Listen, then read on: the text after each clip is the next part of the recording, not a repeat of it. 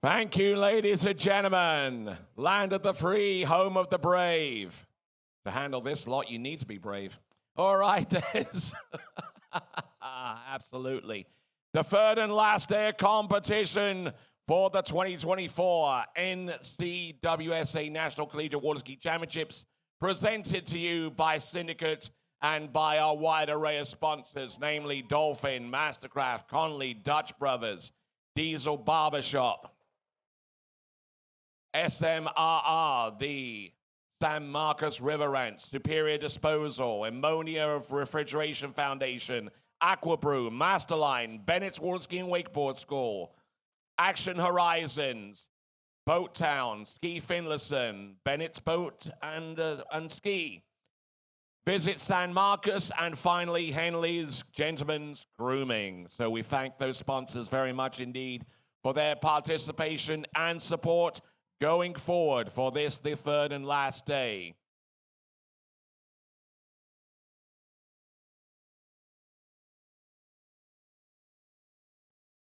All right there, so we need to start getting some skiers to the dock. It is almost about that time. We are 8 minutes away, so we need the first skiers to make their way to the docks, please, their respective docks.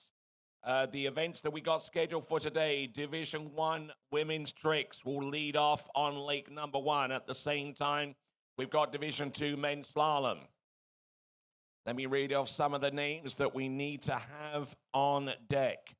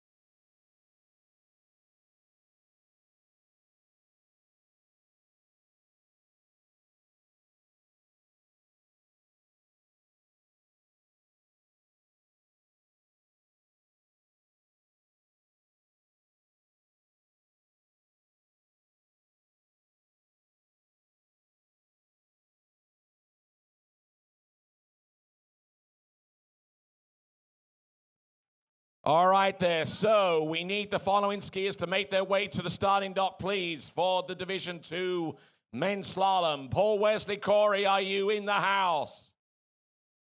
Yes, he's here. Parker Aldridge, where you at? He's there. Auburn's Ashton Aldridge. Dylan Hammersbeck from Texas. You're there too. Sean Taylor for Western Washington.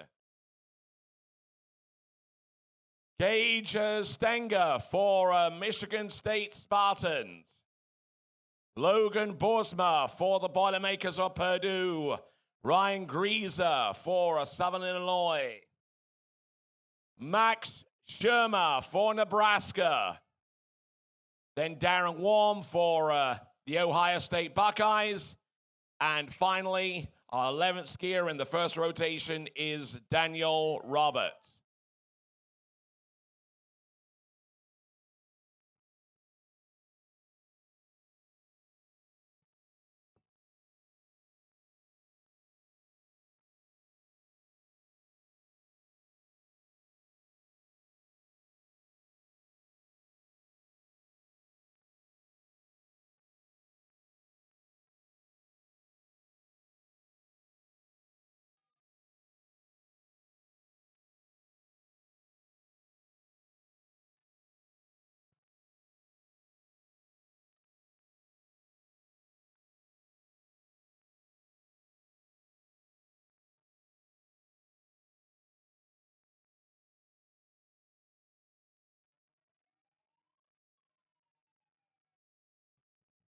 All right, as I've read out the running order for the Division 2 Men's Slalom, it's only fair for me to do the same for Division 1 Women's Tricks.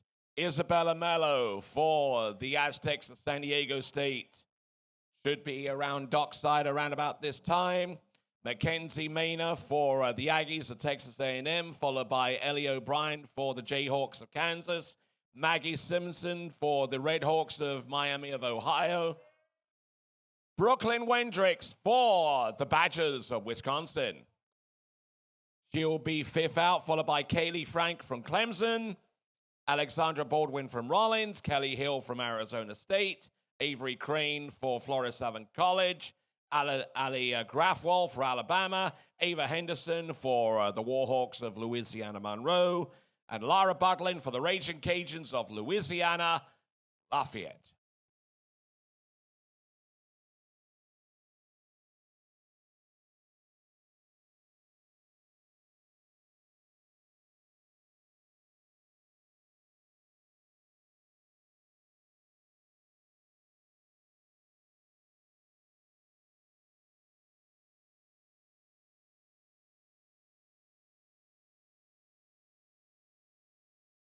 All right, rocking and rolling.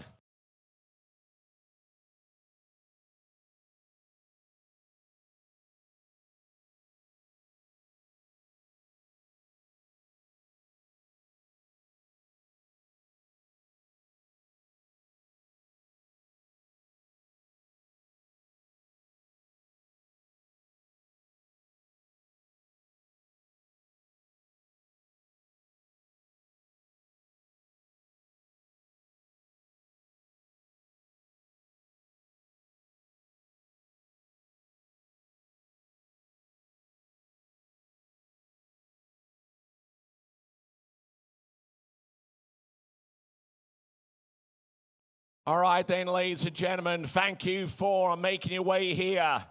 My name is Tony Lightfoot. Glad to have the presence of your company. The t-shirt situation for me is a little complicated. Yesterday I was Captain Chroma Key. Now I'm Captain Blue. Now, any of you that are of a certain vintage will know that that's a bit of a play on Captain Scarlet, which was a kid's show back in the 1970s. So I therefore assume the mantle of Captain Blue.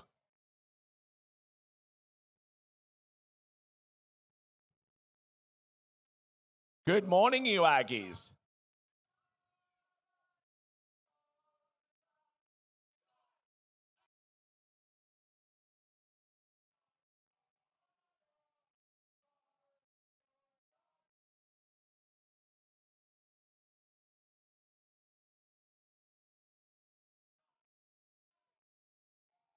All right, so what do we have here? We've got Division I women's tricks. We'll get that out in the water very, very soon.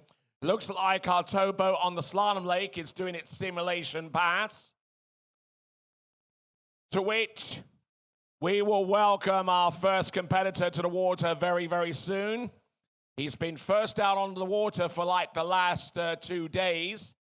He represents the Bruins of UCLA. Let's give a big cheer to our lead-off skier on the final day of competition.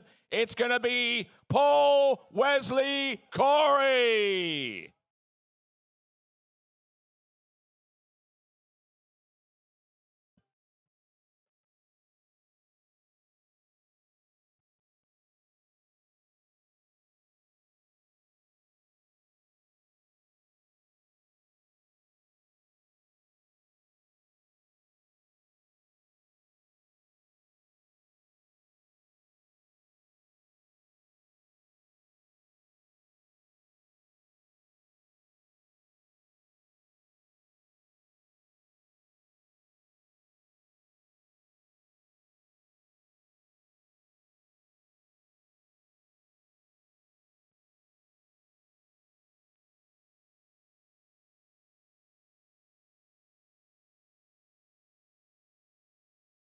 All right then, folks, the time is 8 a.m.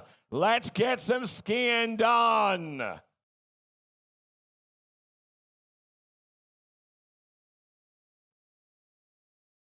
Skier up first, Isabella Mello.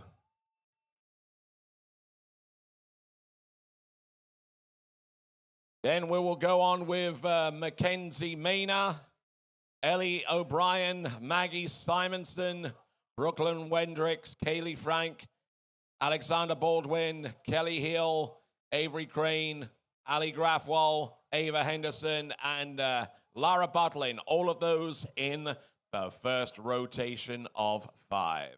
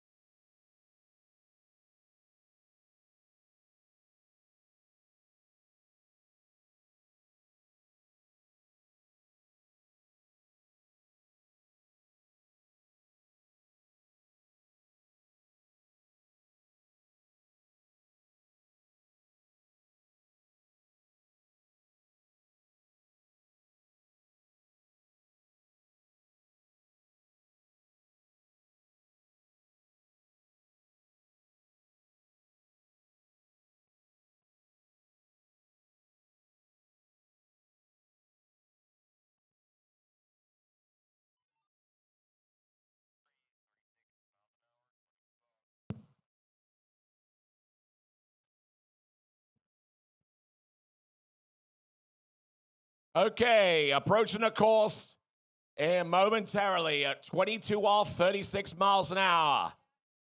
Paul Wesley Corey.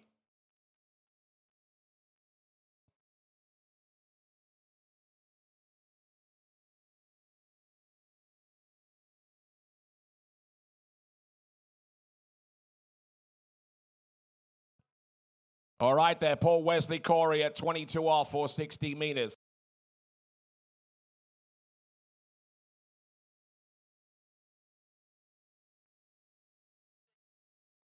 So 6 buoys there on the opening pass, but from what I understand through radio communication, there was a 0 gate attached to that one. Let's have a look and see. All right then, so all right there, Paul Wesley Corey at 22 off for 60 meters. Pass. So the scoring commences for the Bruins of UCLA. So 6 buoys.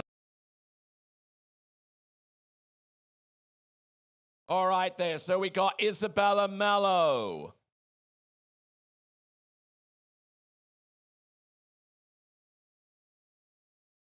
Electing to go with the Nautique.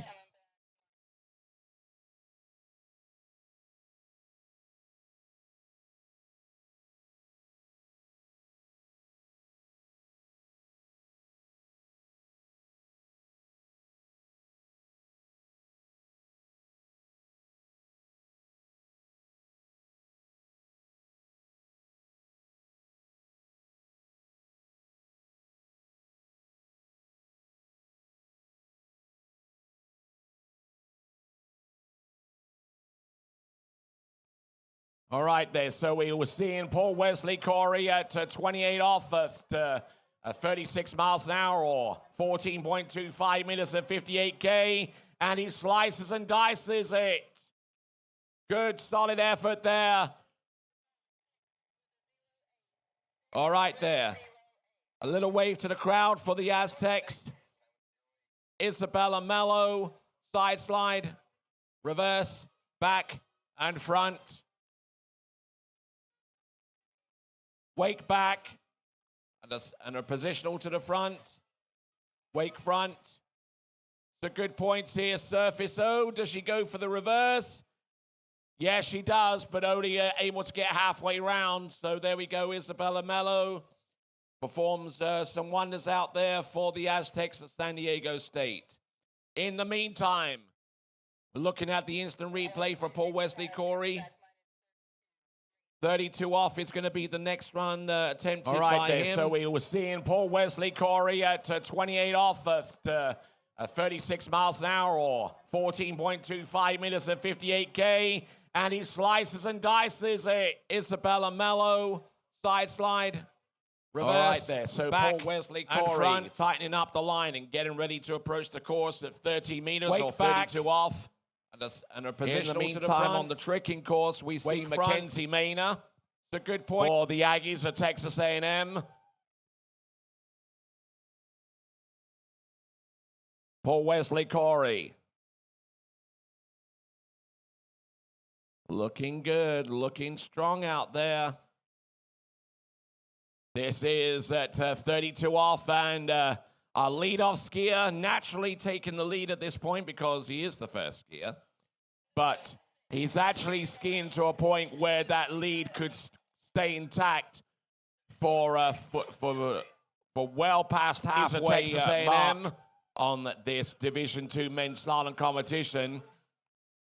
Paul Wesley Bruins Corey send out their best on the water first. Looking good. Because he is the only male team member for UCLA. This is at 32 off, and our lead-off skier naturally taking the lead at this point because Paul Wesley Corey looking at the instant replay here. Looking good, looking strong out there. This is at 32 off, and all right, our lead-off skier for, naturally taking the lead at this point because he is the first skier. Wake front. He's actually skiing to a point where that lead could 360 spin, stay, but unfortunately unable to work that out.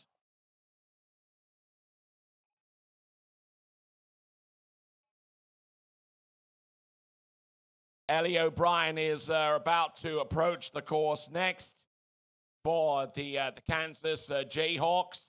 In the meantime, Paul Wesley Corey, this is 35 off. Our first skier out in men's Division II. We're already at a high echelon pace here. Halfway down, 35 off. He gets round number 4 and unfortunately unable to make a play on 5. But it is a 4 buoy count.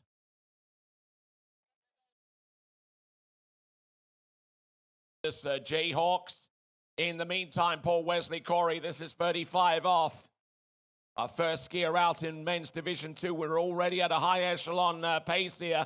Halfway down, 35 off. Corey he gets round number 4 and unfortunately unable to make a play on 5. But it is a 4 buoy count.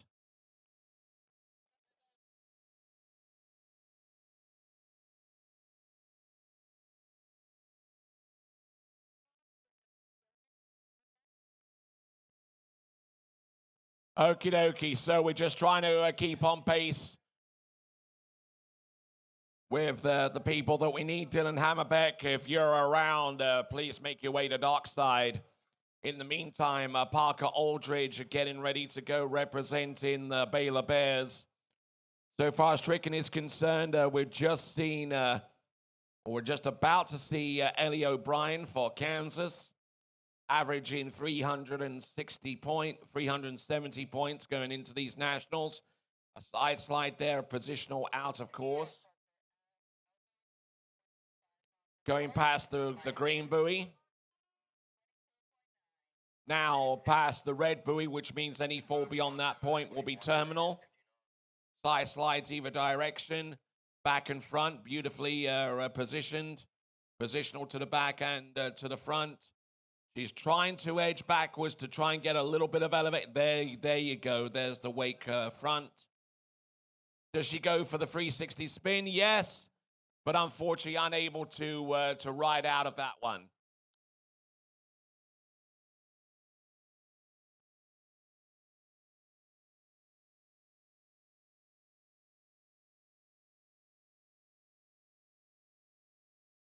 All right, Tara, skier on the water is Parker Aldridge of the Baylor Bears. Oh, and I'm not too sure whether he made it round buoy number 3, but he's continuing to ski. And getting round number 4. Okay, so apparently that will be terminal. Side slides either direction. Back and front, beautifully positioned. Positional to the back and to the front. She's trying to edge backwards to try and get a little bit of elevate. There you go.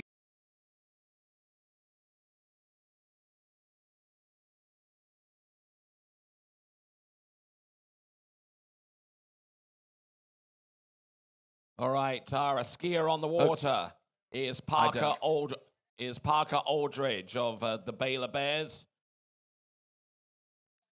Oh, and I'm not too sure whether he made it round buoy number 3, but he's continuing to ski. And getting round right there. 4. So it looks like 26 mile an hour is the next run for terminal on the water at this time in the direction, the back and front, beautifully.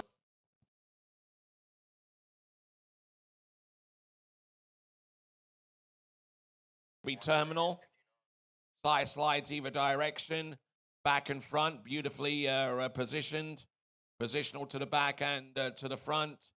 She's trying to edge backwards to try and get a little bit of elevate. There you go. There's the weight. Maggie Simonson getting ready to trick. In the meantime, this is Parker Aldridge for the Baylor Bears. Getting round buoy number 2. This is at 26 mile an hour or 43K. Whipping that ski round hard there on number 4 and 5. And again, it's to go round buoy number 6. So 2 passes to the good.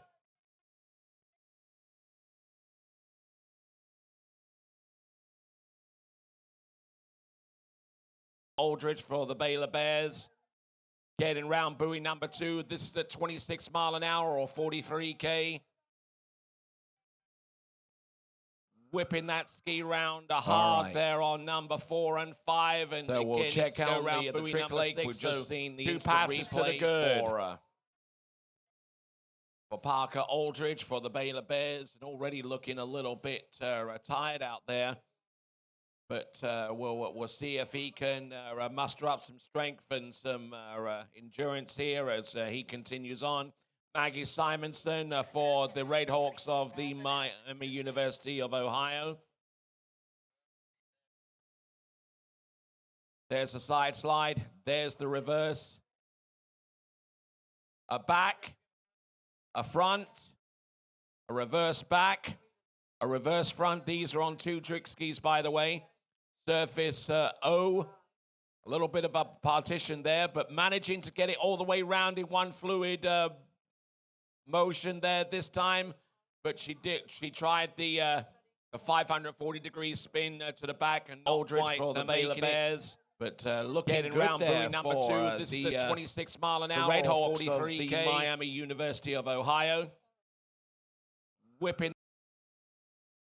Skier on the water now is Parker Aldridge. Now, he's gone through a 41 and 43. This is now 46K, which is 28 mile an hour.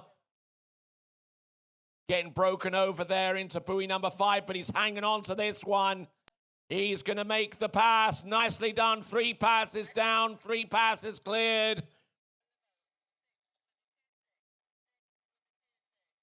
That's Parker Ashton, our second competitor out. Brooklyn Wendricks for Wisconsin-Madison. Toe back, toe front. First time we've seen the toe tricks this early on in the competition. Side slides. To the back, to the front. Surface O. Handle up a little high. Needs to control that. Reverse 360 spin. Surface 5. Trying with that one. Surface 5 to the front. And again, a little bit caught with the edge. Goes in the water with that move. That was a Brooklyn Wendricks. Skier on the water now is Parker Aldridge. Now, he's gone through a 41 and 43. This is now 46K, which is 28 mile an hour. Getting broken over there into buoy number 5, but he's hanging on to this one. He's going to make the pass. Nicely done. 3 passes down, 3 passes. Madison, toe back, toe front. First time we've seen the toe tricks this early on in the competition.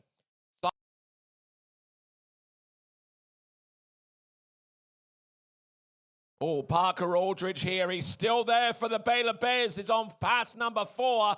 And miraculously, he's still on top of the water. Look at him go. Oh, he gets a little bit biffed out there on number 4 into number 5. But what a great performance there from him.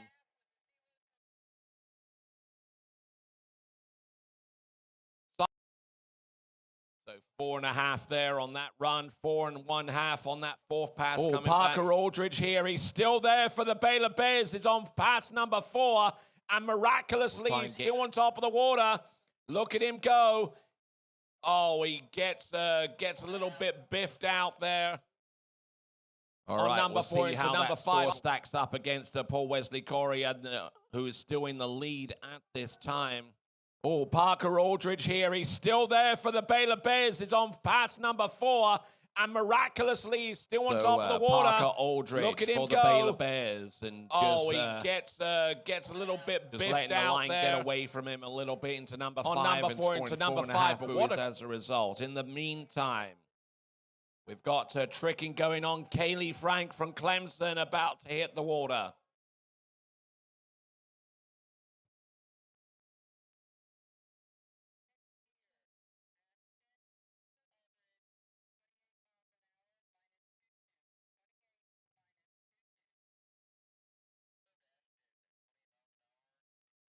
All right, then, as Katie Frank gets ready to compete in Division I women's tricks.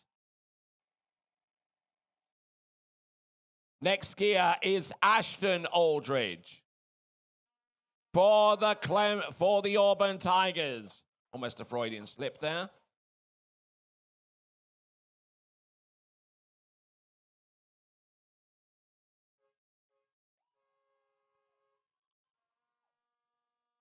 Ashton Aldridge. All right, and each of our first 3 competitors have run their opening passes. There we go, Ashton Aldridge.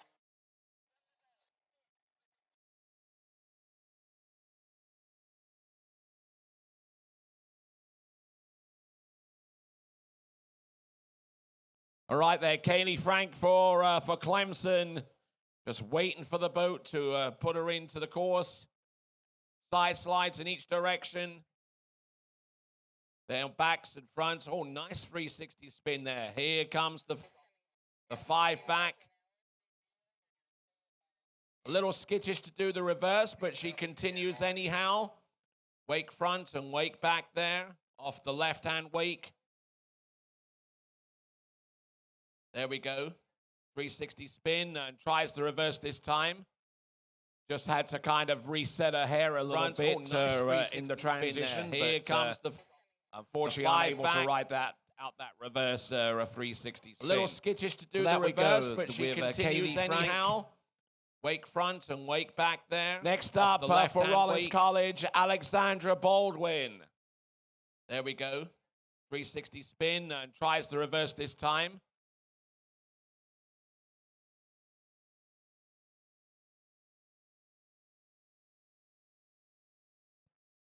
Oh, Ashton Aldridge, how on earth is he staying upright? Gets 5 for that effort, though. Sandra Baldwin. There we go. 360 spin. Didn't look all that bad on the first couple of buoys on this instant replay here. Ashton Aldridge. As a matter of fact, the only thing that was kind of upsetting him a little bit was his load. Oh, Ashton Aldridge, how on earth is he staying upright so soon, unable to hold it behind the boat? Gets and 5 for that effort, though. As a result, getting 5 boos for that effort. Representing the Auburn Tigers, that was Ashton Aldridge. For the UT. At Austin Longhorns, our next competitor up is going to be Dylan Hammerbeck. Next tricker in Division I is Ali Baldwin, or Alexandra Baldwin if she prefers to use that sobriquet.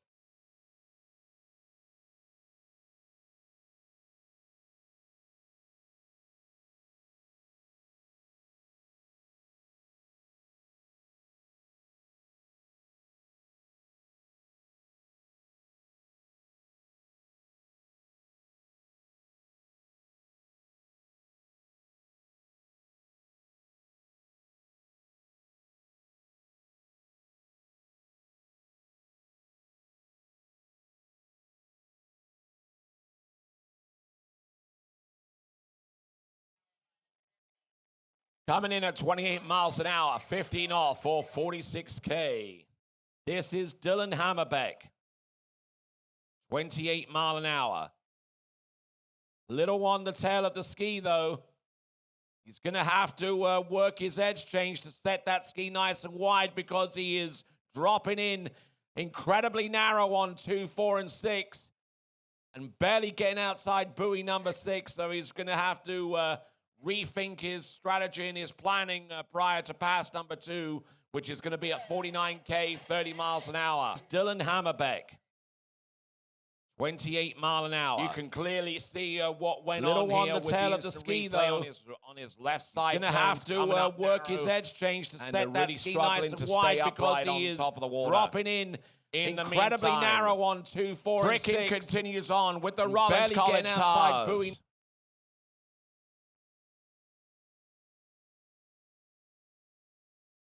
Rollins College, bring on Alexandra Baldwin. Going through the initial tricks. There's the wake back. Does she go for the surface move? There she go. A little bit down with the head there on the surface spin, but she manages to get that. And the reverse 2. Throws the fist. And Alexandra just getting some encouragement to do the flip, although she can barely do a side slide at this point. I'm just being real here. I'm not being vindictive in any way, shape, or form. Oh, by the way, Pato, come over here. Come on. All right, there. Didn't get a chance to speak with you or interview with you, but you were the big old winner in the men's tricks, weren't you? Yeah, it was good. I felt really good skiing. There was just a lot of glare, but it was fun. Rollins College, so bring on Alexandra Baldwin for 13,000 points off 220. Going through the initial How tricks. close would you say that the wake you back, are? does she go for the surface move? Compared There to she someone go. like A little bit down with the head there on or the anyone surface else spin, but she surgeon manages to get eclipse that mark. And the reverse I would say 2. right now the closest is Throws Maki. the fist. Then Jake. Then I think I would consider myself third. I'm just being real here. I'm They've not just being been out of time, vindictive in but, any way, shape, or form. I think just my hand run is a little tougher. So, but I'm Oh, still by the trying, way, and I have a tournament. in a Pato, couple come weeks, over so here. I'm Come on. gonna try to trick 13 then. All right then. All So, right there. Didn't get a tell us chance about to to speak speak with with you you or or interview interview with you, but I think this you were year the we big old definitely have winner more in the- spirit. It's a lot more fun to be around this group of people, and it's just been really enjoyable to cheer each other on and have a good time. excellent stuff. Ladies and gentlemen, Division 1 NCWSA National Collegiate Men's Trick Champion, that is Pato Font. Skier on the water at this time, we have got Dylan Hammerbeck for the Longhorns of UT. We've just seen Alexandra Baldwin for Rollins College Tars, and coming up next is Kelly Hill from Arizona State. Dylan Hammerbeck. Time Has we just have run got through 32 mile an hour. Dylan He's gone through Hammerbeck the opening 2 passes for at the 28, Longhorns 30, of and UT. 32 miles an hour. We've Now just coming seen back at 34. Alexandra Otherwise Baldwin known for those Rollins of you College that are Tars, metrically and inclined coming as up next 55K is Kelly Hill from Arizona State. Yes, there are people out there in Dylan this world that are Hammerbeck. metrically inclined, sir. People are watching from all over the world, sir.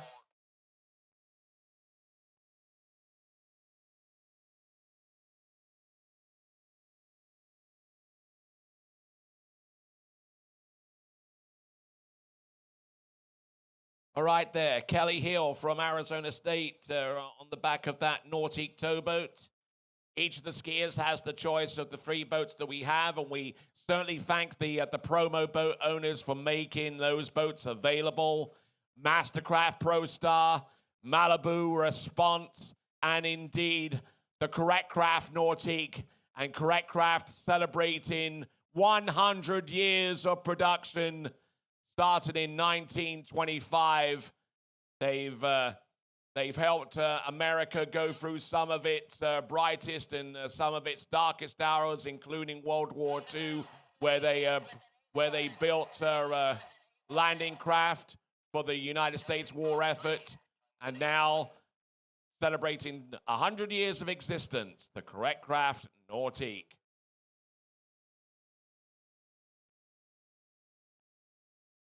Looking at this instant replay by Dylan Hammerbeck, all getting in a little bit deep off number number 3 into 4, and then I think 4 is about all he's going to get on that one at 55K, 34 mile an hour. In the meantime, Kelly Hill.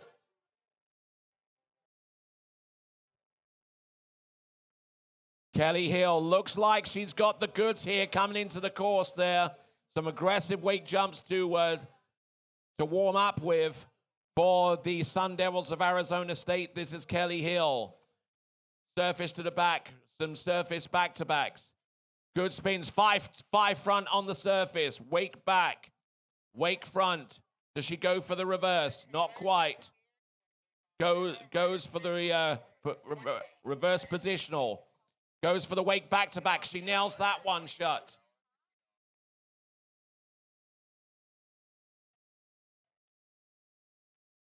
And I think that she's past 20 seconds. She's still tricking.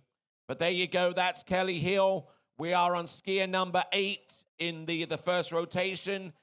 In terms of slalom, we are on skier number 5, and this is at 28 mile an hour for Sean Taylor for the Western Washington Vikings.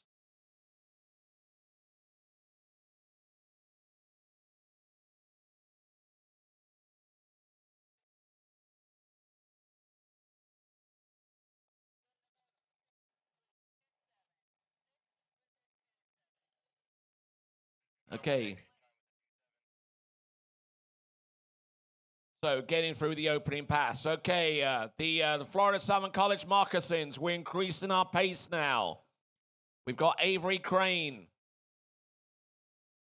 No relation to Ichabod.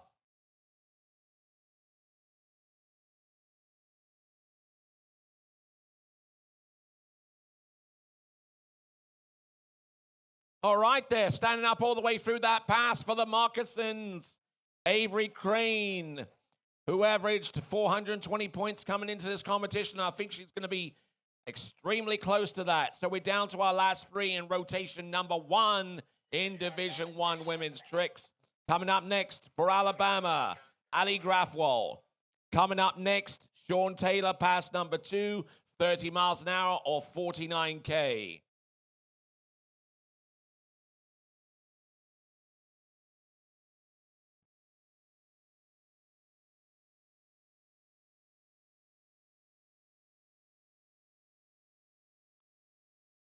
All right there, this is Sean Taylor for Western Washington, just getting a little overloaded off buoy number 1 and just couldn't hold his direction.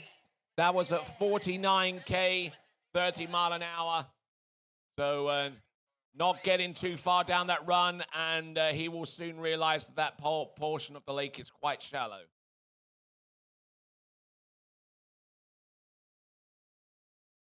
Oh, I love this tune. This reminds me of Good Morning Vietnam.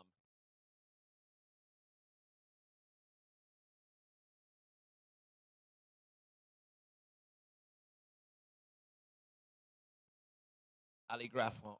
Ali Grafwall's about to trick next. Then we've got Ava Henderson. Thought she was a pop star. And Lara Bartlett, who comes to us out of Australia and representing the Raging Cajuns of Louisiana, Lafayette.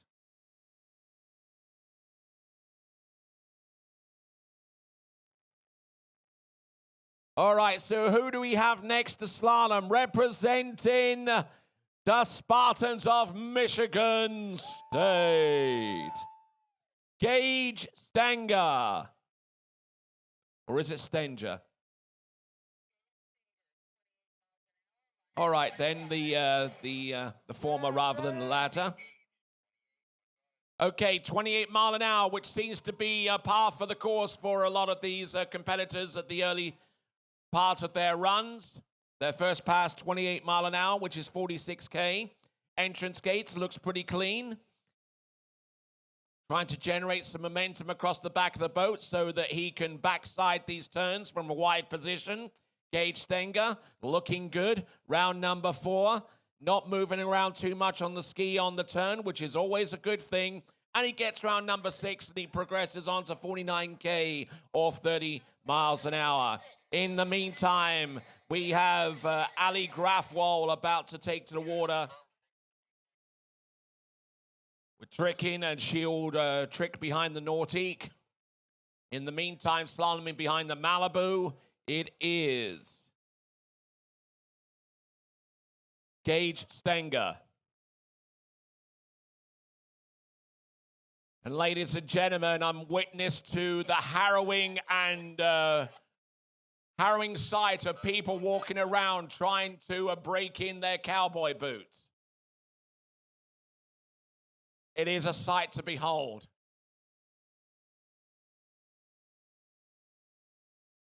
All right, then, so here we go. Coming in on the one and only pass. This is Ali Grafwal.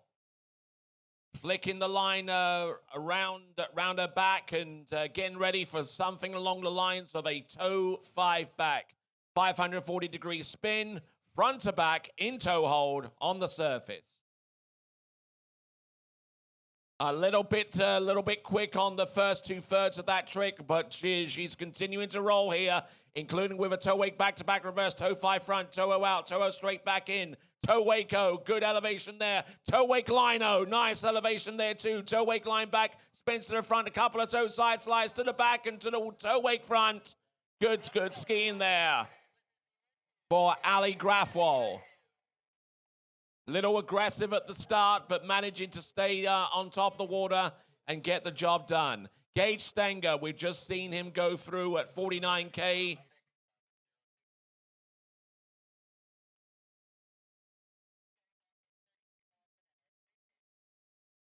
Coming back at 32 miles an hour, Gage Stenger. And the Alabama Crimson Tide celebrating their first skier in the first rotation, getting through the one and only pass as a result of the tricks that you see here on the instant replay.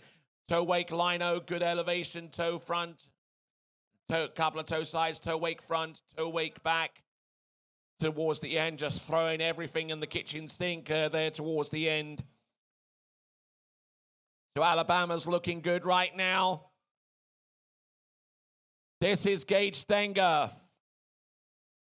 He's through 28, he's through 30. This is now 32. He's all over the show, almost collapsing going into number 2, and unfortunately doesn't have the ability to S-turn. So we'll probably get 1.5 for that.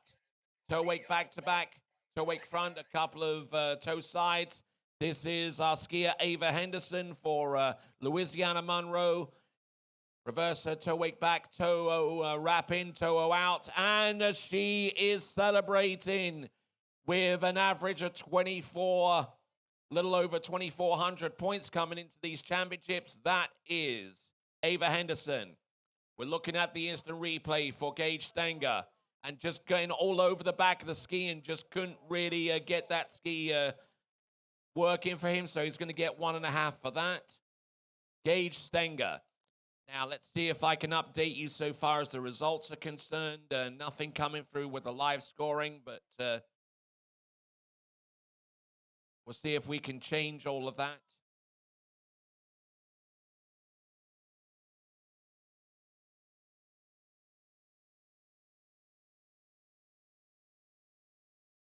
Right there, as Ava Henderson skis in towards the starting area. Next competitor up is going to be Lara Butlin. The other boat is also making its way back to the dock as well, so we'll quickly take the next 2 trickers as Gage Stenger skis in towards the dock for the Spartans of Michigan State. Logan Biersma for the Boilermakers of Purdue. And I am sorry. I'm sorry. I am used to the Boilermakers of Purdue actually being loud in the morning, complete with train horn. I haven't heard a train horn. Okay, that was a horn, but not a train horn. I'm sorry, but you've got to step it up.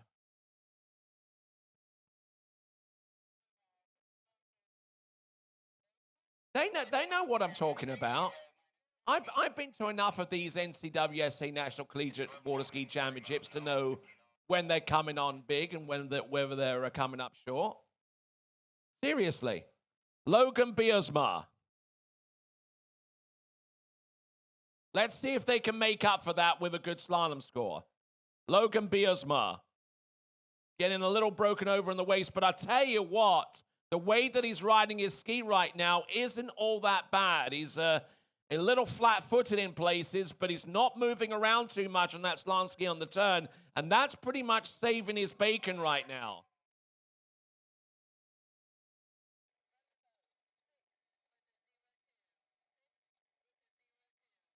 All right, I believe that was at 30 mile an hour. We'll try and...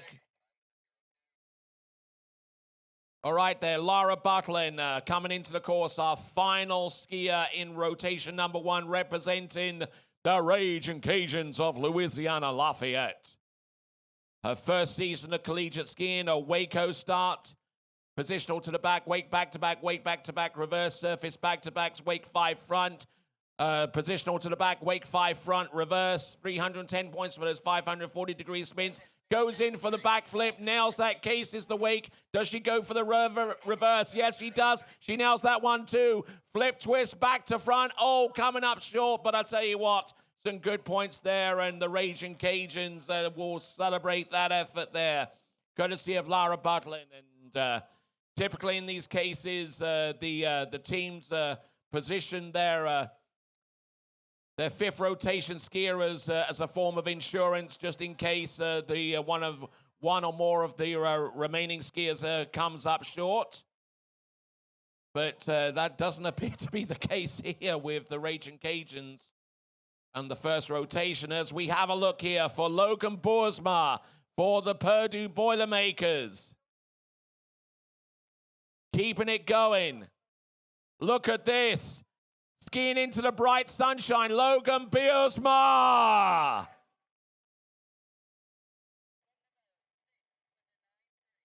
Okay, so that was 9.3, which meant that he went in at 49K on the opener and come back at 52 or 32 miles an hour for those of you that like to work with old money so far as speed and line lengths are concerned. Oh, and we're into the second rotation, and Lucille Niederer getting into a bit of trouble there on the one and only pass that she has at her disposal. All right there, so Logan.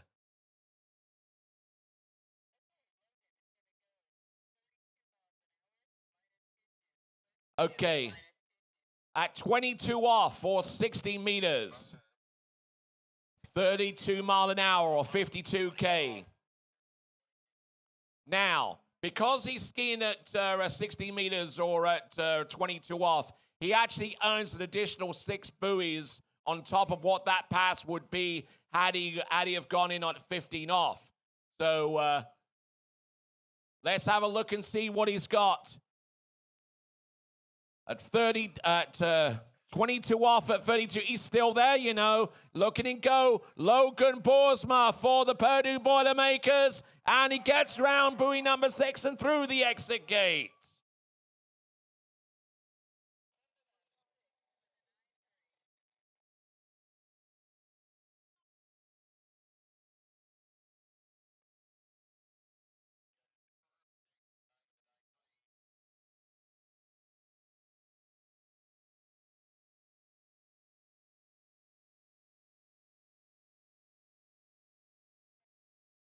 So,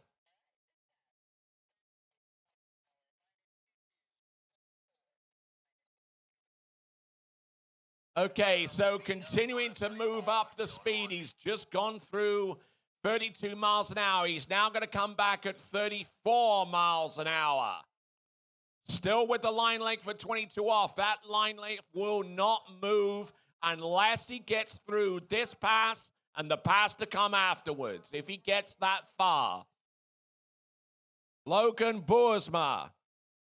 All right, next tricker to come is Ellie Ball. And 34 miles an hour, just a step too far there for Logan Boersma. So getting round one, but not much beyond that. Just losing his hips, losing his stack off the entrance gates into number one. But I tell you what, that's not a bad performance. One buoy at 34 mile an hour, 22 off, or 16 meters, 55K.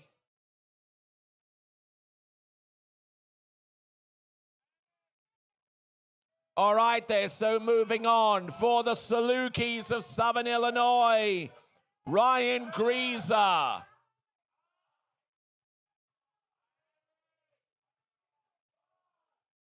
All right then, as we continue on.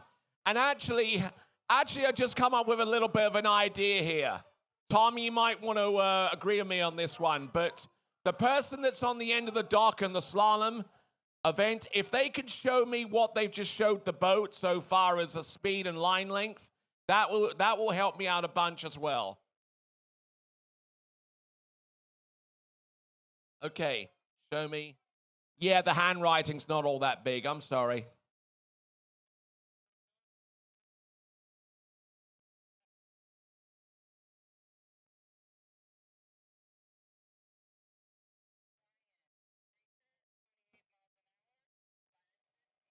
Okay, 15 off. 28 mile an hour. Or 28 mile an hour, 15 off.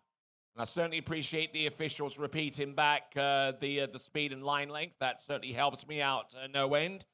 In the meantime, we've got some tricking going on, and the tricking going on is with Alyssa Hinden. Alyssa Hinden, is that a blue bib that she's wearing? Is that blue? Yep. Blue enough? Okay.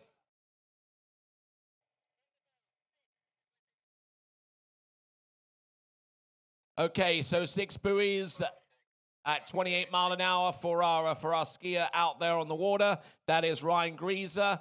Kansas comes through with Ellie, actually with Alyssa Hinden, and averaging about 1,000 points and looking every bit as good as that with the tricks that she performs right now. Okay, all right there, fist in the air, nicely done. Hey, listen up, folks. What's the time right now? Kelor Etil, 8:40. Okay, so you have until 10 past 9 to inspect your trick sheets for Division 2 men's trick. If you want to have a look at your trick sheets and see how your tricks were scored, you have from now until 10 past 9 to do that. And I would strongly suggest you do, because we're not all infallible. We make mistakes. Some more than others, but there you go. Me included. But yeah, all joking aside, if you're involved in this tricks event and you put a score out there, it is almost completely subjective what the judges will score you on, and it's an education. You want to know if you're doing the tricks right. No, it's easy enough to have someone in the boat, in a coaching session looking at you and say, yeah, that slide looks okay, or that 180 looks good, or maybe you didn't have that much of a hitch on that Surface 360. No, for sure. Look at your trick sheets, and you'll find out for sure. You have until 10 past 9 this morning to do so.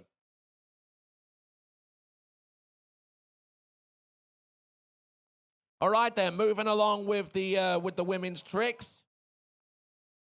We got Emma Long for the Red Hawks of Miami of Ohio. We're 3 passes deep here with our skier on the water, Ryan Greaser. Trying to bleed off some speed into the gate shot. Not terribly wide into buoy number 1. But I tell you what, he more than made up for it by taking a big turn off number 1 into number 2. However, he tried a biggish turn on number 3. And unfortunately, came up short.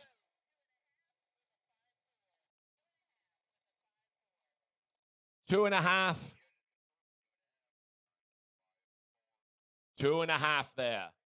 2 1/2 on that that third class, which was at 32 miles an hour or 52K. Okay, looking at, oh yeah, there we go. I like the use of the actual boat spec sheets to tell me who the skier is going to be coming into the course, because it is going to be Emma Long.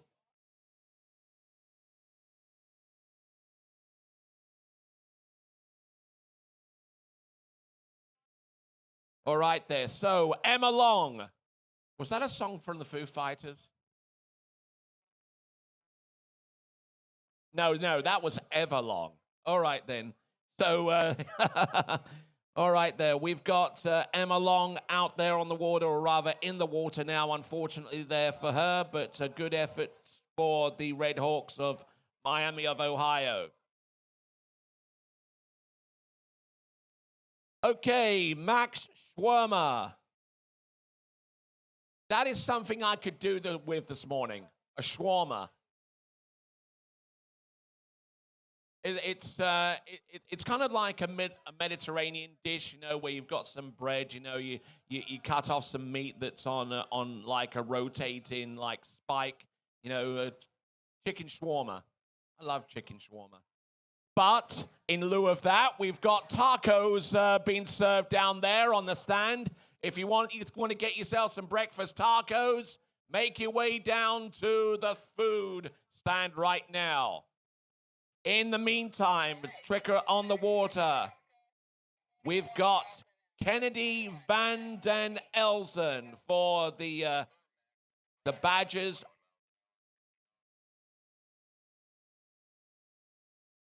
Okay, looking good throughout that pass, representing the Wisconsin Badgers from Madison, falling towards the end, but no worries there. All right there, so looks like we've got a little bit of entertainment here. Max Schwirmer for Nebraska on that big ski, which we will refer to from here on out as the spoon, because it's got a large tip at the front that looks like a spoon. At 21 miles an hour. This is gonna take a while if he harbors any ambition to be among the leaders.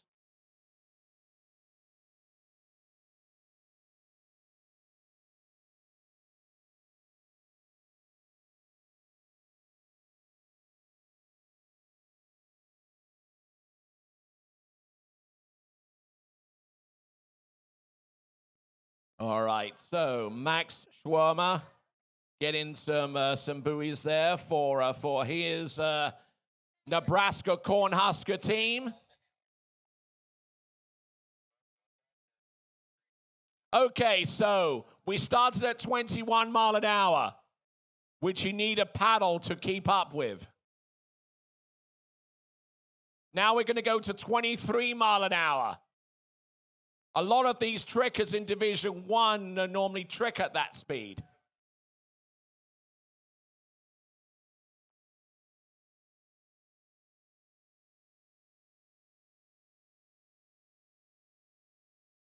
All right, then, here we go. Coming in at 23 miles an hour. We're still at 15 off, I believe.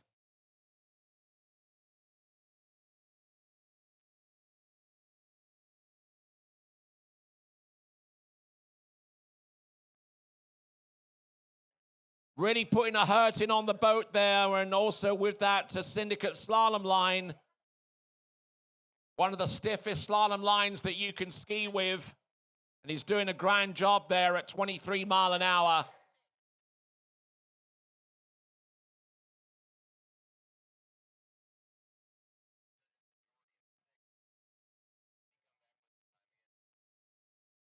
All right.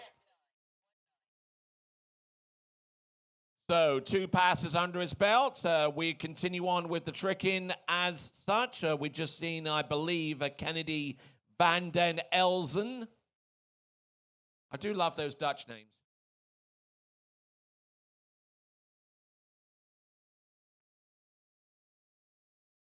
All right there, next competitor getting ready to go. Not from Arizona State.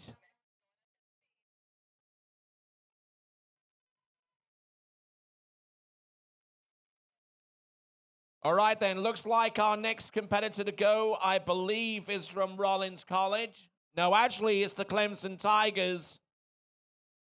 Cameron La Chica. Thank you very much. La Chica. That sounds like a song from Madonna. La Chica. Cameron La Chica. It's 21, 23, and now 25 mile an hour. He's still on top of the water. Grab yourself a pillow and blanket. We could be here a while.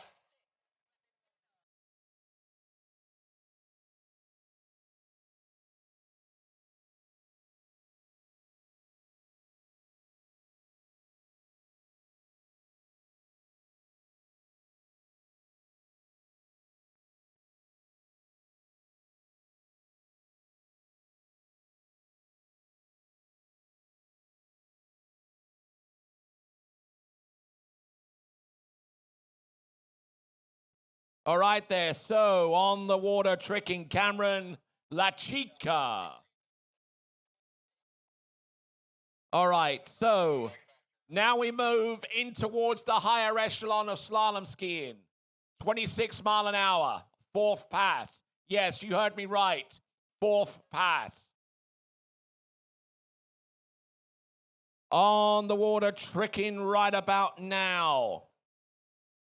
Believe is a skier from Arizona State.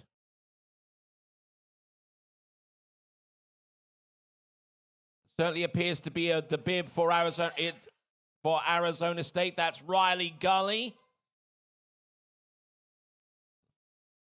Looks like the skier from Rollins, unfortunately not available beforehand. So Riley Gully getting through the one and only pass that she had at her disposal, and we just saw Max Schwirmer go down on that 4th pass. That was at 26 miles an hour, but a good effort, though, I do have to say. We're looking at the instant replay. Entrance gates number 1, a little stiff-legged here, but it allows the tip of that ski to work round number 1, but wasn't nearly as patient round buoy number 2. So 1.5 is going to be going his direction.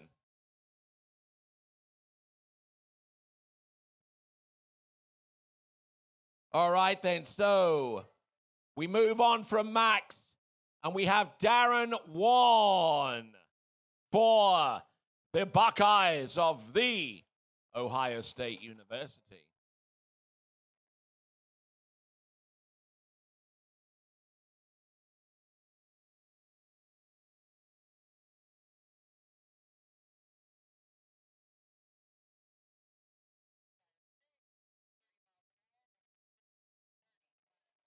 All right, 15 off, 30 miles an hour, or 18.25 meters at 49K.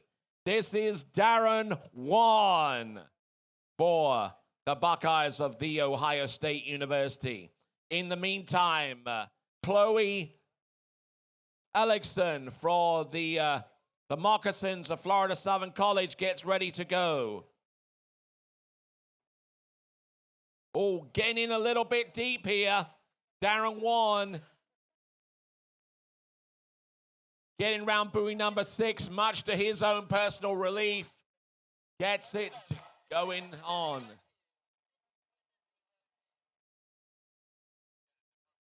That was at 30 miles an hour, or 49K.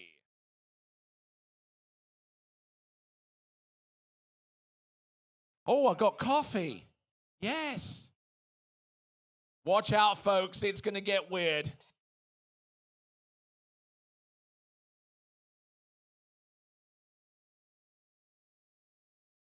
Okay, we're going faster, 32 mile an hour at 15 off, or 18.25 meters. It's always good to learn metric. 4, Darren 1. Okay, who do we have there about to trick there? That is Chloe Ellingson for the Moccasins of Florida Southern College. They come to us from Lakeland in Central Florida. Lakeland, Central Florida, not too far away from where the Water Ski and Wakeboard Hall of Fame is situated, right off exit 55 on I-4. Check that out to the Visit Central Florida Center and immerse yourself in the rich history and heritage that goes along with this sport. As we continue to make some history ourselves with Chloe Ellingson for Florida Southern College Moccasins, 720-degree spin, a couple of side slides, contributes well to that point score. We've had a second pass produced at 52K or 32 miles an hour, 15 off.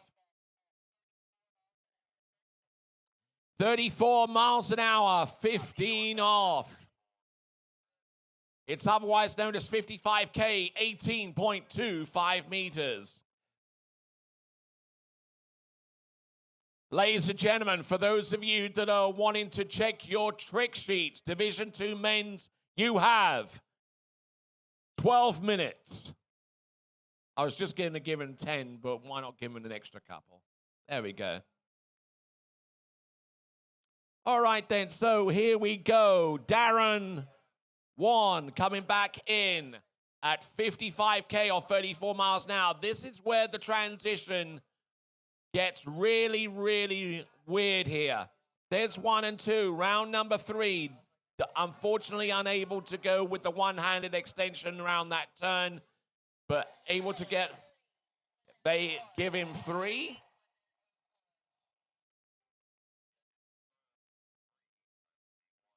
So the score for Darren 1 is 3. 3 is the magic number. 3.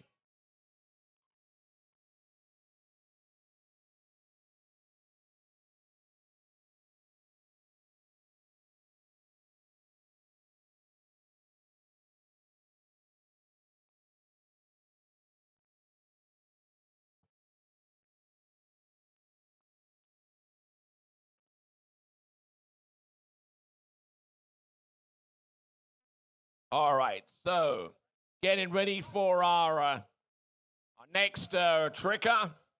We'll have Brooke Boscus for Alabama.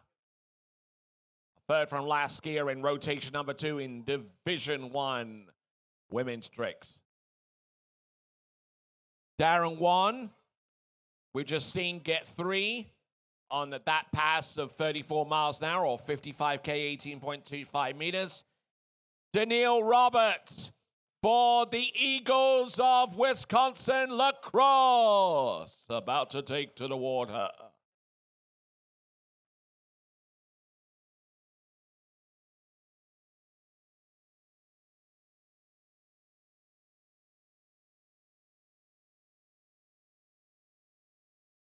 All right, as we continue on, a quick reminder to you good folks, please do not mess with Texas. Please make sure you tidy up after yourselves during the course of the day, because if you leave it until the end of the day, then it becomes really, really messy. And you're also encouraged to compact your water bottles before you put them into the recycling receptacle so that we can use as much space efficiently as possible. All right there, so we got Brooke Boscus, toe wake back to back, toe wake front, toe back and toe front, reverse toe back, reverse toe front, 2 toe sides. Coming in, toe wake line back, nicely done. Toe front, toe wake, reverse toe wake back. regular toe wake back. Positional to the front. And there you go. Good stuff there for the Crimson Tide of Alabama.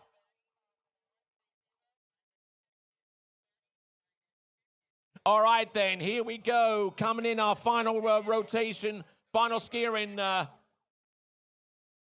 final skier. First rotation. Division 2 men's slalom coming in at 22 off for 16 meters. This is at 32 miles an hour.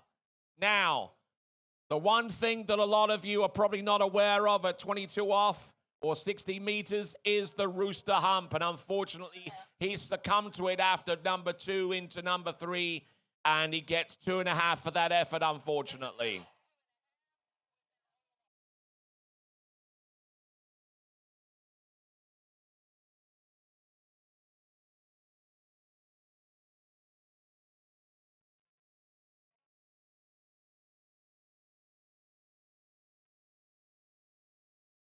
I don't know what this is, but it's the biggest looking Tylenol I've ever seen.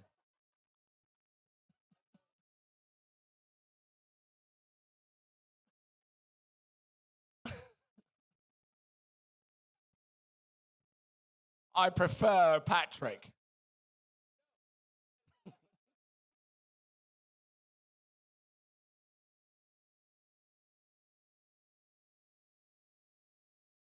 He lives in a pineapple under the sea.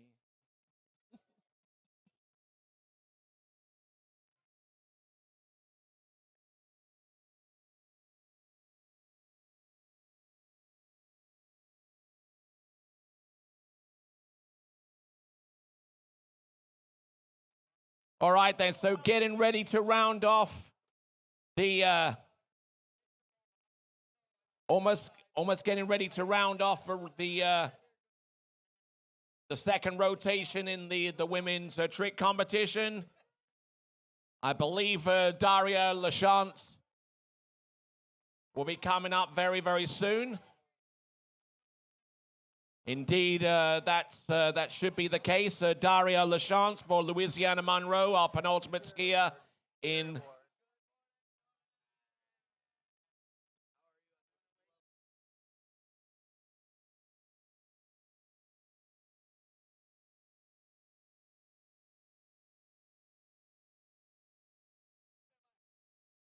All right there, so Daria Lachance for Louisiana Monroe getting ready to go with a singular trick pass. We now move away towards the end of rotation number 1 in Division 2 men's slalom. Just waiting on the...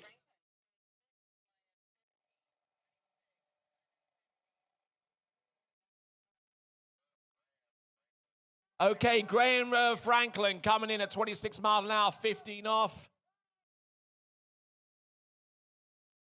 Daria Lachance tricking for the Warhawks of Louisiana Monroe.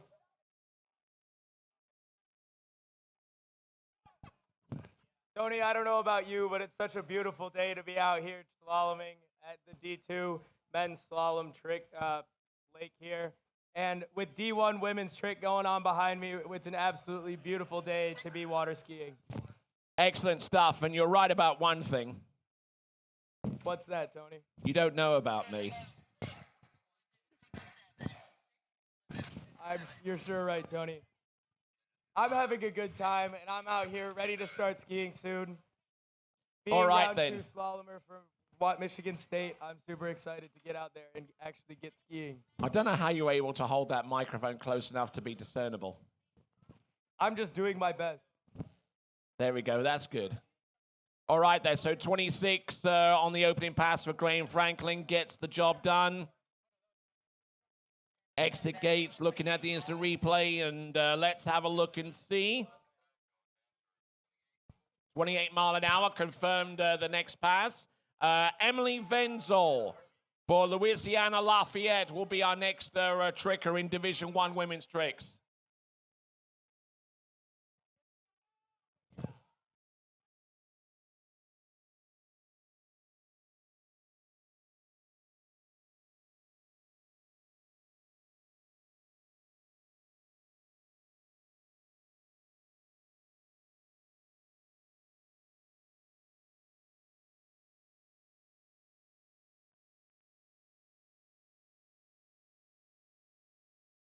All right, then. So continuing right along. I'm Tony Lightfoot, I'm Mitchell Hack. a.k.a. Pepto Man. It's a fall guy, Tony.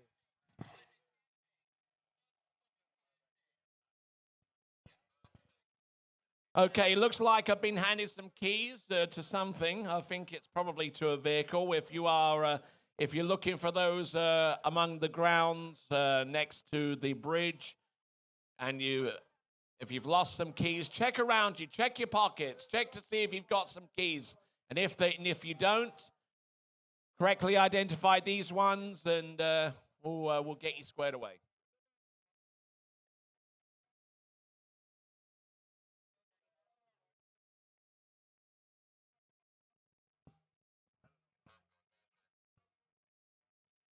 All right there. So Graham Franklin has run the opening 2 passes. He's going to be speeding that boat up to 30 miles an hour, 15 off. And here he goes down the slalom lake. 30 mile an hour. 30 mile an hour now.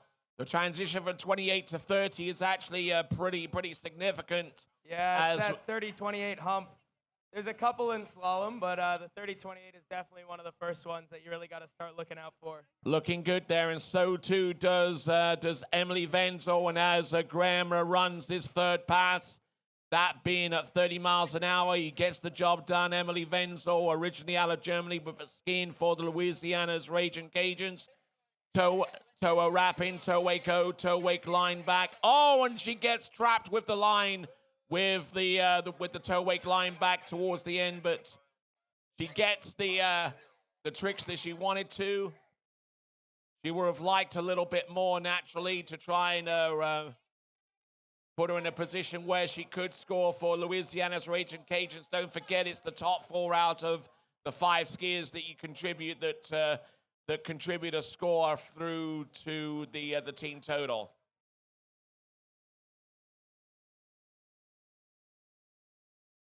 So, that is Graham Franklin. Who do we have next up over there on the slalom lake, Tony? Who have we got on the slalom lake? Graham Franklin is out there right now. He is on pass number 3.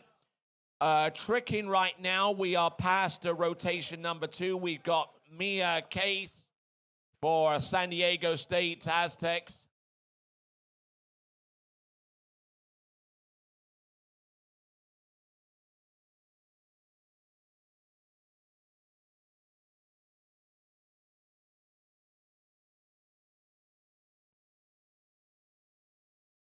All right there, the time is now 9:10.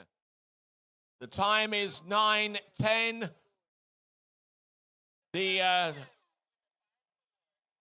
If you want to review your trick sheets, you have just seconds to do it. So 9:10 is on us.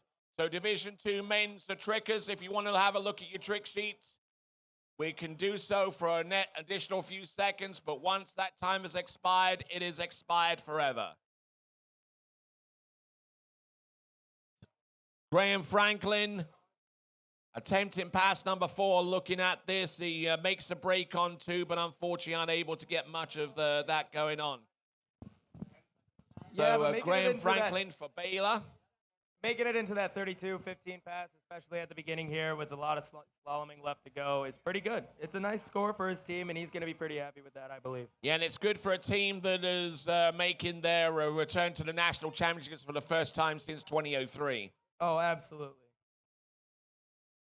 All right, round-off marks.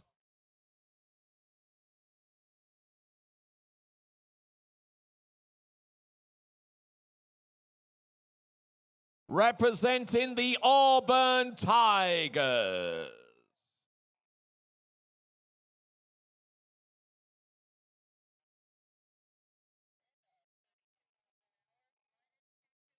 Okay, orange loop, 22 off. Boat speed, 32 mile an hour. Round off marks.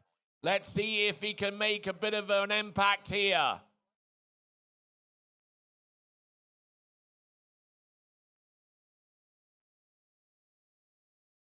All right, then, continuing on.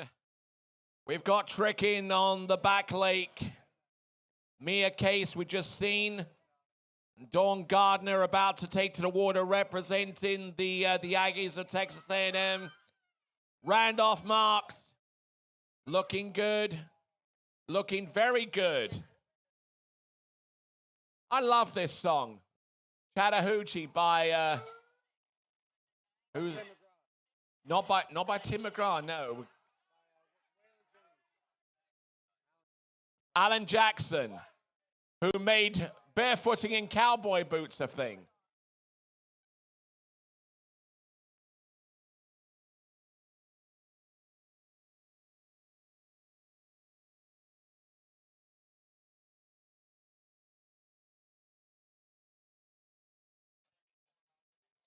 All right there, Dawn Gardner for the Aggies of Texas A&M. Woo, woo.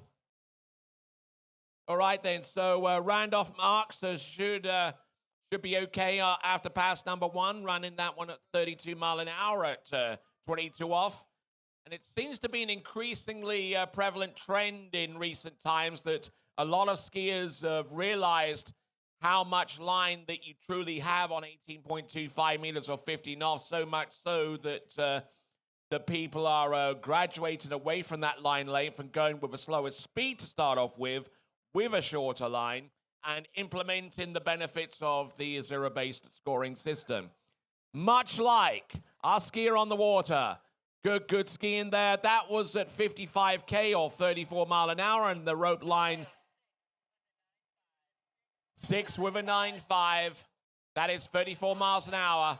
That was at 22 off. That 55K 60 meters. All right there. Looks like we've got our next competitor on the water, Summer Hartzler for Kansas.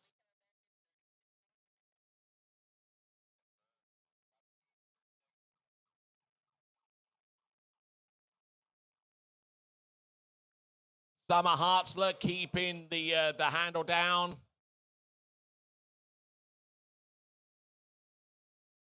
Looking good, though. Wake back. Here comes wake front. Nicely done.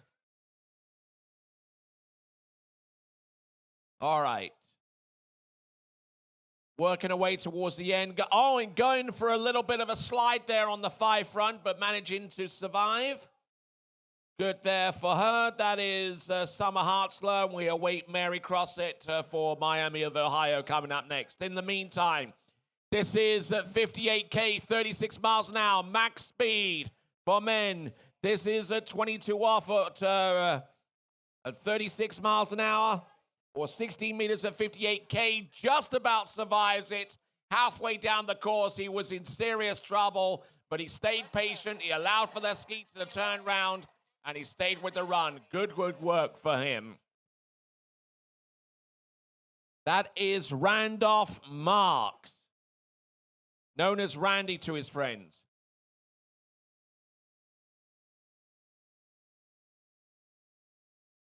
So looking good there. Okay, so now we've reached the maximum boat speed, and having cleared that line, the line can now shorten with each successively complete pass.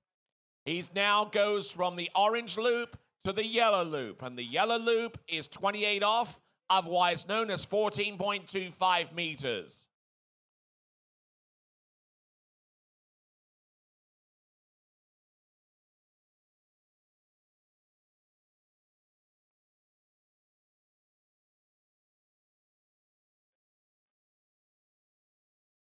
All right.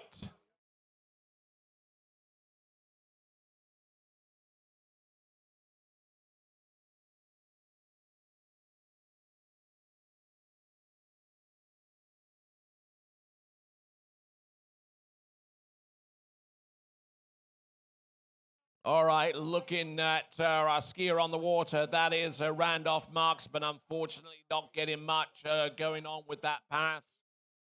That was 14.25 meters, and that was at 36 miles an hour or 28 off. So I believe that's either 1 or 2.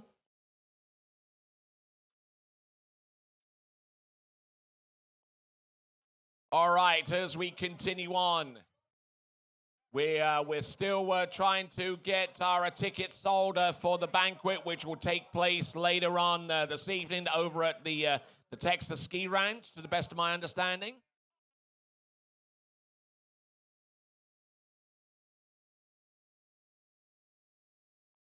Okay, so Mary Crossett for the Red Hawks of the Miami of Ohio. The Miami University of Ohio. Not to be confused with that educational institution in Coral Gables.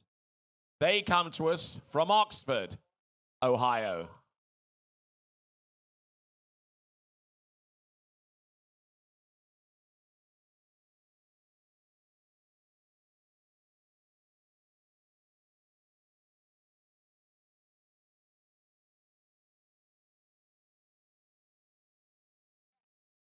Here we go. Getting ready. We've got Robert Caston. We'll get confirmation on speed at the moment. Mary Crossett. Good work here by Kelvin Kelm there with the webcast, putting the live action on an inset view on the bottom right-hand corner of your screen, with the slalom going on simultaneously with the tricks. Mary Crossett getting through one and only pass to a certain extent, so good skiing there for her. We'll have look at the instant replay for Robert Caston for Texas in just a moment. Here he is in full screen view for those of you watching wherever you happen to be around the world, or right here in the good old US of A. Robert Caston, I believe that was at 28 mile an hour. You should be coming back in at 30 miles an hour or 49K. 30 mile an hour return. We're also looking at the instant replay for Mary Crossett as we get ready for our next skier on the water. It should be Katja Waddle. Katja Waddle is on the water right now. We should be picking her up live in just a moment. For the Badgers of Madison. There we go. On the water, we've got Robert Caston for the University of Texas at Austin. Getting in a little bit deep here. Coming back at 30. Letting the ski drag behind him a little bit, but not enough to prevent him from running that pass.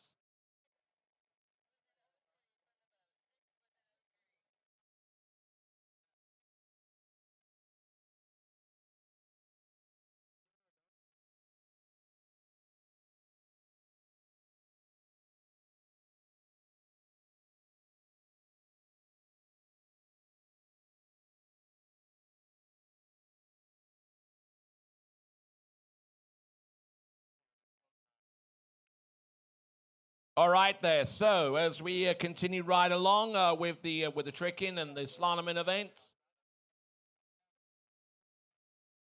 we got Colin Day about to take to the water. We'll confirm the speed and line length in just a moment.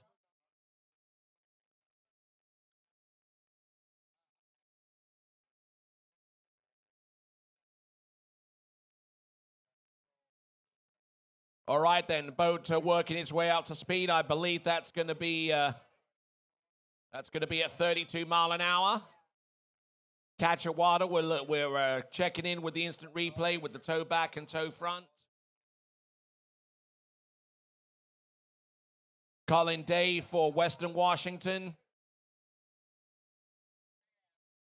Looks like 3.5 on the opening pass. A little unfortunate there for him, and points not coming easy for the Western Washington Vikings, and it certainly needed a big boost there. All right, then, we've got the banquet going on tonight. We got a band playing, and looks like we got the man that's the head of the band. So tell us a little bit about yourself and what we can expect there at the banquet tonight. Hey, Tony, it's good to be here. My name is Ryan Ross for the locals. I Texas State water ski back in the day, so it's good to be here. Excited to be part of Nationals weekend.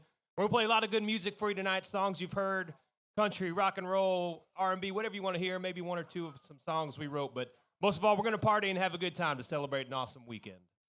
Excellent stuff, and we certainly look forward to seeing you there tonight and getting ready to party.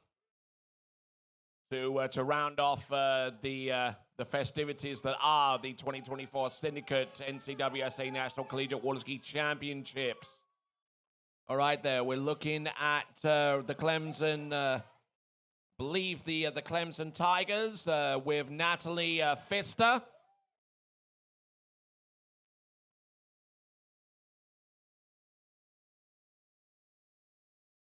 Natalie Pfister are just patiently waiting for that red sector.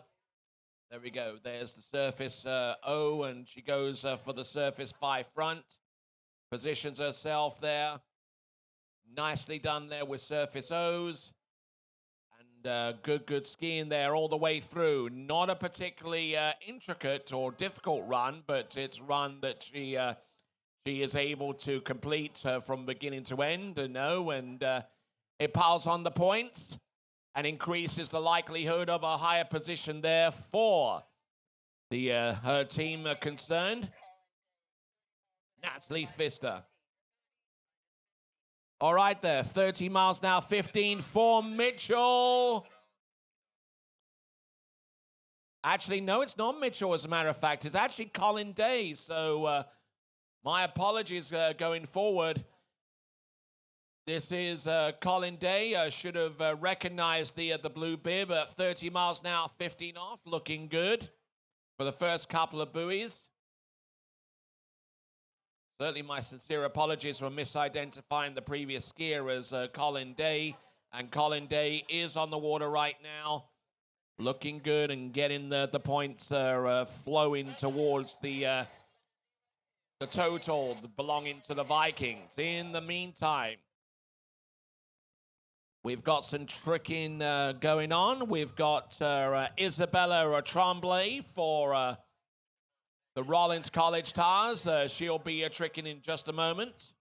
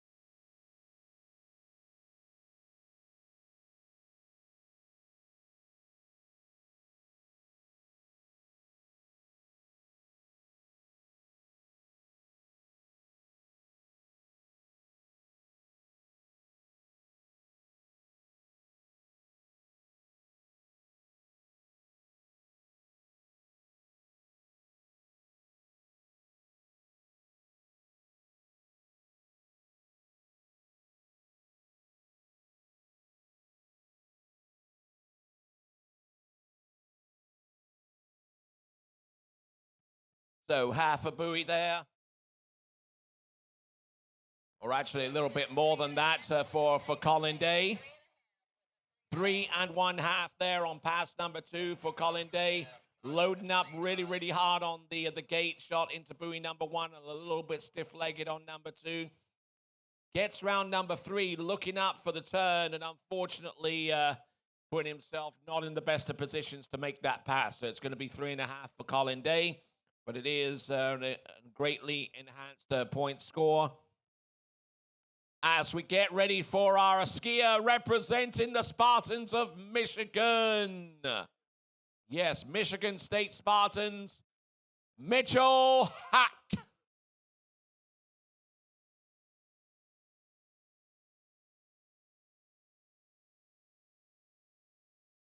Getting ready to trick is Emma Wakefield for the Sun Devils of Arizona State.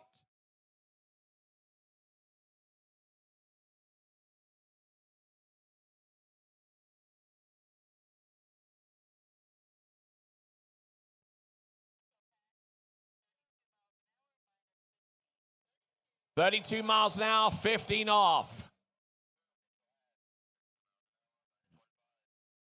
32 miles an hour at 15 off.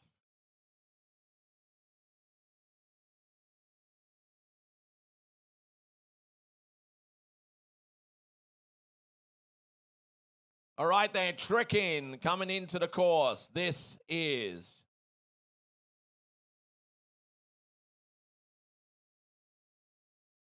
representing the Sun Devils of Arizona State, Emma Wakefield.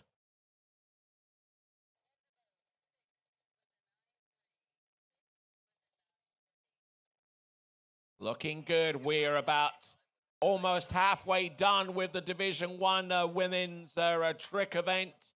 And indeed, the completion of which will also signify the end of the involvement for Division I skiers.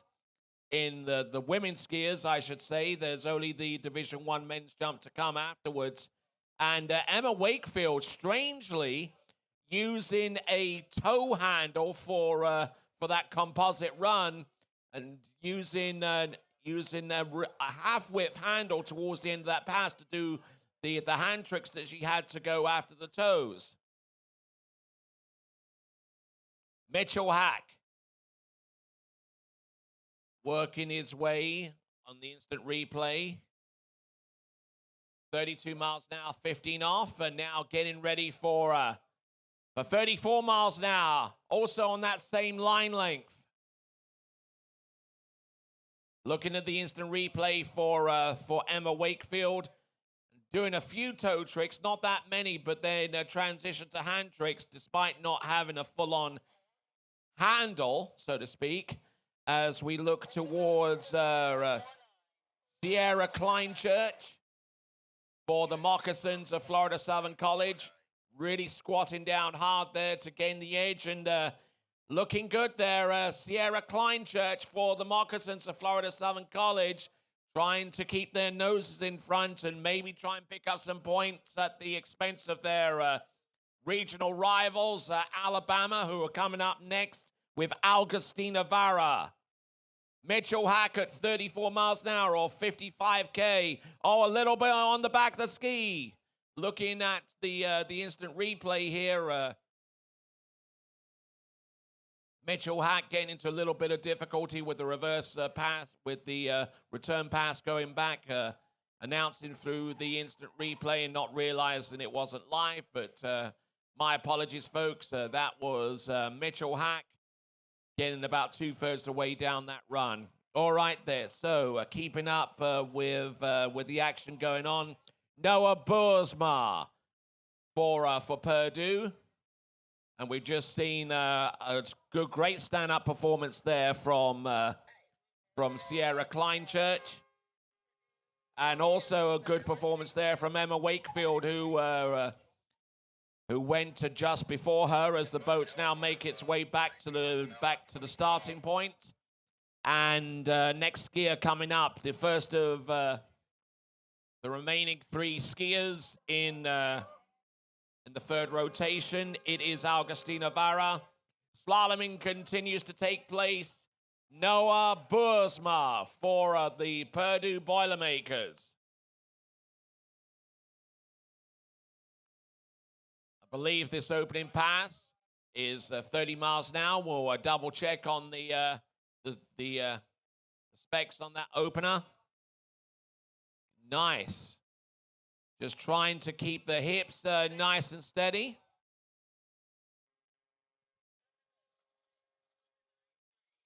Six with the 9.3, which means that boat speed was at 32 miles an hour.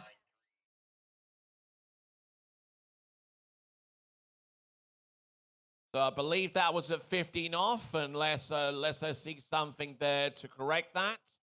But the zero off system, we aren't going to go to 34 miles an hour, but the zero off system that's used in these boats, and there have been for quite a few years now, is a GPS-based cruise control system or speed control, whichever way you want to express that. It's so accurate that just by listening in on the times you can actually determine what speed the boat is. If it's like a 9.3, it's 32 miles an hour. If it's 9.5, it's 34. And if it's oh 06 or oh 07, then it's 36 miles an hour or 58K. Ooh. There we go with the toe 5 back. The attempt there for Augustina Vara for the Crimson Tide of Alabama. Just trying to get settled in. It looks like we got the score there for Noah Boersma.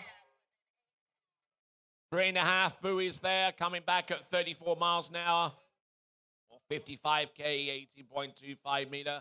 That is Noah Boersma for the Boilermakers of Purdue.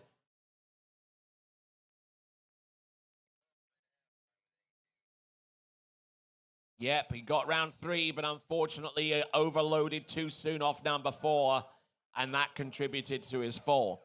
All right then, so that was Noah Boersma. John Sears, representing the Salukis of Southern Illinois, coming up next.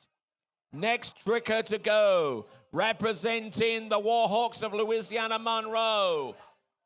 And coming to us originally from Northern England, it is Lucy Roberts.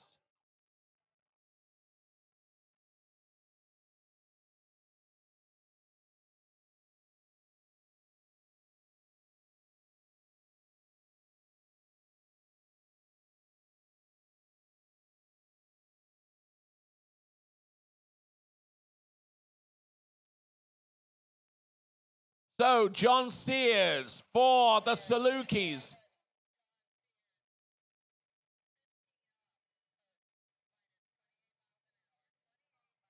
Okay, 28 mile an hour or 46K at 15 off. Now.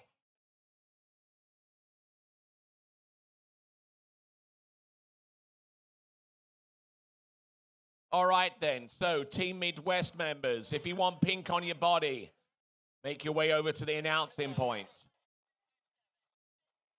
If you want pink paint, we've got plenty of it here at the announcing point, but only for the Team Midwest. All right there, so John Sears looking at the opening pass at 15 off. One other thing to consider whenever you're deciding to ski at 15 off or at 22 off is think about it this way. If you've got the longer line of 15 off, which is 18.25 meters, and 15 off is about 60 feet of line, whenever you start to reach and start to extend, you're actually extending over the tip of the ski, and if that line goes tight for any reason, it's probably going to catapult you over the tip of the ski.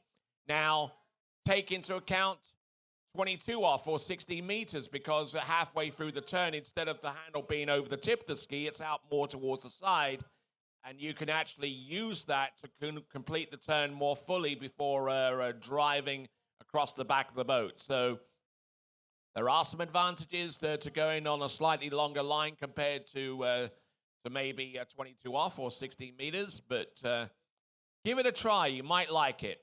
Wake 5 back there for Lucy Roberts. Wake back-to-backs. Here she comes there with the surface back-to-backs. Now she's going to go on the outside of the wake. There's the backflip.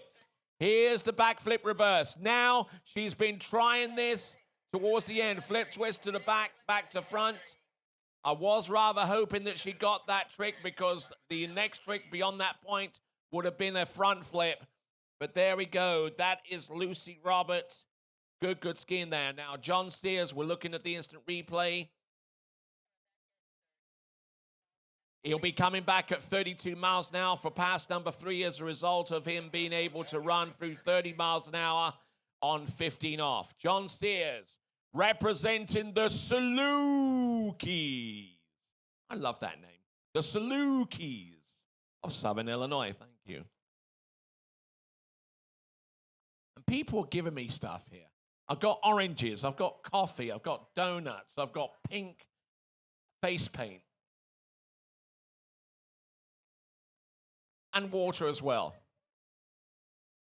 And I appreciate the people that have contributed to my survival fund. All right there, here we go.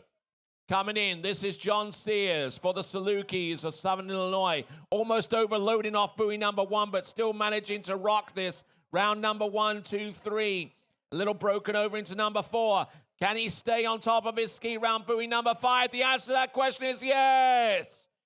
There you go, John Sears for the Southern Illinois Salukis, making their first appearance in the NCWSA National Collegiate Water Ski Championships, being brought to you by Syndicate.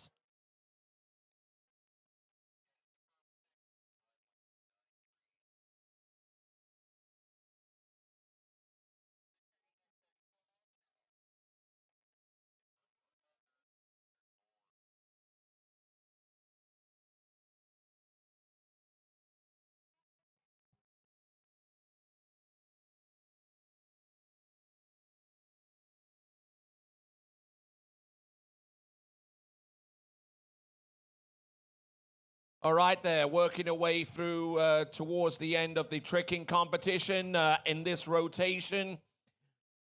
The end of rotation number 3 will come as a consequence of the performance from Megan Pelkey.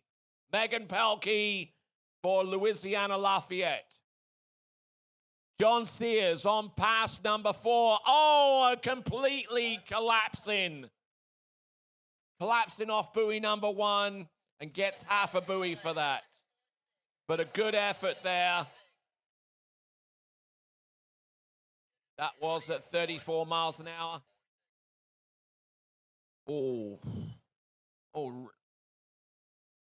really, really horrendous crash there. Hopefully he's okay, but we'll see. Here we go, Megan Pelkey getting ready to do toe tricks. You can see that plainly on her approach into the course. Now, before she goes into the green sector, she gets that toe foot wrapped around the back of her standing leg. This is going to be a toe 7 front. Little partition there, but managing to keep going. Toe 5 back, toe 8 back to back, toe 8 back to back reverse, toe back to backs.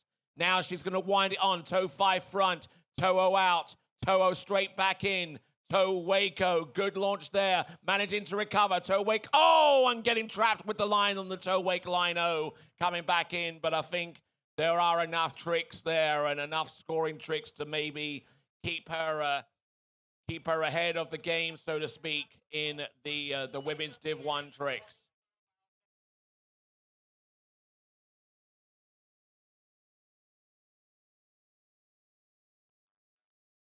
All right, then, 15 off, 24 mile an hour. Next skier on the water, representing the Cornhuskers of Nebraska, Michael Peary. 24 mile an hour.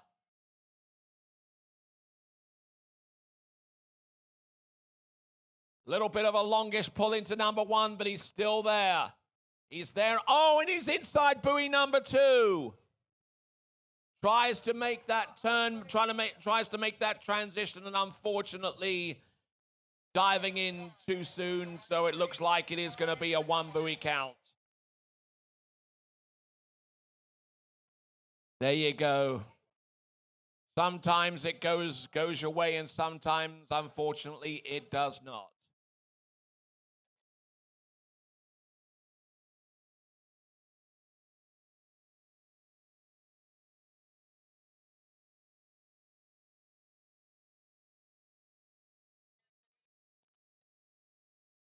All right, just trying to keep an eye on things and making sure that the skiers coming up next are present. And on dockside, we are on our penultimate skier in rotation 2 in the Division 2 men's slalom. We've got Mike Phillips coming up next, then we've got Brett Anderson, and that will conclude rotation 2. Skier on the water in Division 1 women's tricks is Gabrielle Clem.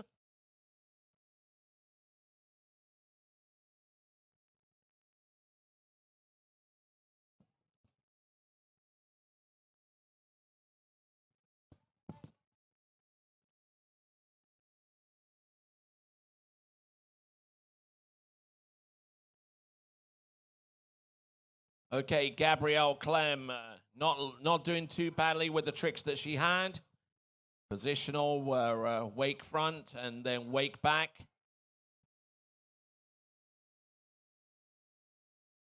But looking good for the most part. Again, in most of the tricks that she wanted in for the Aztecs.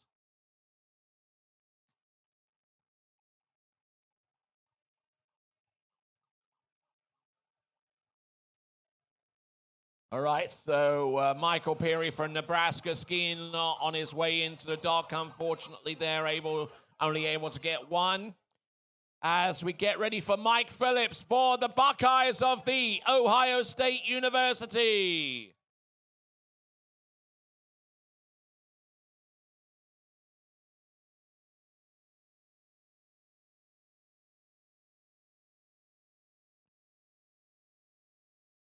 All right there. So we've just seen Gabrielle Clem for San Diego State Aztecs complete her run. Carissa Smith for Texas A&M Aggies about to hit the water.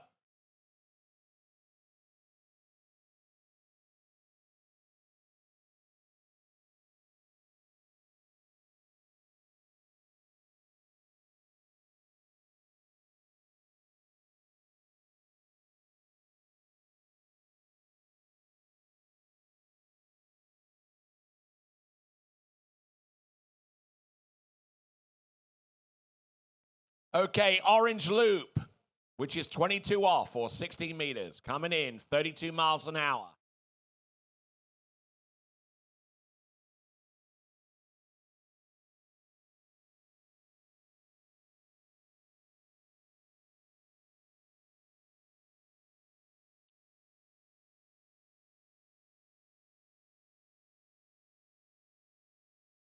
Oh, getting into a bit of difficulty here, and he's just absolutely struggling there to survive. But survive he did, and he's now going to come back at 34 miles an hour or 55K. Now, as I'm sure a lot of you have noticed, the wind conditions are still very much present. Headwind on the opener and every subsequent odd-numbered pass. Tailwind on the return pass towards the dock and every subsequent even-numbered pass. So that has a bearing on strategy, and we'll see how that shapes up with Mike Phillips getting ready to come back for his return towards the dock with his run of 55K or 34 miles an hour. Mike Phillips for the Ohio State Buckeyes. Tricker about to take to the water should be Carissa Smith. Indeed it is.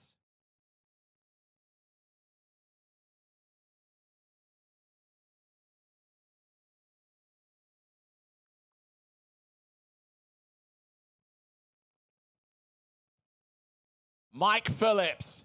There you go, keeping the flow going, a little bit airborne into number 3. He's broken over at the waist on number 3 and unfortunately unable to get much of anything going on with that pass with the tailwind.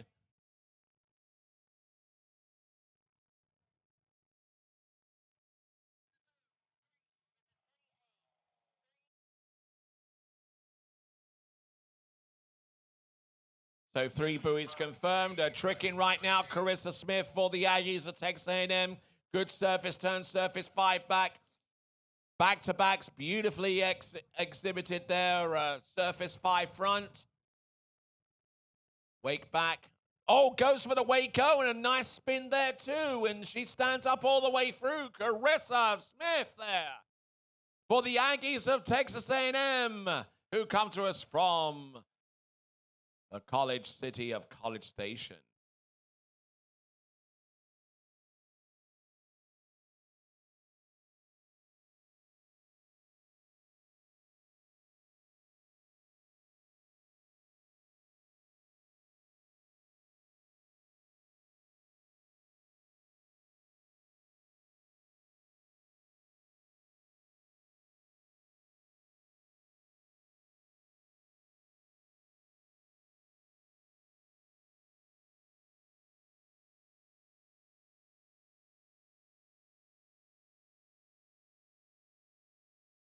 So another competitor electing to go in at 22 off or 60 meters, Brett Anderson for the Wisconsin Lacrosse Eagles. 32 miles an hour.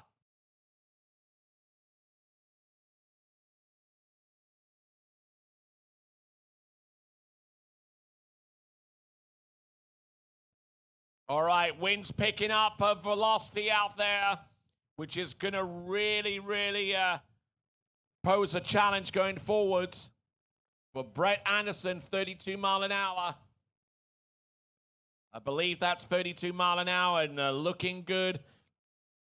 Some aerial action going on there into number 6 and a hand drag just to really underscore his ability to run that opening pass. All right, then, tricking, continuing to rock along. We've got Martina Font getting ready to go. Not too sure if Laura Rocks had actually performed as we continue to push our way through. We are almost halfway done with rotation 4 in Division 1 women's tricks. And once we get the points... And once we get the points for the women's Division 1 tricks, we will be in a position to publish the pink sheet not too long afterwards. And obviously, there is a 30-second period of review. And then once that has expired, then we'll be able to give you the overall results on an individual basis for the Division 1 women. Kayla left there for Kansas, approaching the course right here, right now.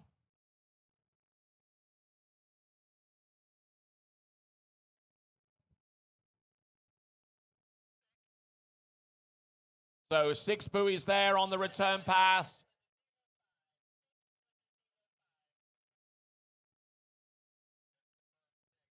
So Kayla left. Going with Wake back-to-back there. Not too sure whether she got all the way around, but we'll see. We'll continue on with surface O's. Again, a little bit lethargic out there as she works with that line back, but she stands up all the way through.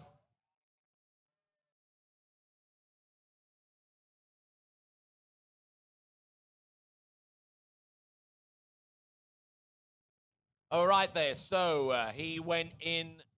Okay, it looks like he's returning into the course at 32 mile an hour. So therefore he started at 28. So he's run through the opening two passes at 28 and 30. Now coming back at 32 miles an hour. The line length is still exactly the same as it was when he started. Oh, getting in all kinds of shape there into buoy number 1. Round number 2, he just about recovers. He's round number 3. He's continuing to rock here. Round number 5, does he make it? Round number 6, just about. And he had to use that inside handle drag just to make the turn happen on number 6.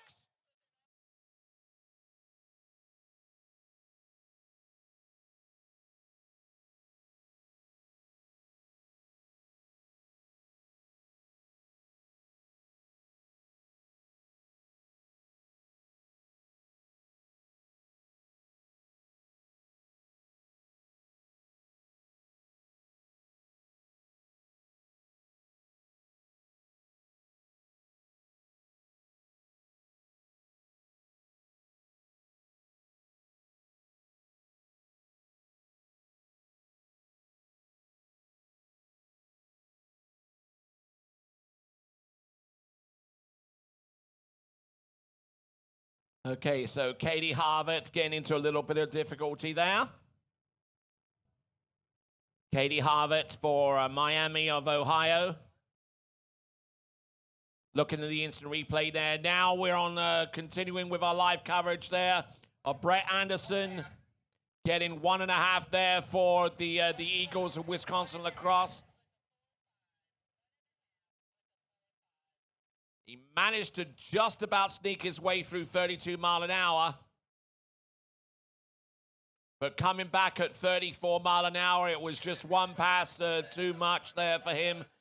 Round number 1 getting broken over at the waist, trying to slow the thing down, but unfortunately not in time.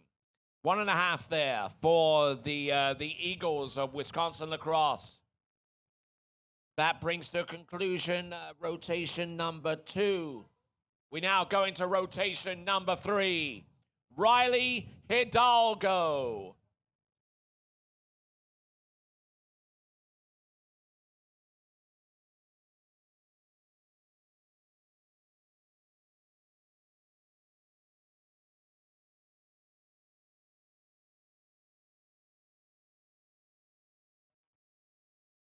All right, then. Looks like we've got some stuff going on. We've got a raffle going on. $5 a ski puts you in the frame for a drawing of a brand new Conley ski. We've got 3 Conley skis on offer. And they are, whereabouts are they? Okay, so the skis are going to be located close by with the announcing point, and the QR code that you need to enter the raffle is also there as well. So make sure you get that situated.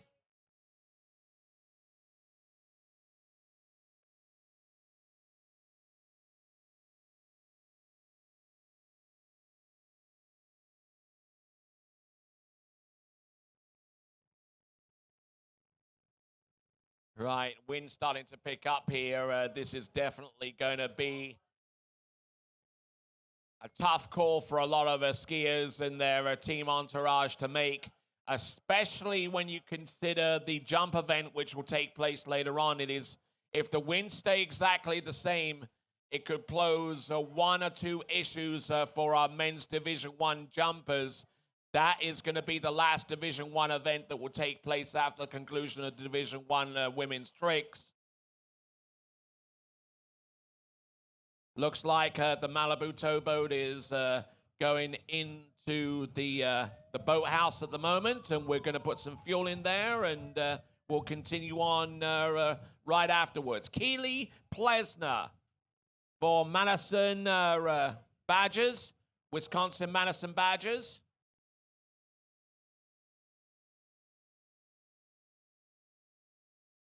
There we go. Surface O reverse. Surface 5 back, going back to back there. She struggled to keep. Oh no! Oh, she's going for toes. She's going for the toes. Toe back and toe front. Toe wake back. Nicely done. Look at this. This surprises me. There we go. That is Keely Plesner for the Badgers of Wisconsin. Laura Rocks is coming up next.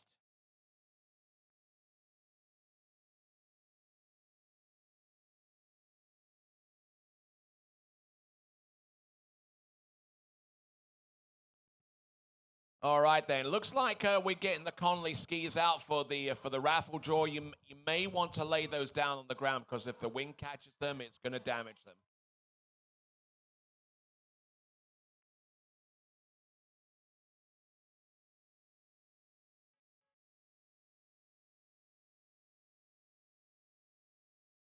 All right, there. So we got 3 Conley skis on offer for our draw. Not too sure what models they are, but I know that one of the models actually has the patent pending Versatile, which you can change the dynamics of that slalom ski based upon how you want to turn, whether it be rounded or whether it be a square tail.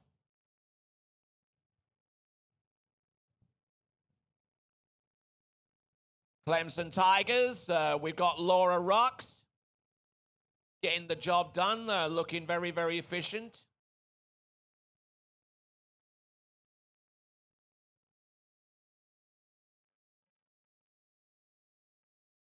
Just a reminder to you good folks, we've got the $5 ticket raffle. The winning ticket could win yourself a Conley slalom ski. We've got 3 Conley slalom skis on offer. Make sure you get on over to the announcing point and scan the QR code in order to enter for your chance to win yourself a Conley slalom ski.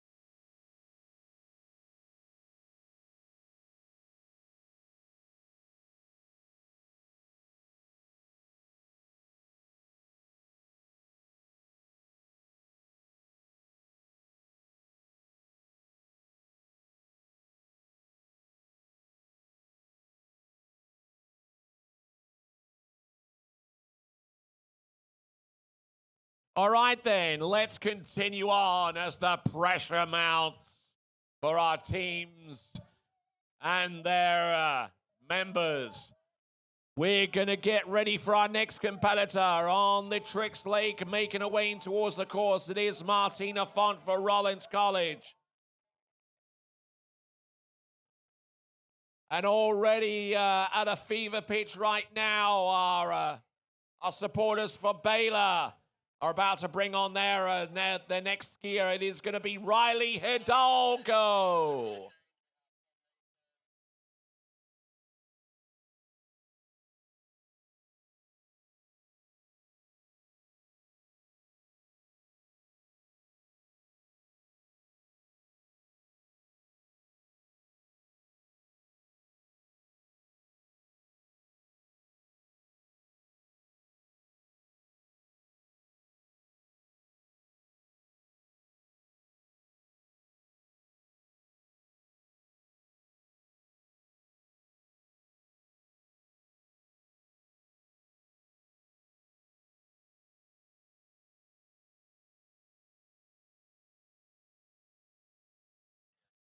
All right, then, as we continue right along with the 2024 Syndicate NCWSA National Collegiate Water Ski Championships. 15 off start. 15 off start, 28 miles an hour for Riley Hidalgo.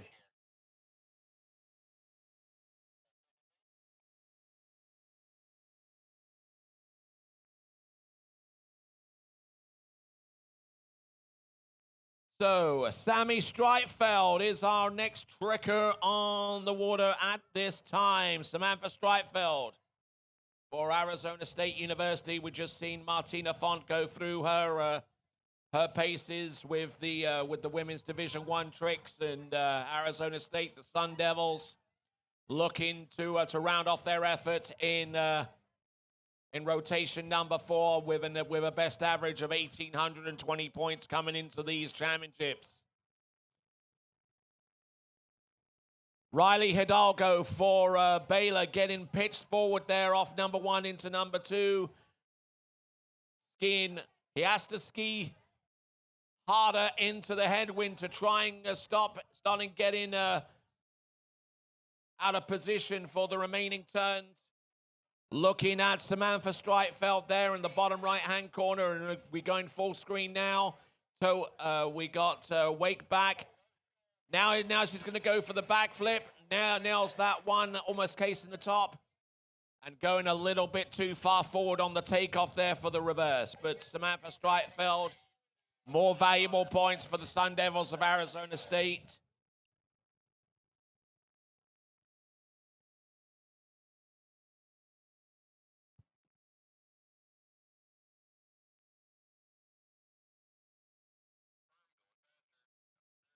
Okay, going at 30 mile an hour for Riley Hidalgo. 30 miles an hour coming up next for Riley Hidalgo. Skier coming up next on the tricking course is going to be Florida Southern College's Olivia Shute.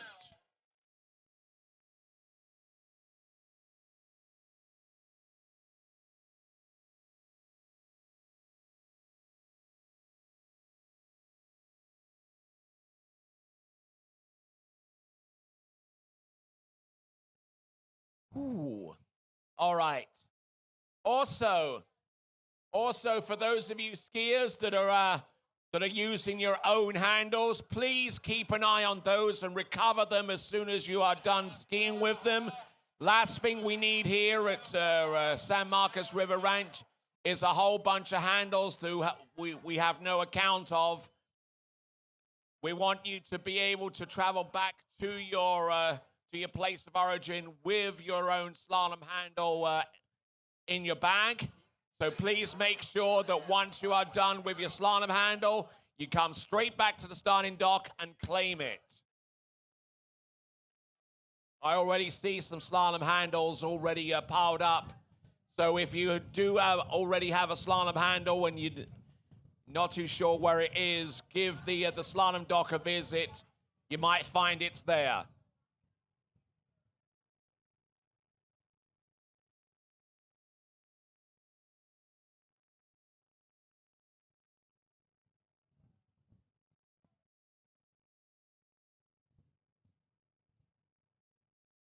All right, so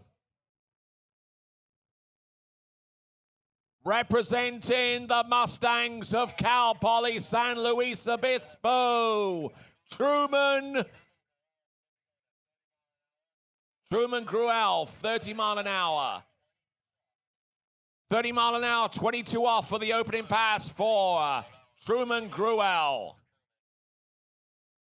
Truman.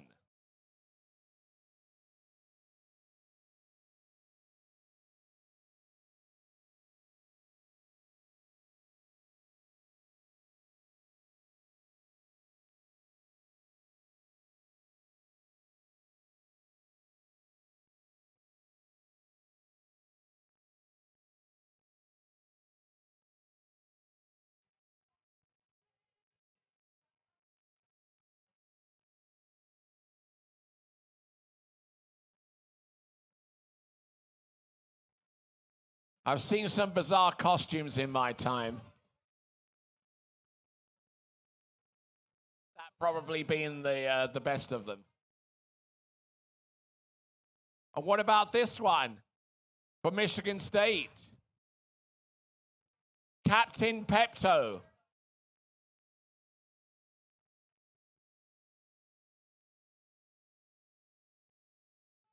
All right there, so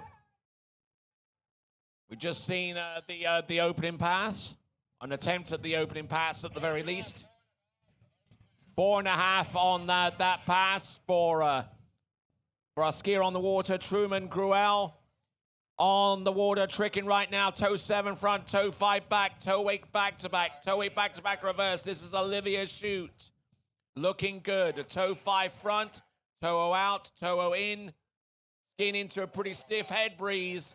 Needing to make sure that she pulls and pulls hard to keep the tricks going. Yes, there you go. Great skiing there. And she's absolutely loving that. Elizabeth Shute.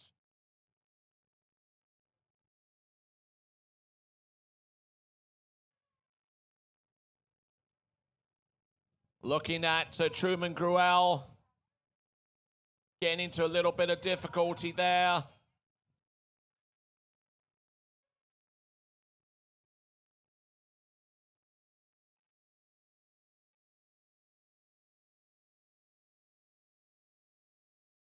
All right. Just what you need in the morning. Some Pepto. All right then, so we just seen Truman Gruel. You're also watching the instant replay for Olivia Shute. And she is just absolutely stoked beyond belief that she was able to get through that singular toe pass. As we have our next skier coming into the course, Emma Goldstein for Alabama. Working away from one trick to the next. Keeping the hand close there for the 360 spins. Very light on top of the water. Doesn't have to pull all that much. However, having said that, she is skiing into the headwind. And that could mean that she had to work a little bit harder to get those spins.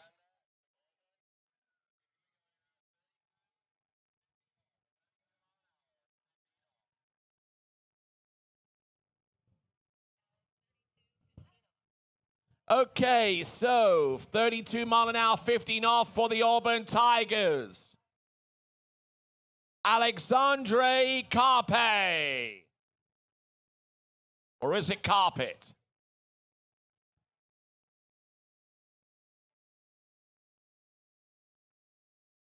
Oh, and going down hard there around buoy number 3.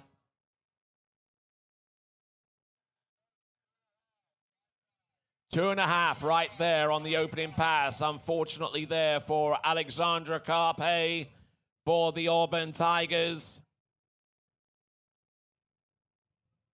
There are people that are starting to struggle a little bit, especially with the opening pass. And you know, it comes down to dockside strategy, what you intend to do with the opening pass, and with the wind blowing the way that it is in the direction that it's blowing. It would be behoven to pull just that little bit longer and just that with a little bit more intensity, because Once the wind catches you and tighten the line, then you don't have an awful lot of options beyond that point. Just my little 2 cents worth.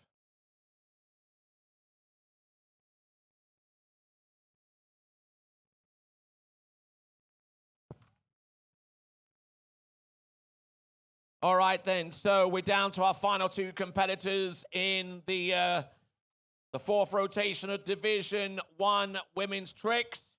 We're going to see Kendra Nathan come up very, very soon, but before her is Lyra Trubskaya for the Warhawks of Louisiana Monroe. 28 mile an hour, 15 off. 28 mile an hour, 15 off for Vincent Marone for the Longhorns of UT. The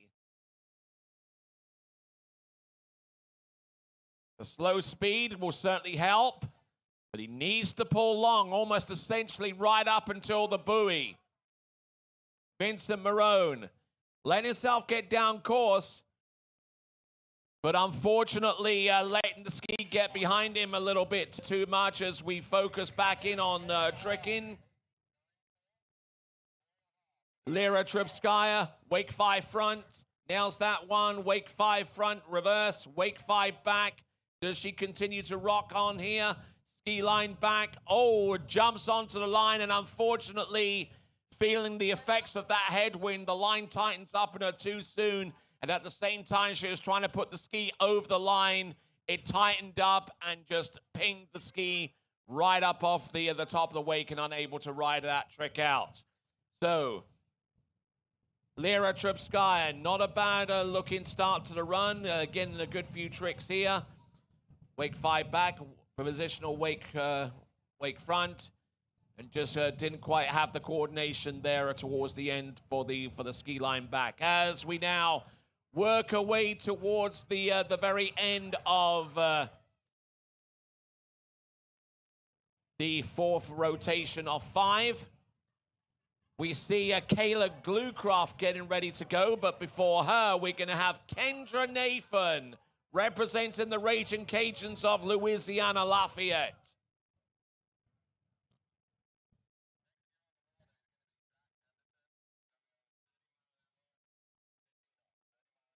$30 an hour, 15 off for Zach Anderson for the Vikings of Western Washington.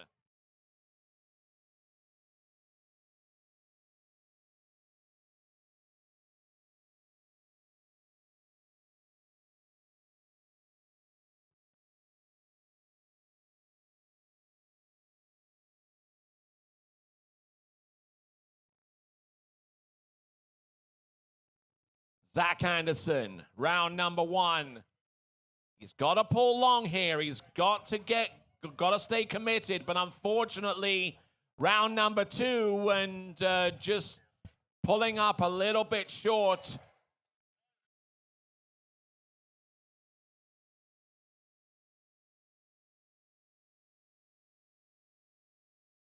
So now we're going through our slalom skiers at a rapid pace, unfortunately.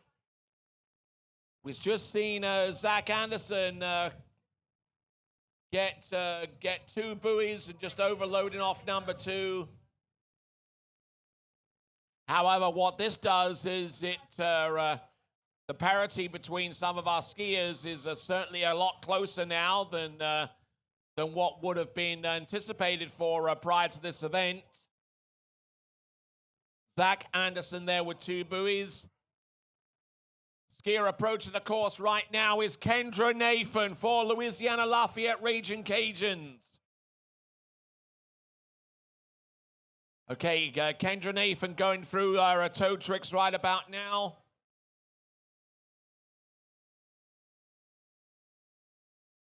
As Kayla Glucroft getting ready to go as we switch over towards Kendra Nathan. Not bad there. That is Kendra Nathan for Louisiana Lafayette. Skis all the way through. Good skiing there from her. We'll have a look at this. That was the toe 7 front. There we go. Toe wake line back, going towards the end of the run. Toe wake back to back. A couple of toe sides, and she does the job for the Raging Cajuns of Louisiana Lafayette on the instant replay. Good skiing there from Kendra Nathan. All right, there. Moving on from Kendra, we go on to Kayla Glucroft, our first skier out in rotation number 5 in Division 1 women's tricks.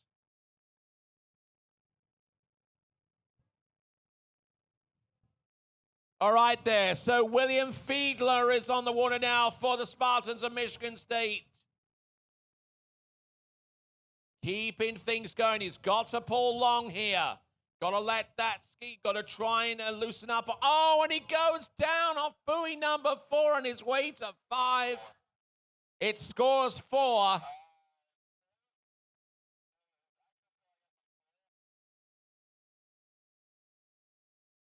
Kayla Glucroft tricking right now. Surface O, reverse, surface 5 back, surface 5 front. Going with the surface spins and, yeah, skiing all the way through to the end. Wonderful stuff there.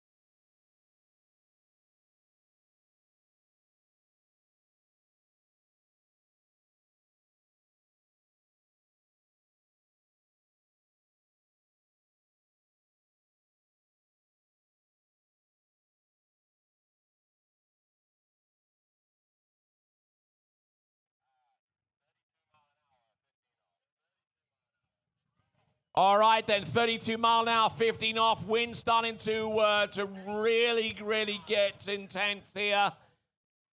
I can't even recall the time where the first pass was actually last cleared, but we'll see if we can put that to rights.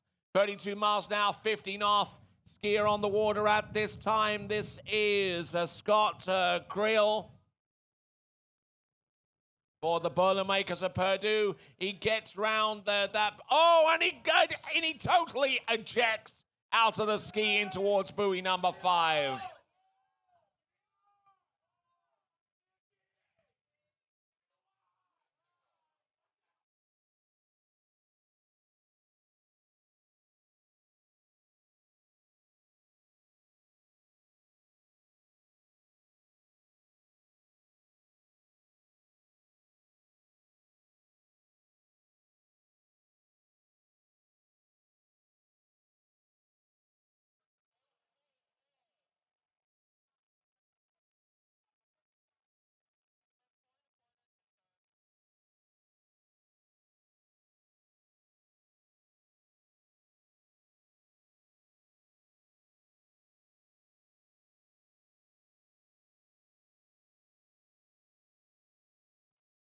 All right, so as we continue on, we got Zach Weinberg from Southern Illinois University getting ready to go. In the meantime, we got Sarah Muller, I believe, for the Aggies of Texas A&M.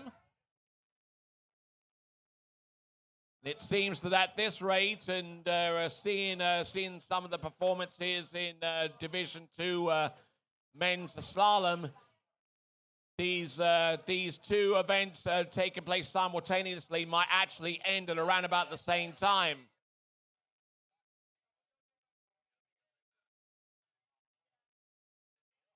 "30 mile an hour, 15 off. 30 mile an hour, 15 off. Okay, coming in at 49 kilometers an hour on 18.25 meters. 30 mile an hour, 15 off. For our skier on the water, Zach Weinberg.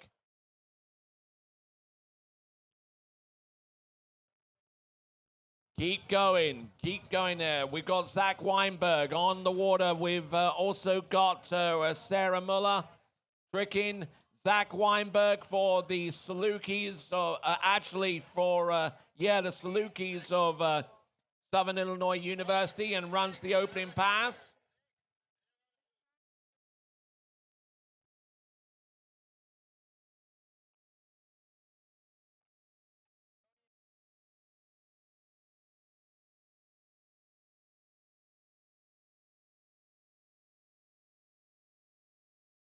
Okay, so having run 30, he's going to come back at 32.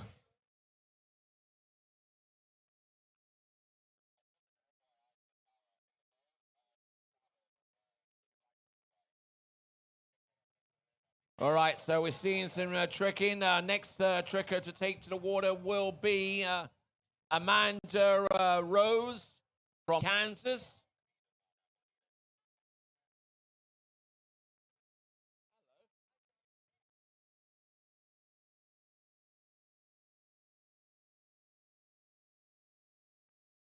Okay, here comes 32 mile an hour now for Zach Weinberg. Now, this is going to be a little bit of a tailwind here, which means that he really has to work his edges slowing down. He can't afford to pull too long, otherwise he'll generate too much speed down course. But I tell you what, Zach Weinberg, he is not looking in bad shape, and he gets through the exit gate, so he's 2 passes to the good right now, which is more than can be said for a lot of other competitors in the same rotation.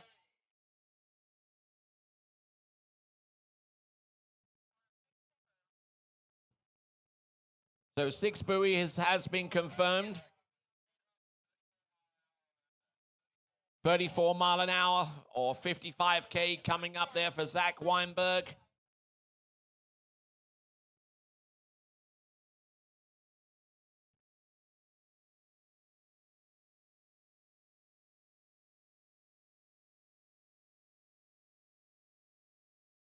All right, they're getting ready to go. Mary Nelson for Miami of Ohio Red Hawks. Amanda Lushvaga-Rose. Tricking on average a little over 1,800 points.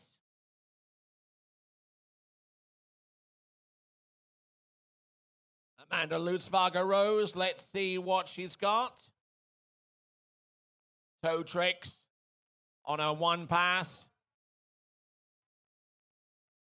Toe back, toe wake front. Oh, some good skiing there from Zach Weinberg, running his 3rd pass.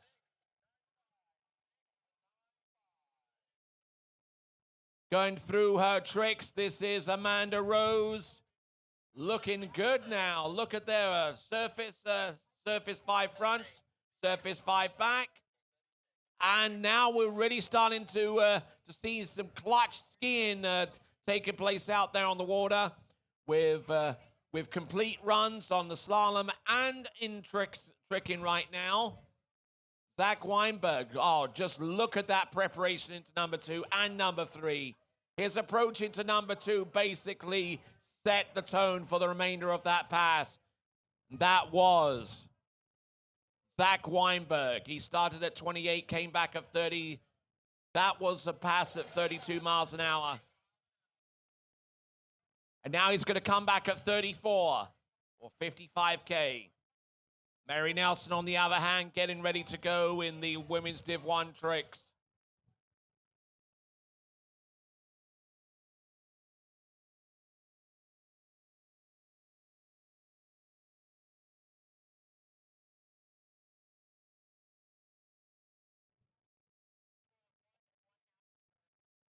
So 1.5 buoys confirmed there for the score for Zach Weinberg on that 4th pass. In the meantime, we've got Mary Nelson for the Red Hawks of Miami of Ohio. Look at those surface spins. A little bit disjointed at times, but still able to trick at a pretty ferocious rate. And managing to get all of the tricks that she wanted to and get all the way through that pass.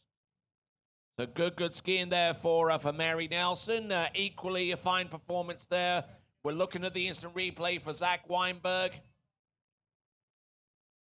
Little bit flat-footed into number 2 and unfortunately unable to effectively edge change and turn that ski.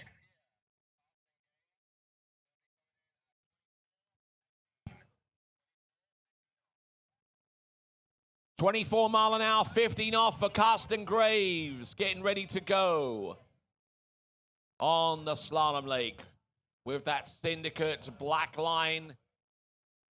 One of the stiffest slalom lines, short of Spectra that you can find.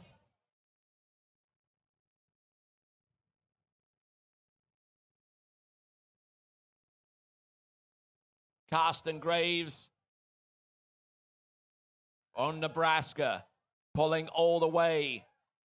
Selecting 24, I'm sure that he's more used to starting at 26 or at 28, but he wants to make sure that he sets up some good point score for the Cornhuskers of Nebraska. He gets the job done, and he'll continue to score on to the next pass.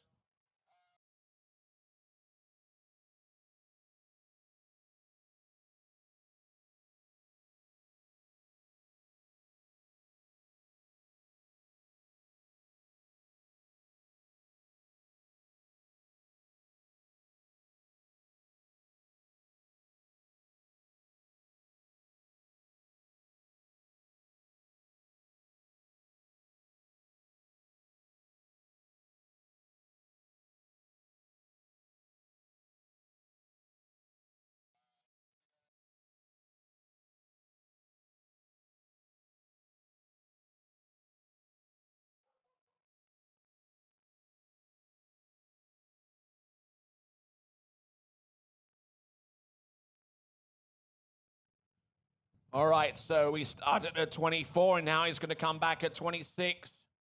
Carsten Graves for Nebraska. I think we've just seen Elizabeth O'Callaghan trick, or if not, she's about to trick.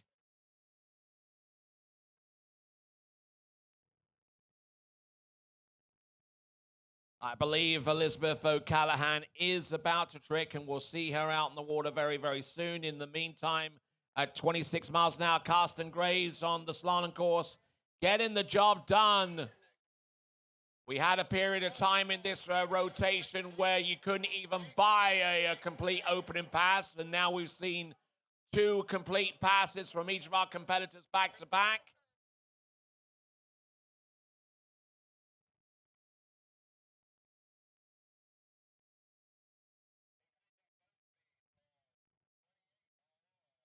So 28 mile an hour, increase the boat speed, now turning back into the headwind.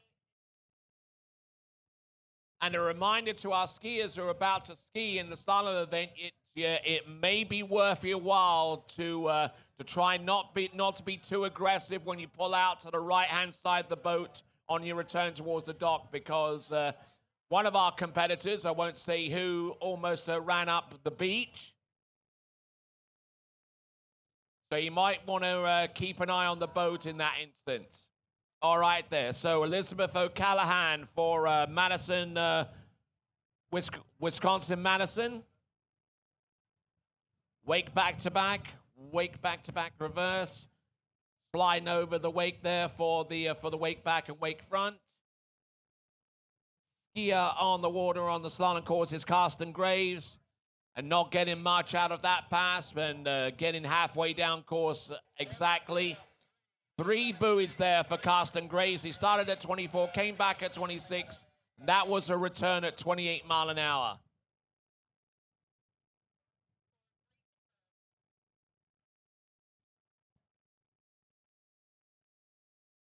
All right, then, continuing to move right along.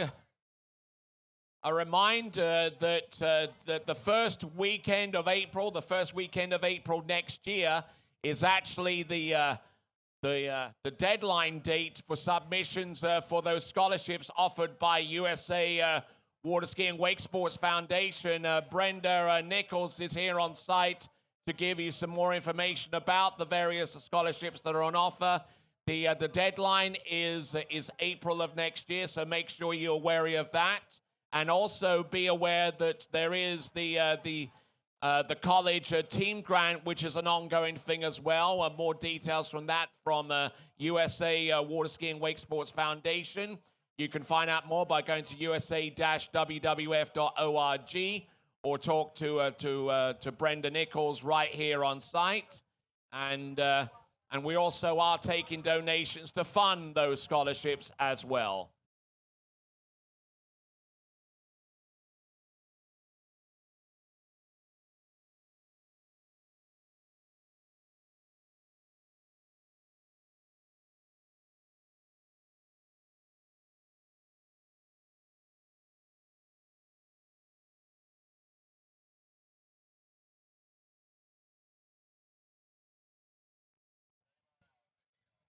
Okay, so 30 mile an hour, 15 off for our next competitor. This is Cole Hoekstra. Cole Hoekstra for the Buckeyes of The Ohio State University, 30 miles an hour.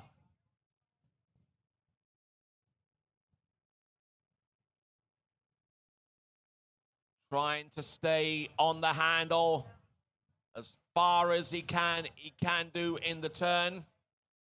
And that's certainly another element to skiing into the headwind. Not being so rushed to get off that handle and into the one-handed turn. That way it maintains your momentum and speed going into the turn and allows you to actually be in a better position to run the pass. That is Cole Hoekstra. That was at 30 miles an hour, 15 off. A reminder of two things going into as we head towards the end of the competition in women's Division I tricks. We've got the men's jump to come afterwards, and we will be hitting the far ramp.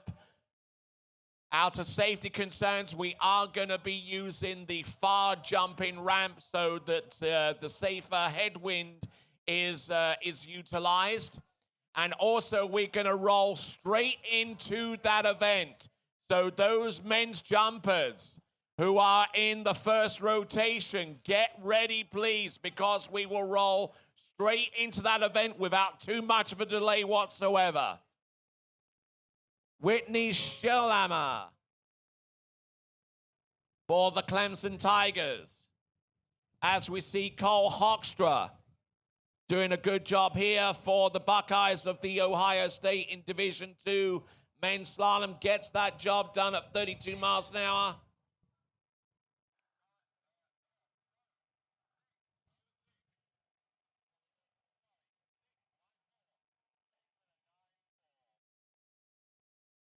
I see a few of our jumpers getting ready and heading towards dockside. So just be advised, the Division I men's jumpers, get ready, please. The first two rotations, make your way towards the dock. We will roll straight into that men's jump event. Cole Hoekstra running through 30 and 32. This is going to get... It's putting him in the position where he can attempt 34 miles an hour or 55K. A pass that he is capable of running. Whitney Shalama for the Clemson Tigers doing a fine job there with the tricks. Surface 5 back, surface 5 front, couple of side slides. Does the trick. Yeah, there you go. She's a singing. All right there. So moving on from Clemson, we go to Rollins College. Coming up next, it's going to be Hannah Stopnicki. So it looks like Cole Hoekstra, unfortunately not able to get far enough down at 55K or 34 mile an hour. Half a buoy scored. Hannah Stopnicki getting there, getting good elevation there with the toe wake line toe wake line back to back. And great points there for the Rollins College Tars. Hannah Stopnicki in her debut in the women's trick competition at the NCWSA National Collegiate Water Ski Championships. A freshman at Rollins College, Hannah Stopnicki. Cole Hoekstra Oh, just getting a little bit pitted over the front of the ski, just not holding on with his back arm, not having enough back arm pressure. The line tightened up on him, and then it was just a case of goodbye, Mr. Bond.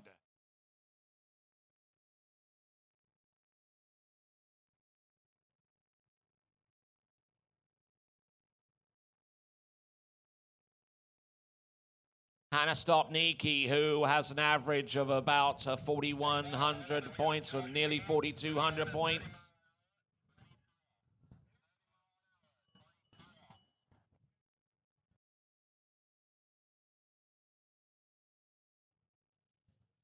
All right, so 30 mile an hour, 22 off for our next competitor. This is Joshua Wien. And Joshua will round off the third rotation, but he would preferably like to stay on top of the water for as long as he can. Oh, we're really having to brake hard into that turn on number 4 and just really, really rolling that ski into number 6. And I don't know what that was. I don't know what that was going through the exit gates, but maybe some of you who happen to be Catholic will be able to provide me with an understanding of that little signal.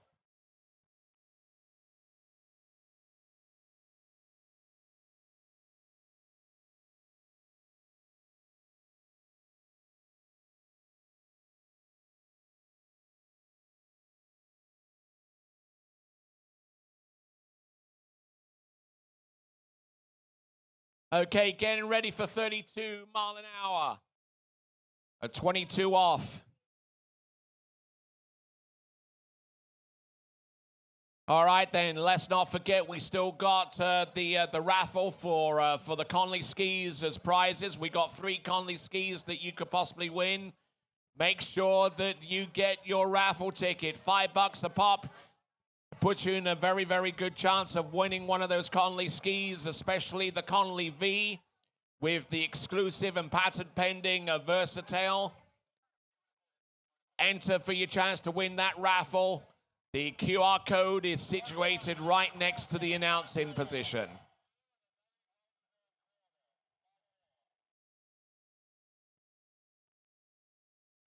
Oh, whoa. That's a big old crash there into number 3 there. But I'll tell you what, he had to work hard to get there. So 3 1/4 buoys. Oh, big smash there.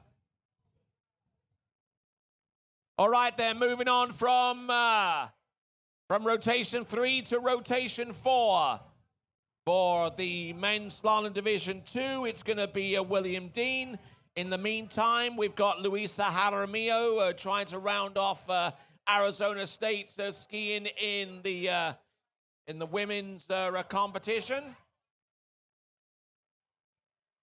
Wake 5 front, back, position to the back, wake 5 front, wake 5 back. Oh, and getting in a little bit, going in a little hard there with the wake 5 back and falling as a result.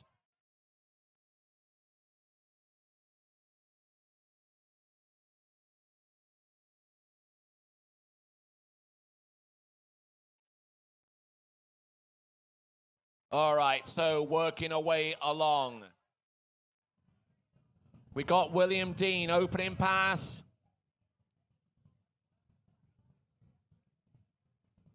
There you go, nicely done. That's the way you ski in adverse conditions.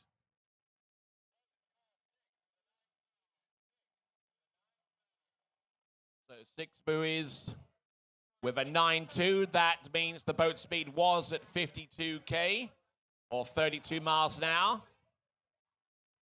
We'll try and identify the line length if we can find it. Okay, 34 miles an hour coming up next, or 55K.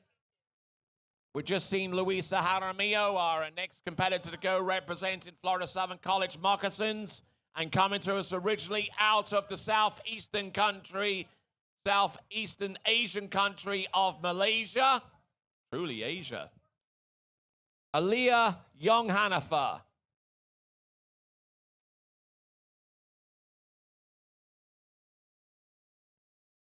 Aaliyah Young-Hanifer looks like she'll be tricking behind the Nautique. William Dean, on the other hand, slaloming right now at 34 miles an hour with live pictures. Wonderful effort there on number 4 and number 5, and gets the job done round number 6. 6 buoys there. Wonderfully produced there in good shape. He gets ready for pass number 3. That was at 34 miles an hour. The line length, I believe, was 15 off. 36 mile an hour, going with speed increase rather than shortening the line.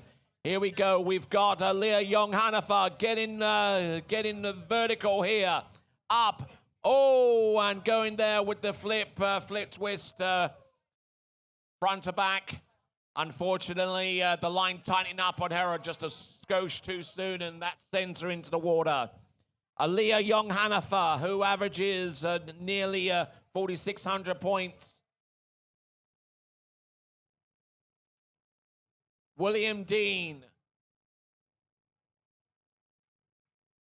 Getting ready, coming back into the course, 36 miles an hour, right here, right now. Rolling in on buoy number 1. That's number 2, continuing to roll here. Look at him go. This is 36 miles an hour now. He gets round buoy number 5, and it's a tight turn on number 6, but he makes the pass work. That is William Dean from the Baylor Bears.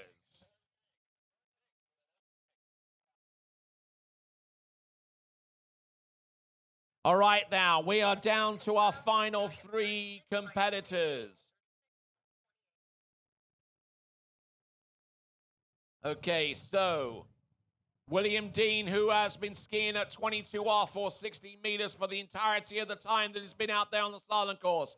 That's now going to change. He's going to come back at 28 off, and the boat speed is going to stay at 36 miles an hour or 58 kilometers an hour.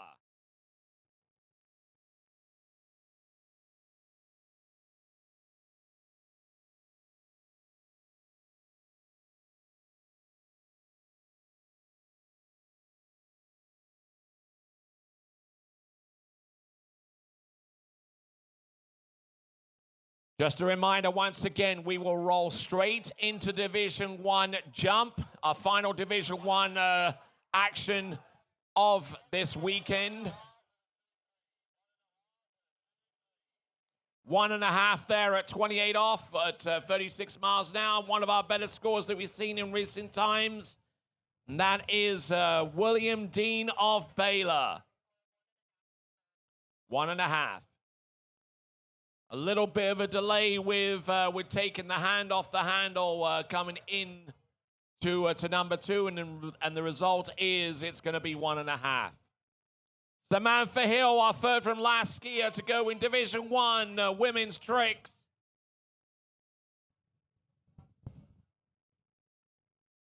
Samantha Hill, toe back and toe front, reverse toe back, reverse toe front. Positions for the toe back-to-backs. A little unsteady, but she still continues to ski with toe sides, toe wake back. And Alabama needs to find some consistency here. She tries with the reverse toe wake front. That was supposed to be a reverse toe wake back-to-back, or actually an initial toe wake back-to-back. But there you go, Samantha Hill, she's pleased with her effort. In the meantime, Gabriel Harburg of Cal Poly.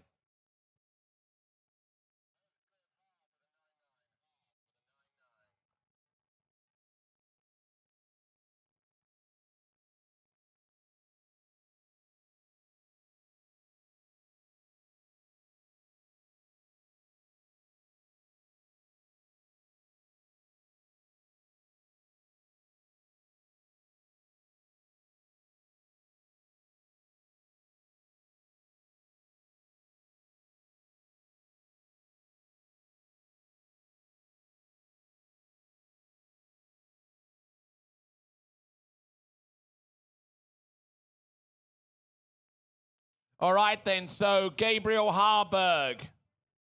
We're just looking at the instant replay. He's swimming into shore. We're looking at the instant replay. Unfortunately, that instant replay appeared on the screen a lot longer than it was on the water for ultimately. But no, that's the way the cookie crumbles sometimes, unfortunately. 30 mile an hour, 15 off. For Matthew Peterson for the Auburn Tigers. Auburn Tigers, 30 mile an hour, 15 off. Now, let's see what his strategy is here as we have a look at Ali Custer for Louisiana Monroe getting through her one and only 22nd pass in toes. We're down to our final skier for the Raging Cajuns of Louisiana Lafayette. It's going to be Kirsty Wolfersberg. And Matthew Peterson not getting off to a sprightly start there on the opening pass. Just finding that the wind is just way too much for him.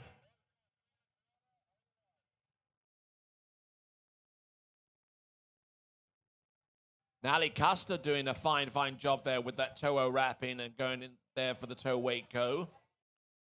Toe back and toe front. A couple of, a singular toe side. But not bad there, not a bad effort there on the whole. Matthew Peterson will be making his way back to the dock, unfortunately unable to run the opening pass. Got a decent number one, but a little down course into number two and getting stretched into number three, looking at the instant replay, and just couldn't really get the ski underneath him in time to get enough angle to make a play on four.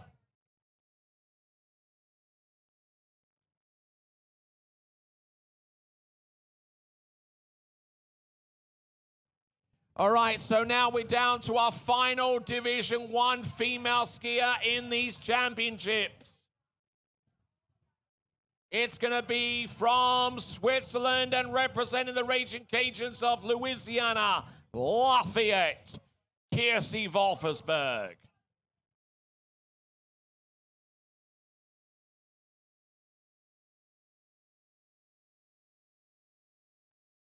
And a reminder to our competitors, once again, for those of you who are choosing to use your own handles, please claim your handles as quickly as possible after your performance.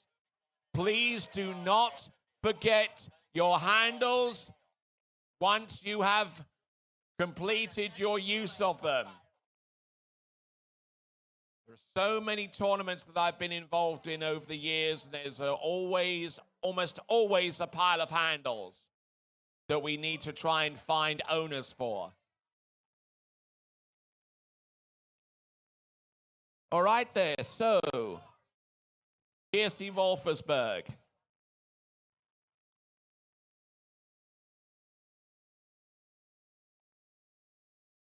We'll see her in a moment, our very final skier in Division I female skiing, Anders Larsen for the Western Washington Vikings. But actually, no, it's Carter Hooten, I beg your pardon. Why wasn't I able to suss that out? Okay. Blue bib, Washington. Orange bib, burnt orange bib, Texas. Okay, I get that now. Carter Hooten. Looking to try and put a hurting out there. He's one of our better slalom skiers coming into this section of the competition. Still in the lead with a score into 35 off, to the best of my recollection. Paul Wesley Corey.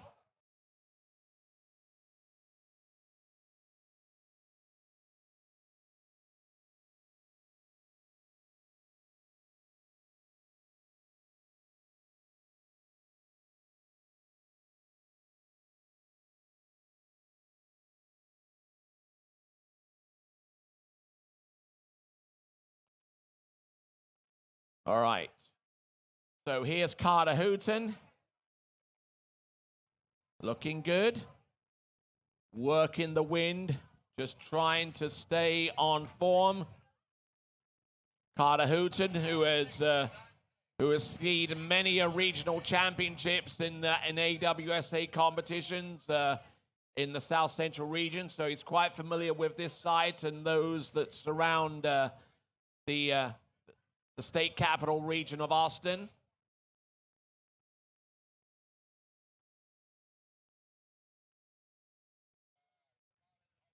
All right then, so now we come down to our very final tricker of these championships.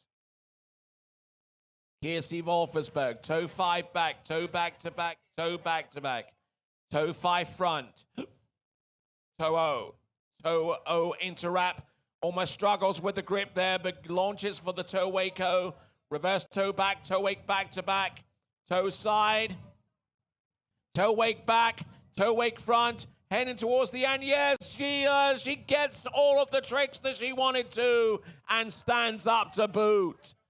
From Switzerland and representing the Raging Cajuns of Louisiana Lafayette, that was Kiersey Wolfersberg. Representing the Longhorns of Texas on the slalom course, it is Carter Hooton. Started off at 32 at 15 off, came back at 34 at 15, and that was at 36 miles an hour. Actually, that coming back was at 34 miles an hour.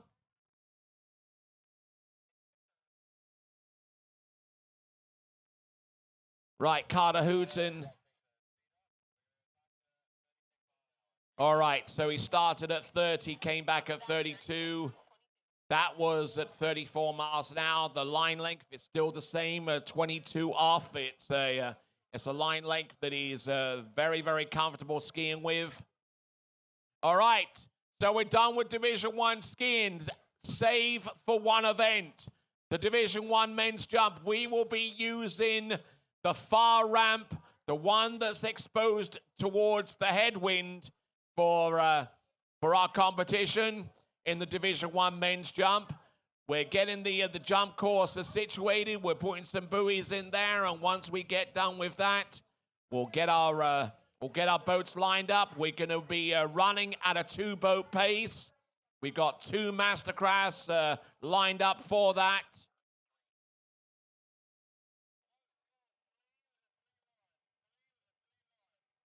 All right, then. So we've seen a score of 3 buoys here for Carter Hooton, getting a pitch forwards and unfortunately unable to get wide enough on number 4 to make a play on it. So 3 buoys there for him at 36 miles an hour, 22 off. And even a skier of Carter Hooton's ability find it tremendously difficult out there with the conditions to make any serious ground up at this time. But let's have a look and see who's coming up next. We're about a third the way down the rotations.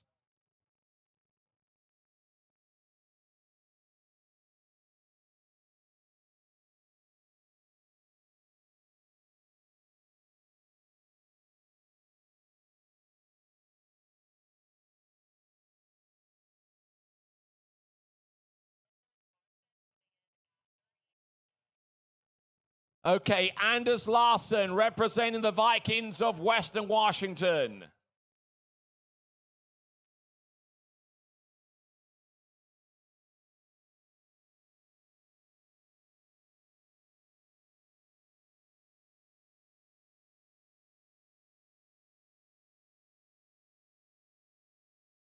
Okay, Anders Larson getting into a bit of difficulty here, but still able to make a play on this pass. He's really having to pull hard into the wind to keep his speed up and to keep his width.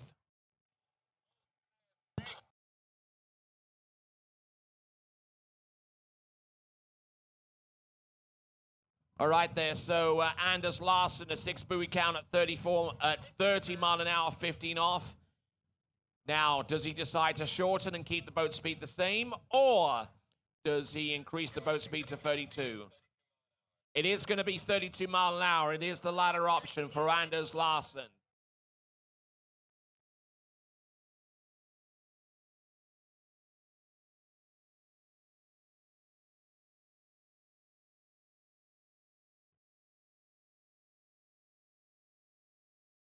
All right, then. So, looks like I'm seeing a few trick scores come through.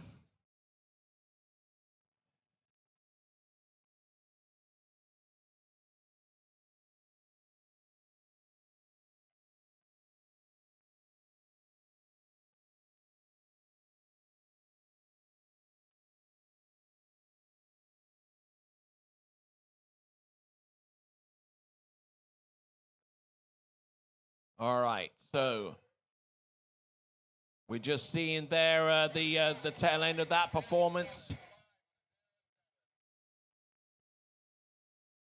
for Anders Larsen, getting a really pitted off number 3 into number 4.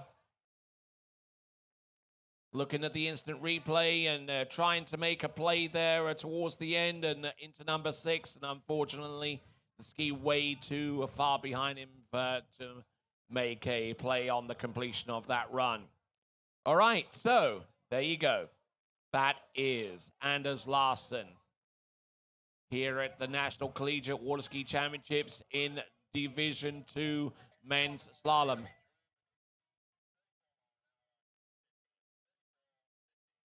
.34 miles an hour, 15 for Drew Badowski for the Michigan State Spartans.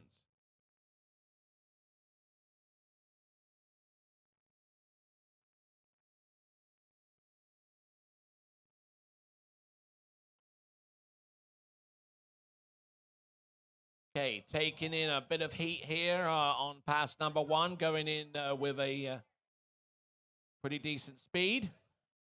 Working his Denali slalom ski to good effect so far. Round 1, 2, 3, 4, 5. And as long as he stays relaxed and composed, he'll run the opening pass.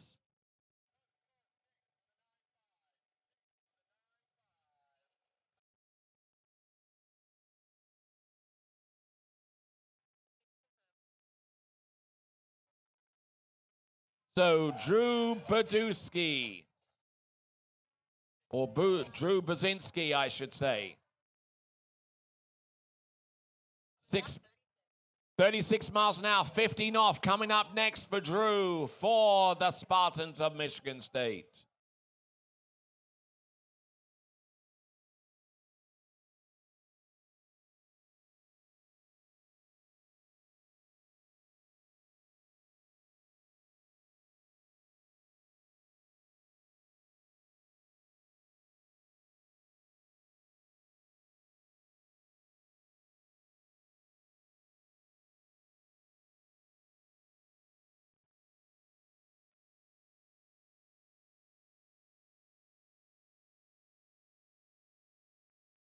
All right, here we go. This is Drew Brzezinski.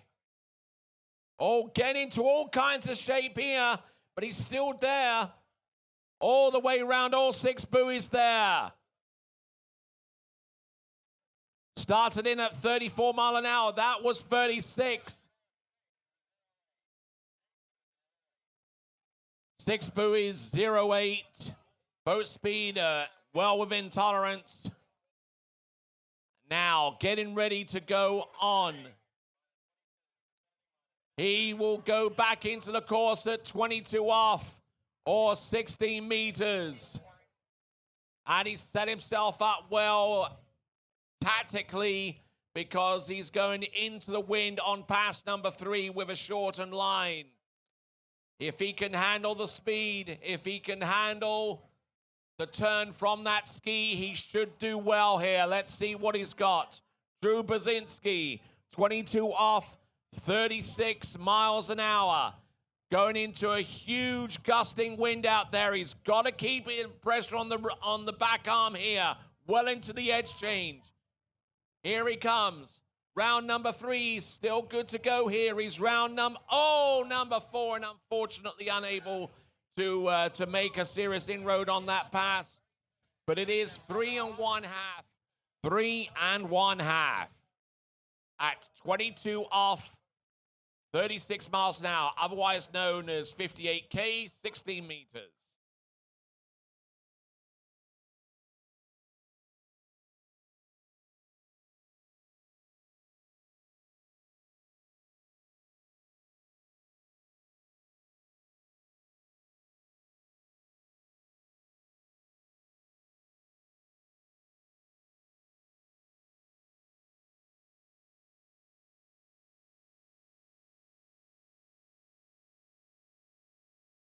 So Drew Brzezinski, who averaged 87.5 buoys as an average, that puts him into about 14.25 meters or 28 off if my buoy counts are anywhere close to being accurate. Next competitor taking to the water, representing the Purdue Boilermakers, it is John Boyan.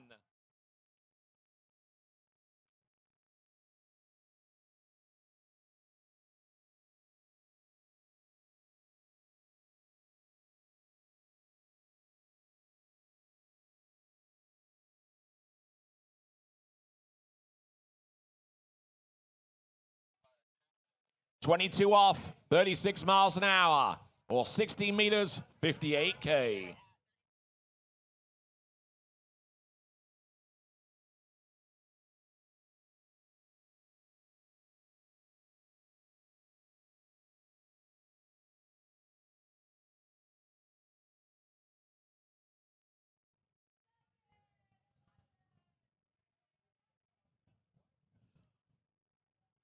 Okay, John Boyan coming in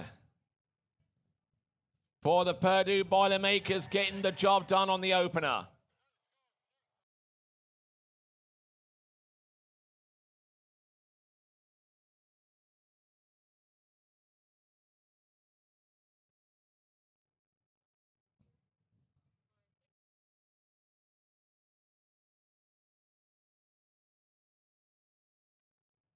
So John Boyan with a 6 buoy count at 36 miles an hour, 22 off. Going to 28 off next.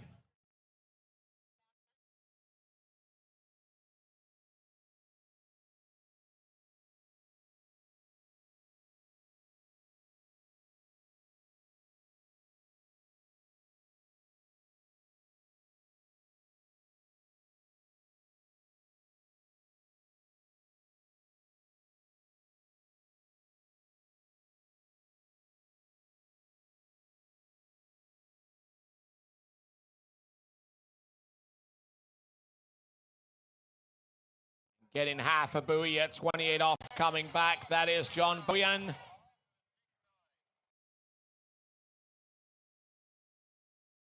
Trying his best to make some inroads at 28 off, and not able to do it with the tailwind blowing him at increased speed into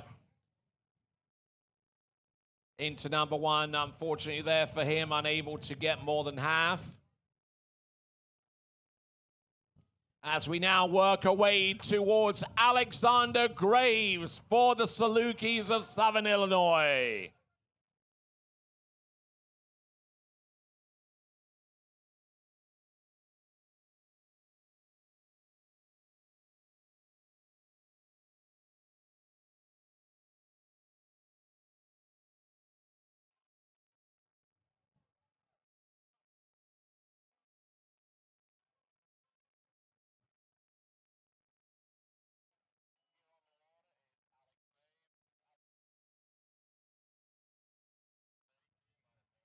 Okay, 32 mile an hour, 15 off. Alex Graves for SIU, otherwise known as Southern Illinois University, the Salukis.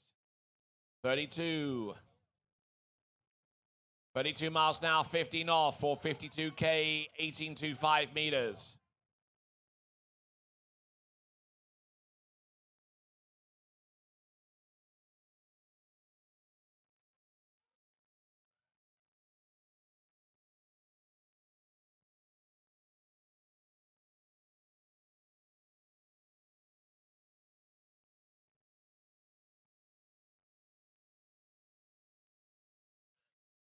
Okay, so 6 buoys there, opener for Alex Graves.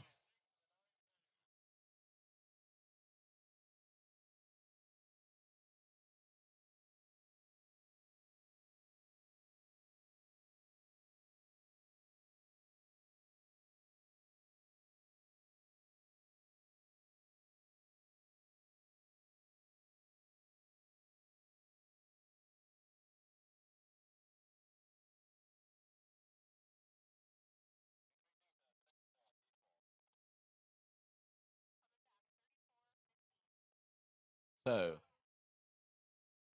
34 mile an hour, 15 off, coming back. For Alexander Graves, halfway down rotation number 4 in Division 2 men's slalom.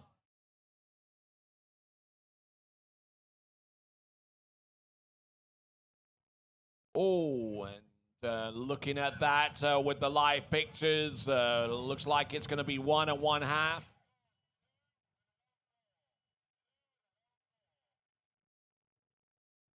It's either going to be 1 1/2 or 2. Oh, taking a huge biff there on his way from the 2 to 3 to result in that fall. Looks like the slalom skiers are going by furiously quick as we now work our way to Ethan Mortimer for the Cornhuskers of Nebraska.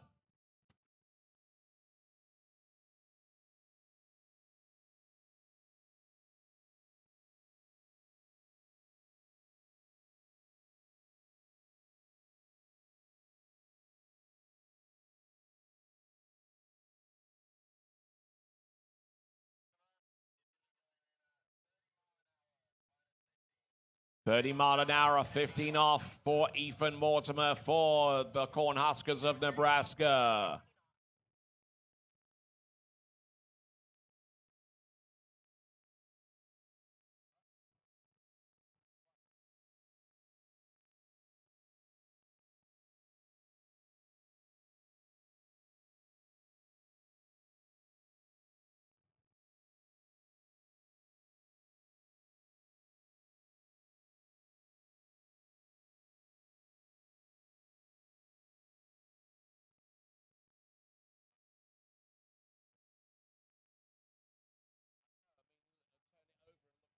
All right, and that's a full pass there for Morty For Morty. for the Cornhuskers of Nebraska. There's looking at the instant replay. I think gets 6 buoys confirmed. Will confirm the boat speed and line length coming back. I think it's going to stay at 15 off. I know that. 32 mile an hour coming back. A nice solid pass there for Morty on his first pass. We'll see him come up to 32 in just a moment as he's coming down the lake soon.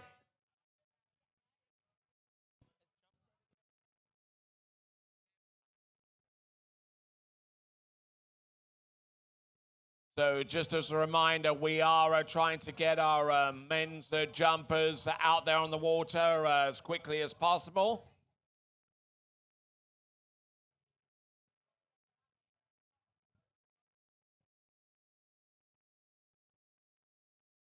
Oh, hello. What we got here?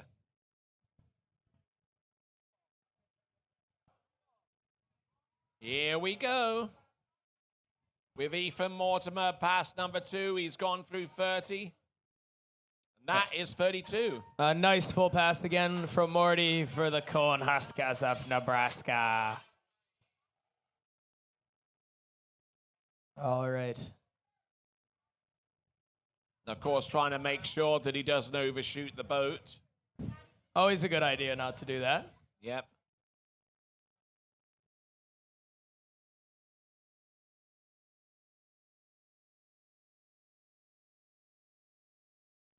So 34 mile an hour or 55K. All right, moving up those boat speeds there for Morty. All right, there. So he's now going to have to transition strategies a little bit from being aggressive with the edge change to slow down into the turns with the tailwind to basically having to pull nearly all the way to the buoy to prevent that line tightening up on him too soon. That's right, and as the day progresses, it seems as though the wind there has gotten a bit stronger, so we'll see how Morty handles it. Here we go, 34-15. Needs to work the line here. He gets round number 1. He breaks forward a little bit. He crouches down into number 3. Does likewise in towards number 4 and a little bit too much there. Bit of a barrel roll there for Morty, and there's the wave. He's all right.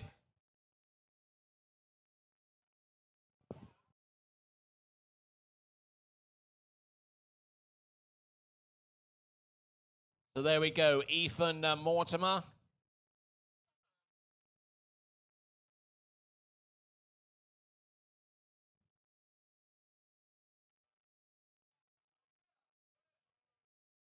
So Ethan Mortimer, 3 at 34 mile an hour, 15 off.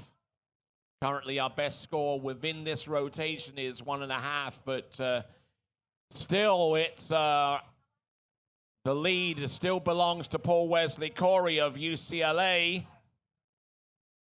A very first skier out on the water, and probably a wise decision for the Bruins of UCLA to actually put their one and only skier right at the very head of the competition, because the conditions beyond that point have kind of deteriorated a little bit. So Paul Wesley Corey's performance into 12 meters, head and shoulders above everyone else right now.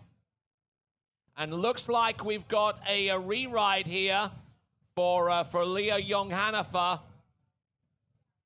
Not too sure why, but flip twister back. Oh, and goes for the reverse flip twister back. But she does gain an additional trick or two, I would say. So Leah Young-Hanifer, a re-ride was requested for some reason. I'm not too sure why, but I'll try and find that out in the fullness of time. All right, getting ready. We've got on the water at this time Matthew Miller on the slalom course as we look at the instant replay for Leah Young-Hanifer for the Moccasins of Florida Southern College. Taking an aggressive fall there on the second of two flip twist back landings. Representing the Ohio State University, that is Matthew Miller.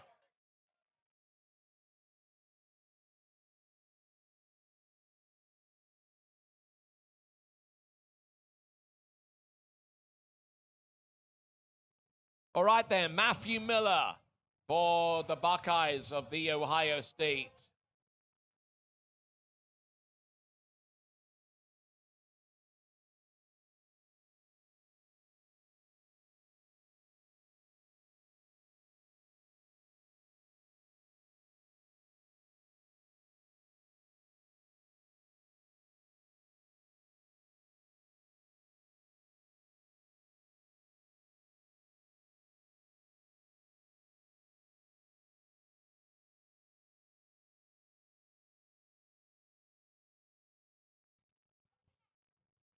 A little reminder here as we're on a bit of a lull of skiing to come grab your banquet wristbands.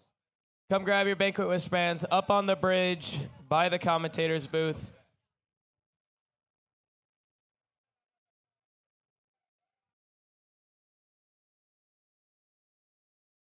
All right there. So looking down the course and getting ready with pass number 2, 2 passes under his belt. All right, so as we continue right along, we are exactly halfway done with the college football schedule for the season. We got a few exciting games coming up today. Clemson are going to be entertained by Wake Forest.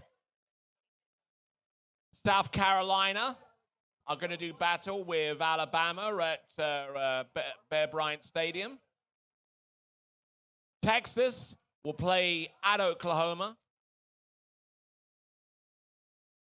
Other teams that are present here that will see action there on the gridiron today. Purdue, they'll take on Illinois. And we'll go through the list as we continue on. All right there, continuing on, we've got Matt Miller for the Ohio State Buckeyes. Entrance, number 1. Falling over there a little bit at 1, pass number 3. Ooh, Whoa. A little bit of a wicked turn there for him. Losing himself there at 1 will fall into losing yourself there at 2. And he will get 2 balls as his score there. Okay, so that was Matt Miller. That was at 36 miles an hour at 22 off, and he gets 2 buoys for that. Oh, what a song. Bob Seger and the Silver Bullet Band. I love Bob Seger, Tony. And you know what? I think this Running against the wind. I think this song is perfect for today. You know, we've got that wind coming through over on the lakes here, and Bob Seger said it the best: running against the wind. All right then. So looks like we got our first jumper on dockside right now for Division 1 jump.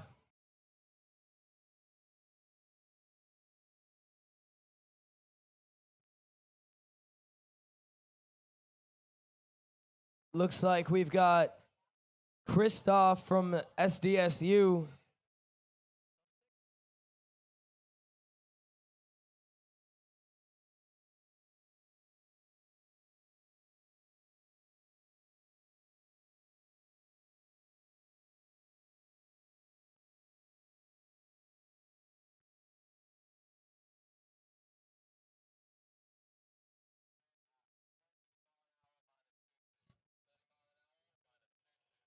$32 miles an hour at 22 off the starting speed line length for Wisconsin lacrosse, Thomas Berglund. And off he goes down the lake for pass number 1.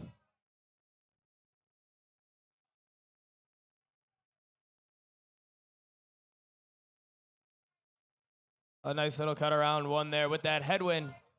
Always looking a little bit shaky out there, a little bit of a late approach into number 4. He's all over the back of the ski. Can he make a play on number 5? Can he make a play on number 6? Oh, and it's inside. Just shy of number 6 there for Thomas of Wisconsin lacrosse.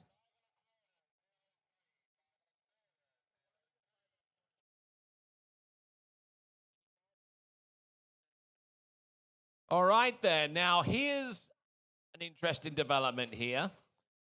Apparently he's going to get scored 5 1/4 because he made it round the interior 6 ball. The mini course deal, yes. So there we go. That is 5 1/4 there for Thomas Berglund. As we now conclude rotation number 4 in the men's slalom, Joseph Gage.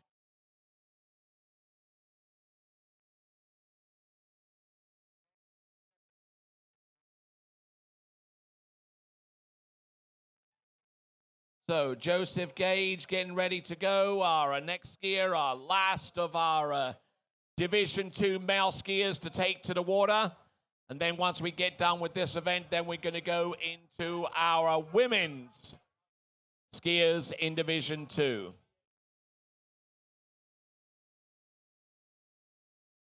Looks like we've still got sign-ups there for the banquet. This looks like book return day, right? Seems like it to me, Tony. I think these guys are grabbing their banquet wristbands. And you guys should all do the same. If you're going to this banquet, which I definitely think you should, come get in this line. It won't take too long. All you need is your name and that beautiful face of yours to get your banquet ticket and get your number.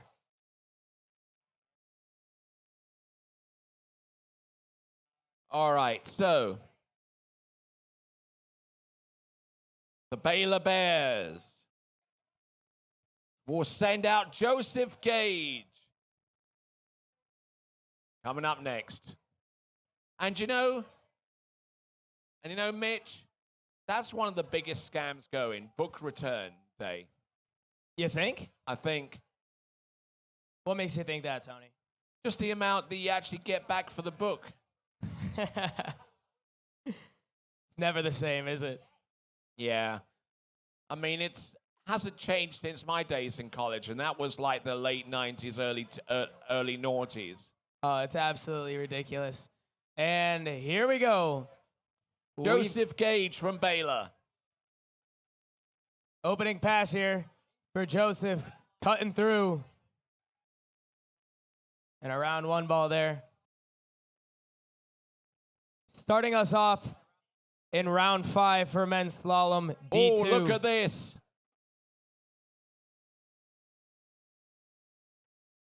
Oh, nicely done. A nice pass there from Joseph.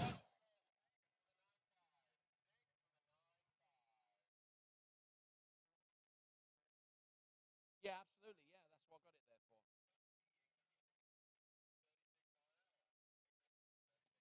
for. Okay, so increase it to 36 miles an hour. He successfully runs the opening pass at 34.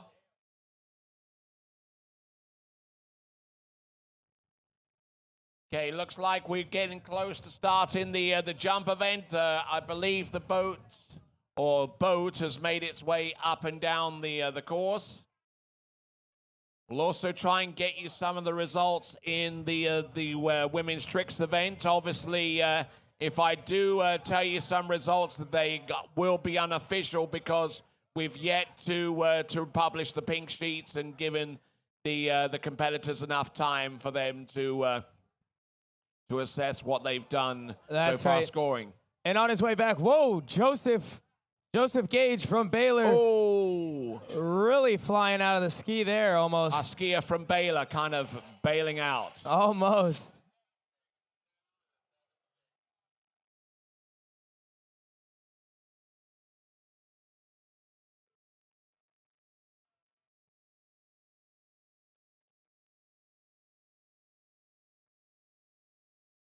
All right, and with that pass from Joseph Gage, who do we have next on the slalom leg there, Tony?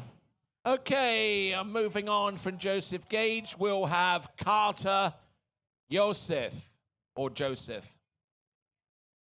Well, isn't that interesting? We just have Joseph Gage, and now we've got Carter Joseph or Yosef. Either way, similar enough to be funny.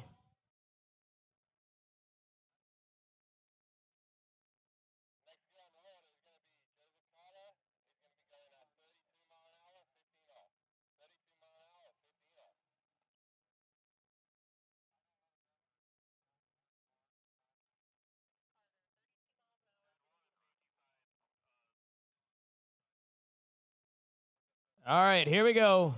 For Cal Poly, Carter. Carter Joseph. Here he comes down the lake.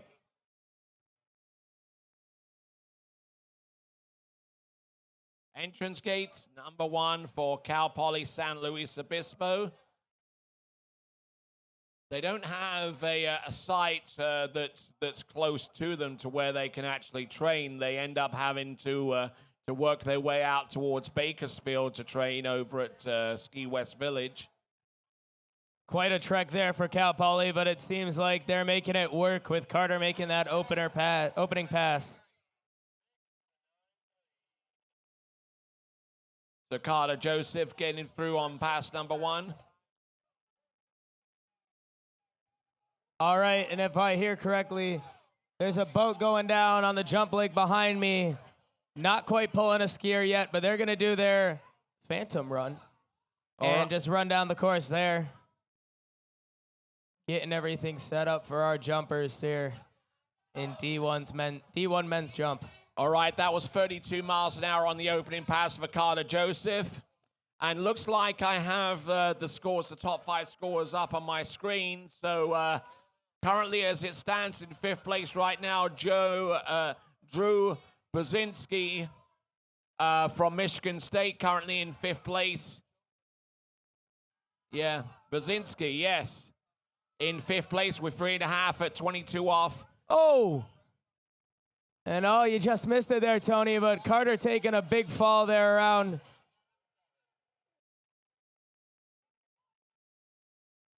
Okay, just waiting for the score to come through. Here we go. Whoa. Just losing himself over that first ball there.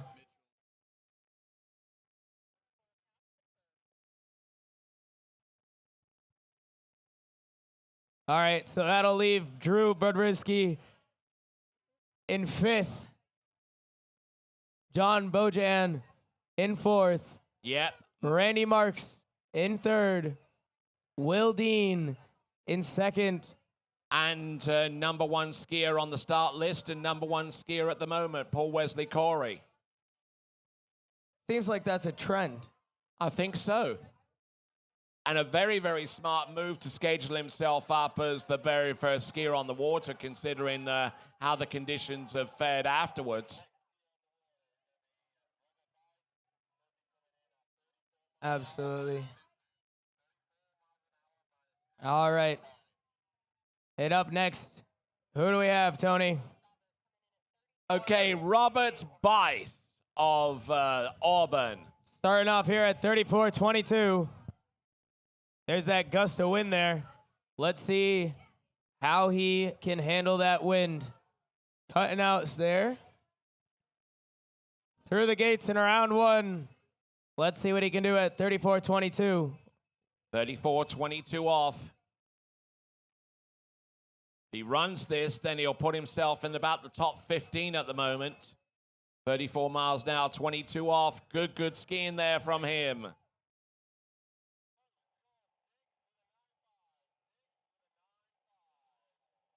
Six with the 9.5.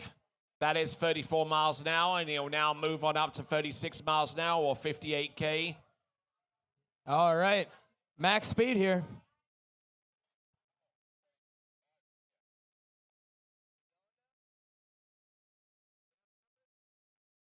We don't have a jumper quite yet, but we'll keep you in.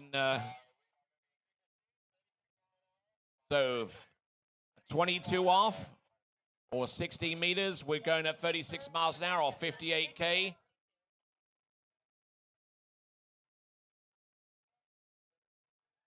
So that is Robert Bice for the Auburn Tigers. Next, there'll be an interesting bunch of skiers coming up next, and we'll see how all of those fare. Currently, the lead score is 4 at 35 off at 36 miles an hour. That is going to be a tall order. Matter of fact, it's about 2 passes more than anybody else right now.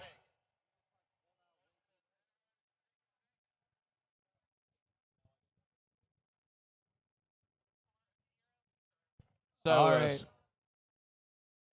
So it looks like a score of 0 confirmed. I'm not too sure what actually happened there for Robert Bice, but that was at 36 miles an hour, 22 off, so he gets a 0 score. We'll have a look at the instant replay here. Robert Bice there for Auburn. Now just pulling out a little bit too much speed. He couldn't bleed it off in time to make the turn, so he just bailed on it. Yeah, he's just basically like choosing to pass on a jump. He decided, I'm not going to run this course. I'm not going to get that gate, so it's not even worth it. With that strong tailwind, and especially with its gusting like this, definitely something to be wary of, definitely something to look out for.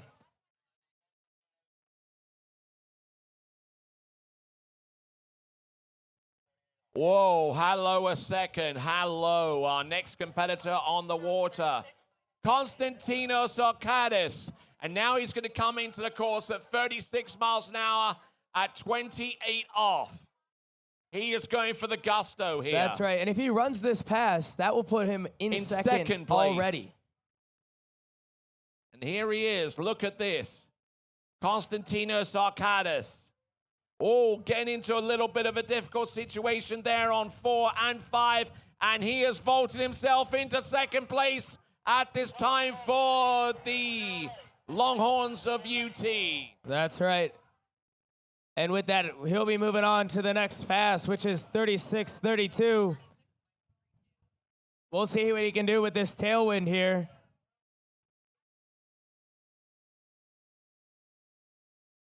Looks like we got a jumper on the water. We'll try and get you the distances as they are coming through.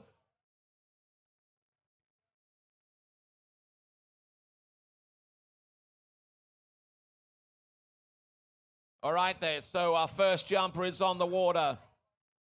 All right, who do we have then, Tony? We have Christoph Stuzetic for the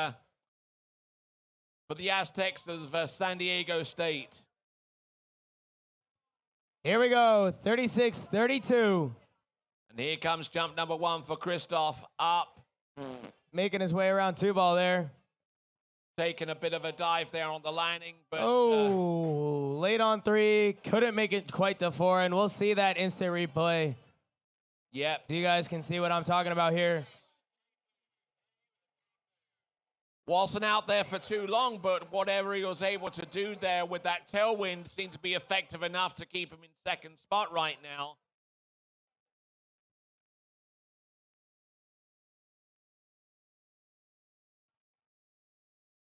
All right, and as they're getting Christoph up on the water, we can see this pass here. Konstantinos Arkadis. There's a number 1 and just number 2 dipping taking there on a 2. hit there on number 2. Way late on 3. Even bigger one into number 3 and inside number 4. So there we go. That was on the instant replay. It's going to be a 3 buoy count at that next line length. That was at 32 off. That's right, 32 off. All right. And we've got Christoph coming down the lake for jump number 2 in men's D1 jump.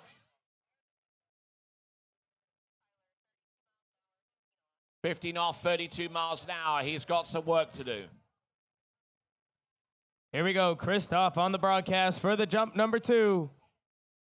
Oh, pulling that handle way high there. Doesn't need to be pulling that handle at all. He just needs to just be pulled That's over right. the jump. And here we go, we can see our next skier for WWU. Yeah, this is Kyler Grunert. Kyler Grunert from WWU running that pass 32.15. He'll be going on to his second pass.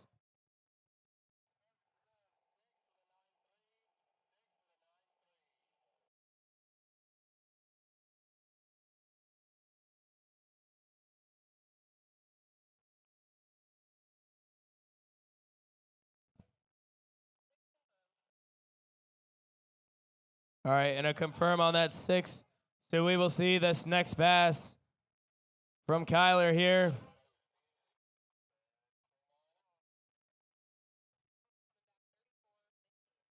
All right, and he looks to speed that boat up. 34.15. 34 miles an hour, 15 off. Coming back. This tailwind has been the bane of many of a slalom skier. We haven't seen an awful lot of success with the tailwind coming back towards the dock there, but at the All right. at Jump number this 3 moment, there. Christoph, Not quite able to line that one out, so we're going to switch our attention here to Kyler from WWU, coming down the lake at 34.15 with he's that getting tail. late. He's on number 5. Can he load up for 6? Just about makes it and through the exit gate. There we go. Yes, absolutely. 34.15 pass from Kyler here. And he's going to be going to pass number 3.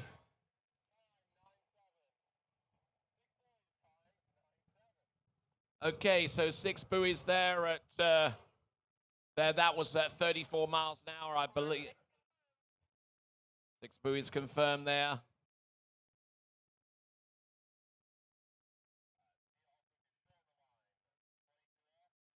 All right, and Kyler's choosing to shorten that line. 34.22 here. Yep, this is actually a smart move here. Coming back at 34 miles an hour at 22 off.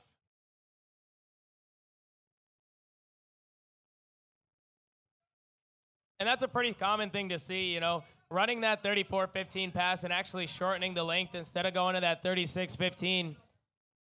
But here we go, Kyler, 34.22. Yes, indeed, for the Vikings of Western Washington as they seek more points, as they aim for a spot in the top 5. Let's see if they can do it. There's number 1 and 2 and round number 3. Oh, and he just brings the handle up too high and stops the ski from angulating towards the next buoy.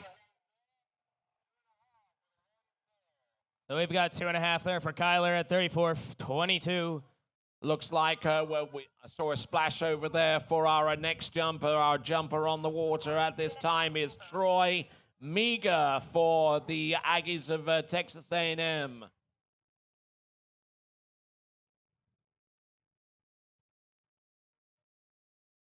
So if we can get that replay, if at all possible, that is Troy Meager for the Aggies, falling on jump number 1, and we'll see what he can do. Ah, there we go, as if by magic. Asking you shall receive, Tony. Here we go.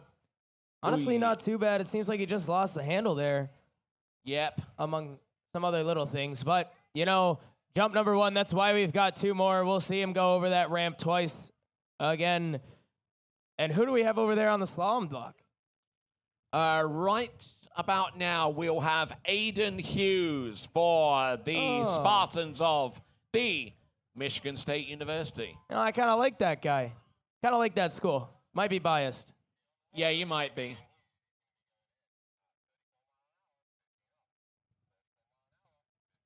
All right, Aiden's going to be starting here at 34:15.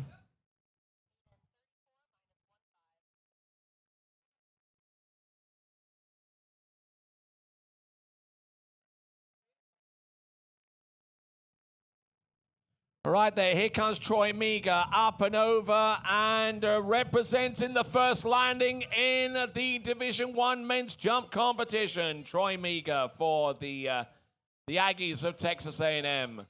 All right, Aiden running through his pass, coming around 3 ball now. Over to 4. Making it to 5. 6, and out the gates, and that'll be a full pass there from Aiden Hughes of Michigan State. Aiden Hughes doing a good job out there.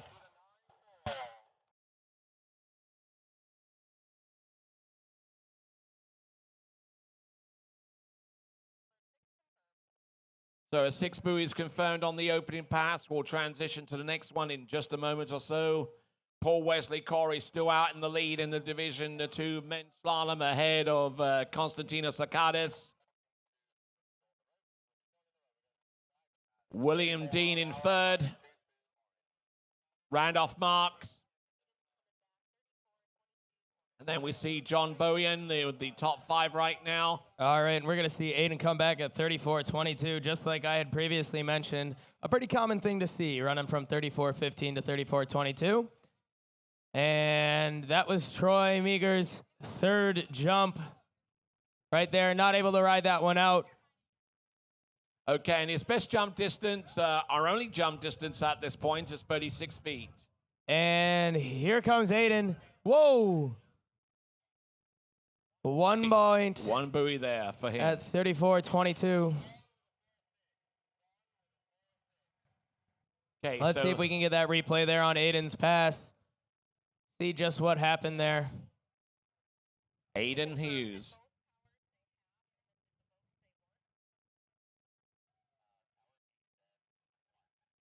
So 1 buoy there. Here we go. We're looking at Aiden Hughes with the instant replay. Little stiff there on number 1. Oh. Ooh. Seems like he skipped there, eh? Yeah, he did. I think he made contact with that buoy. Yeah. Not exactly something you're trying to do. An unfortunate pass there from Aiden. I know he can get much more than that. And we're going to go to our next skier here. Who do we have on the slalom lake, Tony? It's going to be Ryan Hauser. From Purdue. And over on the jump lake, we have Bergen Wolf from Kansas U. Okay, 34 mile an hour, 22 off, or 55K, 16 meters for Ryan Hauser. Starting off at 34:22 here. All right, then, who's our next jumper? We have Bergen Wolf from Kansas U. Riding down the lake right now. Here goes Ryan. With the goggles on. Oh, yeah. His signature goggles. And if you're from the Midwest, you recognize those goggles. And there goes Bergen Wolf over the ramp for his first jump, landing that one and moving on to his second. That looks cool. Yeah, those goggles of Ryan's are well known. It strikes fear in the competition over at the Midwest.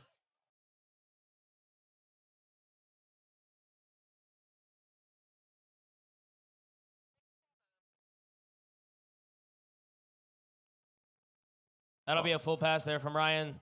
Yes, indeed, and we'll try and see if we can find the jump there for Bergen Wolf for Kansas University Jayhawks. That's right. And Ryan's going to increase that speed, 36.22. We do have the distance. It is a 39-footer, 39 feet. So a nice jump there from Bergen Wolf. Nice start off. We're going to have him come around for jump number 2. As he goes down the lake there, you can see it from here. Down he goes. And here comes Ryan Hauser, 36.22. There you go. 22 off. Using that Denali ski to good effect here. Look at him go. And as Mr. Wolf makes his way in towards the jump and fails to land it. Not quite able to ride that one out. Ryan Hauser, though, running that 36.22 pass. He's going to be going to 36.28.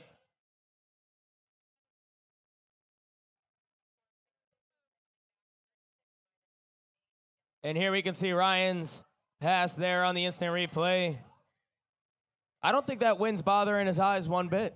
No, it doesn't appear to be doing too much detrimentally to his slalom performance. Yeah. Yeah, I think those goggles are really helping as well. Indeed, they are. As he works his way towards the scores that are host. And here's Bergen Wolf's jump. Oh, just kind of slipping the side there, eh? Yeah, and the handle just up just a skosh too high. It's all right. Well, he's got his first land there. He's got his first land there, so, you know, all he's looking for now is some further distance. And here goes Ryan Hauser, 36.28. Here we go. Ryan Hauser from Purdue, the Boilermakers. There's number 1. Is this 28 off? This is 36.28. All right, he's really going to have to get a... Coming around 4 there. A rock on here. Round number 4, round 5. Making it round makes boot that number 6. and And out he's still in those gates. contention. Paul Wesley Corey, I'm sure, is looking out of the course and seeing who could potentially challenge him. And you're looking at one of those skiers.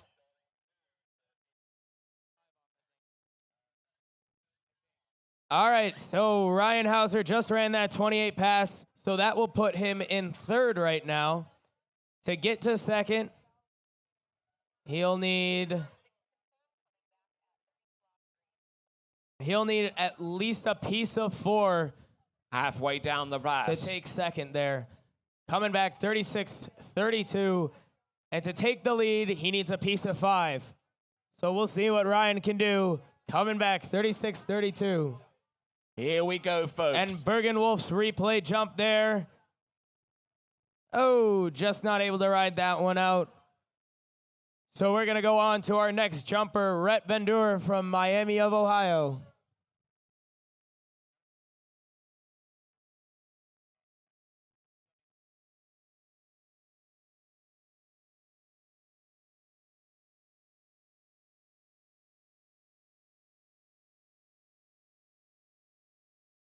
Oh, wow. And then Ryan Hauser getting loaded here. Yeah, we've got... Oh, it's well just inside shy buoy of number 3. Yeah. That's right. So he's going to get a score of 2 there at 36.32, putting himself in 3rd.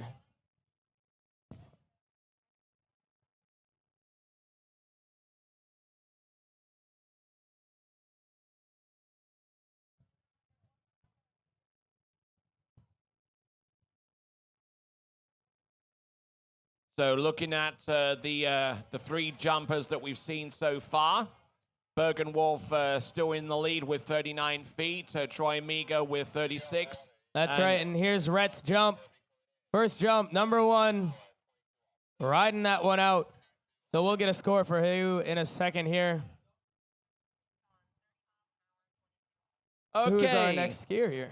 All right, there, representing the Salukis of Southern Illinois, it's Sean Friday, or Sean Freitag. Oh, it was Friday yesterday. All right, so Freitag today. maybe today will be his day. That's right. Here we go. Sean Freitag.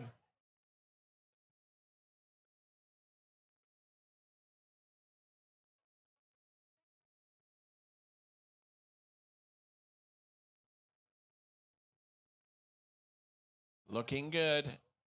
Round all 6 buoys there to open up his account there. Nice lead on there from Sean Freitag.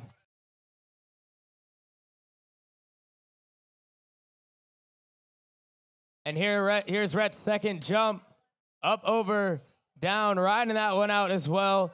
Can we get a distance on that first jump there, Tony? I Oh, most there it certainly is. can. 61 feet. A nice first jump there from Rhett. 61 feet from the first one. We'll get that distance on the second as soon as we can for you guys.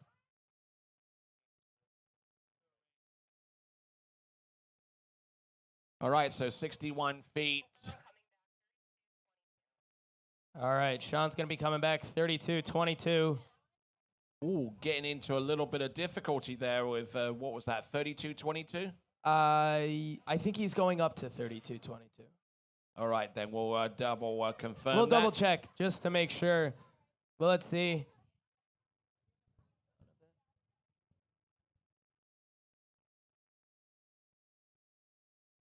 All right, coming back here now. Sean Freitag coming around 4, out to 5, over to 6. A little hand drag and through the great gates there. Yep, putting on the points there for the Salukis. Like what he's doing out there behind that Malibu towboat. All right, here goes Rhett's third jump there. And he, Riding that one out as well. yeah, not exactly what I would call tidy in the air, but I mean, he brings the jump skis down beneath his body and rides it out. That's right.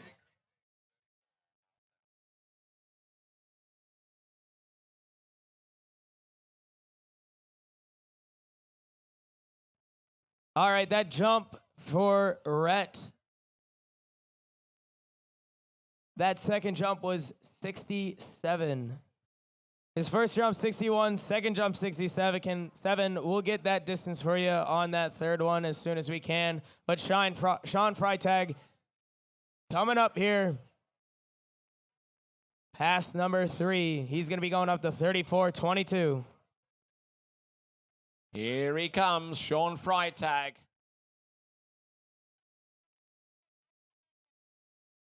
Coming in. We're looking at him with number 2 and number 3. Oh, putting in the and work there for collapses. 4. Yeah, collapses off 3 into number 4 and unable to make a deep impact on that run. Well, we'll double check to see where he is score-wise. Sean Freitag with his score, I believe, to be 3.5.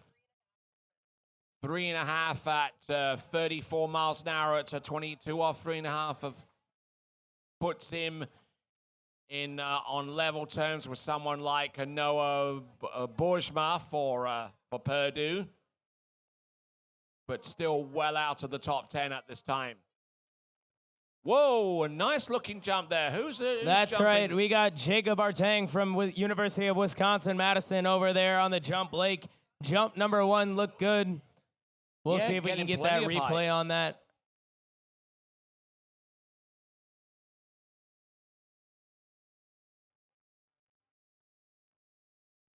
We'll get the distance for him very, very soon. In the meantime, we get ready to bring in our third from last competitor in the men's Division 2 slalom, Samuel Weber.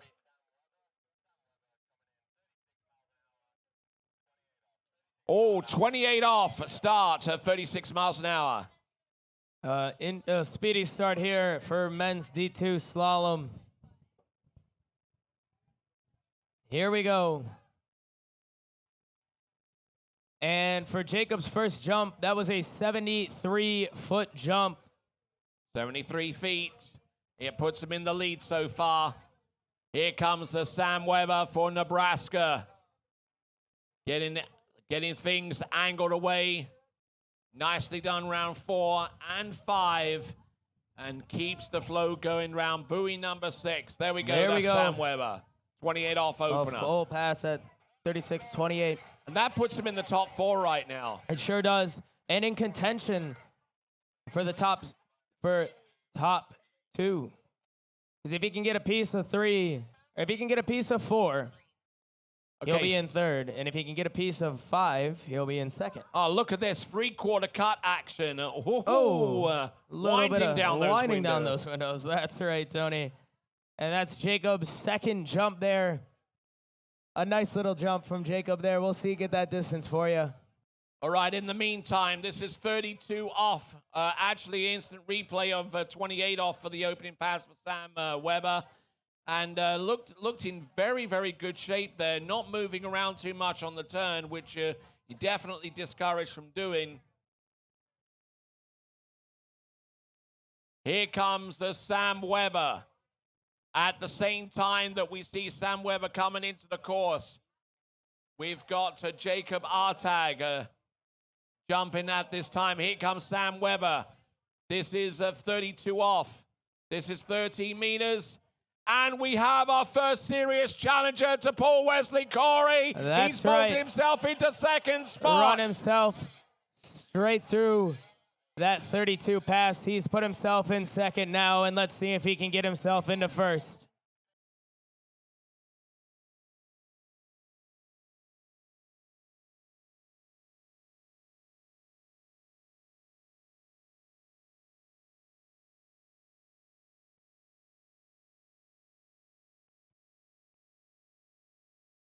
All right. Let's see if we can get that distance there for Jacob's second jump. An 82-foot jump for Jacob on his second. Here he comes, cutting out for that 3/4. All right, looking good. And this switch in direction might well be the ticket to big distances for Here we go. some of our competitors. And Is he wearing gloves? I don't think he is. But whatever he's doing, he's holding on to that handle with like an iron grip there Yes, with the he left. is. Here we go. Samuel Weber coming Daniel through. Weber pulling out a little bit early there for the entrance gates into buoy number 1. But now this is 35 off. 12 meters, he's round buoy number 3. Does he make a play on 4? He will not make it outside buoy number 5, which forces a runoff. And that will be a tie for first. Yes. However, I believe we still have two more competitors to go, yeah. So if neither of those two competitors end up running 4 balls at 36, At 35 off, we will see a runoff here from Sam Weber Okay. and our current leader. If Paul Wesley Corey is sleeping right now, could someone wake him up?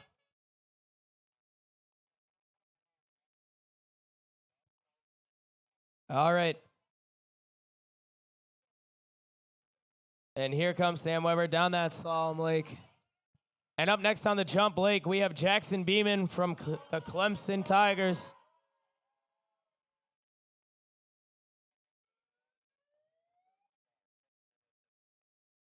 All right, there. So I'm looking at the screen right now with the current leaderboard right now. Paul Wesley Corey and Sam Weber for UCLA and Nebraska, respectively, both tied with the lead right now with 2 skiers remaining. Jackson Beeman jumping right now for the Clemson Tigers.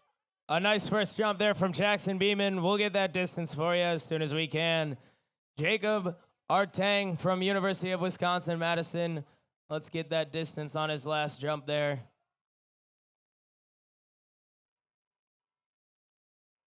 All right, so it looks like his last jump was an 85-foot jump, putting himself in the lead for now. All right, and who do we have over there on the slalom lake, Tony? At 34 mile an hour, 22 off, is Zach Bruni.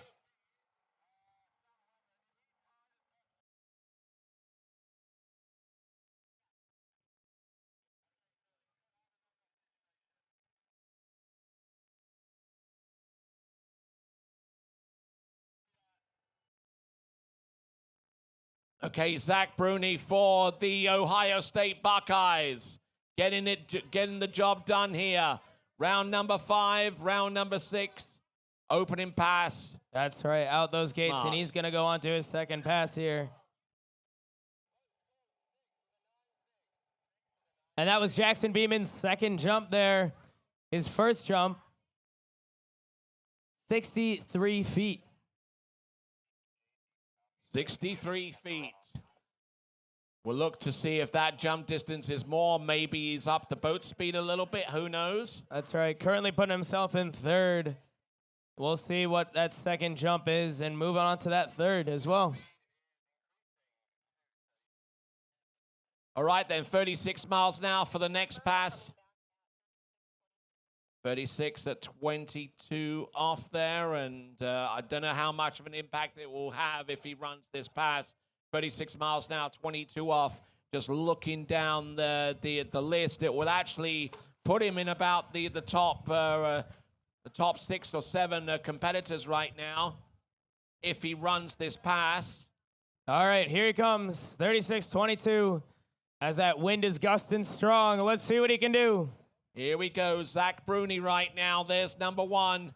This is at 22 off at 36 miles an hour with the tail breeze. And in that corner, you can see Jackson Beeman from Clemson on his third jump, landing that one safely and riding it away. So it looks like it's 2 1/2 jump. at 36 miles an hour, 22 off. That puts him ahead of a couple of skiers such as Joseph Gage and Matthew Miller, but not enough to give him a spot in the top 10, at least at a nice glance at the results that we have at this point. All right there, so continuing right along with the jumping event, we have got Jackson Beeman. We can see Jackson Beeman's second jump here. We'll get that distance. Yeah. There we go, 65 feet there. On his third and final jump. I know I've been going back and forth, but that is 65 feet for his final jump and his best jump. So we'll be going on to Grayson Arnold from Rollins College. Our final skier of D2 men's slalom before the runoff. Now, this is the only person that could potentially negate the runoff, because if he runs more than 4 on 12 meters or 35 off, then that means the runoff for first place would be eliminated. However, let's see what he's got there. Opening pass, Joseph Pachnik for the Eagles of Wisconsin Lacrosse. Not getting off to a particularly auspicious start there with the first half of the course, but the second half, he just manages to scrape through. Just able to get that ski around 6 there. And here we go. Grayson Arnold from Rollins College. Oh, getting pulled forward there out of this jump. Yeah, getting in all kinds of shape there.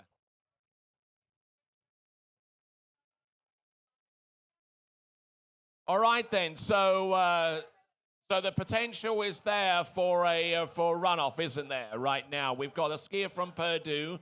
That skier being Sam. Actually, not a skier from. Actually, Sam Weber from Nebraska. Then Paul Wesley Corey from UCLA. I just saw a skier from Purdue there, Ryan Hauser. He's walked his way back to the dock and got his handle. And that's the first thing you should do once you get done with your slalom performance, is to collect your handle. Good job, Ryan. Because we don't want a big old pile of handles at the end of the competition. All right, we need Paul Wesley Corey down to the starting dock for this runoff. If he is sleeping, please go get him. Oh, there he is. Aha.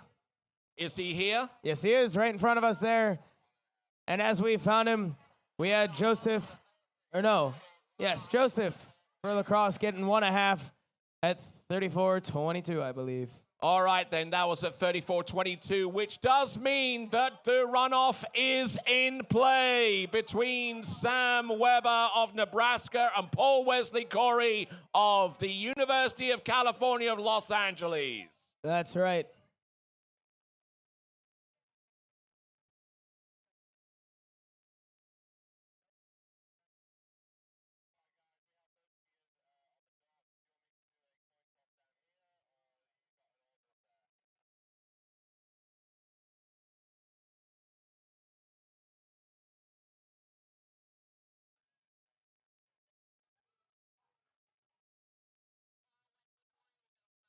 All right. with the coin toss. Wesley Corey will be going first here in the runoff.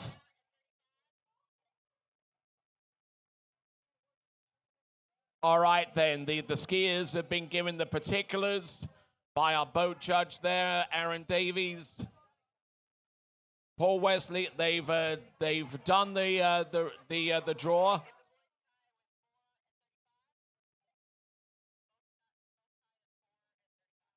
All right, then. So as we continue on, let's keep an eye on the jumping competition. Grayson's jump there hasn't registered a score quite yet. He has. That's right. Here he is right now. Coming up. Grayson Arnold. Riding over that ramp, lifting that handle up and just getting pulled out as not had that landing. It just needs to be pulled over rather than pull yourself over. That's right. All right. Let's take a look at that slalom lake there with the runoff starting. Paul Wesley Corey starting off 36-32. 36-32. This is like Pro Tour level stuff where they go in at 13 meters or 32 off. This is like upper echelon type skiing. Oh, absolutely. And we'll see how these skiers can handle it. Paul not really having to deal with as much of the wind as Sam Weber had to. So we'll see that. So he's unfamiliar with this. That's right. And so we'll see if that takes any effect on the skiing here. I think that Paul's a good enough skier. Well, he'll know and understand the wind as he comes out for it right at the gate here. And he hasn't skied in a while either. You know, like you said, he was the first off for the first round. So it's been quite a while since he's getting in the water. And we'll see how he can perform here on this runoff, 36-32. And another thing I saw as well just before the boat leaves the dock is both handles were actually given to the boat judge. So he can expedite the process of switching handles between one skier and the other. That's definitely a great idea. All right, here we go. Here we go. Paul Wesley Corey, 32 off, 36 miles an hour. Let's see what we got. And over on the jump lake, we got Grayson Arnold landing his third and final jump there. His only jump. Here we go. This is Paul Wesley Corey in the runoff. This is 32 off at 36 miles an hour. And despite being off the water for close to 3 hours, he is still managing to make it through the pass of 32 off. What an absolutely great job skiing. So he's made that first pass. He's going to go into the 36-35 pass that we saw the runoff happen at. We'll see what Paul can do here. Actually, I said that he was off the water for close to 3 hours. No, actually, I was wrong. Closer to 4 hours. Wow. Yeah. Quite a long time for Paul to be off the water, but you know what? He's made that pass look easy. Well, as easy as it can be. And we'll see him come back at 36-35. We'll get that jump score for you from Grayson Arnold off of Rollins College. A 43-foot jump there from Grayson. And up next on the water, we have Liam Menard from ASU. All right, then. Here comes Paul Wesley Corey coming into the course. This is going to set up the target for Sam Weber. That's right. 36-35. Here we go. With that tailwind as well, pushing them down the lake as they go along.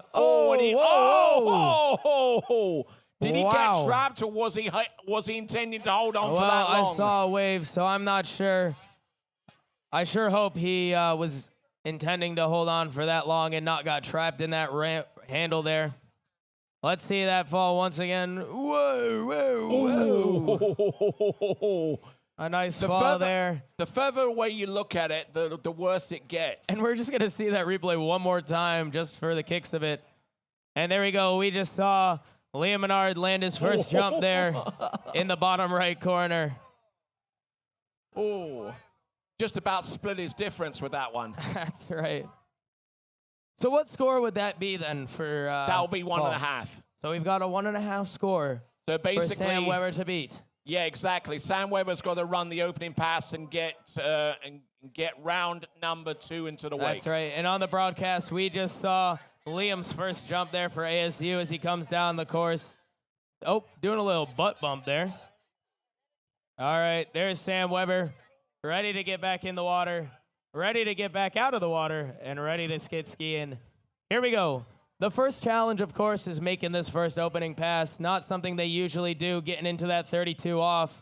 Let's have a But look here we and see go, what Sam Sam Weber Weber has got for us. There's number 1, takes the good hard snap. Here he comes on number 2. Good effort there on number 2. He's still on top of the water. He is looking as smooth as you like off number 4. Round number 5, and ladies and gentlemen, it goes down to the 12-meter line, 35 off. Some excellent skiing there from Sam Weber. Let's see if we can get that jump distance for you from Liam. A 60-foot jump to start us off with Liam. We'll see what that second jump can produce. That's Liam Menard for Arizona State University. That was his only jump right now. Well, what was the distance? A little over 60 Here he comes. feet. Cutting across the wake, that 3/4 cut, up, over, down. Nice. Oh, and just not able to ride that one out. Not So, this time. All right, For his then. second so- jump, we're still cooking with that 60-foot jump. We'll be 60. moving on to his third and final jump next. We see the replay again there for Liam Menard. Okay, handle being pulled in for Liam Menard as we pick bits of him out of the water and get him back situated. Now, turn our attention back to Slalom Lake. Sam Weber. He has got to get round number 2 and to the wakes for the glory of Nebraska. Let's see what happens here. That's right. I'm seeing a lot of pink down there at the starting dock, and from the Midwest, I love to see it. Here we go. Sam Weber, 36-35. Here he comes. Needs to get around 2 ball and back to the center. Here we go. Gut check time. Here we go. Good entrance round buoy A number nice 1. Does ball he there. make it round number 2? Makes it around he 2. eases up, and he is your Makes it winner there. in Division 2. And Sam Weber wins men's D2 slalom in a runoff by half a buoy. Ladies and gentlemen, let's give it up, please, for Nebraska's Sam Weber. Yeah. And also, let's give a big cheer and commiserations for Paul Wesley Corey, who was in the lead right up until the last 2 competitors. Congratulations to both of these skiers. Absolutely fantastic skiing, and we love to see it as we move on to women's D2 slalom.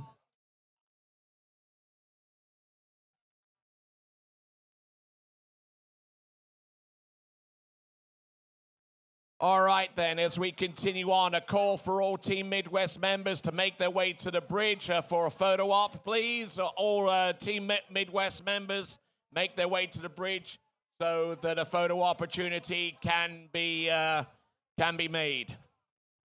All right, so we'll continue on. We've got the women Division 2 slalomers about to take to the water.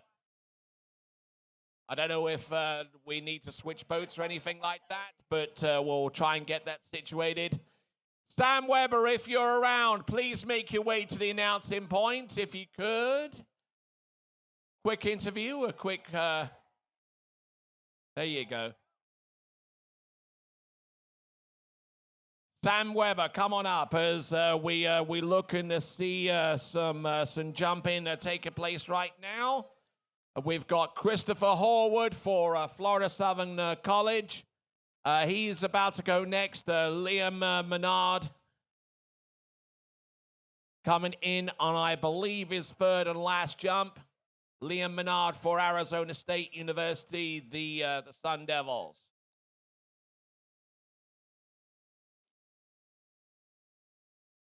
So Liam Menard actually jumped 78 feet. Liam Menard.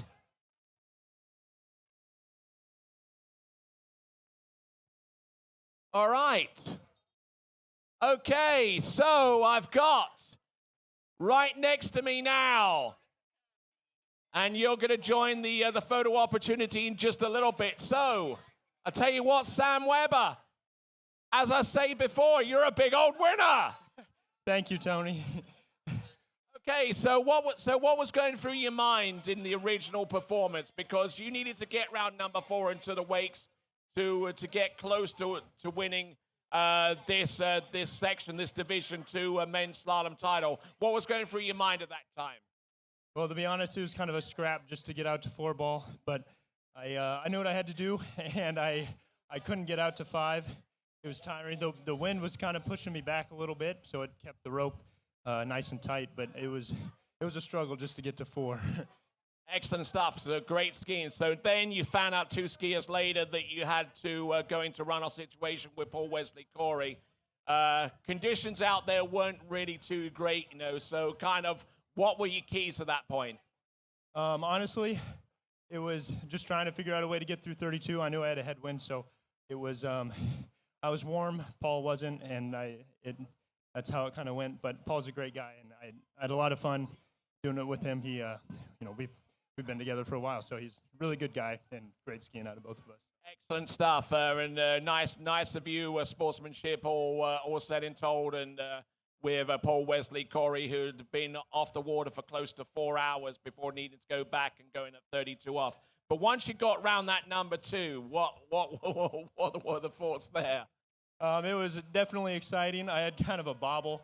If you watched it on the video, my ski came out of the water and the fin kind of popped, so it scared me a little bit. But I got back to the wakes, and it was pretty exciting at that point. All right, then. I'm sure that you'll appreciate the support of Nebraska and indeed Team Midwest. I'll let you go over there for the photo op. But ladies and gentlemen, let's give it up, please, for the Division II men's slalom champion for the Cornhuskers of Nebraska, Sam Weber.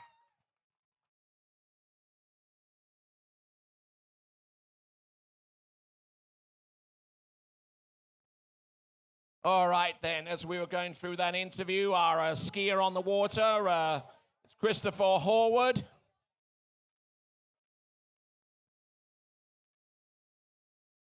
Okay, Chris Horwood jumped 132 feet. How on earth did I miss that? 132 feet for Chris Horwood. We'll try and get an instant replay on that. I think one has already been played, but we'll continue on. Women's Division II slalom will get underway very, very soon. But here comes Chris Horwood. He's going to go with the full double cut again. Here he comes. Trying to battle against the wind.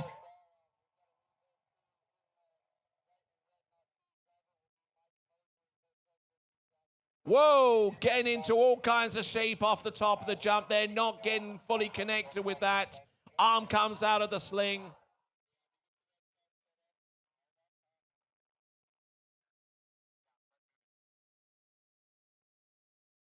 Oh, just absolutely blapping it.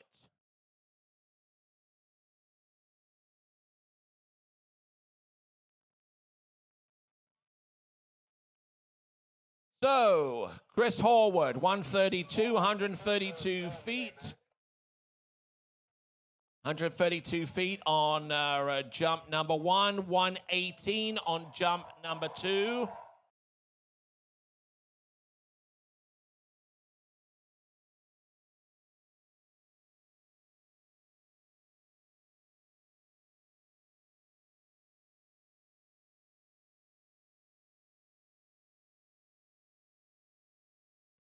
All right there, so we need the first 2 rotations ready to go for the women's Division II slalom competition. I see at least a couple of them are on dockside, but we do need some more, and we're using the red Nautique for this section of the competition.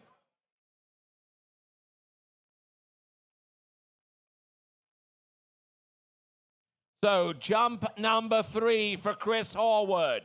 Jump number 3 for Chris Horwood. He's already got 132 feet on the books. He's backed that up with 118 for the Florida Southern Moccasins. Here he comes, jump number 3. Better looking jump. That's got to be better than 118, but is it going to be better than 132? We'll find out in more detail soon.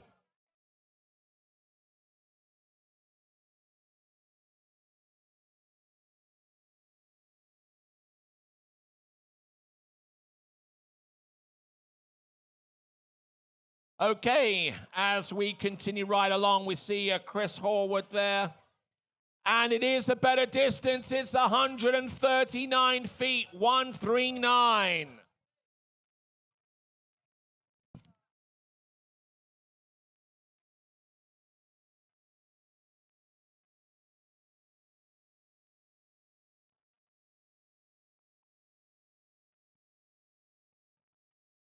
All right, so we're getting ready to go on with our last Division II event. It is Division II Women's Slalom. We need to get our participants there, at least in the first two rotations, to make their way down to the dock. You know who you are. Gabrielle Clem. No, wrong list, I'm sorry. Emily Griffin will lead off for UCLA Bruins. Madeline Clasper for Baylor. Kennedy Austin for Cal Poly. Matty Reese for Auburn. Meadow Voters. Dina Shantz for Western Washington. Leah Petrowski for Michigan State. Katie Roach for Purdue. Clarissa for Southern Illinois. Hollis Freeze for Nebraska. Sarah Deerwater for the Ohio State Buckeyes. And Layla Gates for the Wisconsin Lacrosse Eagles.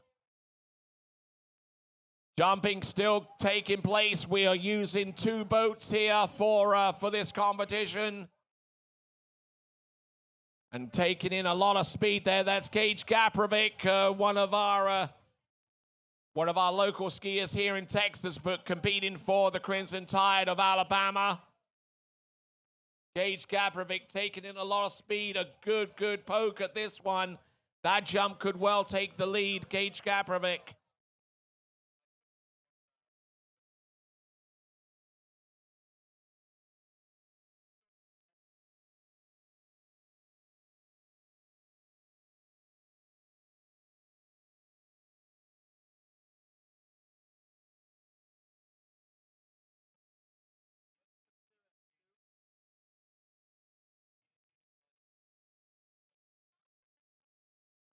Okay, so we got a jump distance for Gage Gaprovic, 157 feet, 157.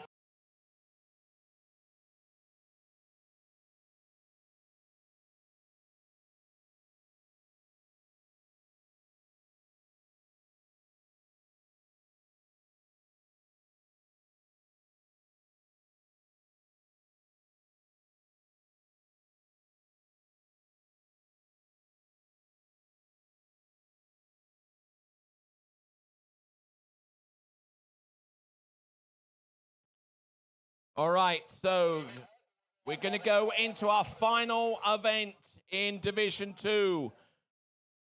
Women's Slalom. Emily Griffin. Entrant. Looks like she's going to go with the mini course.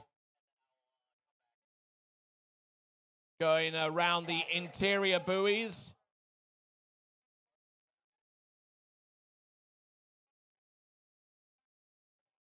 And again, as far as halfway down course, we'll give you the score in a moment.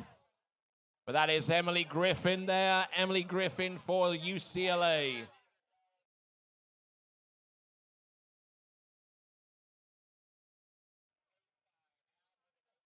So half a buoy has been recorded from Emily Griffin for the Bruins of UCLA.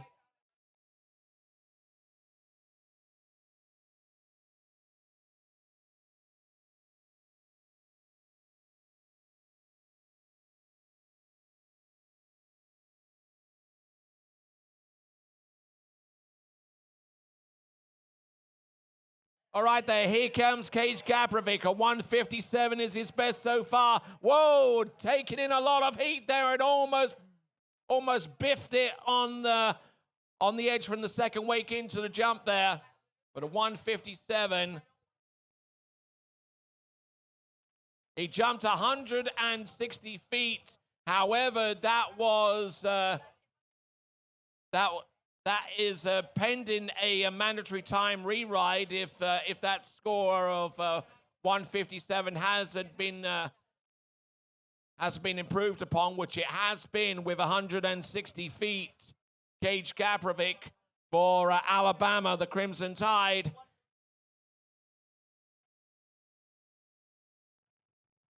Nice looking jump there from Gage.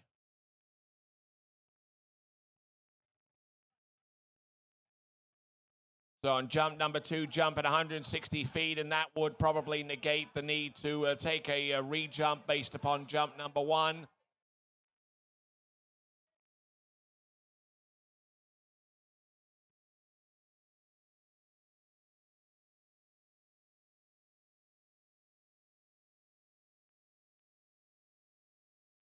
Taking in a lot of speed there with this.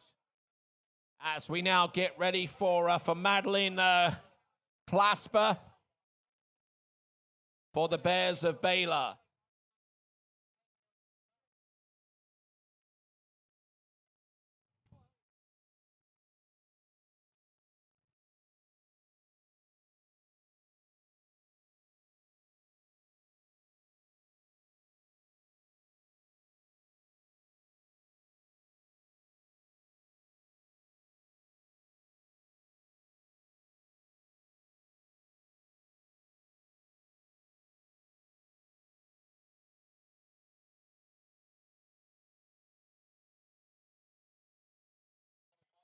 All right, then we've just seen the last jump there from Gage Gaprovic, and it is an absolute bomb of a jump. It is 167 feet, 167, so he is done.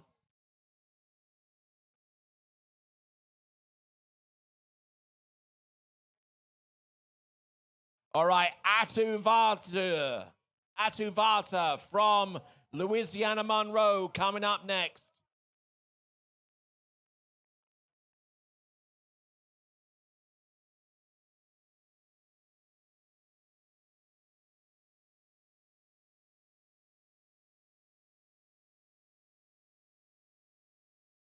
All right, here we go. We got Atuvata representing the Baylor Bears. On the water is Madeline Clasper. Registering a 0 for that effort, but here comes Atuvata, taking in a lot of heat on jump number 1 and landing the first effort there to put some scores out there.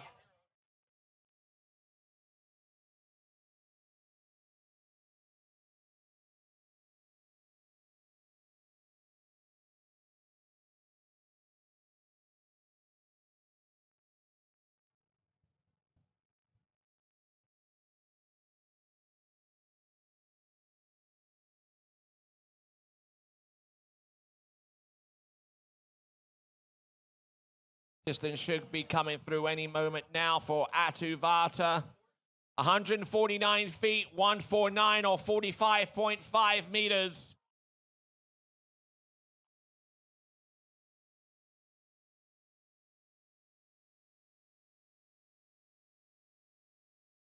So 149 feet, that currently puts him in second spot at the moment.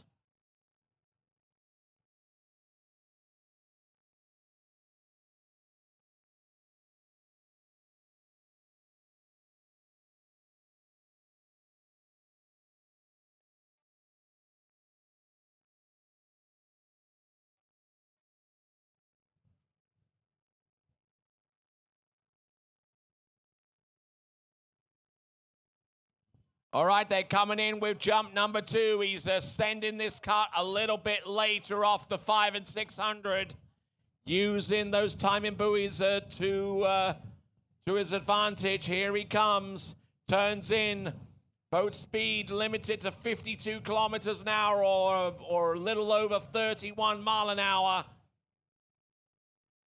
Atuvata. We await the distance on jump number 2. He's already in second spot right now with a 149.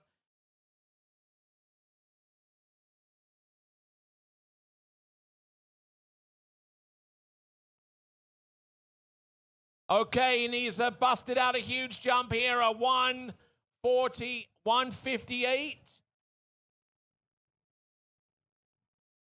158 on jump number 2. And he's got the potential of jumping a little bit further than that. If he can squeeze out another 10 feet, that will put him into the lead ahead of Gage Gaprovic of Alabama.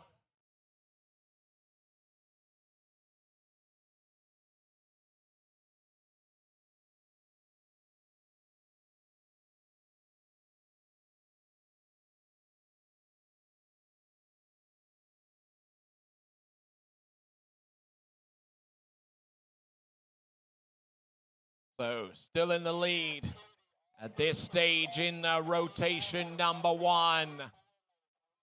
It is Gage Gaprovic with a 1.67. And now coming in on his third and last attempt. Can he effect a change in his direction? This is Atu Varta, originally out of Finland, but competing for Louisiana Monroe's Warhawks. Oh, this is a late approach. Getting pulled into the bottom. The power of that Mastercraft Pro Star being felt all the way through off the turn. And good effort there.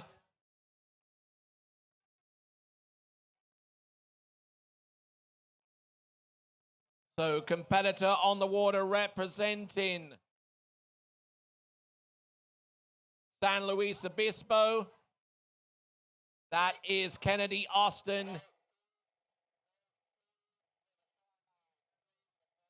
Getting 3 buoys for her effort out there, representing Cal Poly, San Luis Obispo.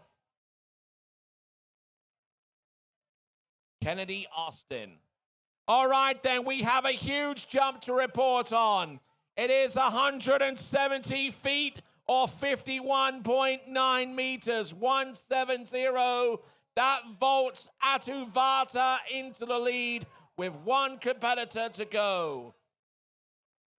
The final competitor in rotation number 1, coming to us originally out of Austria, but representing the Raging Cajuns of Louisiana Lafayette, is going to be Alexander Gashil.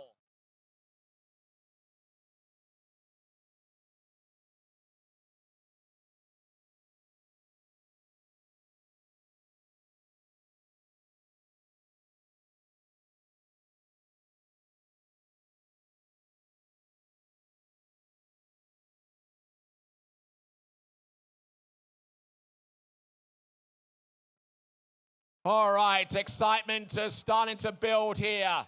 We're at the final competitor in rotation number 1 in the Division 1 men's jump.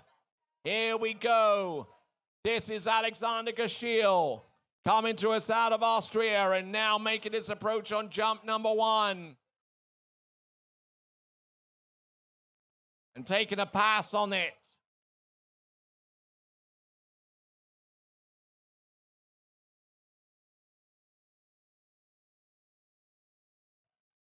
Hopefully we'll get an instant replay on jump number 1 for Alexander Gashil, final competitor for Division 1 first rotation in the jump event.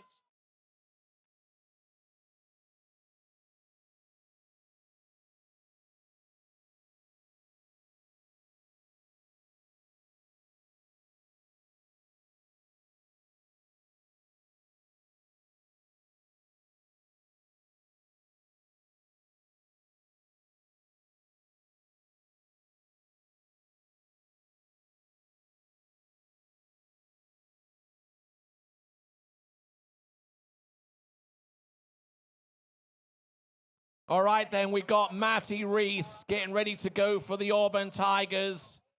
We're looking at Alexander Gashil's pass on jump number 1, just way too early.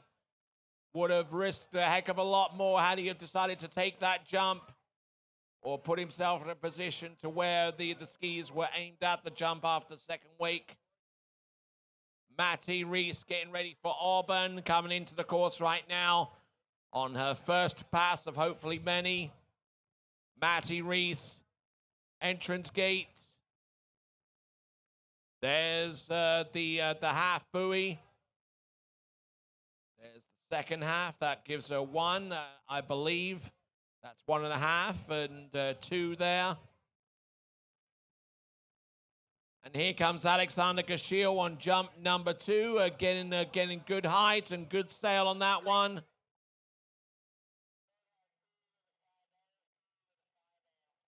So a 3 buoy count there for from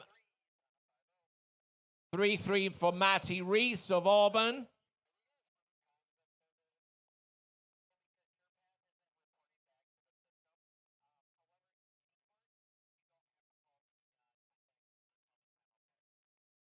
All right, so Alexander Gashil, we wait the distance on jump number 2.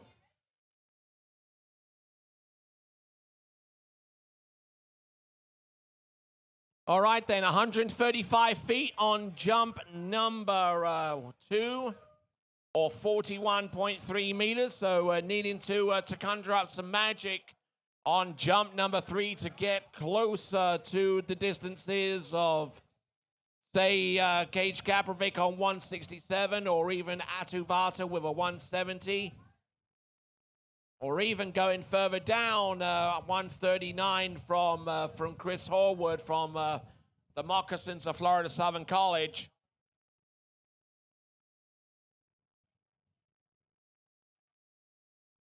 So currently in 4th place right now in rotation number 1. The only rotation that we've gone through so far. And we will complete that rotation with the 3rd and last jump for Alex Gashil.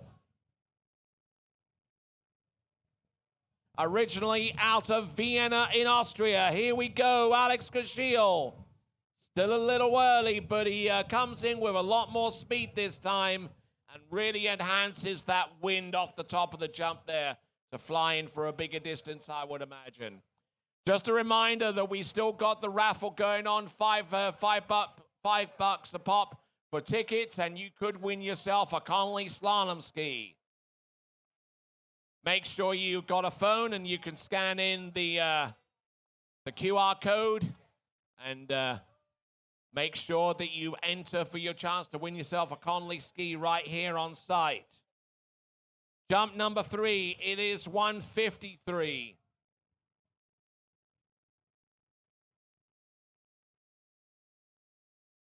So after rotation number 1 in the lead, Gage Gaprovic with Atuvata, 170. Gage Gaprovic, 167. Alexander Gashil in 3rd with a 153. 4th place with a 139 is Chris Horwood. And rounding off your top 5 with a 78-footer is Liam Menard with 78 feet.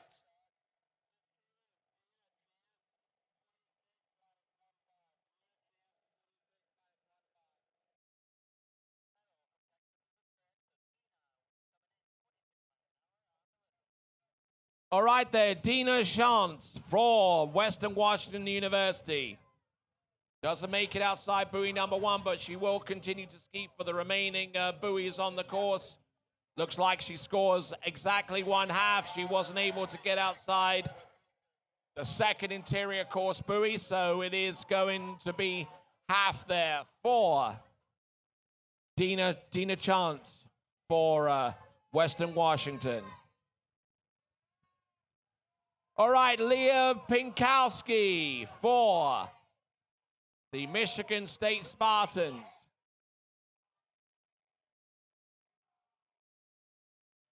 Okay, sending in our 2nd rotation skiers and starting off with Jake Hooper for the Aztecs of San Diego State.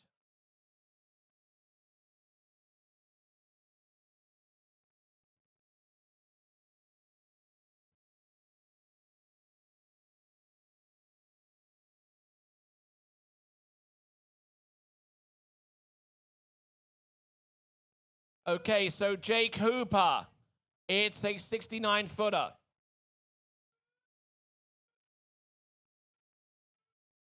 And it has 2 jumps remaining.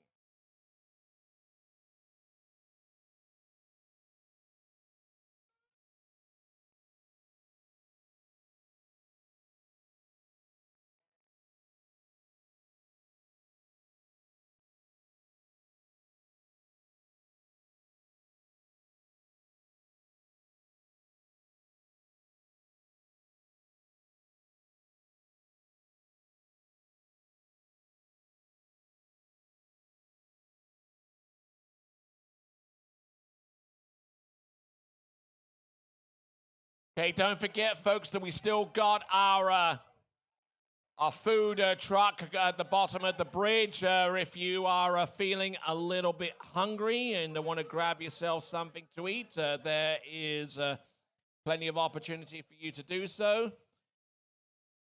Jumper on the water, Jake Hooper landing his second jump, and that should be a little bit further, I would imagine.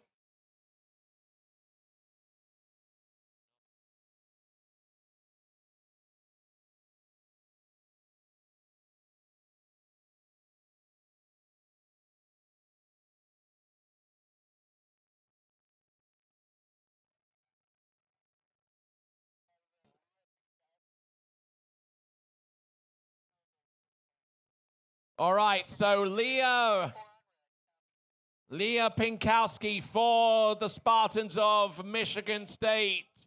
They send their skier out, skier number 7 on this list, looking to try and put a dent in the competition so far at this early stage in rotation number 1.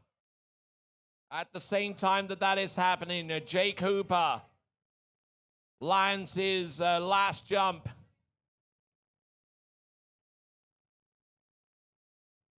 He landed a jump of 70 feet on the second attempt.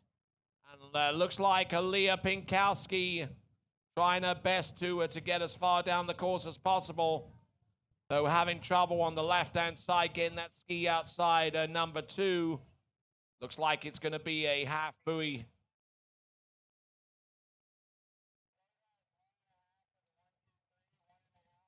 So it looks like it is going to be a score of 1.5. 1.5 buoys total there for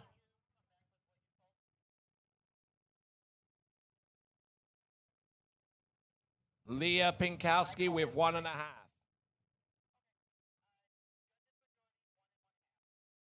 All right. So Jake Hooper with who produced 3 jumps, and well, what do you know? He started it with 69. He followed up with 70, and he ended up with 71. So wonderful stuff there. 71 feet for Jake Hooper.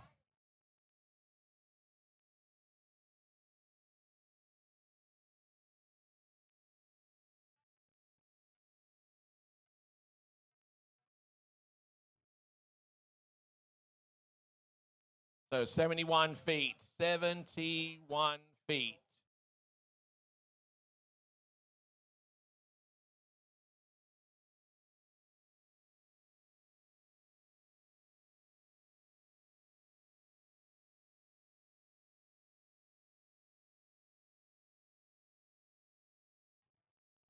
All right, here we go, folks.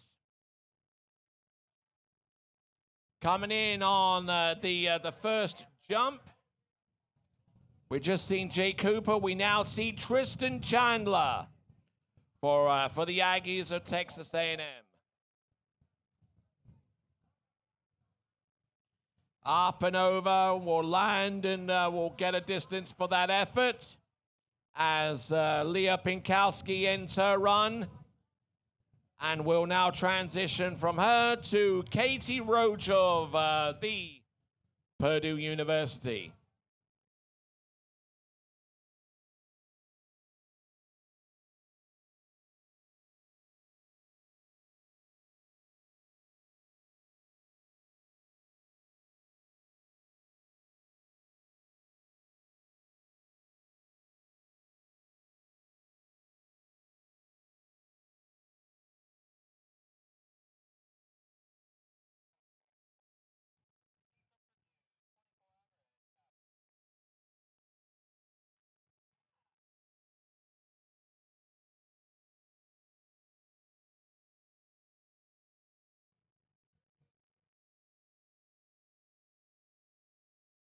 All right, here we go.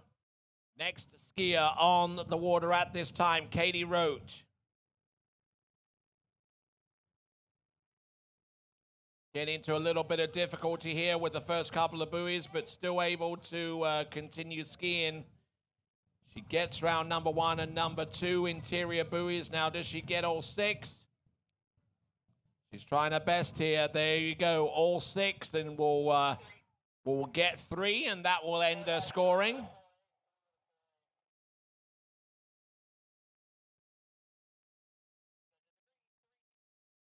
So 3 buoys there, total there for our skier on the water. That is Katie Roach for Purdue. Jumper, we've got Kristen, taking a real faceful there on the opening jump, Tristan Chandler.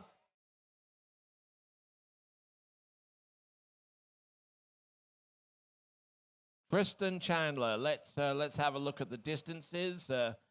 He got 42 feet on jump number 1. The second jump, not quite so much.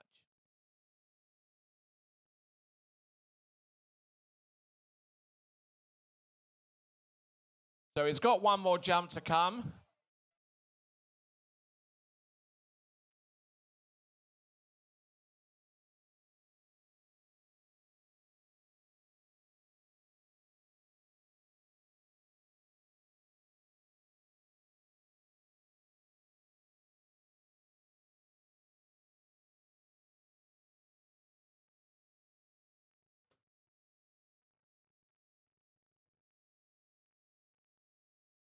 So for Texas A&M, Tristan Chandler getting ready for jump number 3, taking a huge dive there on jump number 2. We'll see how things fare out. 42 feet. And that was his third and last jump for Tristan Chandler. That should be a little bit further. Certainly getting plenty of support there from the Aggies of Texas A&M. Handle up a little high on the landing, but not too much to worry about there. And the jump distance, you'll want to hear this because he started off with 42 feet. He ended up with 50.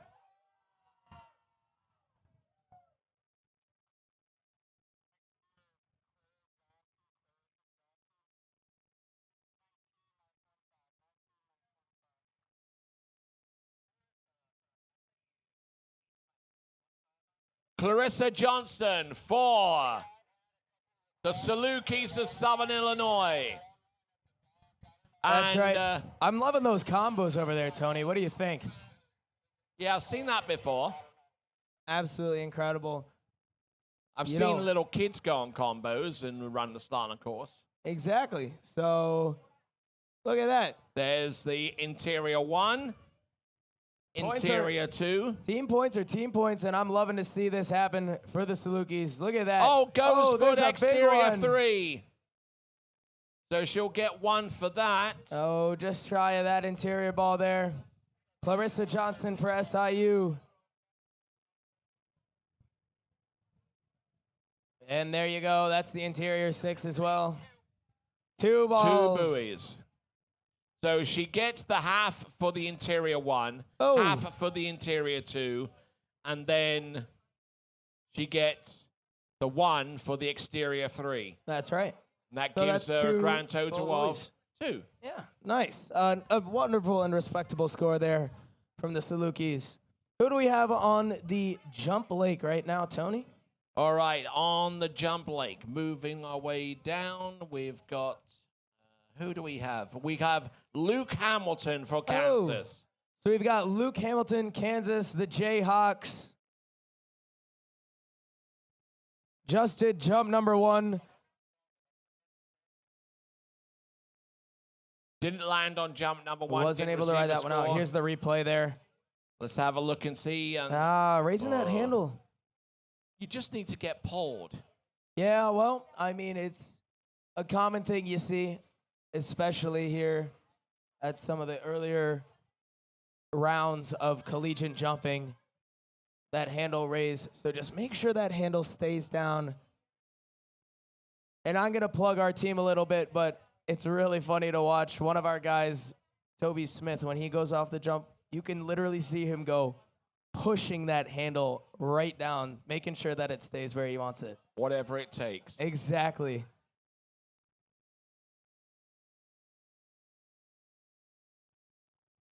All right. Luke Hamilton from Kansas. He should almost be back up on top of the water by now. That's right. He's got his skis on. The boat's ready to pull him. Here he goes for jump number 2. He's coming up and out of the water. Here we go. Down the lake and gonna hit spun here. Who do we have over on the slalom dock?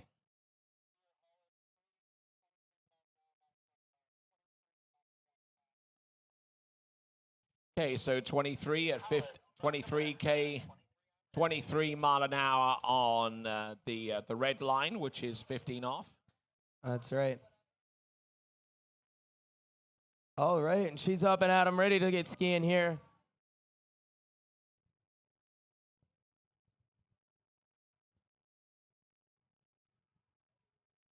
All right, this is Hollis Freeze From Nebraska. Getting around that one ball there. All right. See if she can get to 2.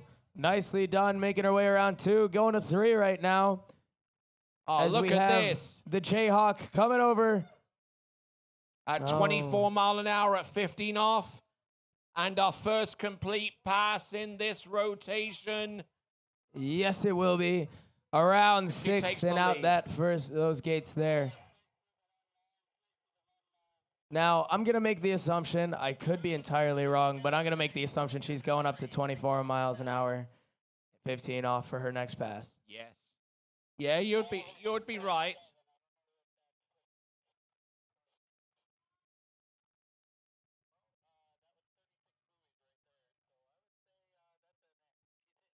Oh. And Luke Hamilton taking a tumble there on the replay for jump number 2.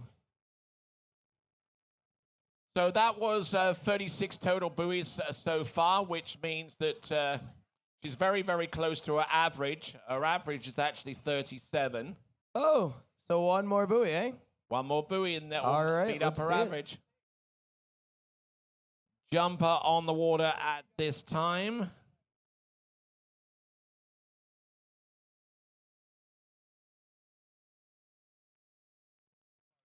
All right, so no score on jump number 1 or number 2 for Let's see what he can do here. Luke Hamilton. Cutting out wide here, it seems. In for the penny, in for the pound, I suppose. I guess so. Here you go. Oh, Oh, look at this. Hollis Freeze. Coming through clutch here. Look at this. oh, there he goes.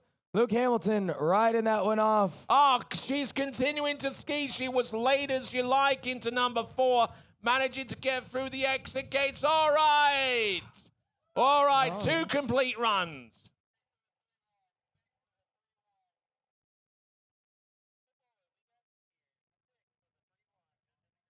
Hollis Freeze for Nebraska.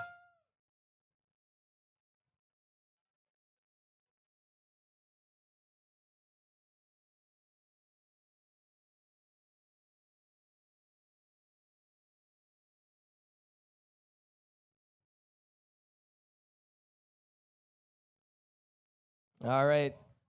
And on the replay, nicely done there from Hollis.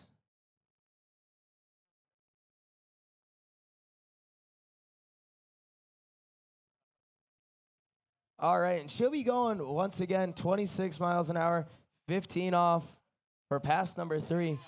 And over on the jump lake, I believe that Luke we Hamilton have, jumped for 35 feet. oh, nice little jump there from Luke Hamilton. I believe we have Jimmy Bolin from Miami of Ohio. Yep, The Red Hawks, yes? absolutely. So we've got a Hawk. Hollis Free. Oh, duo. look at this, taking a big old hit off number 1. Look at her go round number 2. Come on, stay with this. Oh! Oh, and just as I said Slipping it. out the back there.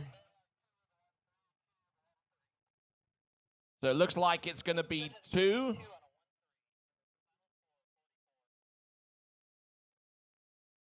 So that's 50 buoys right there. 36. So 36, what is it after 36? It's 42, and then you add another 2, which is 50. 50 buoys, and we have a new leader. That is Hollis Freeze.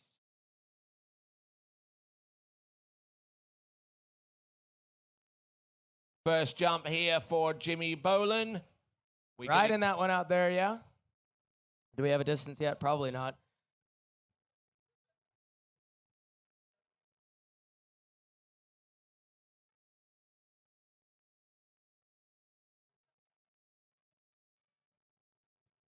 $74 feet on the opener. Wow, hey, a nice jump there from And Jimmy. 74 feet it actually outstrips his average because he comes into this competition with a 70-footer. Oh, okay. So, just So a that shy might of- actually be his personal best. Nice. Yeah. And that's the, hey, we love to see that, especially at Nationals. Okay, it looks like we still have some vehicle keys of some sort. And also some AirPods from day one. Yeah, So- but if you're missing those, then come over to the announcing point and claim them. Yeah, Also, as well, if you have used your own handle and you haven't claimed it yet, please do so as quickly as possible so that we can alleviate the backlog. All right, and our second to last skier in round one here, we have Sarah from Ohio State. And here we go, Jimmy with a 3/4 cut, hyping up the crowd before he cuts in. Risky move, but does it pay off? Yes, it does. Yes, it does. I think that's very closer to 80 feet. Oh, really? I think so. Love to see it. Here's Sarah Sarah Deervester. coming around here. Whoa, whoa. A little shaky there at 5, makes it out to 6. Yes, she does, and out the All gates. right. Oh, looks like Hollis has some competition. Yeah. That's right, a full pass there. So Jimmy Boland. Did I say that he was closer to 80 feet? You sure did, Tony. What do we have? 80 feet. On the nose? On the nose. What an absolutely incredible jump from Jimmy, hyping up the crowd before he goes and cuts into that 3/4.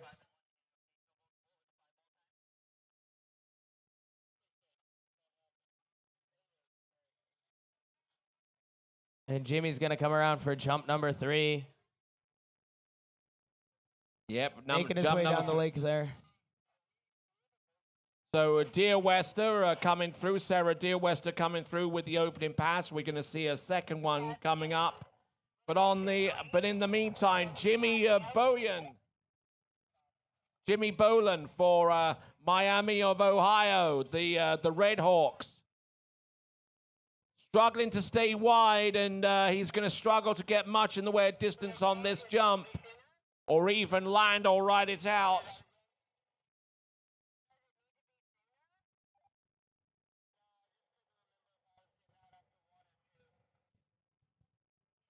And here we go. We're going to see it one more time. Whoa. Oh. And Sarah Slip and fall. And I'm not too sure what happens with Sarah Deervester. We'll try and get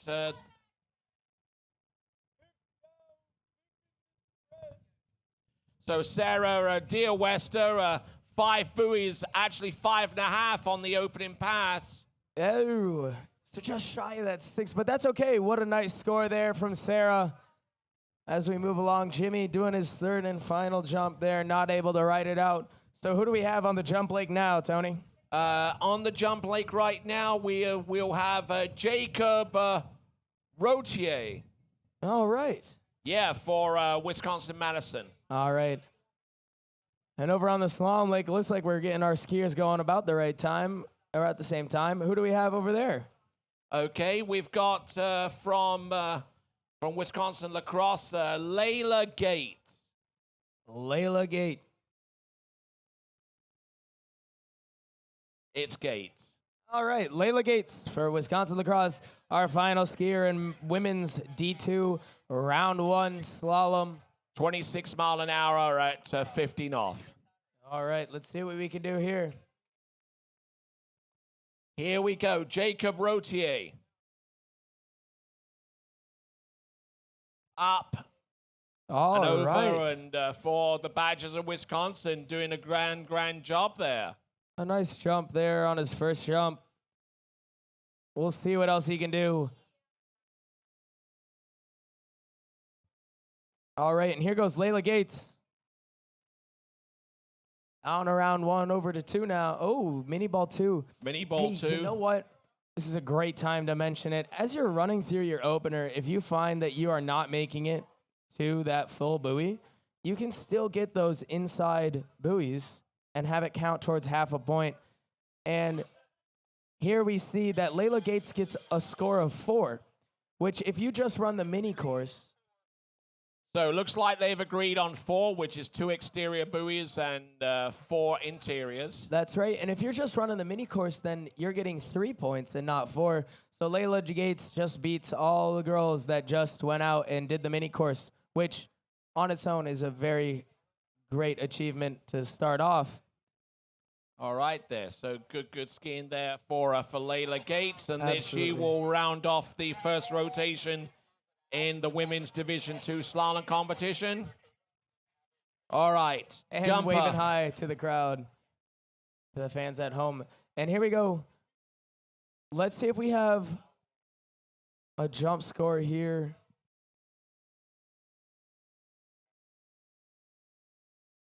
$64 feet on the opener. All right. A nice first jump here from University of Wisconsin-Madison. Jacob up, over, and down, riding that one away. Yep, nicely done. Just a nice jump there from Jacob. We'll see what else he can do.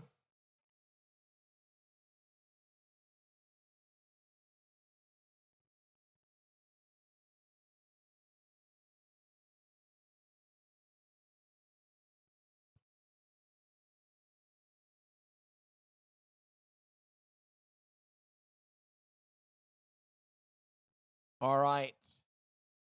So the Nautic boat making its way back to the slalom dock and on the water at this time. Jacob Rotier with a 64-footer to open up proceedings. He actually backs that up with another 64-footer. And this one is probably another 64-footer because I don't see too much difference between the opening 2 and that. All right, I'll give that one. Did he tie meters and all on No, 1 he and 2? didn't. First jump was 19.6 meters. Second jump, well, actually he did because it is 19.6 meters. Oh, there on you go. Both. So maybe it's going to be a little bit further on Oh. metric, and actually it is about 4 foot further. It is 20.6 meters or 68 feet. All right. So nice jump in there from Jacob, University of Wisconsin-Madison. Who is up next on the slalom lake? It looks like we've got a skier in the water. Right, next jumper, it's going to be Samuel Hellenbrook for Clemson. Next slalomer, and starting off rotation number 2, is going to be UCLA's Jordan Kaplan. All right. 19 on the long line. All right. Here she goes. 19 long line Jordan on the slalom lake.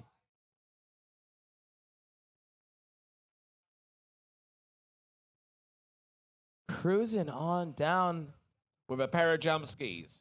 Gotta love to see it. The Slalom coming out strong here for Jordan Kaplan. UCLA through those gates. Nicely done. Making her way to mini ball 1. Okay, there's a half. Oh, just shy of mini ball 2. 1 half. That's all right. You know what? You know what she gets to do now, which is the best part of water skiing? Just ride around and have fun. Absolutely. From one person riding jump skis to another, this is Samuel Hellenbrook. Handle up a little bit high and unfortunately unable to ride out that jump. That is Samuel Hellenbrook. First jump, not able to ride that one out, just like Tony said. So we're going to see if he can come through with jump number 2 and get a nice little land there. And once again, we can see Jordan Kaplan going out there, ride around on those jumpers, having a time. And you can't beat that. And speaking of having a time on jumpers, once again, Samuel's jump here. Like Tony said, he just kind of brought that handle up, you know, pulled that boat And as Tony and I have been mentioning all night or all day, just let the boat pull you over, and you'll see some success.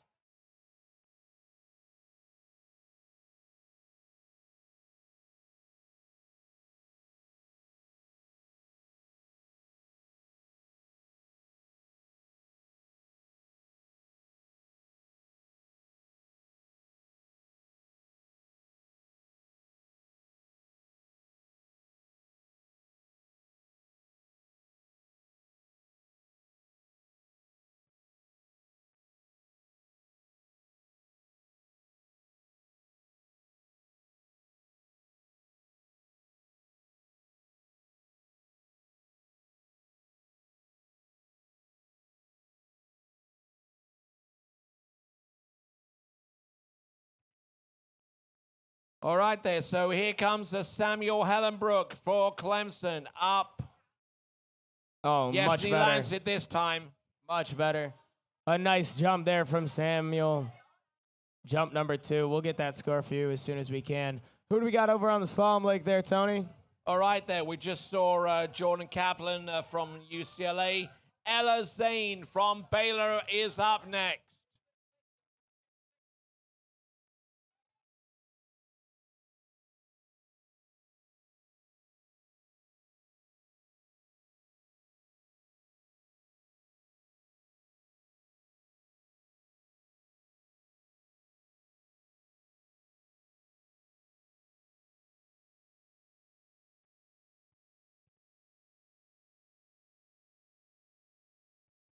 This is a nice little reminder to make sure that you get your banquet wristbands up at the commentator's booth on the bridge. Make sure that you have that wristband before you get there, because if you don't, then you won't be able to get in, and that's no fun. No, it isn't. So come grab your banquet wristbands. It'll take 5 seconds. All you need is your name and your beautiful face, and you can come on up and grab your wristband. Here we go. Samuel Hellenbrook, jump number 3. Rides that one out as well. Nicely done indeed. there. All right, we got Ella Zane over on the slalom lake. 24:15.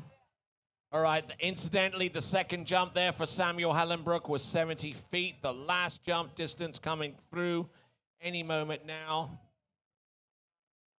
71 feet. Oh, Actually, look at 20 that. centimeters further. That's right. Here we go. Lily from Baylor, or Ella from Baylor. Here we go. Yep. Around that mini ball one. There's half. There's Another half. 1. There's 1.5. Can she make it out to 2? Oh, and misses, just so shy. she gets 1.5 total. That's right.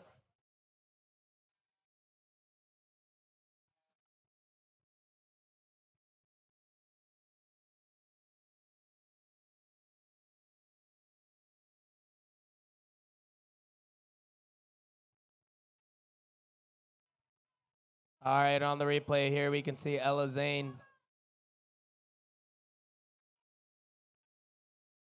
So representing Baylor, 1.5 buoys there. Jumper to come up next is going to be Jerome Verbate from Rollins College. And I'm hearing that boat zip off, ready to drag him down the lake, ready to hit Big Red. Oh.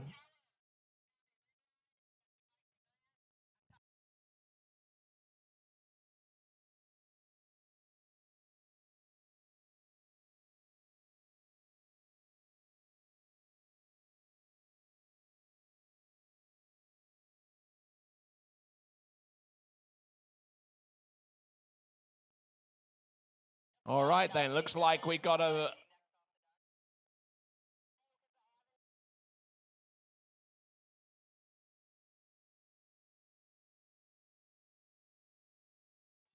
All right, then. We've got our jumper out in the water, Jerome Verbate.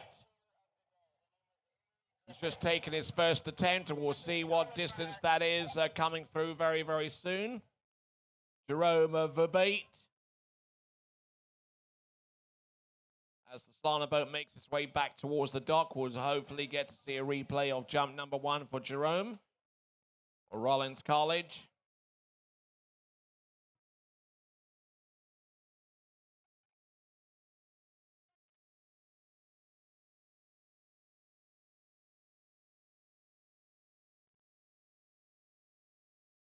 "74 feet on this jump number 1. Still got 2 attempts remaining.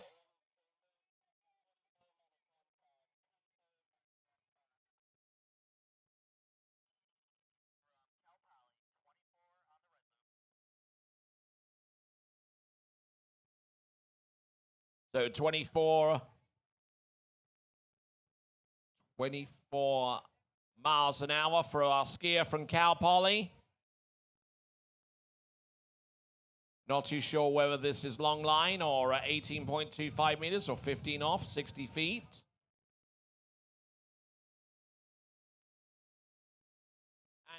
Annie Chambers for Cal Poly San Luis Obispo.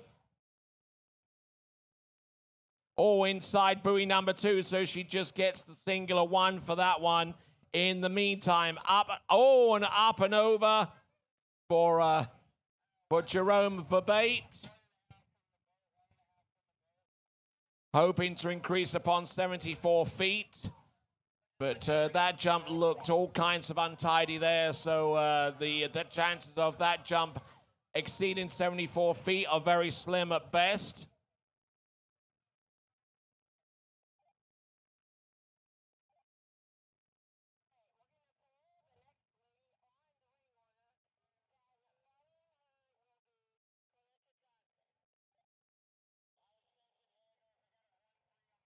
All right.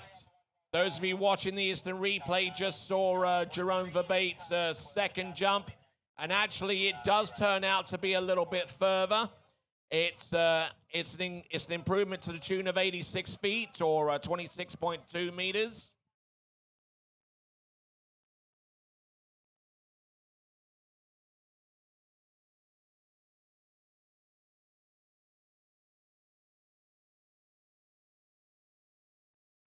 So 86 feet to supplant the original opening jump of 74 feet. Let's see what he's got on his third and last. He's going to do a 3/4 cut here. Let's see if he can time this right.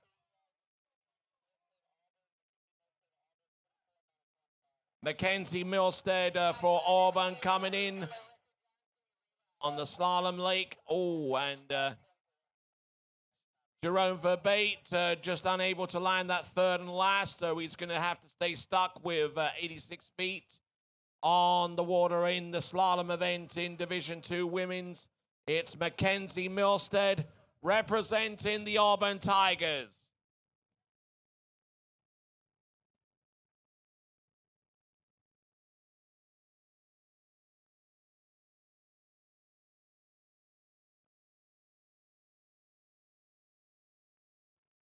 So Mackenzie Milstead getting into a little bit of difficulty early on the slalom course.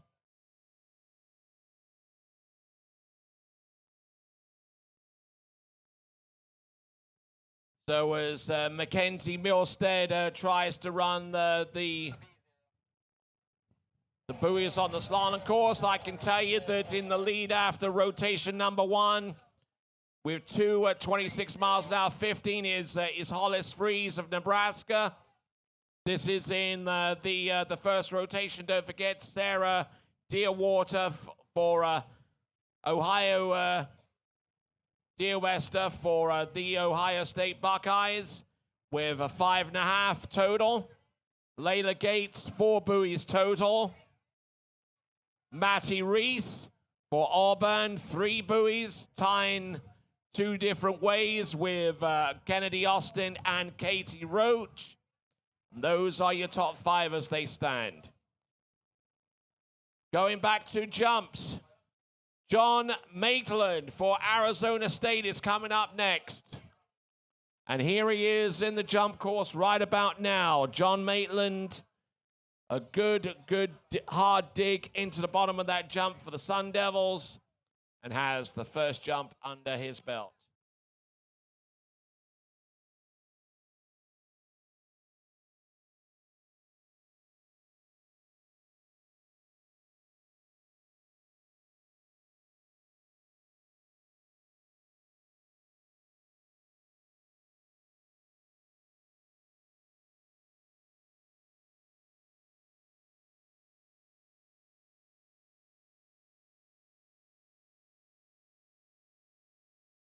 All right. So we're just waiting on a distance for jump number 1 for our jumper on the water, John Maitland.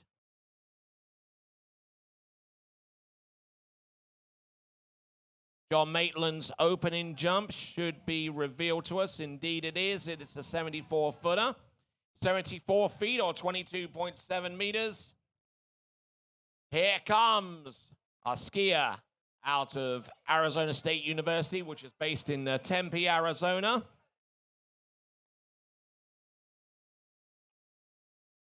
John Maitland coming in, jump number 2. There should be a skosh further. It will probably be about maybe a 76 or 77 feet.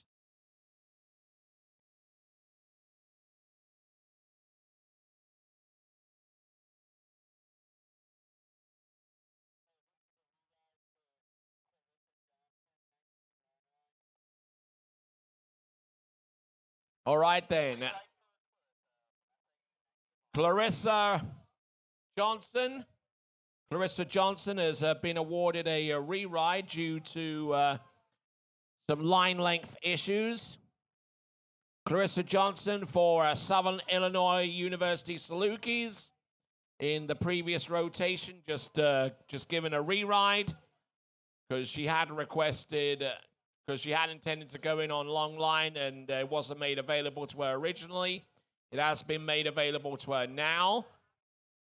Clarissa Johnson for the Salukis of Southern Illinois University. There she goes. She's round number 2. The interior buoy, there's number 3 interior. Round number 4 interior.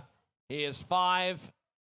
Oh no, she actually goes round number 5 exterior buoy. And there we go. We'll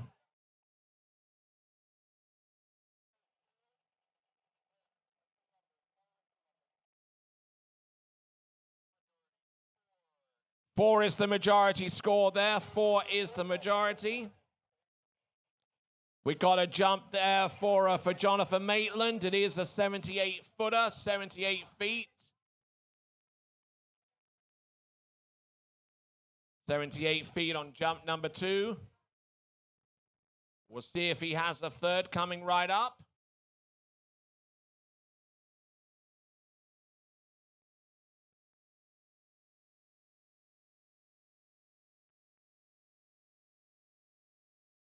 It looks like his third and last jump. It's an 82-footer. So 82 feet on the final jump there for John Maitland is his best distance. As we now go into the final 4 in the second rotation in the men's jump division 1 competition. Ty Mika for Florida Southern College is up next.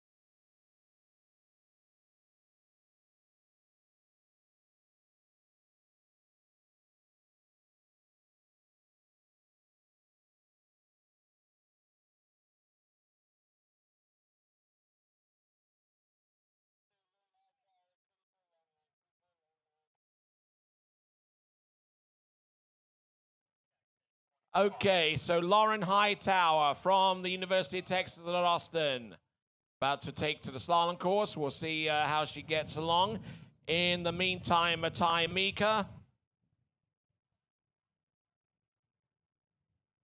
is on the jump course right now, I believe.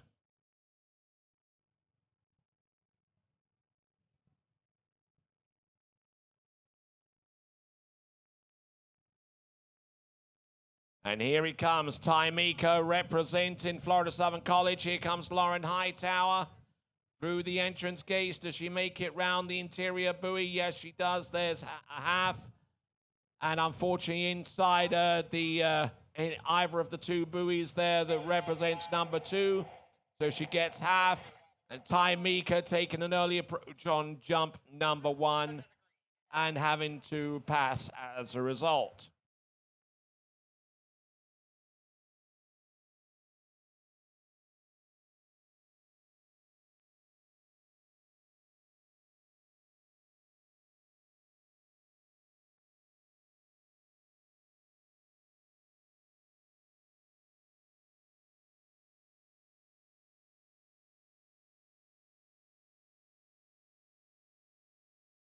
So Lauren Hightower, we're seeing her right now. We are about 5 skiers into rotation number 2. Our next competitor up is going to be Isabel Lukes for the Vikings of Western Washington.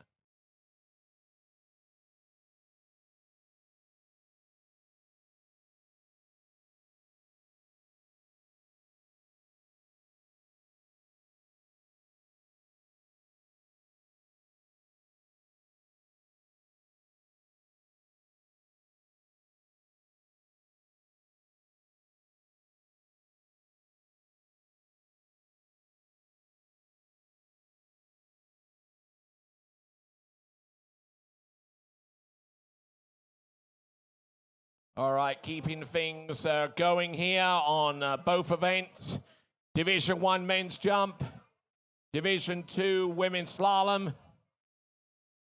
Ty Mika, jump number 2. He realizes the timing wasn't quite where it wanted to be on jump number 1 and number 2.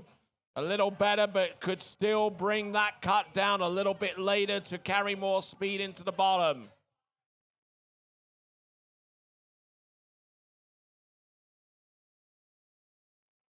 Here comes Ty Mika with the instant replay on jump number 2. He was relatively late coming in.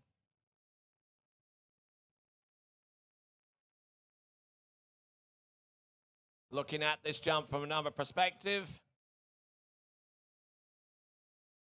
All right then, folks. Ty Mika with a jump distance of 100 feet.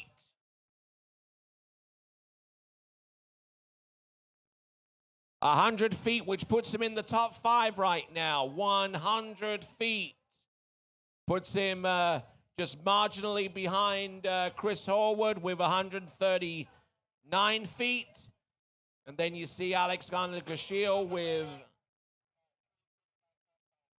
153. Gage Kaprovic with 167, and Atu Varta with a 170. Skier about to take to the water in the slalom event, representing Western Washington, is Isabel Lukes.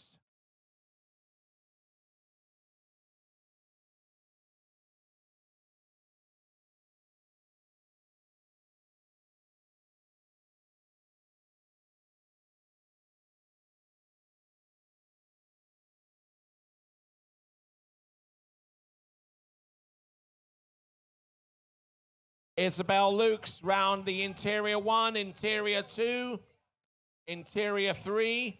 She's staying on with this. Oh, and she flattens off just before she hits the wake. So it looks like it's going to score as 1.5. Looks like it's going to be 1.5 provisionally there for Isabel Lukes. As we have a look at the instant replay once again for Ty Mika. For jump number 3, and it is 112, 112. as Isabel Lukes looking at the instant replay again.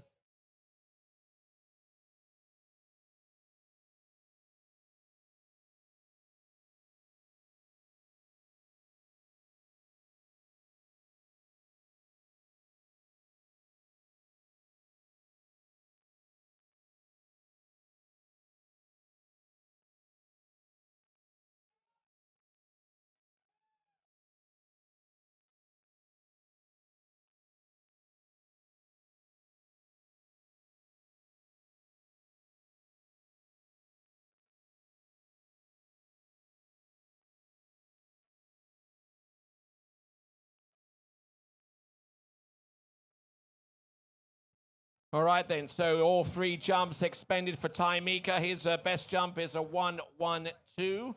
Currently putting him in 5th place right now out of all of the competitors that we've seen so far in the jump event.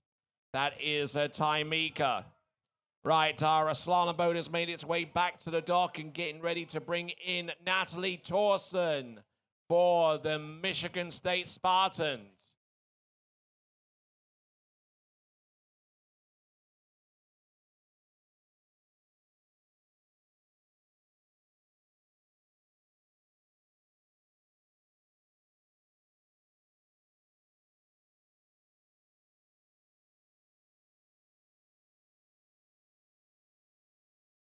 All right there, so 24 mile an hour.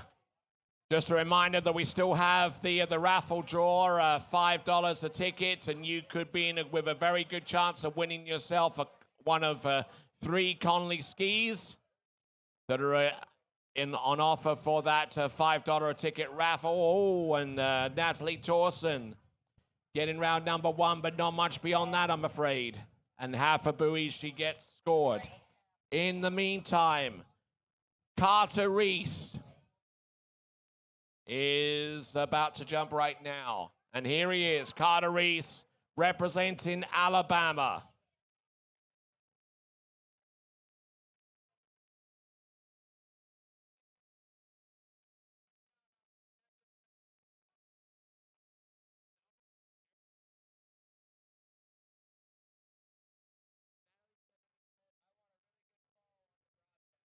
All right, then, here we go. This is Carter Reese, jump number 1. The timing's okay. Comes into the jump a little bit early, but that jump distance should be enough to be in the 120s and maybe hit 130. But he'll need something substantially further than that to take the lead. Atuvata is still in the lead in the road after rotation number 1 with a 170.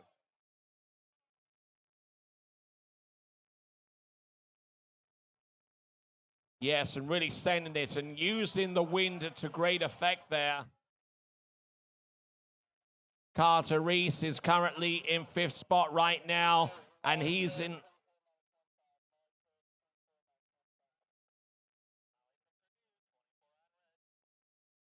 Carter Reese right now, jump number 1, 1, 2, 3, 1, 2, 3. A nice, respectable jump there from Carter Reese. Jump number 1. That's why he's got 2 more, though. Who do we have in the water over at the slalom lake? No one, really, because she fell on the deep water start. Oh, that's all right. She's got 1 more. Okay, we'll give her 1 more try at least. Molly Cook for Purdue. All right.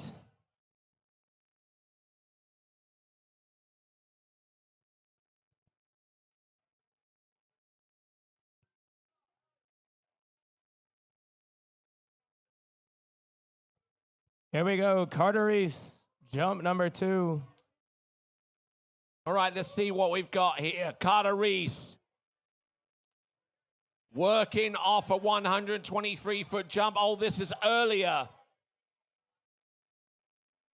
Getting the lift and getting the flow, but he really needs to bring that ultimate cut down a little bit later because he's losing speed off the second wake into the bottom of the jump just by being as early as he is.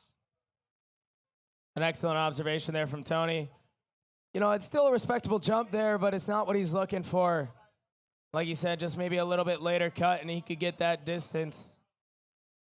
But we all know the saying, what that third one is for. Let's see how late he's willing to make this cut. And Molly is up and at him over at the Slalom Lake, cutting out just shy of one full ball there, but she's going to go make one. that interior.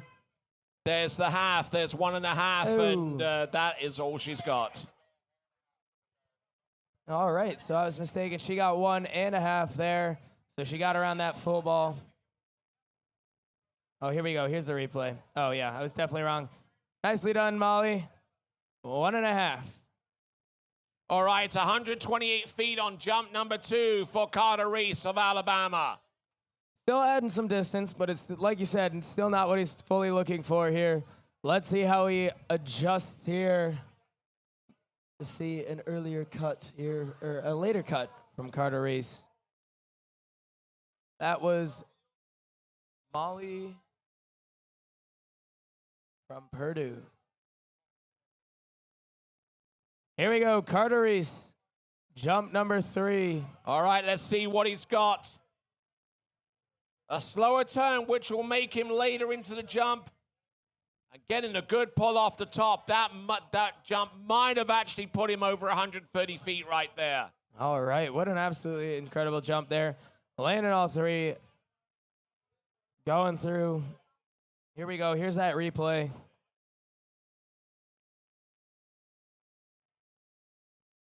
A nice jump there from Carter Reese. Well, he actually loses some distance. It's 1.24, but his best jump distance is 1.28. So ultimately, his second jump is the furthest out of the 3. That's right. So a 128 there for Carter Reese from Alabama. And who do we have out on the Slalom Lake right now, Tony? Who do we have on the Slalom Lake? It's Allison Bradford. All right, Allison. Yeah, Allison Bradford. All right, she's going to be going 19 long line.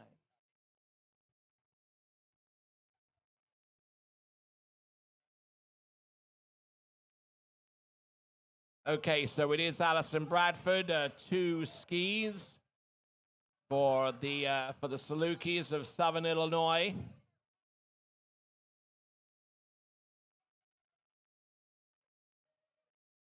Entrance gates and gets round interior 1, which means it's a half buoy. There's an exterior 2, which gives a 1.5. Another half, which gives a 2 total. And gets round an exterior 4. And looks like it's going to be 3.5 there. And who do we have over on that jump lake, Tony? I'm seeing a double cut. All right, skier on the water is Carter Lucas for Louisiana Monroe. Oh, this is a late cut on jump number 1 and really sending it.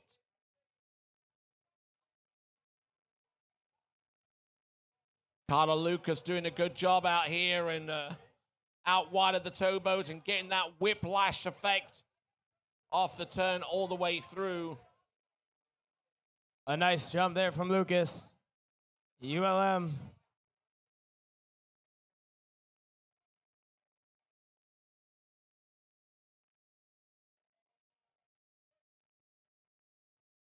So Carter Lucas is on the water at the moment, and it's a 153 on the opener, 153. An incredible opening jump. We'll see what he can do to add to it.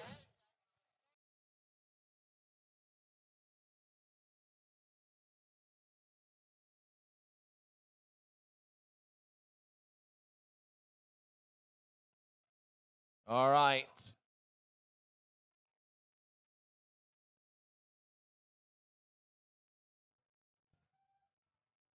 So we got 153 feet.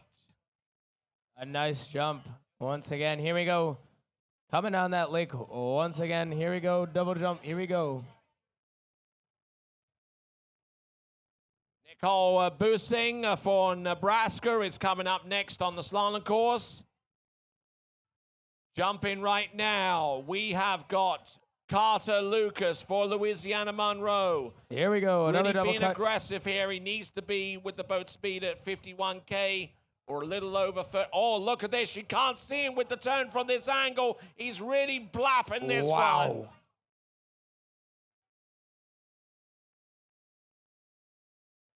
All right, that definitely was a jump. We'll get the distance on that jump in just a moment here. Wow.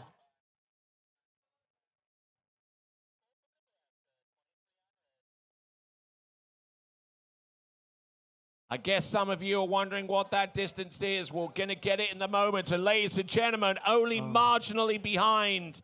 It is 51.6 meters or 169 feet, 169. Now, how does that compare in terms of metric?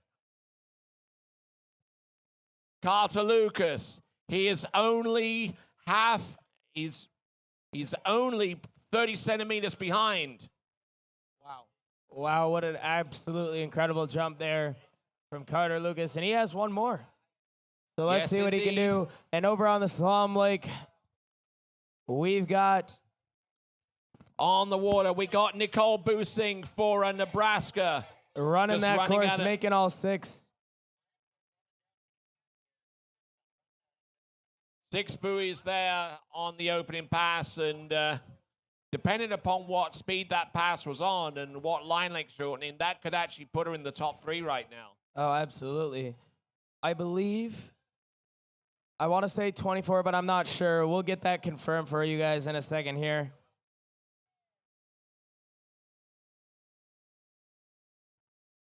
(23:15). So she'll be going to 24, and boom, there's Carter Lucas's 3rd jump. And not getting everything out of that jump, at least he didn't think so. We'll have a look at the instant replay on that shortly. Carter Lucas trying to send this one a little later. Or trying to keep control over that left ski, you know, that put him in a rather precarious position. But there you go, that is Carter Lucas.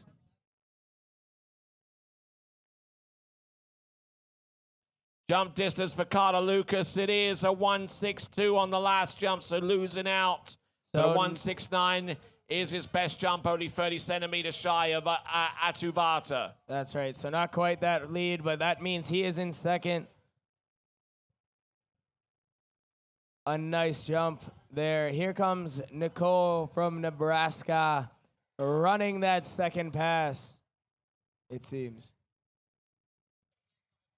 And there's the confirmation from the judges. Yep, that is a full pass. And here it is on the replay.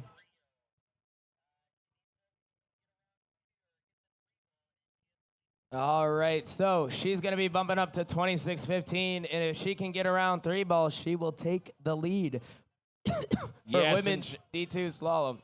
She knows it too.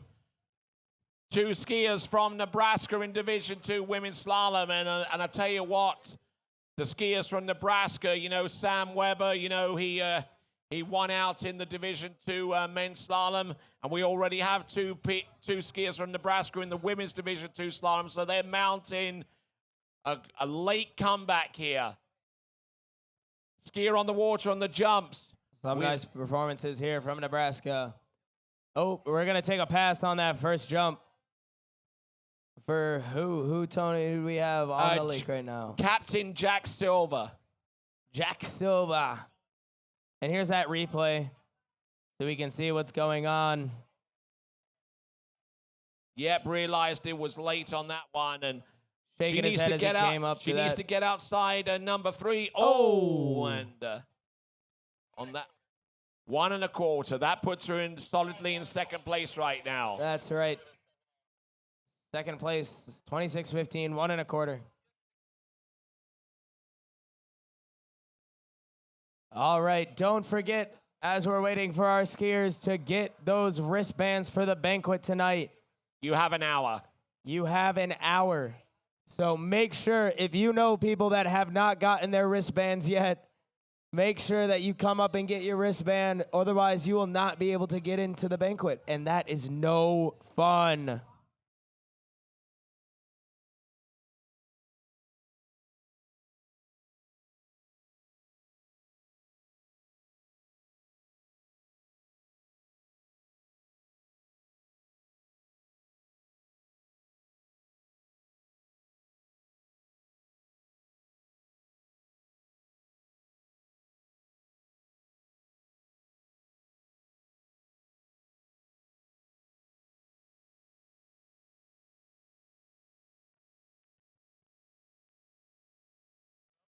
All right there, so Jack Silver coming in on jump number 2.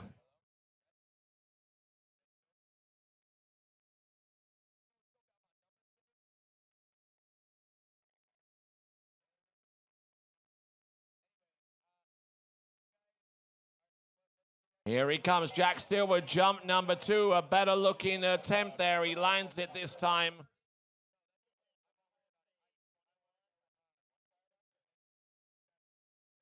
Okay, Caitlin Domek for the Ohio State Buckeyes coming in. Opening pass in just a moment. Jack Silver, we're going to get the distance there from him. It should be a respectable jump distance. Indeed it is. It's a 1.54. 1.54. That should put him in about the top 6 right now. We'll see if he can go higher. Caitlin Domek, rotation number 2 in the slalom. She gets round buoy number 1. Oh, and she just absolutely just smushes it into number 2. Yeah.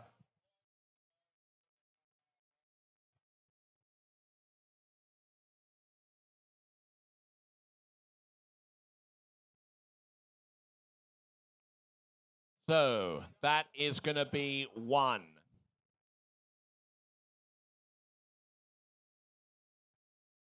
Ooh.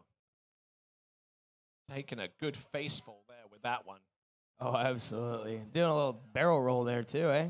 Yeah, just for good measure. All right then. Who do we got on the jump? Okay, Jack Silver. Jack Silver. Comes to us originally from Australia, now making his first appearance in the NCWSA Nationals. 1.54 on jump number 2. Let's see if he can send this one out a little bit further. Not quite as late as Carter Reese, but there he goes. Piles it on. Wow. Got some serious floatage there, eh, Tony? Yes, he did, but you know what? He feels a little bit disappointed there with that one. It's always kind of cool when you can see them floating down, floating over the lake there. Even if he's not particularly happy with what he had, I still think it was really cool. So we'll get that distance for you guys. His previous jump was a 1.54. Now we've got a 1.56, 47.4 meters here. So being out his last score, not by much, but I know he wants more.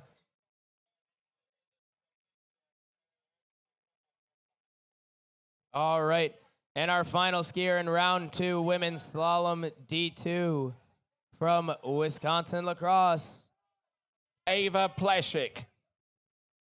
All right, looks like she's sporting a pink bandana for Team Midwest. Here we go. Here we go. Ava Pleshik. There's number 1. Well ahead of number 2 and keeping the line tight here. There's still that headwind there, which still forces the skier to have to pull slightly long to keep the loose line. Oh, and gets round 4.5.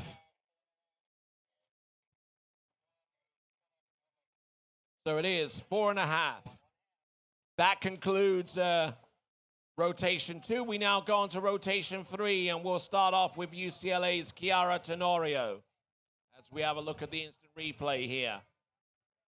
And we can see coming around, she's keeping that rope nice and taut right there on 3 ball. It's a little loose. Nicely done around 5 or 4. Kind of stumbles forward, loses the stack there, and crumples on 5. 4.5 there.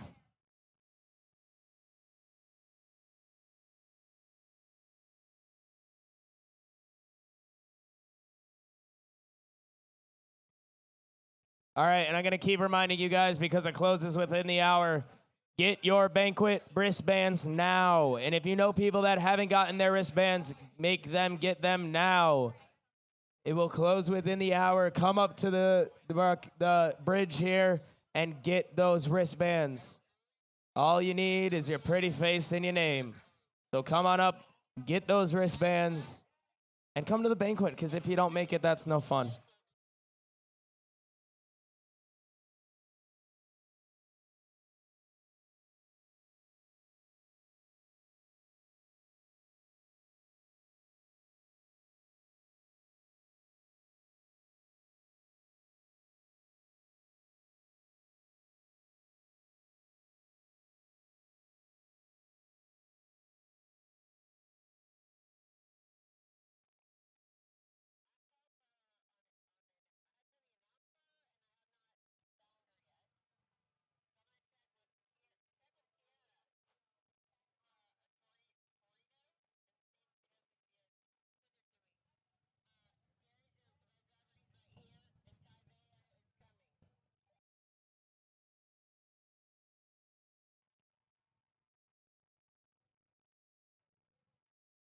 All right, just trying to locate a skier and try and get her situated for her for a potential re-ride on the slalom dock in the women's competition D2.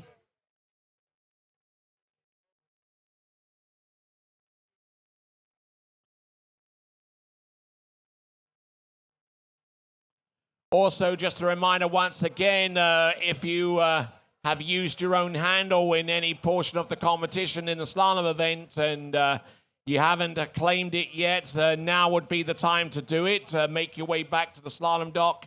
That's typically where the any used handles tend to be. And reclaim your handle. We would love to be one of the very few tournaments at this level to where we don't have to arrange for shipping of your handle just because you left it dockside.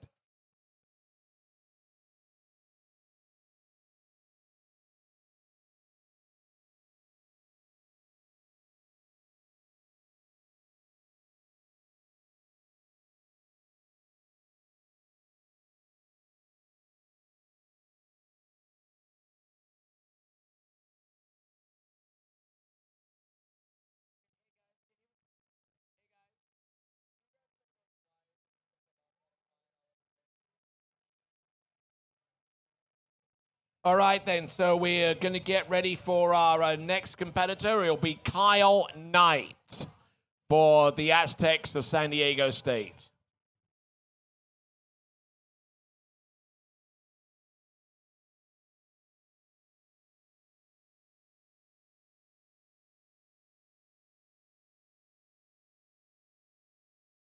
Okay, as we move into the midway rotation of the men's jump competition in Division 1, your top 5 as it stands right now. Alex Castillo on 153 for 5th. Jack Silva in 4th, 156. Both of those skiers from Louisiana Lafayette. Gage Gaprovic from Alabama, currently in 3rd place right now with a 167. Carter Lucas, currently in 2nd place for Louisiana Monroe with a 169. And only marginally ahead, also for Louisiana Monroe, is Atu Vata with 170 feet.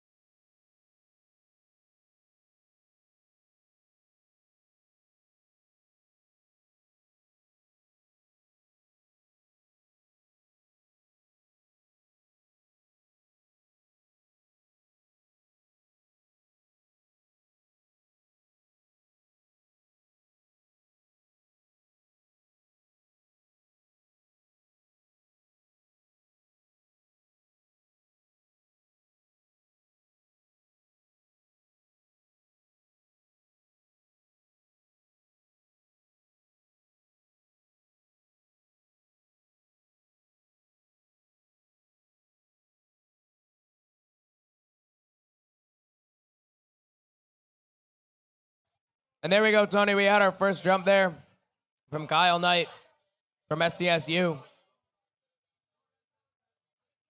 on that replay.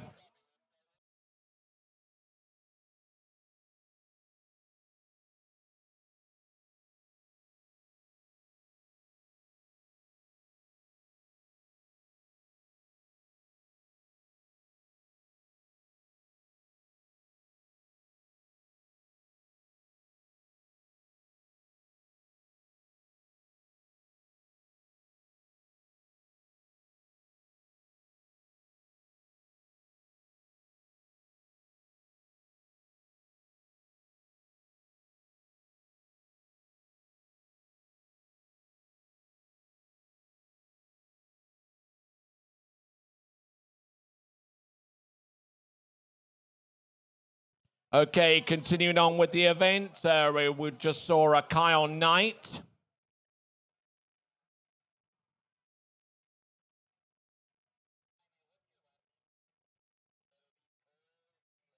Who I don't think has landed a jump quite yet, but well, we're working on it. Fell on the first one, and I think he probably fell on the second as well, so we don't have a score per se for him.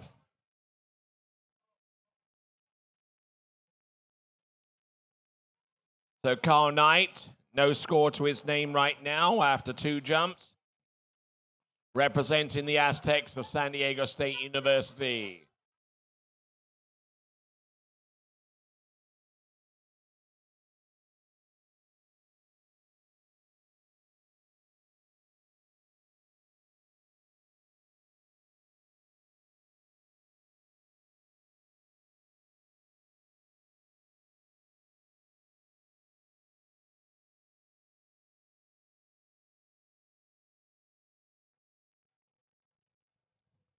Here we go, Kyle Knight, third and last. Oh, and just scraping the landing. He's able to ride that one out. Nicely done there from Kyle Knight. Here's that replay. Big splash. Wasn't entirely sure what he was going to do, but he was able to stand up and ride that one away. Nicely done. Over on the slalom lake, what's going on, Tony?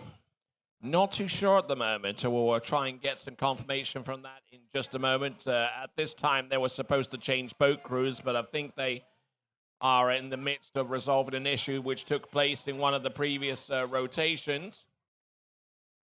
Kyle Knight, his best jump is 64 feet. 64 feet for Kyle Knight. I think he's actually coming back in for an additional jump, so...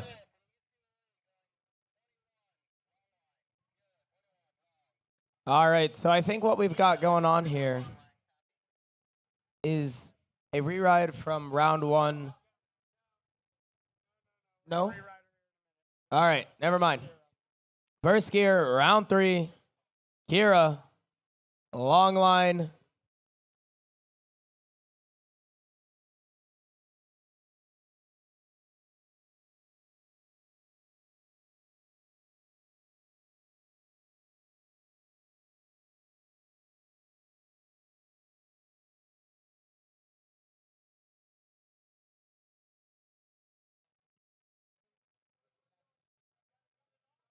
Here we go, Chiara Tenorio for UCLA, trying to rock her way through this pass. Oh, and getting round number 5. Does she make it round buoy number 6? Not quite, but she does get the interior 6 buoy.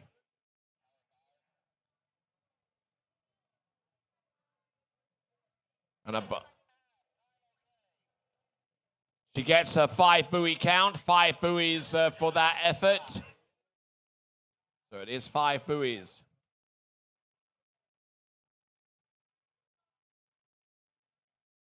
Oh, really sending it out there. And there we go. That's a 5 buoy total, and that represents the scoring. Represents the entirety of the scoring for Chiara Tenorio of UCLA. Jumper All right. on the water. This is Kyle Knight's third jump. Indeed it is.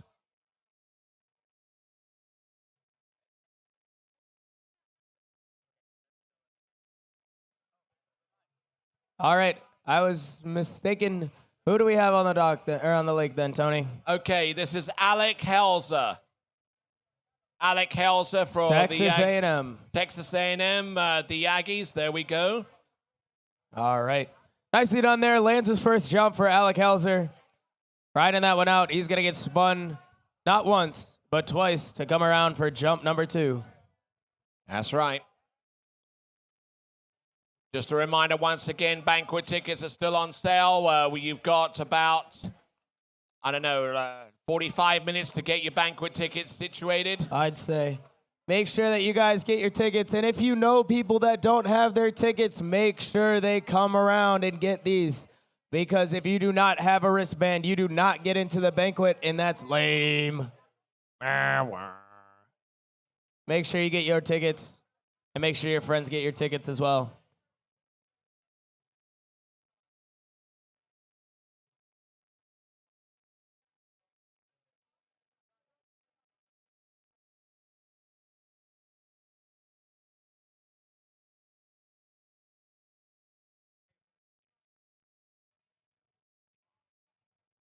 Okay, Alec Helzer looking at the instant replay there, and Here we go. we'll- Jump number 2, I believe, for Alec Helzer. Coming up to the ramp now.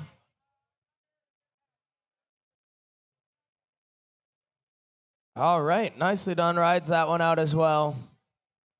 Continues to shovel his way along.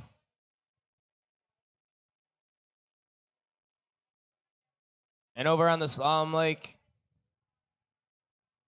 for Baylor.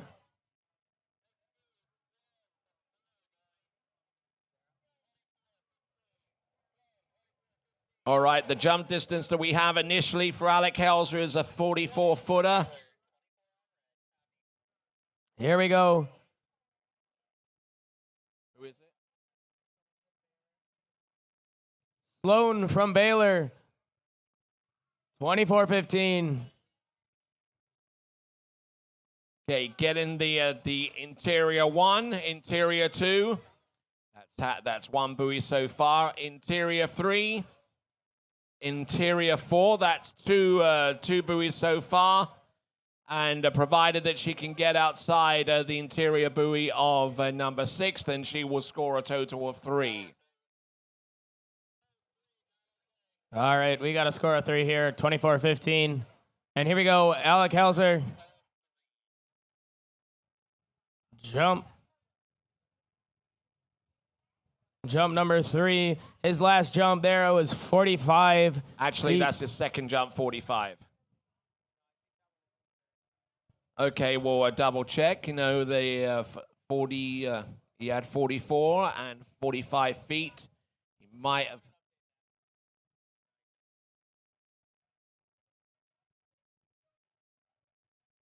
Okay, so his progression of jump starting with 44 and going to 45 and then to 48. So a final jump there for Alec Helzer, 48 feet.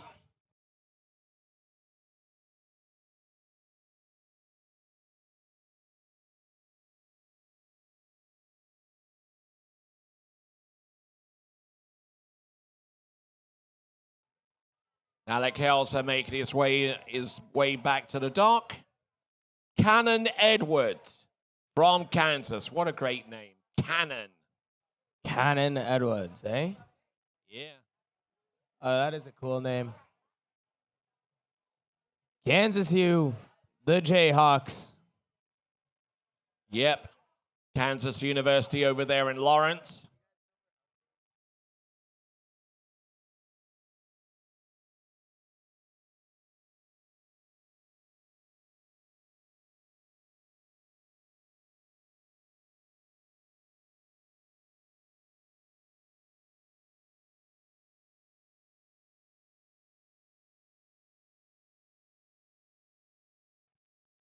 All right, Cannon Edwards coming in for his first jump.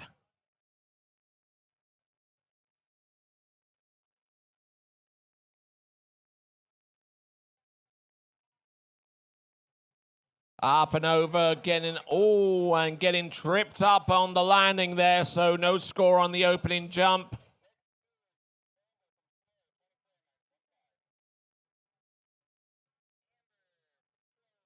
So Amber Hansford, our third skier out in the third rotation of Division 2 Women's Slalom, representing Cal Poly San Luis Obispo, Amber Hansford. But unfortunately unable to get up initially, so we'll offer her an opportunity to get back out in the water again.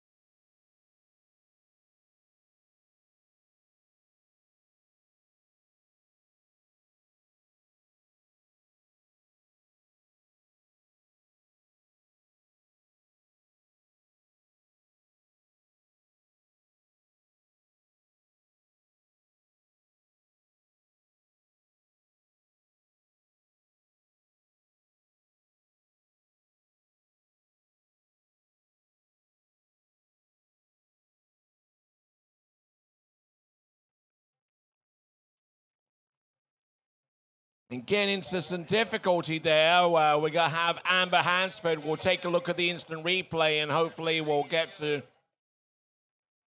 see the extent of her scoring. But Amber Hansford for the Cal Poly San Luis Obispo Mustangs.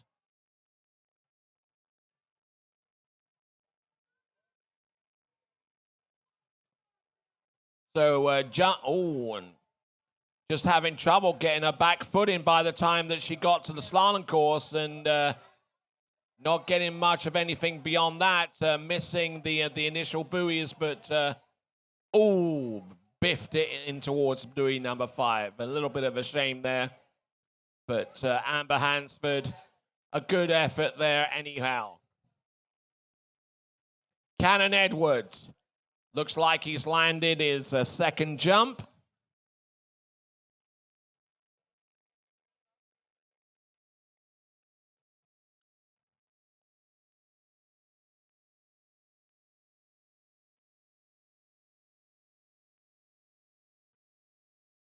So Cannon Edwards, 33 feet on the second jump. Yep, no worries there. A little butt check on the landing, but nothing too major for him there.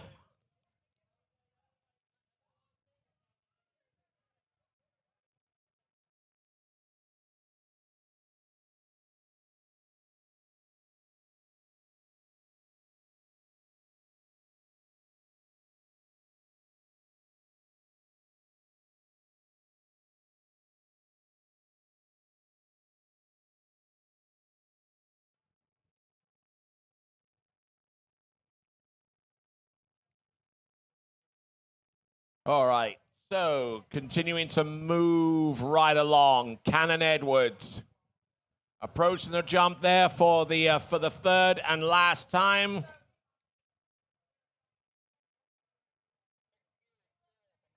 Oh, and it takes about 2 or 3 more butt checks before he lands and rides out that last jump. So, a slalomer on the water at this time. I believe it's Sarah Tompkinson for the Auburn Tigers. Here she comes, the entrance gate, number 1. I think she'll get a piece of the outside of either of the next 2 buoys, so it is going to be a 1. And a 1 appears to be confirmed by our officials.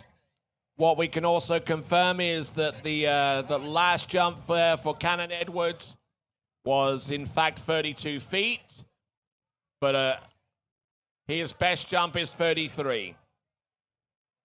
Skier number 4 in rotation number 3 in Division 1 men's jump. Here at the 2024 Syndicate Water Ski NCWSA National Collegiate Water Ski Championships. We've got Drake Peavy for the Red Hawks of Miami of Ohio.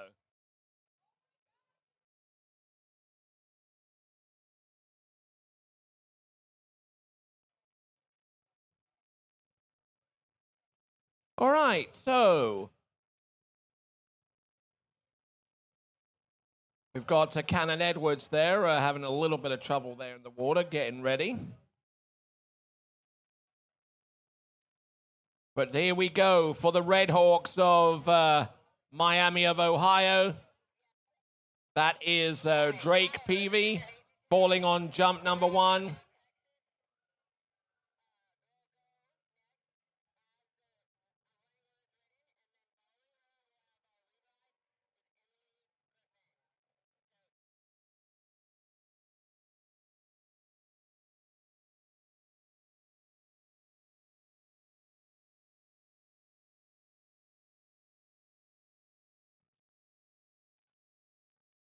All right, then. So our next competitor is Carolina Alvarez.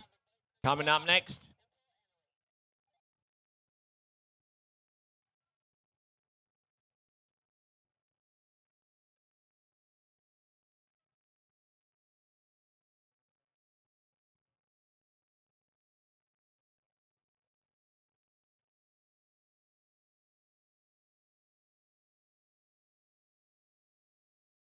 All right, so working our way down the list, we see Drake Peavy. I believe he's got...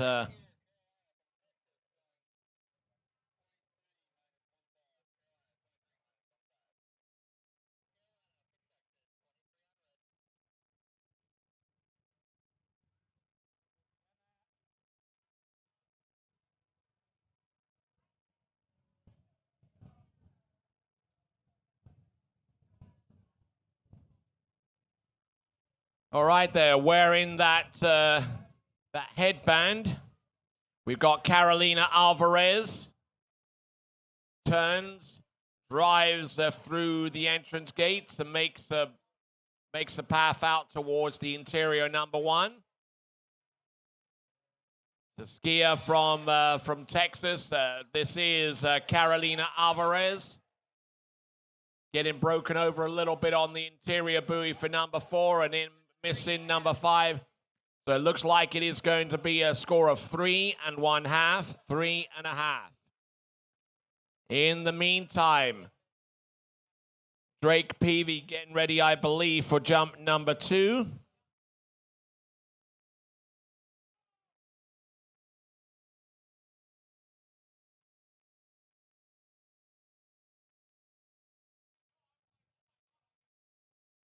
Okay, Drake Peavy for the Red Hawks of Miami of Ohio. Up. Oh, nicely landed. Certainly a heck of a lot better than the first one. And the distance should reflect that too.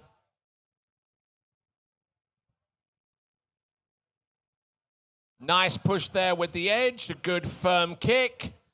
And a nice bit of flight there, and the ski's directly under his body for the landing, which kind of helps. And it is, wow, it's an 82-footer. Wasn't expecting that. 82 feet.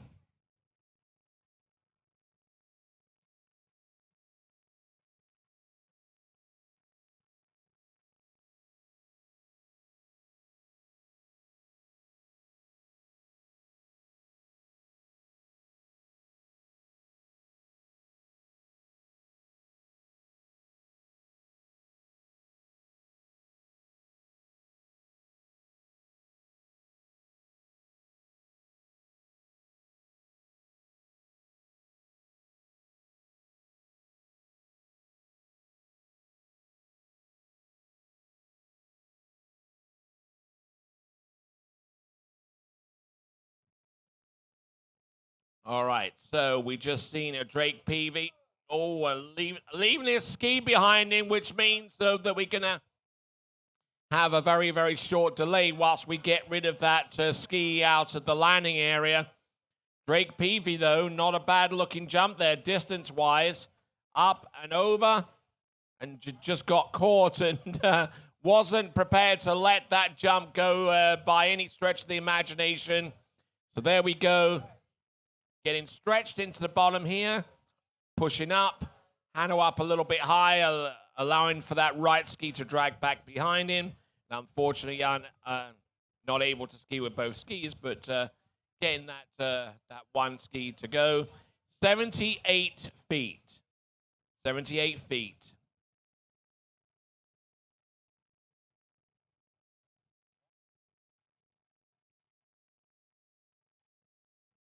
So Drake Peavy, actually, 78 feet is actually his best jump. I think they corrected the initial distance on jump number 2. But anyway, it's 78 feet. Ben Harvard for the Badgers of Wisconsin coming up next on the jump course.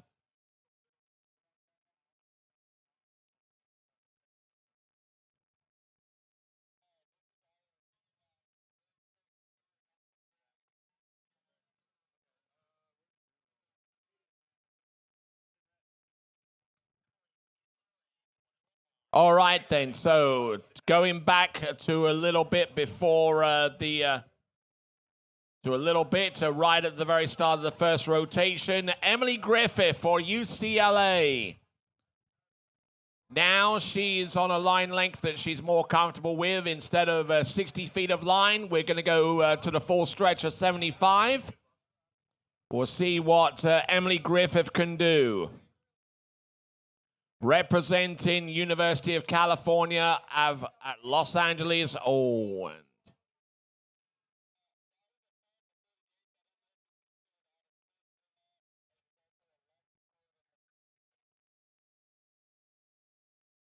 All right, then. So, a couple of elements going on here. Whether it's a fallout, of course, we're going to try and determine that.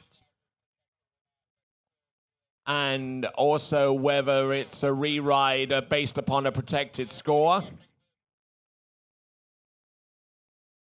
So whether her previous score counts, or whether this one ultimately counts, or whether she will have an opportunity to come into the course again. There's so many different moving parts here. It's just very, very hard to keep up. All right, there, Ben Harvard. Ben Harvard for Wisconsin-Madison. He's already landed one jump. That is the second. So we're going to get the distance there for those the scores for those distances. Ben Harvard jumps 74 feet on the opener. 74 feet on the opening jump. I suspect, given it's a similar looking jump, it is 77 feet, 77 feet. And they probably put the boat speed up between the landing of jump number 1 and the attempt of jump number 2.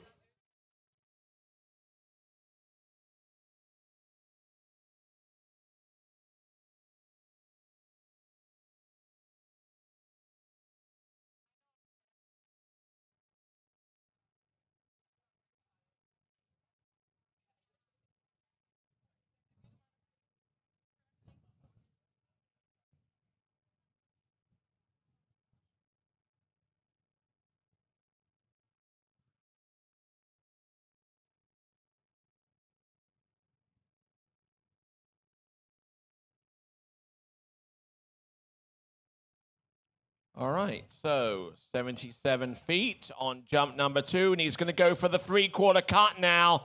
Now he's looking to try and bust this jump wide open here. A little early, and might have actually suffered distance-wise as a result.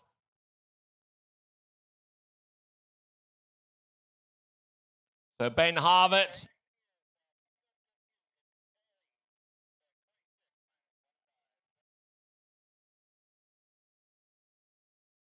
All right there, so moving on, we're going to go on to Ellie Witalski for Western Washington University. Third and last jump, and I told you that he would have suffered detrimentally with that third and last jump with the three-quarter cut, and the timing wasn't quite there, and indeed it wasn't. It's a 58-footer on the last jump. 4 for Ben Harvard. His best jump is 77 feet. Ellie Witalski for the Vikings of Western Washington. Ooh, getting in a little bit deep with that turn and unfortunately unable to recover well. 3.5 is the score. 3.5 is the ultimate score. We're hearing through the event communications here. 77 feet. Next jumper to come, representing the Clemson Tigers, should be Parker Carroll. And we are on skier number 6, which means we are exactly halfway through the list of men's Division I jumpers.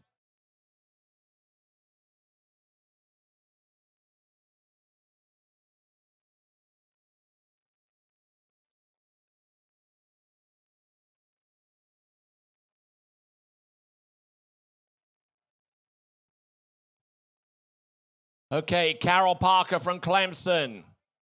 In the meantime, we have activity on the lake so far as the women's slalom is concerned. Ellie Witalski, we've just seen. Next competitor to take to the water, representing Michigan State University, the Spartans. It is going to be Ella McCrum.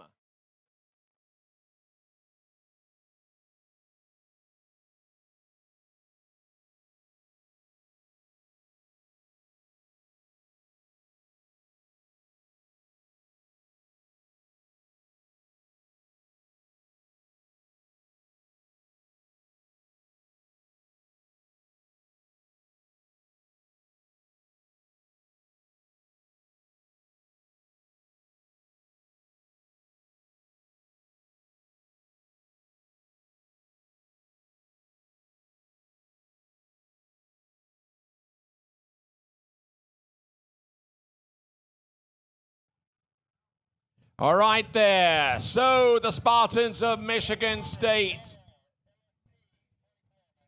Ella McCrum, which sounds like a McDonald's dessert with very weak pastry.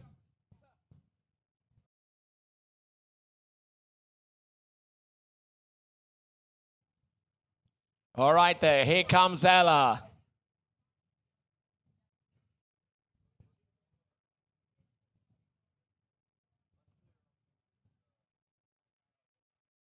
All right, then we've just seen Parker Carroll struggle with the first jump, and Ella McCrum. Come on, Ella, let's get this down. There we go. On the interior buoys now, getting around the green interior. They have number 5 interior, number 6 interior, and should get some. Look, getting 3 1/2, 3.5, and just saying hi to her mum.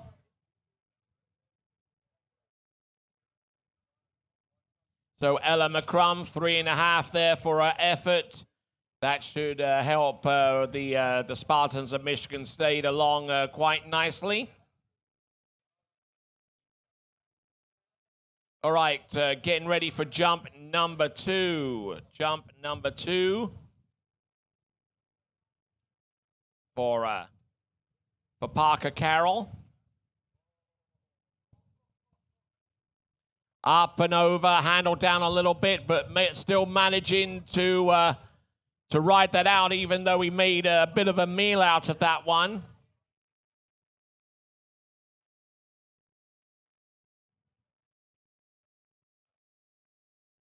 All right, so the jump that we see for Parker Carroll is a 58-footer. 58 feet for the Clemson Tigers in this third rotation of 5 in the Div 1 men's jump.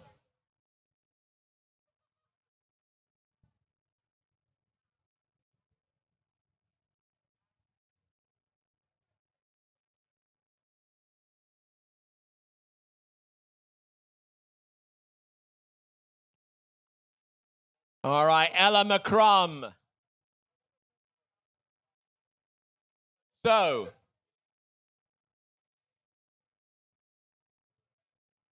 Ella doing a good job out there for 3.5.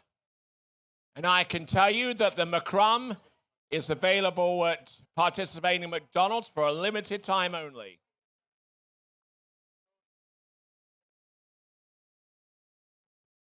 Here we go, Parker Carroll.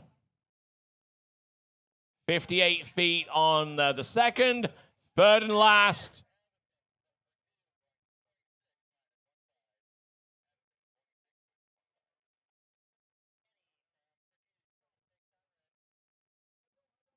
'67 feet. 67 feet on the last jump, I believe, there for Parker Carroll. Having jumped, having taken a full 58 feet and 67 in successive jumps. Anthony Shelton for Rollins College is next. Addison Bauer is on the water for the Purdue Boilermakers. And getting in a little, just getting a little bit behind the course there on number 2. It looks like it's going to be one. It's going to be 1. She gets round the initial first turn, but couldn't quite get round the second buoy. So she gets a score of 1.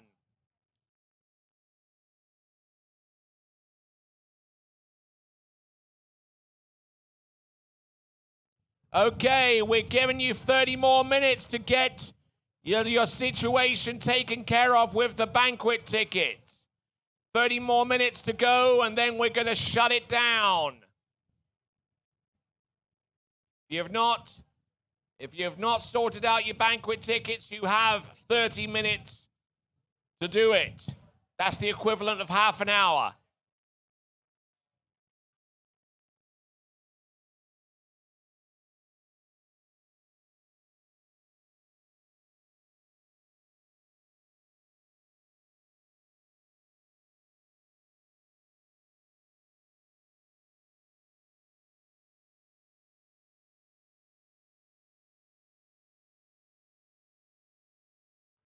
All right there, getting into a little bit of difficulty with jump number 1. Anthony Shelton for the Tars of Rollins College.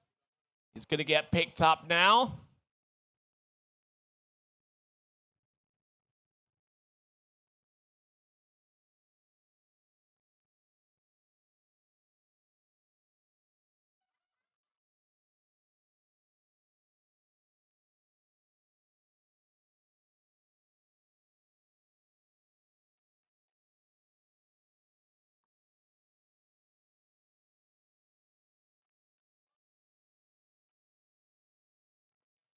Okay, so Anthony Shelton on the Rollins College team for his jumping skill.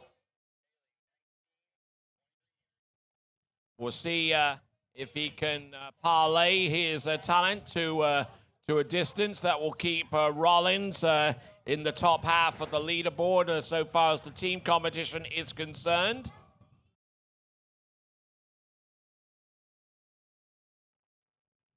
All right, Addison, we just saw Addison Bauer a few seconds ago. Now we're going to move on to the Salukis of Southern Illinois.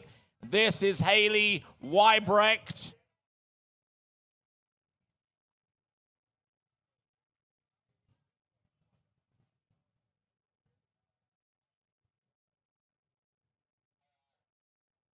Okay, so unable to get all round any of the buoys at this time, not even the interior, so she doesn't receive a score, per se, on that one. Right.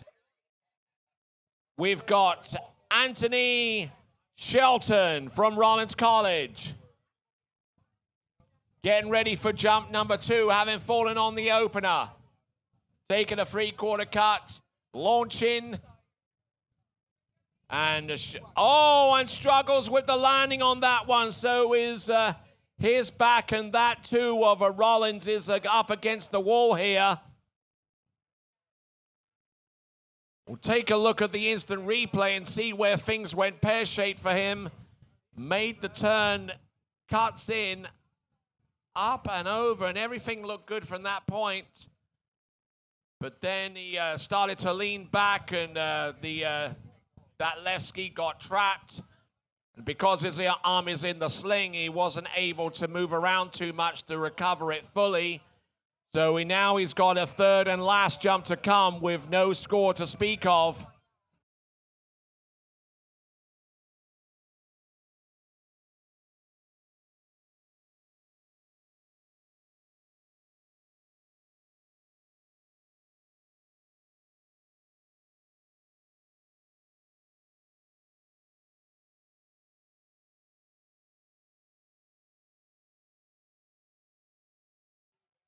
So plenty of people along the shore side here at the 2024 Syndicate NCWSA National Collegiate Water Ski Championships. Great to have you on board. Great to have our sponsors on board as well. We thank each of them for their participation.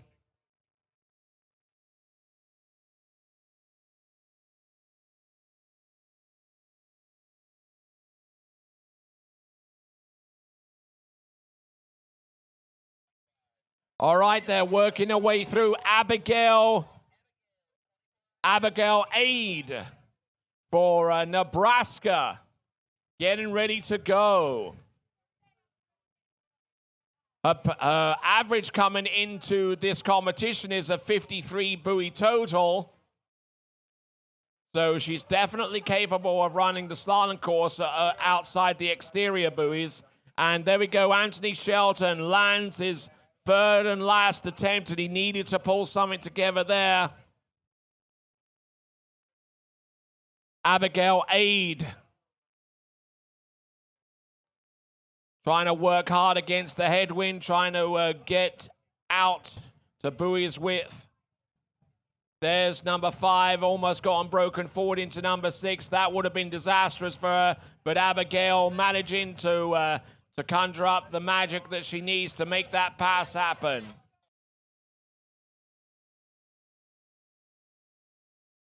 All right, Anthony Shelton rounds off his set with a 93-footer. That's 2 foot more than what he averages. So 93 feet, so well done to him.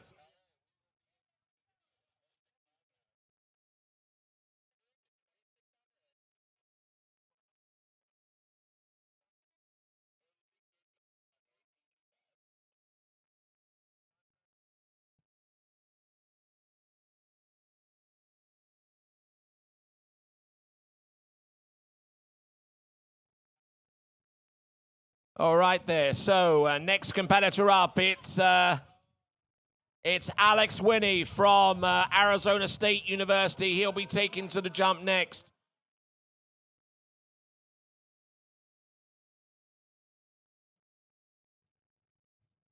Abigail Aid from Nebraska on the water here. She shouldn't have any trouble maintaining speed because the wind is blowing her down course. But the downside of that is that it will blow her down course. Keeping a good tight line. Whoa! And taking a huge, huge digger off number 5. Such a shame. She had that pass pretty much nailed.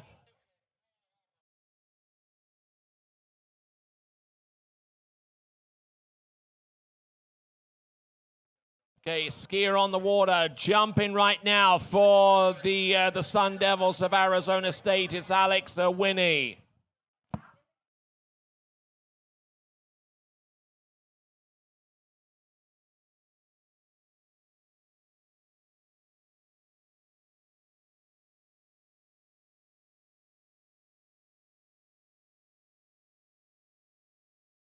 And Alex Winnie opens up with a jump of 81 feet. 81 feet as we have a look at Abigail, her slaloming performance out there. And actually, it looks like she was, looks like she was well inside buoy number 5 there. So it looks like Looks like a score of 4 from this perspective, looking at that instant replay one more time. So it looks like a 4 buoy count on pass number 2, but it is pass number 2 significantly. So she does have a whole slew of points for the Cornhuskers. Kara Croucher coming up next for the Buckeyes of Ohio State University. Alex Winnie. Looking good with that jump. Struggling with the exit, therefore, but a good distance to match or hopefully exceed 81 feet.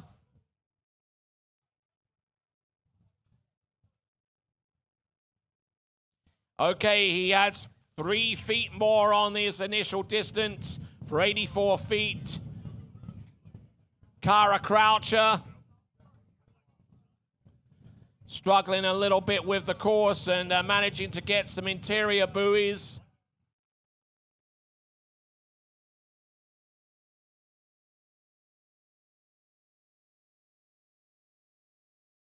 So getting 5 total buoys, 5 total buoys there. That is Kara Croucher, which brings us to our final skier in the mid-rotation, rotation number 3 out of 5. It'll be Kaylee Kravik for the Eagles of Wisconsin Lacrosse. And Alex Winnie, we just seen him complete the previous jump distance. Alex Winnie coming in with a jump number 3, hoping to expand upon 84 feet.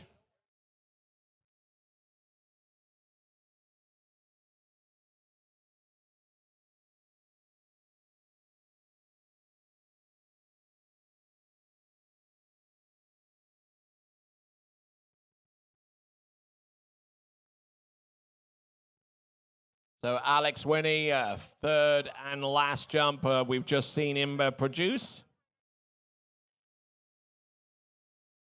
Hopefully it's somewhere towards the 90-foot range. He's already jumped 81 and 84 feet. As Kara Croucher makes her way back to the dock, our penultimate skier in Series 3 in the Division II Women's Slalom competition. All right, it's an 83-footer on the last jump, so no improvement there. His best jump is an 84-foot leap, which brings us down to our final 4 competitors in the mid-rotation in Division I men's jump. We'll see Will Blair, Ty Kosick, and James Bryans take to the water.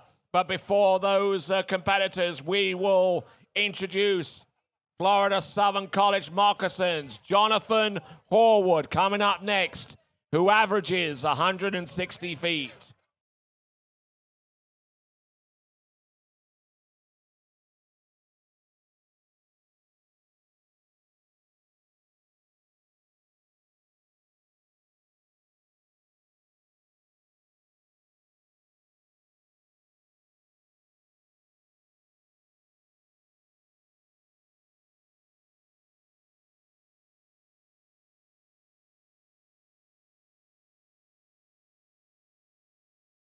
So 26 miles an hour, I beg your pardon, for Kaylee Kravik, rotation number 3.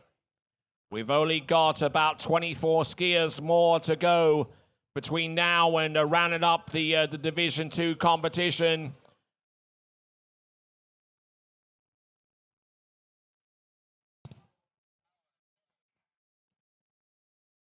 Not looking bad at all. Kaylee Kravik. And here comes, and here we go, Jonathan Horwood. Boom, hits that one. Good impact, good speed, good flight all the way through. Kaylee Kravik for the Eagles of Wisconsin Lacrosse coming through. She'll be coming back at 28 miles an hour, 18.25 meters. Getting a little bit deep on some portions of this pass, but she held on for dear life, especially round number 5 and got the job done in time for buoy number 6. Now, Chris Horwood. You're probably wondering what that distance is going to be, and I will tell you, Chris Horwood.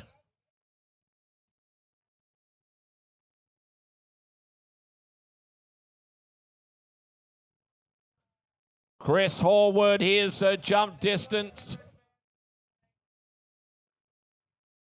Actually, Jonathan Horwood, there is a Chris Horwood on this list as well.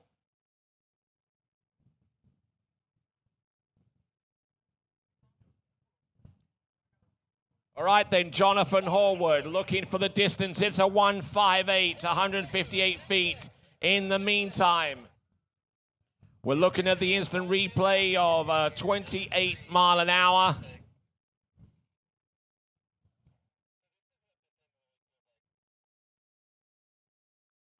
.28 mile an hour and managing to get round all 6 buoys, now going up to 30 miles an hour, I believe. Jonathan Horwood jumped 158 feet. Here he comes on jump number 2.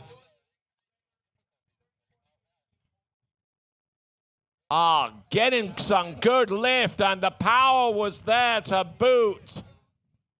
Trying to track down the 170-foot lead jump by Artu Vata, or Mr. 2, as he's known to his friends at Louisiana Monroe, Mr. 2. He is currently in the lead on 170 feet. And chasing him down is Jonathan Horwood. Just absolutely sends it there. And he jumps 162, 162 feet. Whoa, and Kaylee Kravik, unfortunately, her back foot coming out after number 2, I believe. And unfortunately for her, that stops her scoring 2 1/2. We're going to take a look at this once again with the instant replay. We'll have a look at this. Entrance, buoy number 1.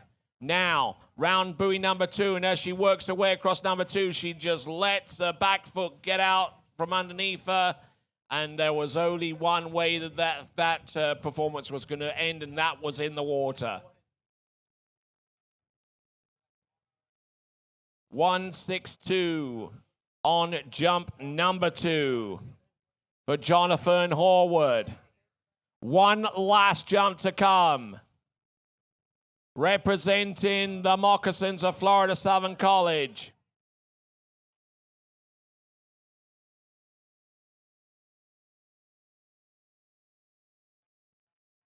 Oh, this is ladies going to struggle to make this one. Oh, got the speed. The lift was a good portion of the way there, and the flight, well, we'll see how far that is in a moment, but he certainly didn't leave much to chance on this one. Man alive, if we had the camera angle from the opposite bank, he would have been totally obscured by the ramp with the view that they have. Yes, we've got that angle right here. Oh, my word. Just absolutely just got stretched to get on there. And it is a 165, 165 feet. 165, the equivalent of 50.3 meters, 165 feet. All right, so next jumper to take to the water is going to be Will Blair.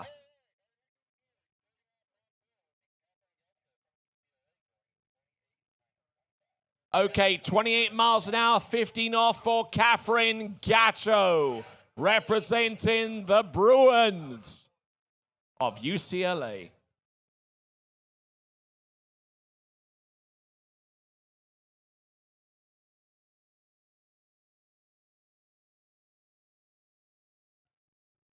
All right, here we go. Catherine Gacho. 28 mile an hour, 15 off. Should be able to get through this. Exuding quite a good amount of confidence coming into this competition. The wind, though, might have other matters to play here, but managing to stay on top of the course and put something there for the others to chase. 65 buoys is currently her best average coming into this event. And that would mean that she would have run this pass, the pass after, and a good portion of the way down 32 miles an hour. Here comes Will Blair representing Alabama, jump number 1. Good, tidy looking jump there, very aerodynamically secure.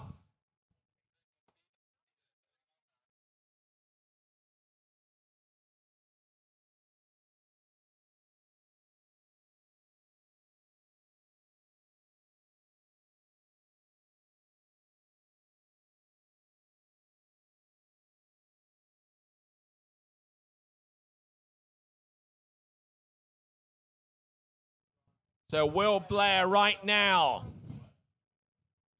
opens up with a jump of 150 feet, not the kind of distance he's looking for. Is well in excess of being able to jump further than that. And obviously you can see a rather bemused expression there on jump number 1. Skier on the water and back at 30 miles an hour. This is Catherine Gacho for the Bruins of UCLA, I beg your pardon. Where did UNC come from? But there we go. UCLA, Catherine Gacho, 2 passes under her belt. Looking good.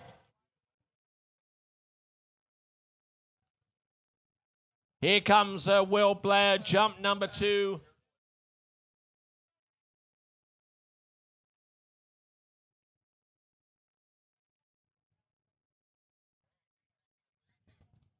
All right, here we go, 32 mile an hour. The boats increase to. Oh, this is horrendously late here. Here he goes. Well, oh, and he almost ate it on that one. Taking in a lot of speed and unfortunately not an awful lot of control to match.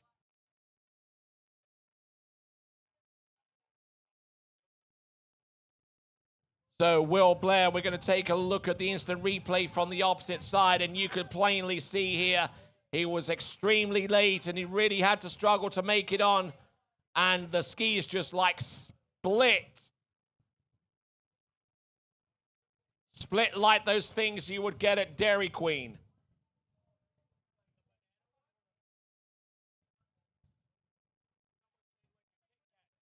All right. Catherine Gacho at 32 miles an hour. She's still upright on top of the water. And she almost overshot the exit gates. So now she's going to have a go at 34 miles an hour for the next run, pass number 4. Catherine Gacho for UCLA. So a 6 buoy count confirmed, and UCLA desperately wanting not to finish in last spot in the Division II team rankings. That's right. And as we're waiting for our skiers to come back around, just a reminder that we have some car keys and some AirPod Pros here. If those are yours, please come claim them at the judges or at the commentator stand. But Will Blair here. All right, 112 feet on jump number 2. Certainly what he doesn't need at this point. Here he comes, jump number 3. Better, but I'm not even too sure whether that jump has outstripped the first jump distance of 150 feet. And for a jumper who averages 142 feet, no, it's there and thereabouts, but he could do so much better. And there we go. That is Catherine Gacho as she gets round 1. Yeah, Catherine Gacho gets 2 at 55K, 82.5 meters. That might actually end up giving her the lead at this stage of the competition. We'll confirm that. And Will Blair, the distance there produced by him was 135 feet, so midway between 150 and 135. All right there. I am visited now for, what is it, Division 1 women's tricks. All right, Division 1 women's tricks. The pink sheets are available for your inspection. Division 1 women's tricks. Available for your inspection right about now. The time is 14:40. You have until 3:10 to inspect those trick sheets, Division 1 women's tricks. The pink sheets are here at the announcing point. Inspect them now. You have half an hour. 24 at 15 off for Ashley Spokes. All right then, so Will Blair with a 135 on the last jump, 150 feet on the first. That ends up being his best. Skier on the water at this time is Ty Kosick for Louisiana Monroe. Still in the lead is Mr. 2 himself, Atuvata, with a 170-foot jump and chasing that down with almost reckless abandon.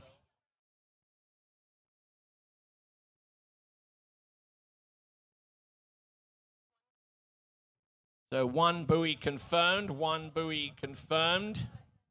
on that pass coming back there, that attempt. Her opening pass for Ashley Spokes for the Baylor Bears. We are in the 4th rotation of 5.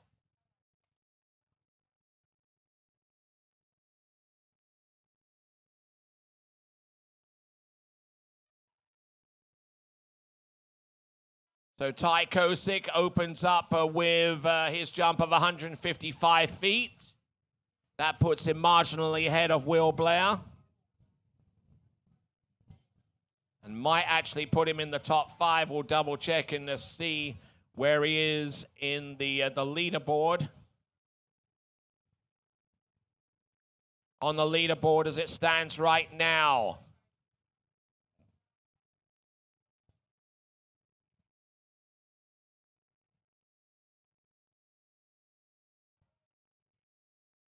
All right, here we go, folks.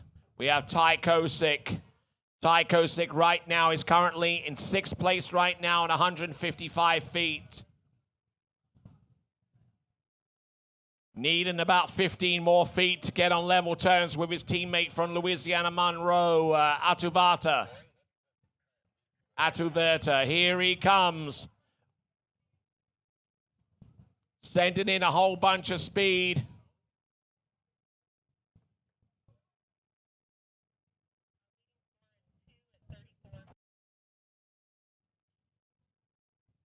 Okay, just to remind you that the lead score is 2 buoys at 34 miles an hour, 15 off.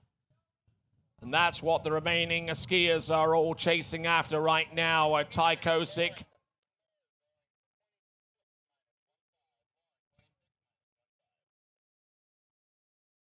Okay, distance. Oh my word, we have a new leader. Ty Kosick, 171.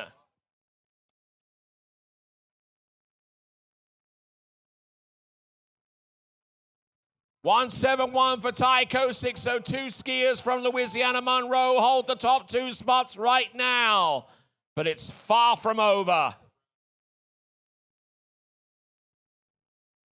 Skier on the water, Lauren Connolly for San Luis Obispo, Cal Poly. Trying to whip that ski round on buoy number 3 and do likewise on number 4. Can she make an attempt on 5? Yes, she can. And a skier who averages 52.5 buoys has run the opening pass for the Mustangs of Cal Poly. That's Lauren Connolly. Now, on the water at this time with his 3rd and last jump. This is Ty Kosick on 171 feet. Does he have anything left in the tank? Here he comes, jump number 3. Oh, yes, a brilliant looking jump. That could be closer to 180 feet.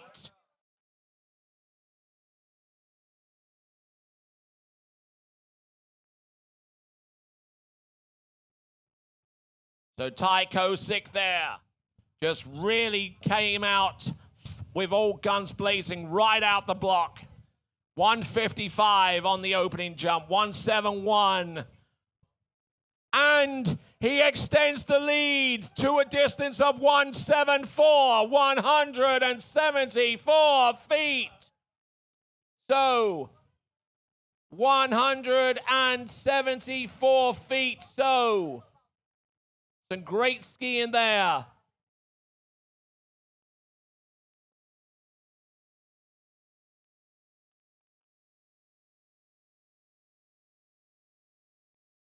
$174 feet for Ty Kosick, and Louisiana Monroe have won each of their first 3 rotations. 170 for Atu Verta in the first rotation for the Warhawks. In the second rotation, Carter Lucas with 169 feet. He won the second rotation. And in the third rotation, unless James Bryant can come away with a distance in excess of 174 feet, then the Warhawks of Louisiana Monroe could be in danger of doing the treble in the first 3 rotations. Here we go, James Bryant.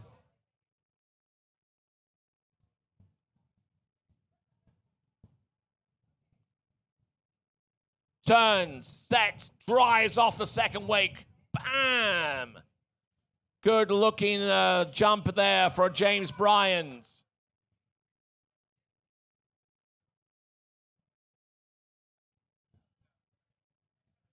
We await the distance.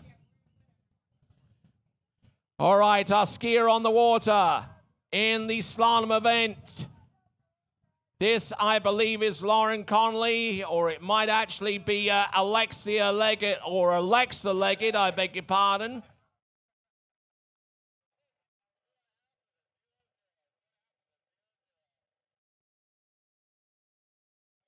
Actually, it is Lauren Conley, I beg your pardon. So I see the Auburn skier getting ready to go, so that narrows that down.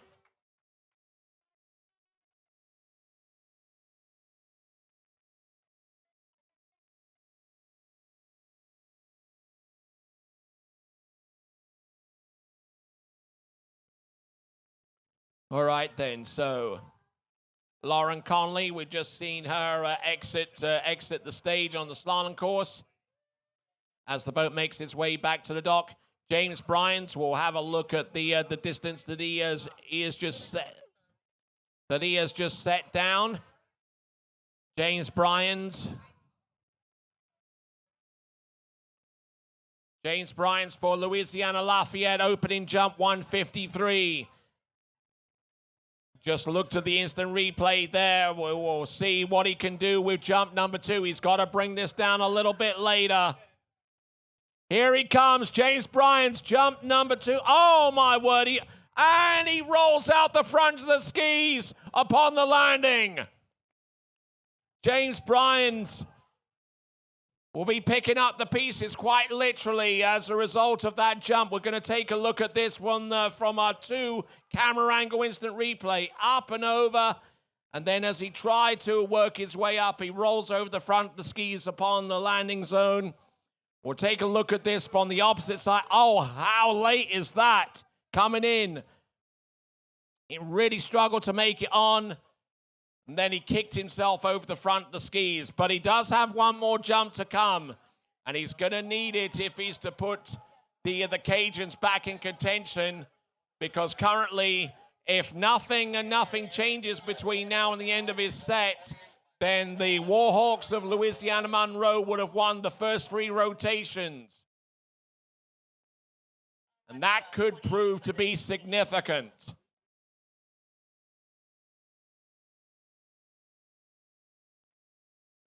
Incidentally, the trick sheets are available for inspection. You have 20 minutes remaining to do that. Trick sheets for Division 1 women. You have 20 minutes to inspect.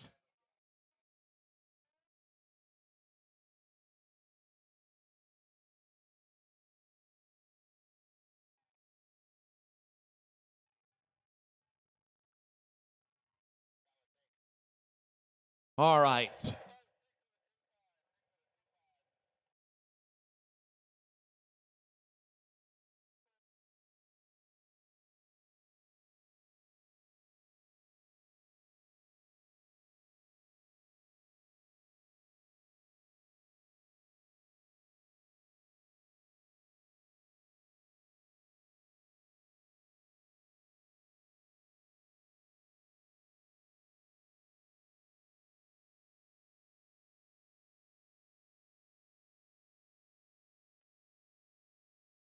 Okay, so James Bryan's unfortunately unable to land that second jump, but he does have one attempt remaining.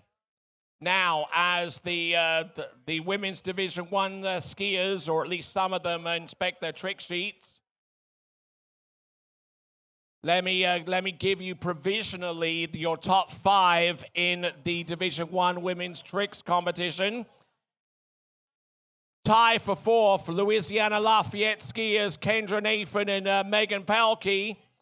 3rd spot, Hannah Stupnicki, representing Rollins College with a score of 37.10. In 2nd spot, provisionally with a 37.20, only marginally higher for Alabama's Ali Graffwell. And provisionally your winner in the Division 1 women's trick competition, representing the Moccasins of Florida Southern College and coming to us out of Fall River in Nova Scotia, it is Olivia Shute. And I'll talk with her in a little bit once she's gotten done inspecting the trick sheets, because she is another big old winner. All right there, here comes James Bryant. Coming in, jump number 3. Better looking jump there, but not quite the distance he was looking for to close the gap between himself and those that are at the top of the heat from Louisiana Monroe. Is it gonna be, could? All right then, so as we work our way down, we have got Alexa Leggett. Alexa Leggett there from Auburn Tigers Women's Div 2 Slalom. We're going to see the jump distance for James Bryant. And actually, his first jump distance ends up being the best, because while both the jump distances in the first and third attempts were 153 feet, it's his first jump distance of 46.7 that actually holds the sway above 46.6. Gotta love the metric system. So James Bryan on 153. So after 3 rotations of jumping, let me get you up to speed so far as your top 5 are concerned. I believe Ty Kosick is in the lead. Ty Kosick is in the lead with 174. Altaverta from Louisiana Monroe on 170.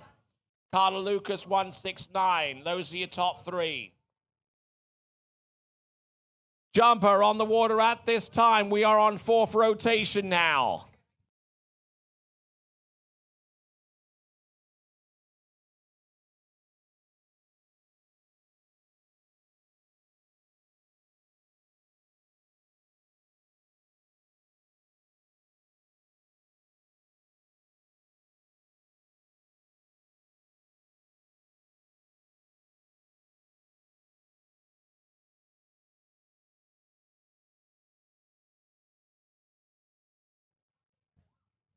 All right, so jumper on the water, representing the Aztecs of San Diego State.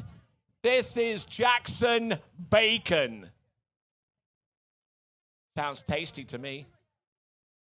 Jackson Bacon, who averages 76 feet.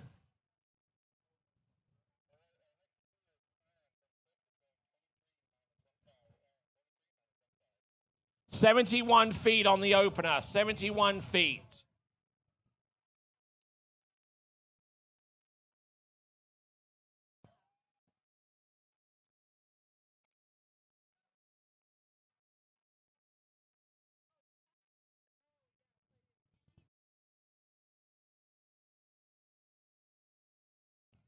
All right, so Jackson Bacon, 71 feet, and he's going to come back in on jump number 2. In the meantime, we've got Aaron Pfeiffer for UT at Austin, the Longhorns,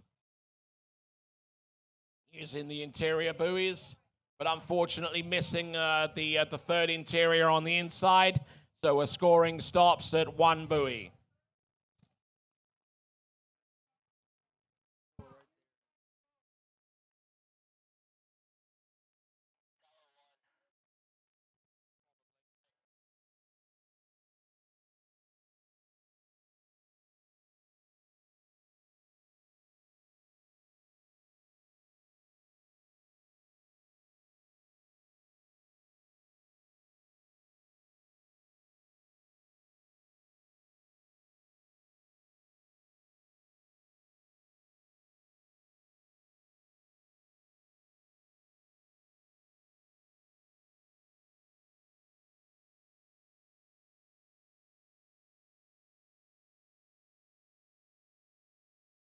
All right, then. So continuing on, we got to Jackson Bacon on the water. Jackson Bacon on the water with a 71-foot opener. Just to let me go through some of these scores again in the top 5. Division 1 women's tricks. Olivia Shute 39.10. She's about 190 points above anyone else at this point. Alison Grafwell, however, is only 10 points higher than Hallerstop Leakey at this time. So she might want to come down and inspect the trick sheets just in case. If there is that much difference between the two, then it would behove yourself to actually check those trick sheets to make sure see if you can find the additional 10 or 20 or even 50 points. Kendra Nathan and Megan Pelkey, both of those from Louisiana Lafayette, they'll share 4th place. Even someone like Aaliyah Young-Hanifer, currently on the outside looking in 6th place. She is about 60 points behind Megan Pelkey. So, yep, there is quite a close gap, some close gaps at the top there. And they only have 10 minutes to rectify any discrepancies that they find.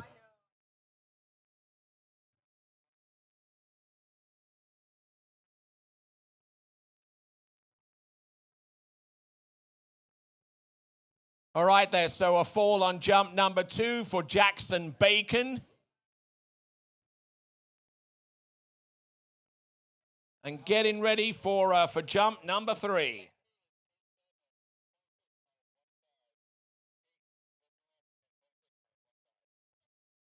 .26 an hour, 15 off for Kate Jackson for Western Washington University Vikings. 26. And she has run more than a few passes in her time, which is why she has an average of 57 buoys. So, and this time, unfortunately, leaving the ski behind her on buoy number 1 and taking a huge spill into number 2. So it looks like it's going to be 1 buoy there.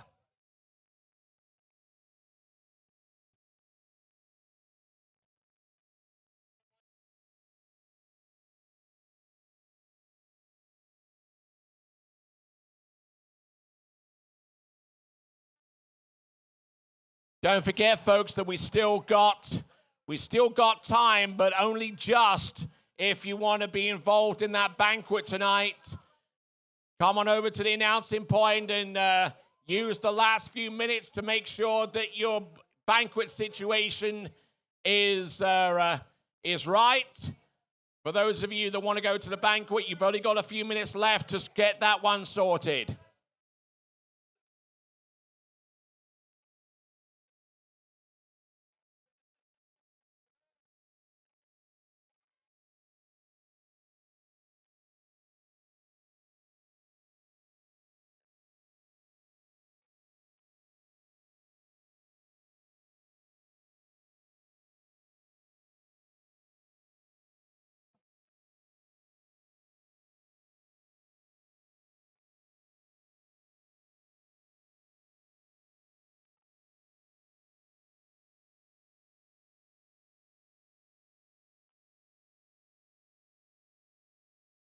All right, so we just seen on the water, Colin Colin Mag.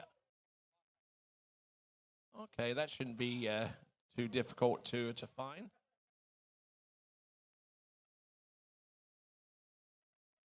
Magliolo. Thank you. Magliolo. Unfortunately, unable to land the first jump. Actually, the last jump for our previous competitor, that being Jackson Bacon, was 76 feet. And Coy Magliolo. Magliolo, is that correct? Hopefully it is. Yep. For the Aggies of Texas A&M, falling on jump number 1. Now let's see what he can do with the remainder. All right, looks like we have a lost iPhone. Trying to locate who it belongs to. Lots of nice apps here. Outlook notification. Subscribes to Peacock. Has a Pinterest account. And also gets in notifications from Lemonade. So if that sounds like you, and that narrows it down to about 250 of you out there, please come on over and reclaim your phone.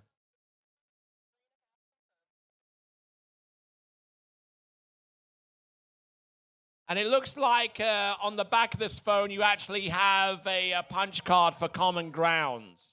So if that sounds like you and you've lost your phone, come on over and reclaim it. Here we go. Coy Magliolo. Coming in on jump number 2. Oh, hey! Ha ha ha! Gets the job done, but only just.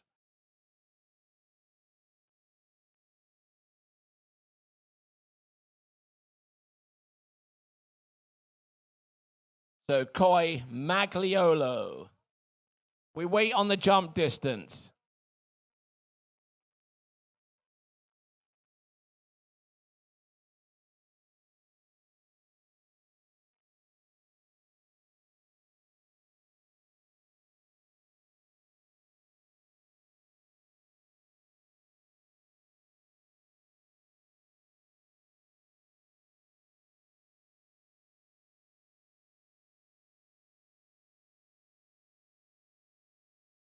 All right then, so Coy Magliolo, 57 feet on jump number 1.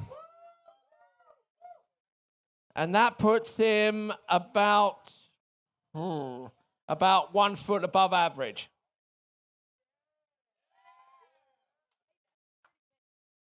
That's huge. 1 foot is huge. Okay, so up, over, and lands in a heap. All right, then. That's their penultimate rotation skier, Coy Magliolo.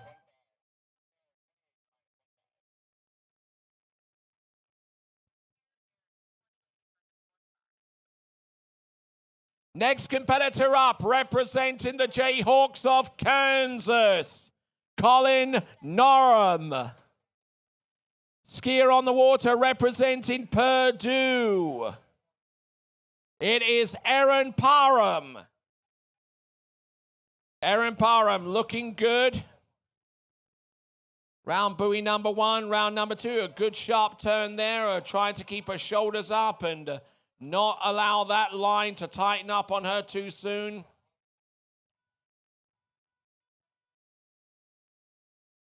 Erin Parham.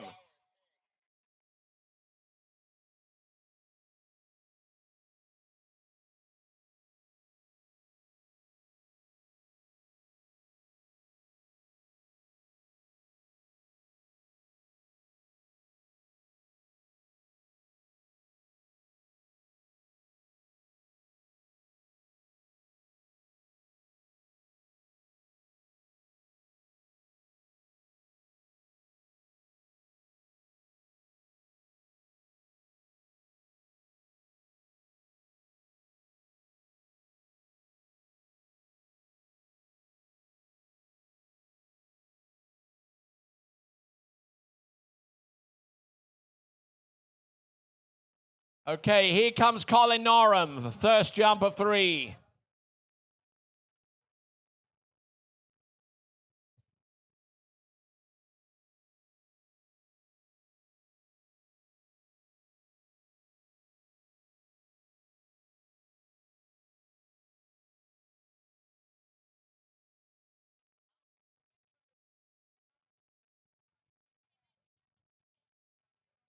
All right then, so continuing on. This is on the water at this time. Erin Parham for Purdue, and ends up in a heap there too.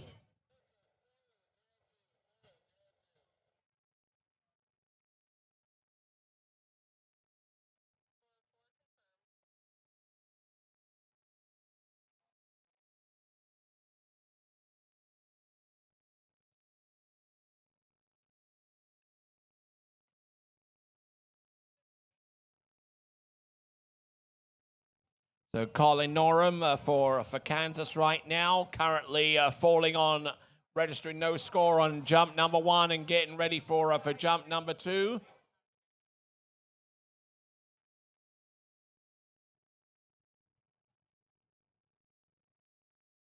Colin Norum from Kansas, and after him we'll have Braylon Lynch from Miami of Ohio. Then William Macarone from Madison, Wisconsin-Madison. Then Mason Guilford of Clemson, Topher Hummel of Rollins College, Federico Jaramillo of Arizona State, Trenton Obendorf of Florida Southern College, Edward Roberts of Alabama, just call him Ed, Demir Flaratov of Louisiana Monroe, and Lucas Pinette from Louisiana Lafayette.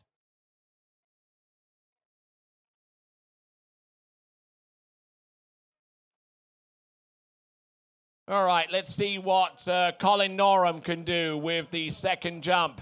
Having failed to land his first, let's see what he's got in the meantime.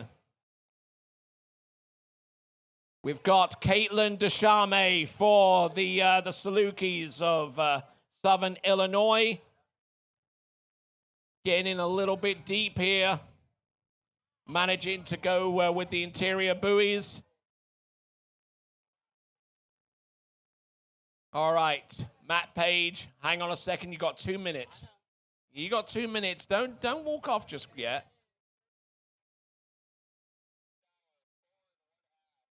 So 4.5 on that opening pass for our skier out in the water. That's Caitlin Deschamais. We are deep into our penultimate rotation. Our penultimate rotation, which is rotation 4, of course. 64 feet for Colin Norum.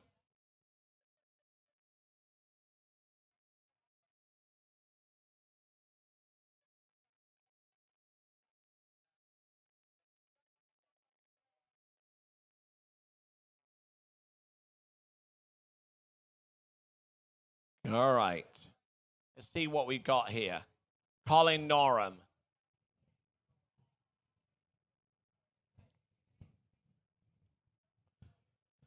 Up and over. Oh, takes a big old hit there on the landing. That was good enough for 64 feet. And here he is with his last jump. That might actually be around about the same spot. All right. All right, Matt Page, you're gone. And because he's gone, that means that the trick sheets are also gone. That means that your provisional winner now becomes pretty much official. Ladies and gentlemen, let's give it up, please, for Division I Women's Trick Champion, Olivia Shute. All right, then. Hasten to add, you're a big old winner. Thank you, Tony. It's so great to be here. There was a bit of uncertainty if our team was going to be able to get here with the hurricane in Florida. So we're all super happy that we made it, and I'm ecstatic to walk away with the win. All right, then. So Could you have imagined by the time you made it back to the dock that your score of, what was it, a little over 3,900 was enough for the win? I wasn't sure. I went with a bit of a safer run because it was really windy. I took out my last trick and just threw in a couple easier tricks that I knew would be secure points, and it ended up working out, so I'm really happy. All right, then. So what happens now after tonight's banquet? Our team catches a flight home tomorrow in the evening, which will be nice to have a bit of a sleep in after the banquet. Excellent stuff. And ladies and gentlemen, let's give it up, please. Division 1 Women's Trick Champion here at the Syndicate 2024 NCWSA National Collegiate Water Ski Championships. Representing the Mocs of Florida Southern College, it is Olivia Shoon.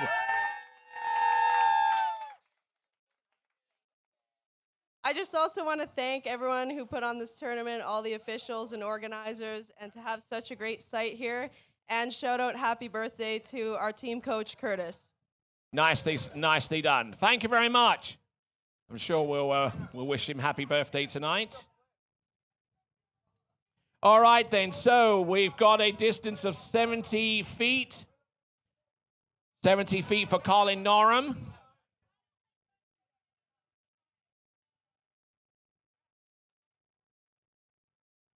Looking at our slaloming competition so far with an average of 57 buoys, 6 buoys for Kelsey Davis.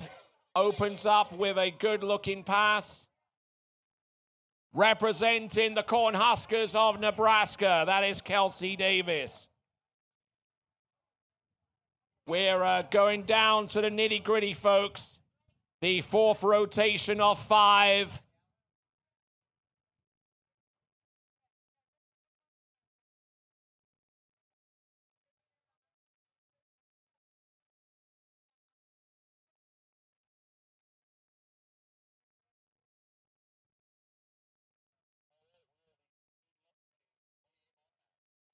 All right, then. So Kelsey Davis, having run 26, she'll go up to 28. Jumper on the water at this time is Braylon Lynch for the Red Hawks of Miami of Ohio.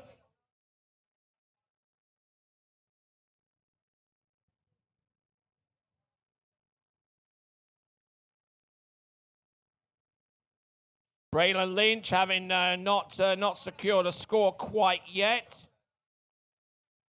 No jump scored to speak of.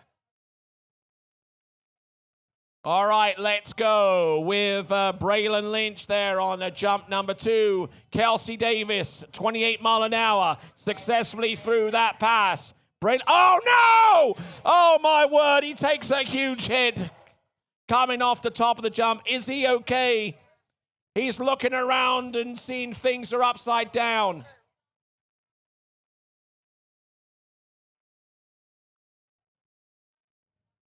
Take a look at this, coming off the ramp, and he just hit the bottom right-hand corner, pure and simple. All right, let's have a look at this, and let's see if we can slow it down at 50%. Thank you very much, Kelvin. And thankfully, he rolled enough out the front to where the skis did not catch, and that could have been quite catastrophic so far as knees and legs and ligaments are concerned. Absolutely, Tony. And one of the most important things about learning how to jump is learning how to fall properly. And clearly he does know how to fall properly to make sure that he is safe. Wow. All right, then. So he may still be in good enough condition to actually go on to the next jump. We'll see how that pans out. But as we're waiting to find that out, we got Kelsey Davis from Nebraska. Oh! Out the front there, eh? Okay, looks like Braylon Lynch is not going to score because he's passed up on the opportunity to take the next jump. So he just did the two attempts, but I'm sure he'd appreciate a pat on the back for his effort up to that point. That is Braylon Lynch for Miami of Ohio. All right there, so next competitor up, representing Wisconsin-Madison, William Macarone.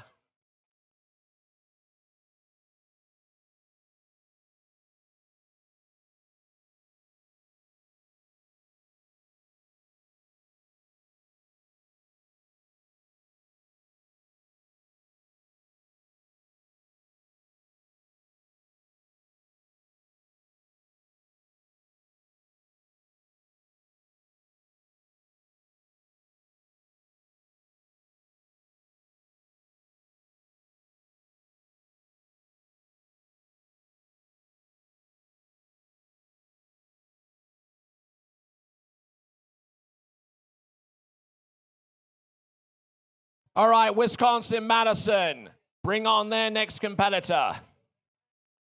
It is William Macarone. Taking a straight up single cut, I believe. No, actually a 3/4, I beg your pardon. And William Macarone doing a fine job there. We'll have a look at the instant replay.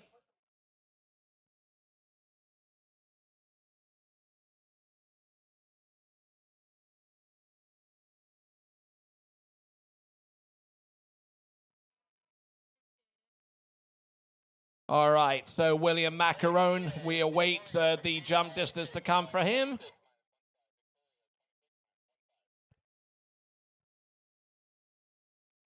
All right, and there's that replay there. Victoria Finwall on the Slalom Lake. 26:15, I believe.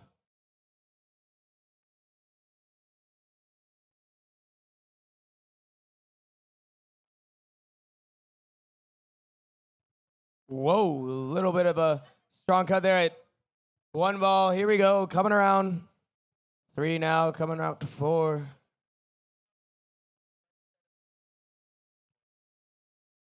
Coming around 5, coming around 6, coming around 7. All and right. through the gates. There she goes.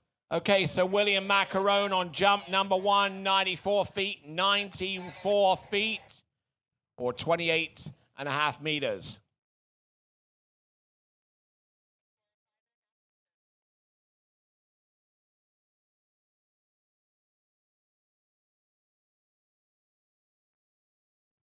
All right, and here he comes.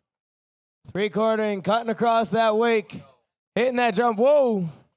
Oh. Oh, taking a big Side old slide. splash on that one. He's all right. There's the wave. Bit of a side slide there on jumpers. Not sure if that works entirely, but It doesn't. it doesn't. Unless you're Joel Poland. Oh, and here we go.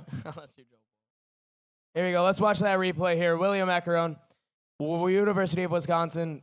Oh, kind of coming to the side. Not a great angle to see that side slide, but it sure happened. Oh, here we go.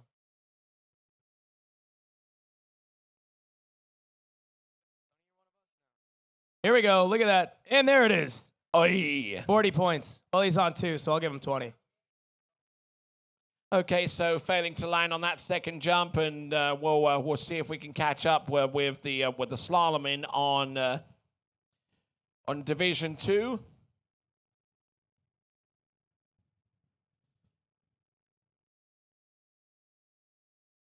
I think that our next competitor to go is. All right, who was our slalomer that just came in?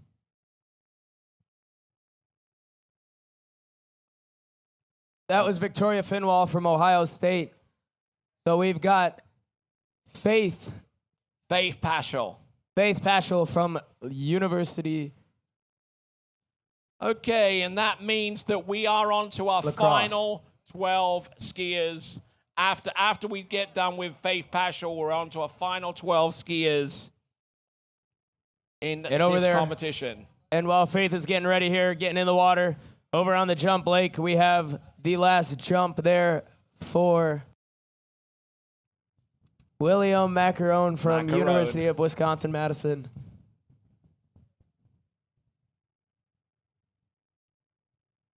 Here we go, cutting across, hitting that ramp up and over. Had to pick Much himself better. up off the deck there a little bit there with that third and last jump.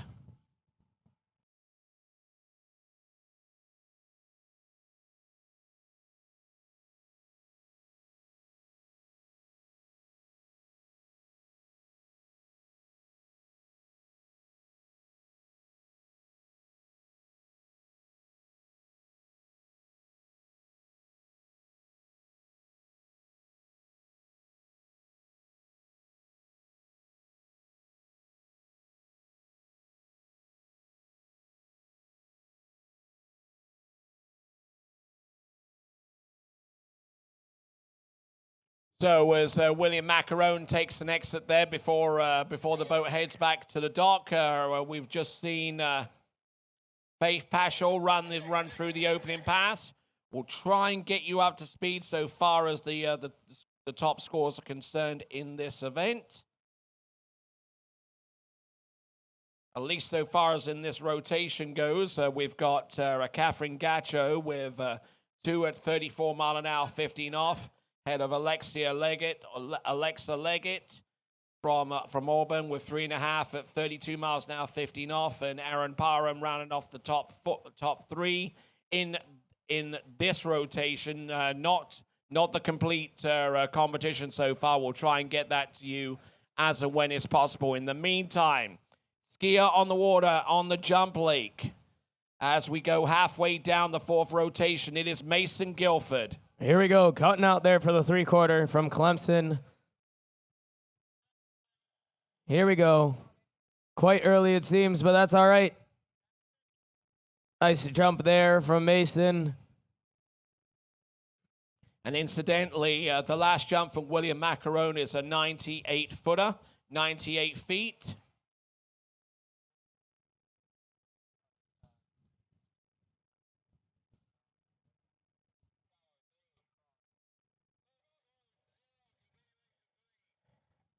So getting into a little bit of difficulty with that return pass, our skier from La Crosse, Erin Paschal.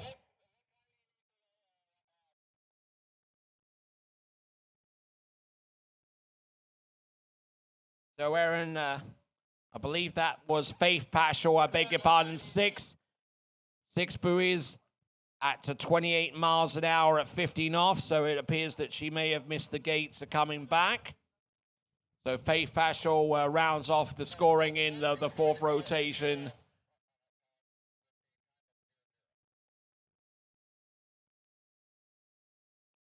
So there we go.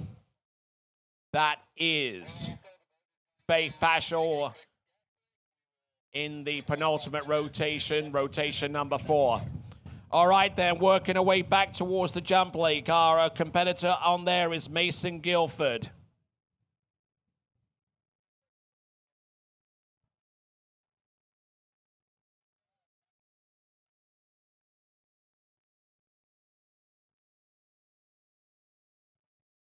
Mason Guilford, an 84-footer on jump number 1. Let's see what he can do to expand upon that on jump number 2. Yeah, manages to land it and ride it on out, but is it going to be further? There's only so much you can do with a single cut.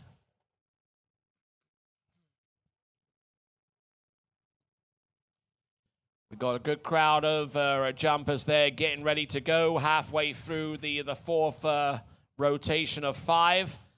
Topher Hummel there getting ready to go with the blue Rollins bib, and looking at the distance coming through. It is 88 feet, 88 feet. Beating out his previous jump by 4 feet there, so he's got some more distance that he could probably make here on jump number 3. Let's see what he can do. He might need to suck it up and go with the 3/4 cut if he seriously harbors any greater distance. I think I like this idea, Tony. It sure could help putting him out there, getting that nice distance there so he can cut across and build some great speed. All right, then. So what time is it now? It is 25 past 3 in the afternoon, so we're making up some pretty good time.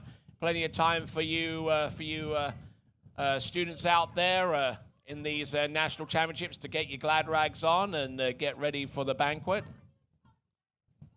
That's absolutely right here. And here we go.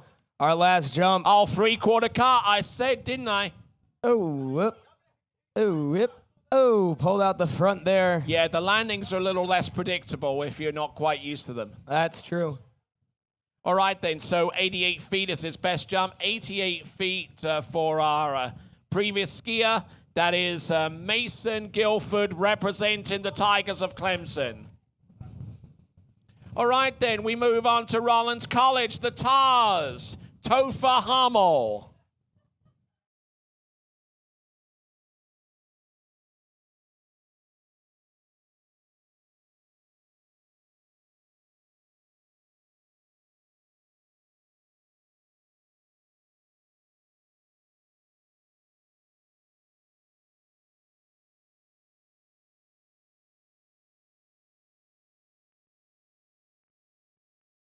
So Topher Hummel getting ready to jump, and looks like we got a little bit of a delay before we continue on with slalom with the final rotation. We're putting some gas in the boat. Now, for those of you unfamiliar with the Nautique towboat, the gas goes in at the bow. Most of the other towboat manufacturers, their gas tank is located in the rear. Bit of an interesting concept, but you know. It is. Not an unwelcome one. And it does have some merit too, because it puts a good portion of the weight up towards the nose and actually creates a better wake that way. And that's absolutely great, you know, especially if you're out there slalom behind those boats. It's a nice benefit to have. All right, then, here we go.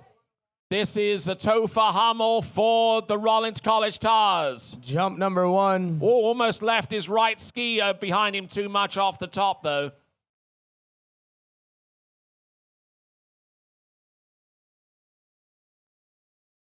Taking in a lot of speed, but the control kind of deserted him a little bit there.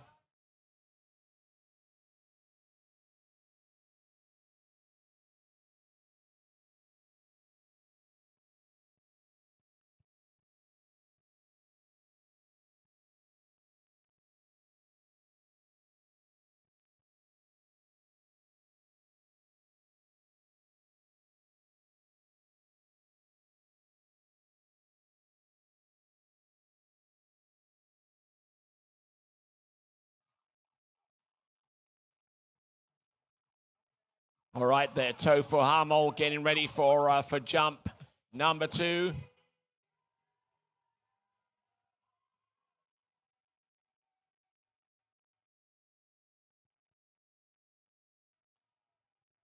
Turning that boat around now. He's going to start heading the other way, getting ready for jump number 2. All right, then they're focusing exclusively on the jump event right now, while the Nautique towboat that's running for women's slalom division 2 takes a break and puts some more fuel in.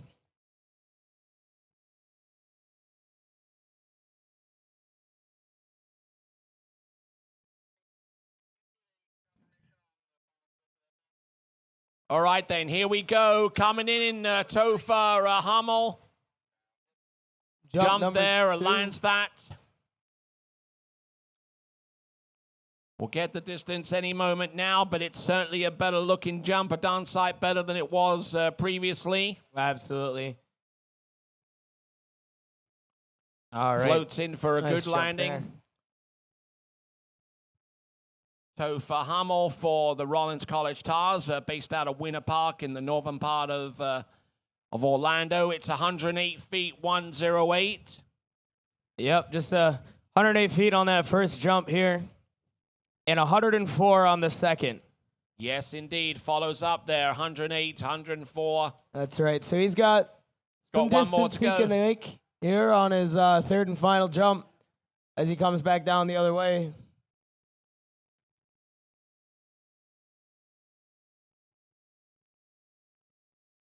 Here we go. That boat's going to spin around and get him set up to hit that jump for a third time.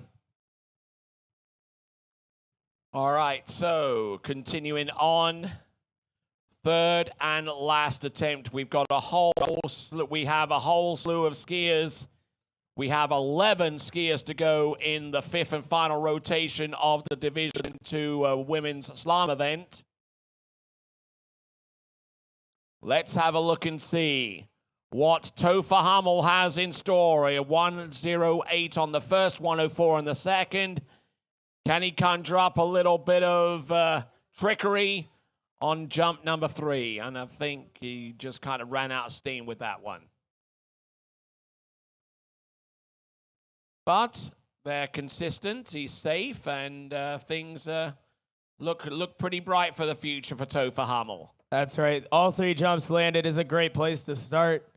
And 108 is no small feat either. So some good jumping here from Topher. And we'll see. Oh, look at that. And a little dive there at the end. Yeah, indeed. And that actually serves a very good purpose, because once the skier exits at that point, then the boat is free to gun it and get back to the dock as quickly as possible. So it saves time and allows the next boat to go out there with the next jumper. That's right. It makes us a little bit more efficient here as we go along. And speaking of going along, it looks like our nautique is all set here, filled up with gas again, and we're going to get going on the women's D2 slalom lake once again. All right, then. Now, typically what I do at this point in the proceedings is we're down to our very last rotation in the particular division. What I tend to do is I highlight each team as they progress through their skiers. Now, we have 11. There's supposed to be 12 skiers in this division. So first off, the missing team here out of this rotation here are the Bruins of UCLA. But ladies and gentlemen, let's have a big cheer, every single one, for every single team that we mentioned, coming to us out of Los Angeles in California. Let's give a big cheer to the Bruins of UCLA. All right, hopefully it'll get a little bit better between now and the end there, but can't say I don't try. All right there, Federico Jaramillo for Arizona State University, the Sun Devils. Ooh. Oh, nice elevation there, and good strength in the bottom. See a bit of that float down there with all that air he got. Let's watch that replay one more time. Wow, look at that. Yeah, good effort there Nicely from done Federico. by Federico, that's right. Or Federico. Federico. Or just call him Rico. Rico. Rico Suave.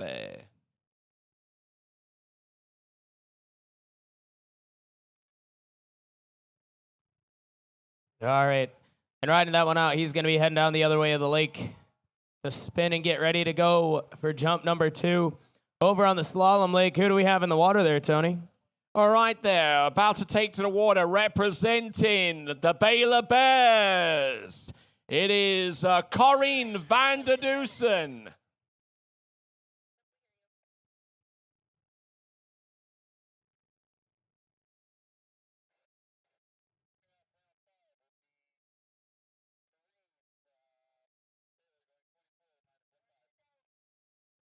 All right, while she's getting ready over on the jump lake, we got Federico cutting out there for his 3/4.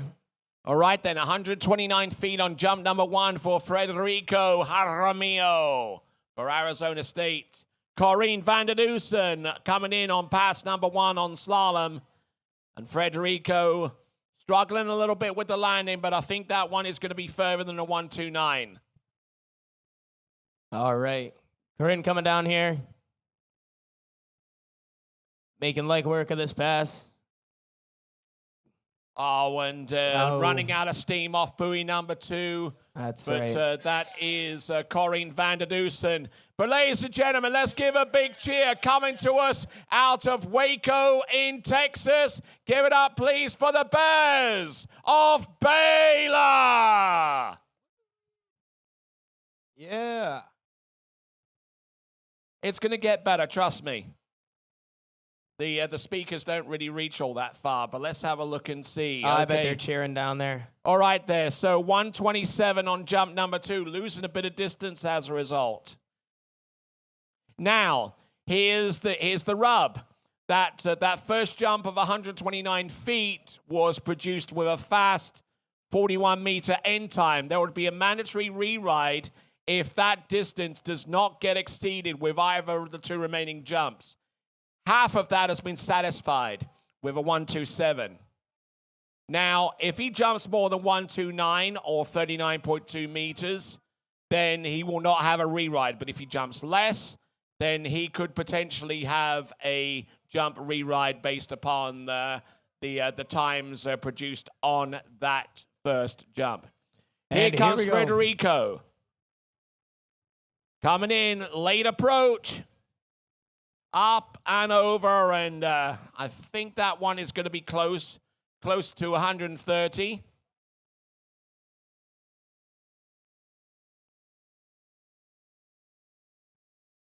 All right. Jump distance coming up here for Federico Jaramillo. That's I'm right. sure. Here's that replay. And as we're waiting, we got Madeline Van der Dusen.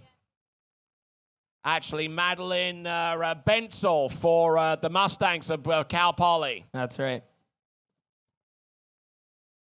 All right, and it looks like A 134 for Federico, which means that the rerun is not invoked. all right. And you can see his team cheering him down there as he comes in. All right, so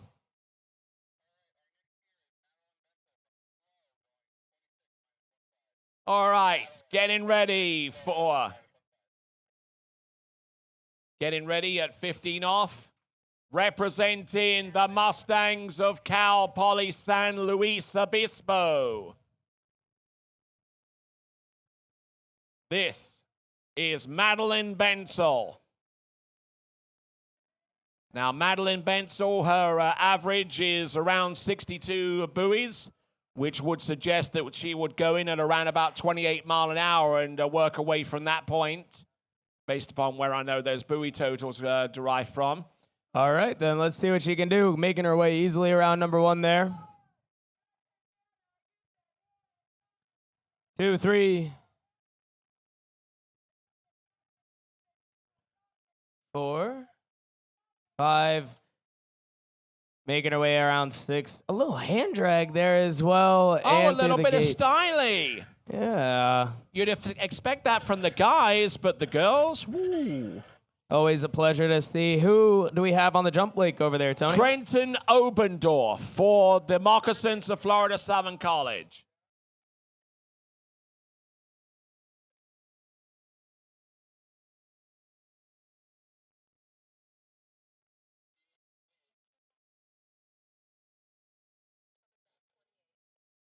So Trenton Obendorf on the water right now.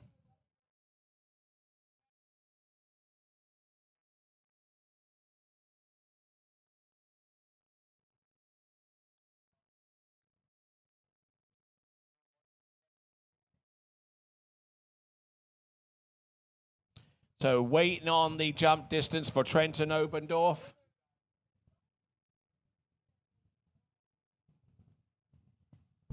All right. Looks like Madeline's coming back here now.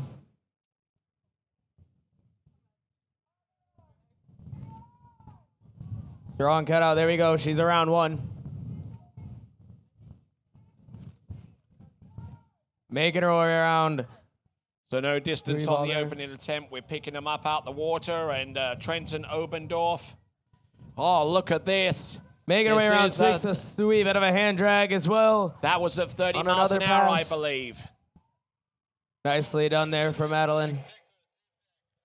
6 buoys confirmed. Nicely done. She's going to go into pass number 3 now. 6 buoys confirmed there on pass number 2. She went through 28 and 30. Now she's going to get ready for 32 miles an hour or 52K.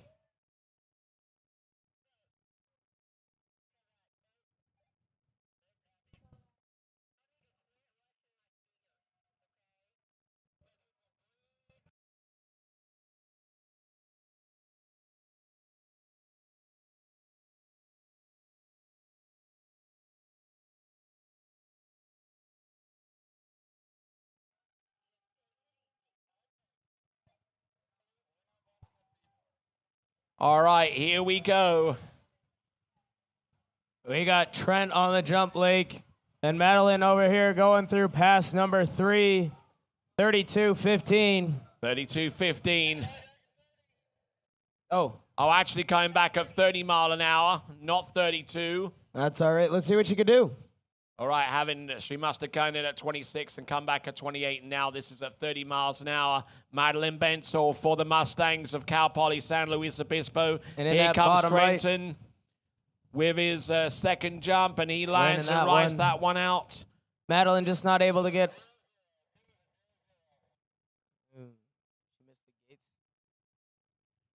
We'll double check to see what the score is.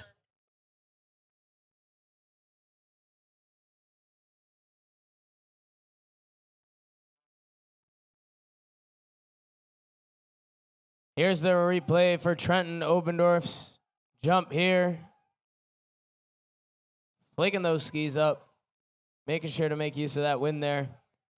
All right, and here is Madeline's run, her final run here, 30-15. 30 miles an hour, 15 off. There's number one.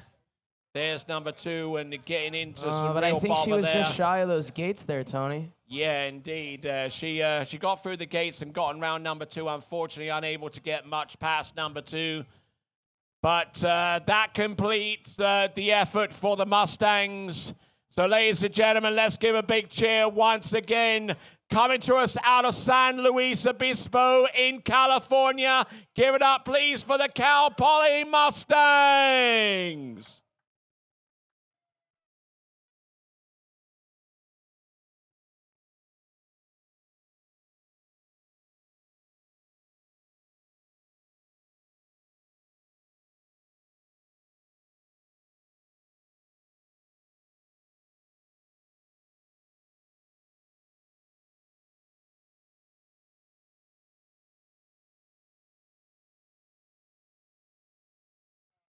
All right, Madeline Bensel coming back to the shore in front of her teammates from Cal Poly.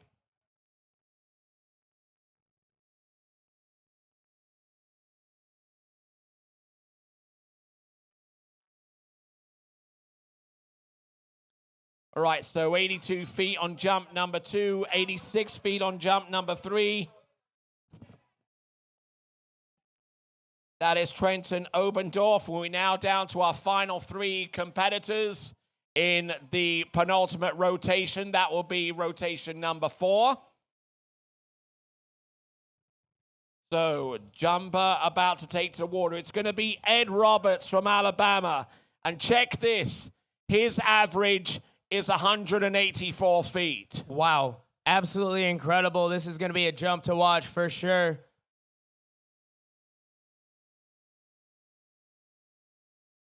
$184-foot average. Who do we have over on the slalom league, Tony? Okay, we have representing the Tigers of Auburn, Anna Warren. All right, she's going to be starting off at 30-15.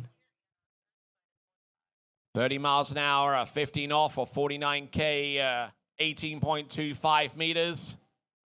Let's have a look and see as we get closer to rounding off Division 2 and indeed Division 1. Here we go. Jump number 1 here for Edward Roberts. Wow. Not even on the screen anymore. Nicely done. Big speed, big height, big flight, big distance. Everything about that jump was big. Absolutely. And in the bottom right corner, there she is. Yep, that was Anna Warren for Auburn. We're making that pass look easy. 30-15. She's going to be going up to 32-15 now. And once again, here is that replay of that jump there. Wow. Let's see if we can get that distance for you guys on that jump.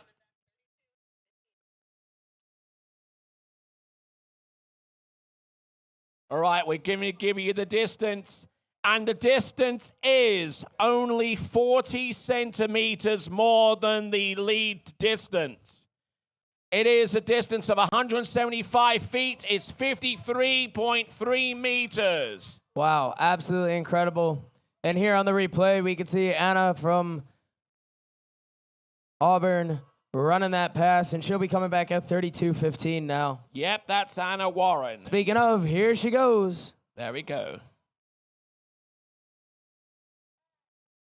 So here we go. Anna Warren coming back here at 32 miles an hour, 15 off, or 52K, 18.25 meters, making very light work of this pass. And as she gets round number 5 and round number 6, we switch over to Ed Roberts' jump coming in. Oh, this is hellaciously late.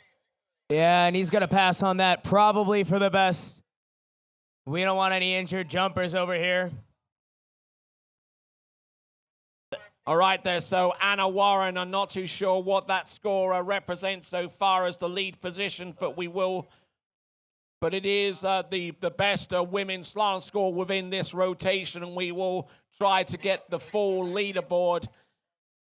If I'm as not soon as we mistaken can. here, Tony, I think she needs to get 3 ball at 34:15. But I could be wrong. That sounds about right. So let's see if we can get this to load up for us so we can get that confirmed.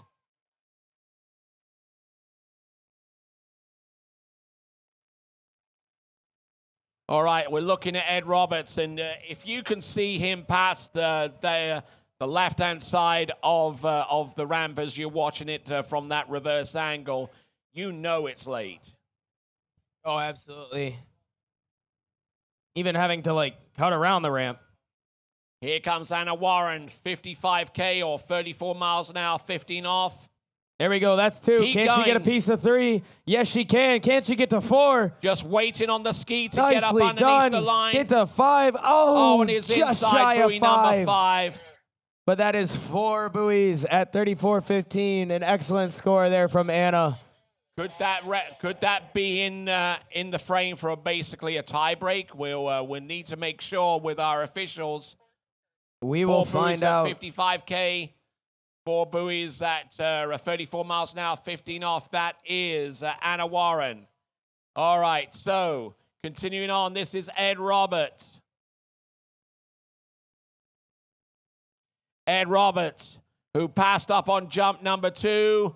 He's certainly not passing up on jump number 3, but he gets the height and the float and the distance. Wonderful stuff. And while we wait for his distance to come through, ladies and gentlemen, let's give a big cheer. Hailing out of Auburn, Alabama, the team, the Tigers of Auburn University. As they round off their effort here in Division 2 in the 2024 Syndicate NCWSA National Collegiate Water Ski Championships.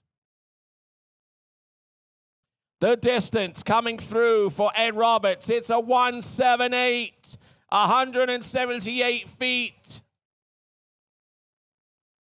178 feet.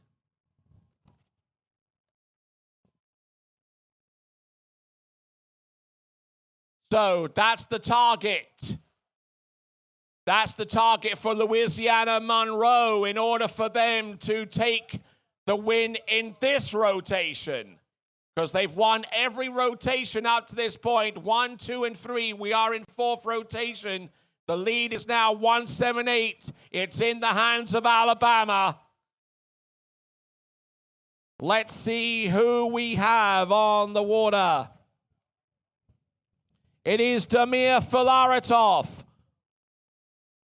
former Junior World Championship medalist, and coming to us originally from Ukraine.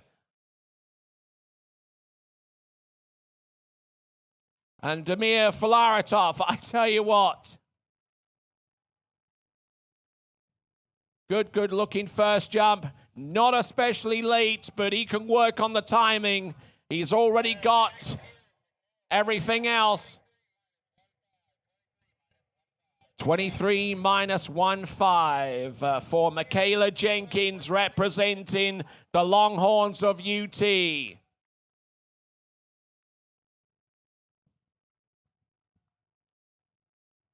Michaela Jenkins. There's number 1. As we look at Damir Filaretov for Louisiana Monroe, his jump.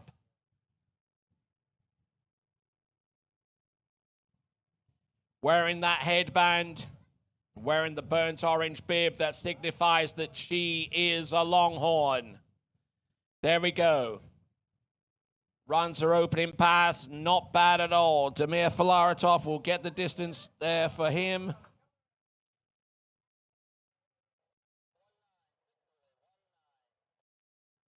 So Damir Filaretov, who actually injured himself in the slalom event a little earlier on in the competition, wasn't part of the team with the tricks event, and that gave him an additional day to get get rehabbed and get ready for the jump event.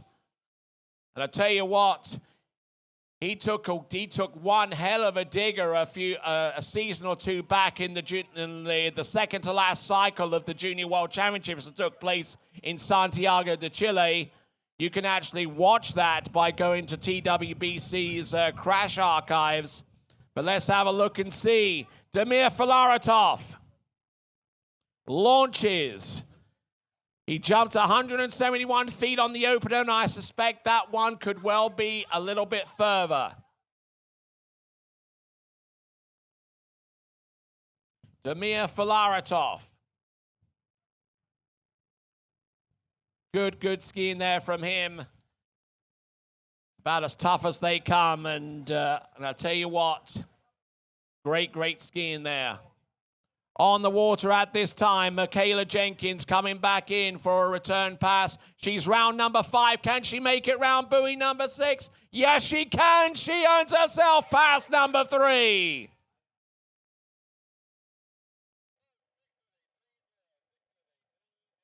All right there, so jump number 2 for Damir Filaretov, 150 feet.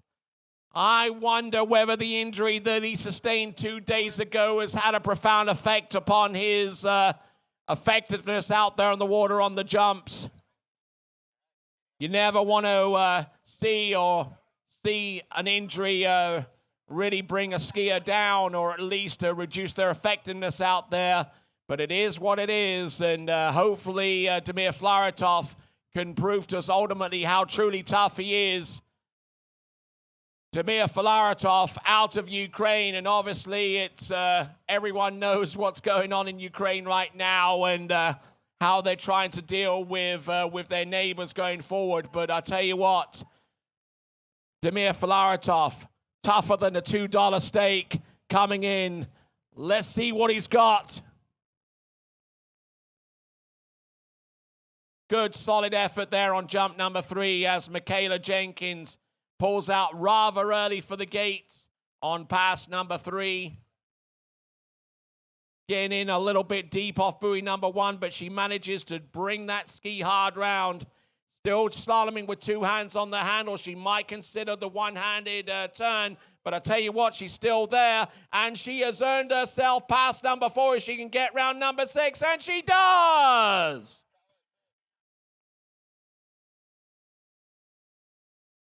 $165 feet, 165. He has come through in the clutch. Damir Filaretov, a 165. So 165 for Damir Filaretov. The Warhawks of Louisiana Monroe may not have won this rotation, but they certainly come through in the clutch in the previous 3. Damir Filaretov, 165. As we now bring our way down to the Raging Cajuns of Louisiana Lafayette with an average jump of a 177-footer. It is a skier originally out of Canada. It is Lucas Panette.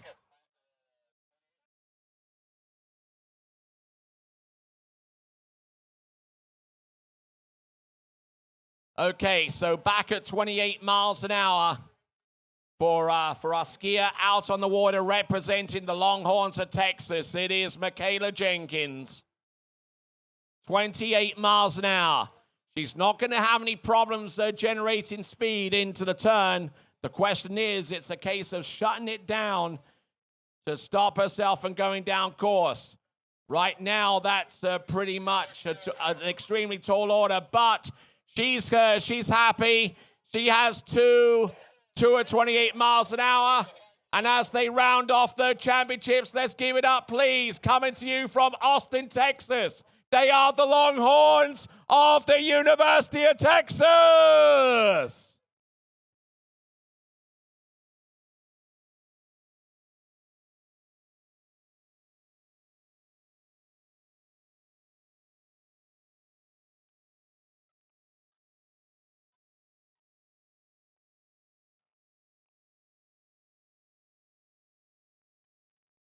As we work our way down towards the end of our final action of this competition on both lakes. We are about halfway down the list, nearly halfway down the list. As we look at Lucas Panett with the opening jump. Looks like a very, very useful attempt there for him. Lucas Panett currently on the outside looking in at the top 5. His opening jump is a 166. 166, which is significant because it puts them at least one place above Louisiana Monroe there at the fierce rivals. 165 was produced by Damir Filaretov, and 166 was produced right there by Lucas Panett. So the fight back has begun. However, Lucas Panett can rise up even higher, provided that he jumps more than 166. Linnea Sonderman representing the Western Washington Vikings and doing a fine, fine job there with pass number 1.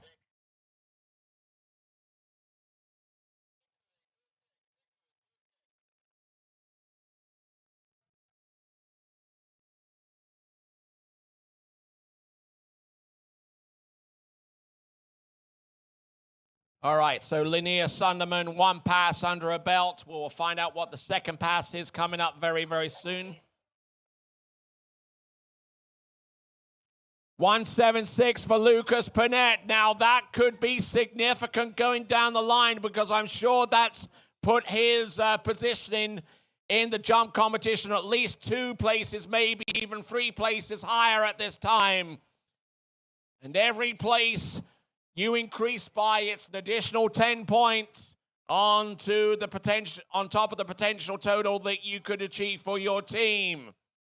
So Lucas Panett coming through clutch right now, and he's got one more attempt to come.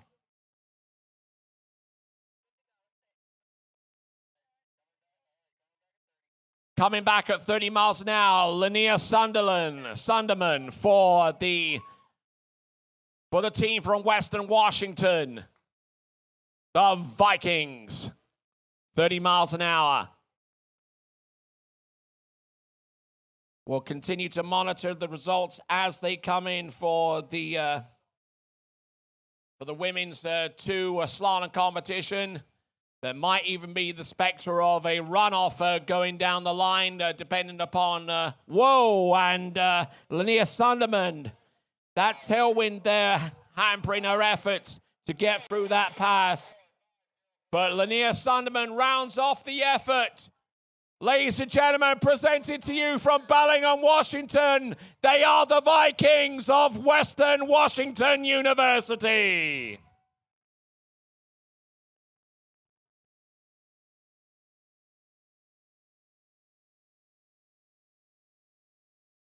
And we've just seen the last jump there for Lucas Panett, who's jumped 176. Oh, my word, it's 180 feet, 180. However, 180 feet has a fast 41-meter end time associated with it. Obviously, it's the 3rd jump attempt, so there are no jumps to come after it that could exceed it.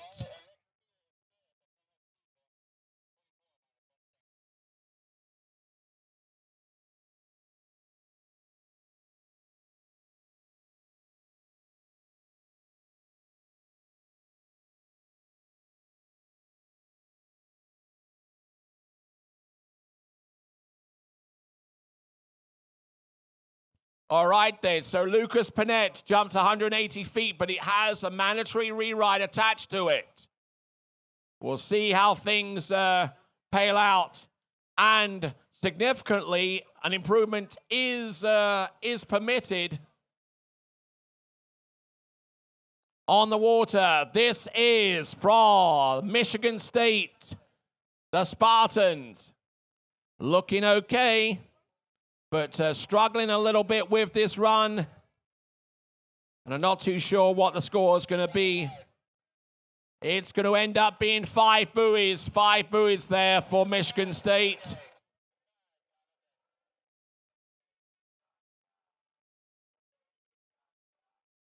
That is Sarah Kirk for the Spartans of Michigan. The Spartans, the Michigan State Spartans.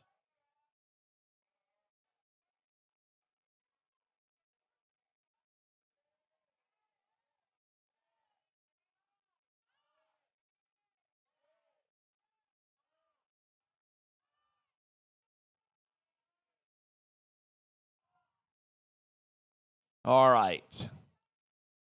So a bit of a tricky situation here with the jumps right now. There's a mandatory re-ride possibly for the third and last jump of 180 feet by Lucas Panette. So Sarah, unfortunately, unable to get through the opening pass, getting 5 buoys as a result. I don't know what she's doing, but she's trying to get her money's worth, no doubt. Oh, it's the hand drag. She wanted the hand drag. And she skis into the shore. But ladies and gentlemen, once again, let's give it up, please. And coming to you from East Lansing, Michigan, and they are the Spartans of Michigan State University.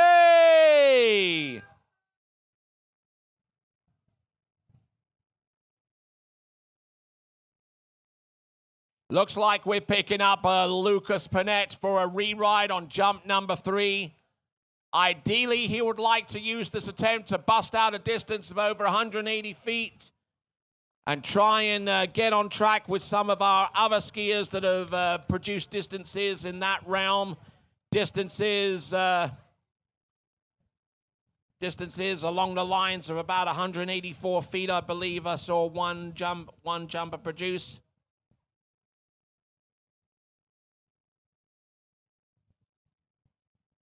Looking through some of the scores that we've seen so far. Carter Panette.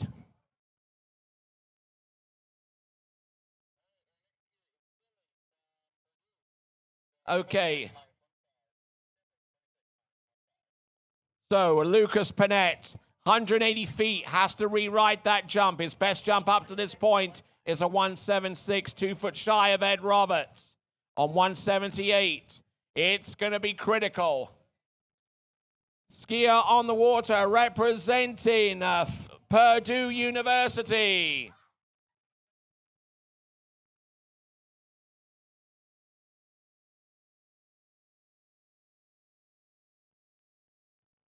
This is Finley Donovan for Purdue.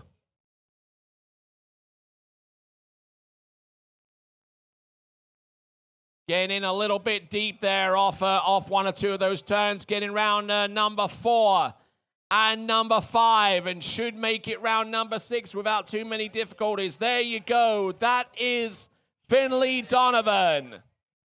A nice pass there from Finley.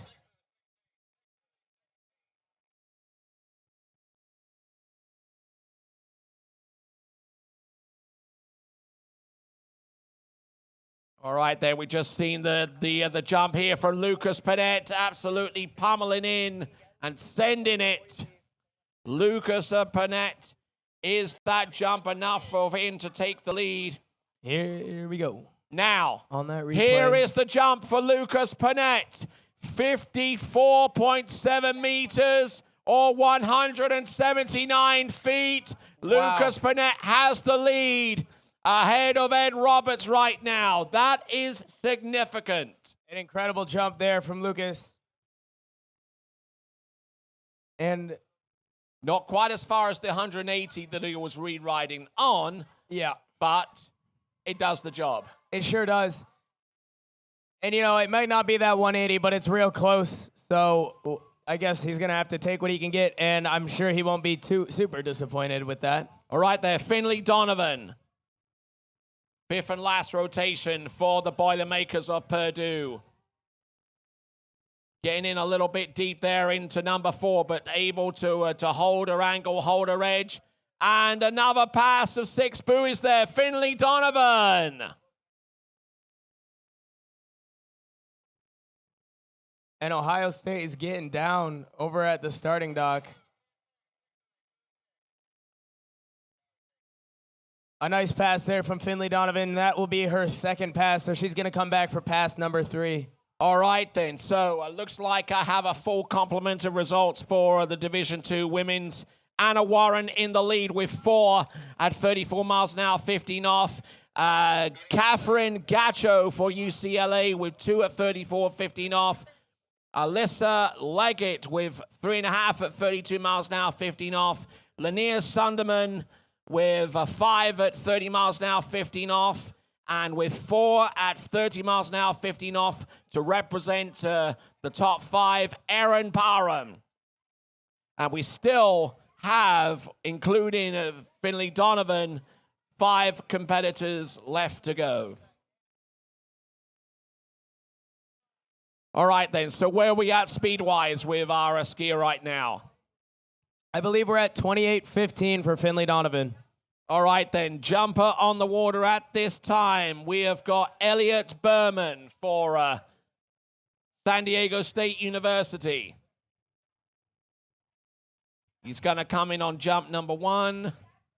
Up. Actually, jump number 2, I beg your pardon. And looks like we got Finley Donovan continuing to ski. That's right, another pass there for Finley. 28:15.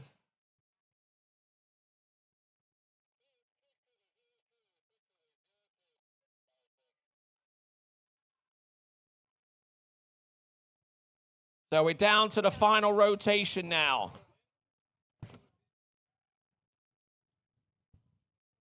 So Finley Donovan getting through pass number 3.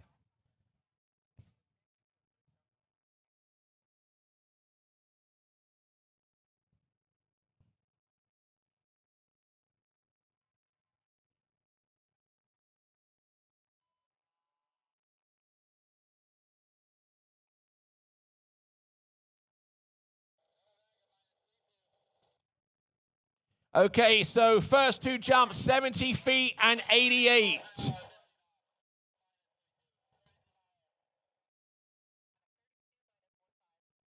So 32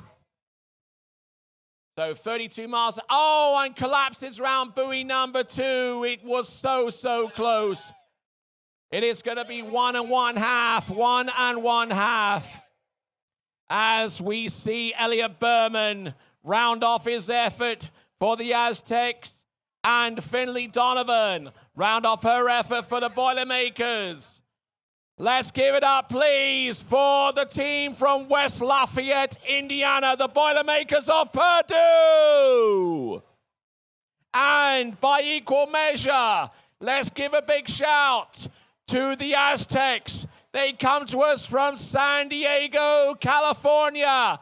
It is San Diego State Aztecs.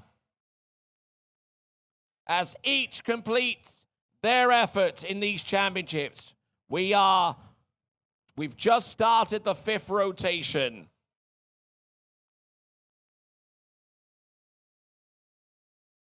"90 feet for our competitor out on the water for San Diego State, Elliot Berman. That is a 90-footer.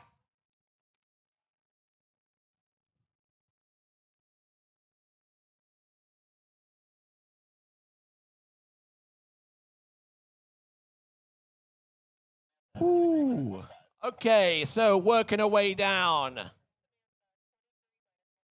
Now, coming in and representing the Salukis of Southern Illinois, Samantha Varnas.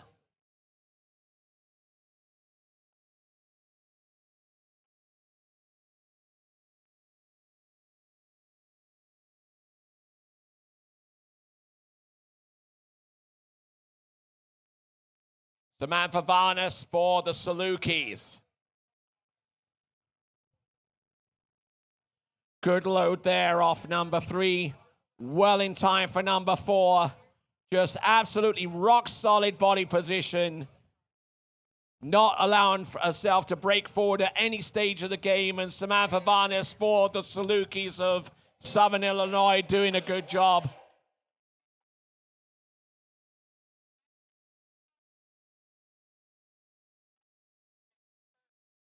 All right then, so we've just had San Diego State complete their competitiveness. We've got Colin Fogel for the Aggies of Texas A&M. Let's see what the 12th man can do for those folks. Up and over and lands, and Colin Fogel lands the opening jump.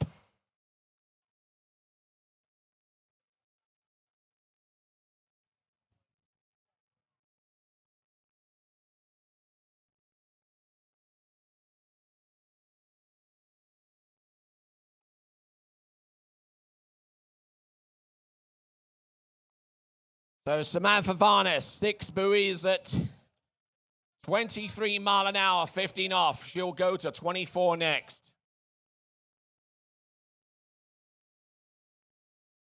We've just seen our first jump there for Colin Fogel.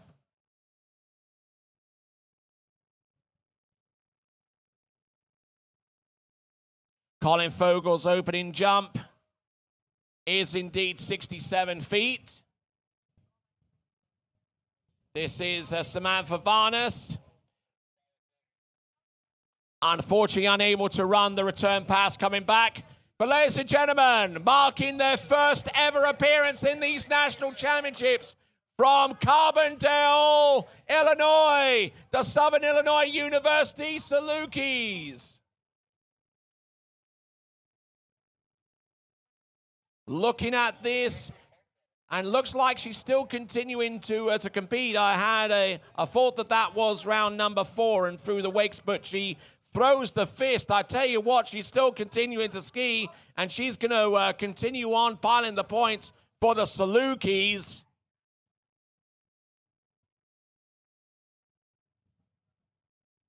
.23 and 24 mile an hour under her belt. Colin Fogel, we've got a jump of 67 feet on jump number 1.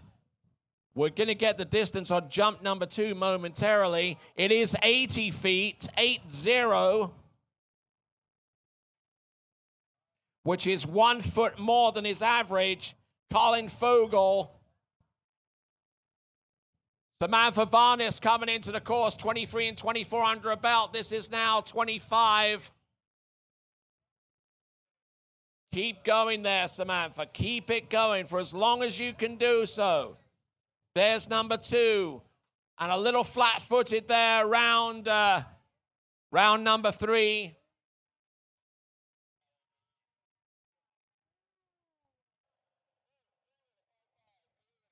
So that's a 3 buoy count. So 3 buoy count there for Samantha Varnes.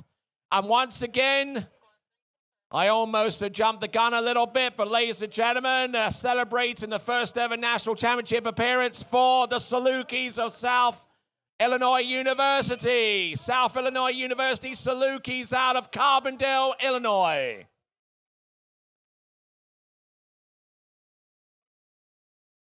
All right there, coming in for the final jump. This is Colin Fogel. Up. Over, we'll land and ride that one out, and that should be a little bit further.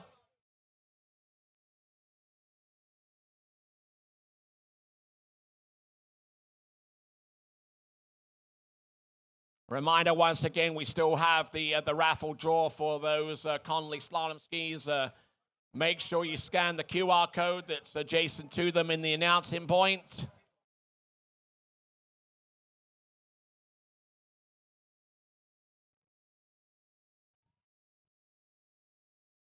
All right, so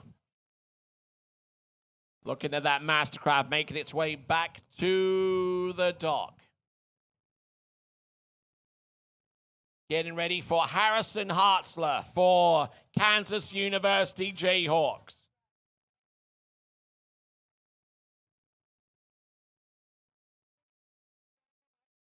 All right, we're now down to our final 3 competitors.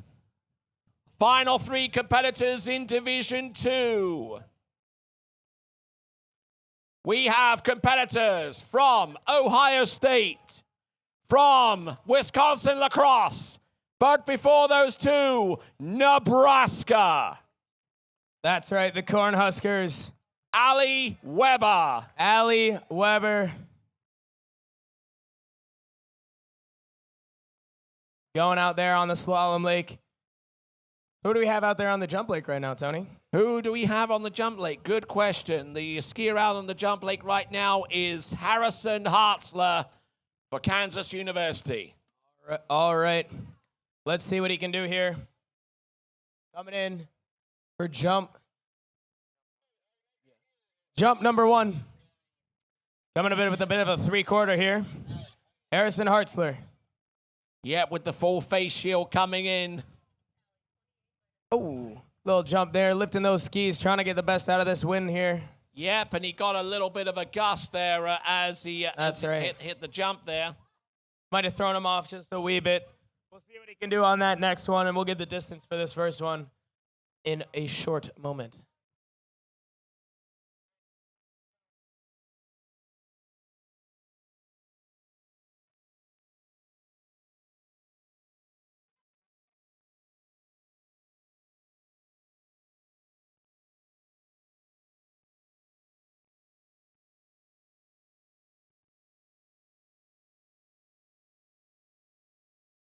Okay, so Harrison Hartzler opens up with an 83-footer.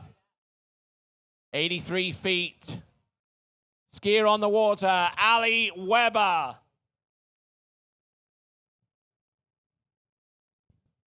Looking good.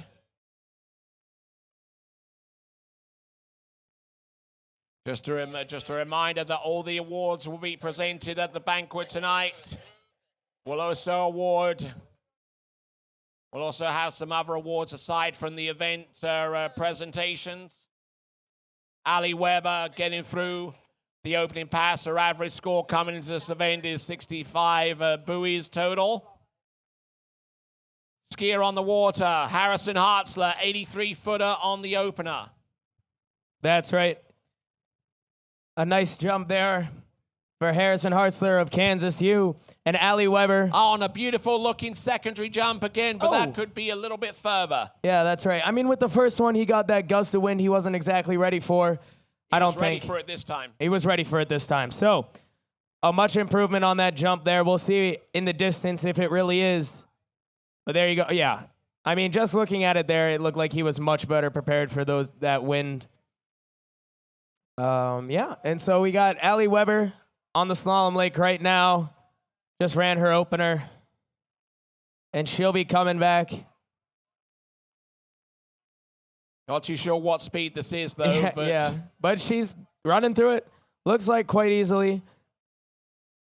Coming around. Gonna go. 4-ball there. That's 5. Ali Weber doing a good job out there, especially with the wind behind her. Looking good. Nicely done. And out the gates, and that's another full pass there from Ali Weber. 6 with 0.3. That's 52K. I believe that's, no, actually that's 49K, 30 miles an hour. 30 miles an hour, okay. All right, well, there you go. That's a nice little pass there from Ali Weber. 30 miles an hour, 15 off, so she's probably going to up that speed, 32.15. It is up to 32. Coming up next, third pass. All right, and as we look at the jump lake, we have Harrison Hartzler for KU. Coming up for jump number 3 here. Oh, yeah, jump number 2. You're wondering about the distance? I'm going to give it to you. It's 92 feet. 92 feet on that second jump, so let's see what distance he can add here. I think it looked like a bit of a later jump there for Harrison on that last jump. Just not as much controlled on that one, so I surmise that 92 feet is going to be his best. All right. I'll take the under on that, I think. No, I think you're right there. Never mind. All right, looking over at the slalom lake, we got Ali Weber coming around. All right there, so let's continue on. This is Ali Weber. That's a 3-ball. 32 miles an hour. She's got to effectively run this pass to put herself in the possibility of maybe taking the win here. The top score Nicely is done. 4 at 34 miles an hour, and she is within 4 buoys of that right now. Looked like a full 6 to me, and it sounds like it looked like the same for the judges. And I almost completely forgot. I got to give a big shout out to a couple of teams who have completed their rounds of skiing. They completed their competition from College Station in Texas. A big cheer for the Aggies of Texas A&M. And also coming to you from Lawrence in Kansas, Kansas University. A big cheer to those folks, the Jayhawks. Absolutely. Congratulations to both of those teams and all of these teams for making it to nationals this year. An absolutely incredible nationals, and we're not even done yet. And that's the best part. Last jump for Harrison Hartzler is 86, so his best is 92. All right, you win, Tony. All right, then. So slaloming continues on, and we are at a clutch situation right now. Ali Weber needs to get a piece of 5 to put herself effectively on the podium and could have the winning score when everything is said and done. And here we she go. Comes. Entrance gates number 1. Gets it done. Gets it round buoy number 2. She's still working this. She's in second place right now with that score of 2 and at you know 55K, 34 miles an hour. That was a good pass from Ali Weber. Nicely done there for Nebraska. And over there on the jump lake, we saw... And George Buckheat has just taken his first jump. He has an average of 111 feet, and we're having a look at the instant replay. The University of Miami, Ohio here. The Red Hawks. All right, so let's have a look and see where we are with the leaderboard. It's significant changes all the way along. Ali Weber actually is in a 2-way tie for second place with Catherine Gacho of UCLA with 2 at 34 mile an hour 15. Anna Warren still in the lead with 4 at 34 mile an hour 15 off. The remaining 2 top 5 places, Alexa Leggett with 3.5 at 32.15. And Finley Donovan in 5th place for Purdue with 1.5 at 32 mile an hour 15. Continuing on with the competition right now. And, oh, yes, a big cheer.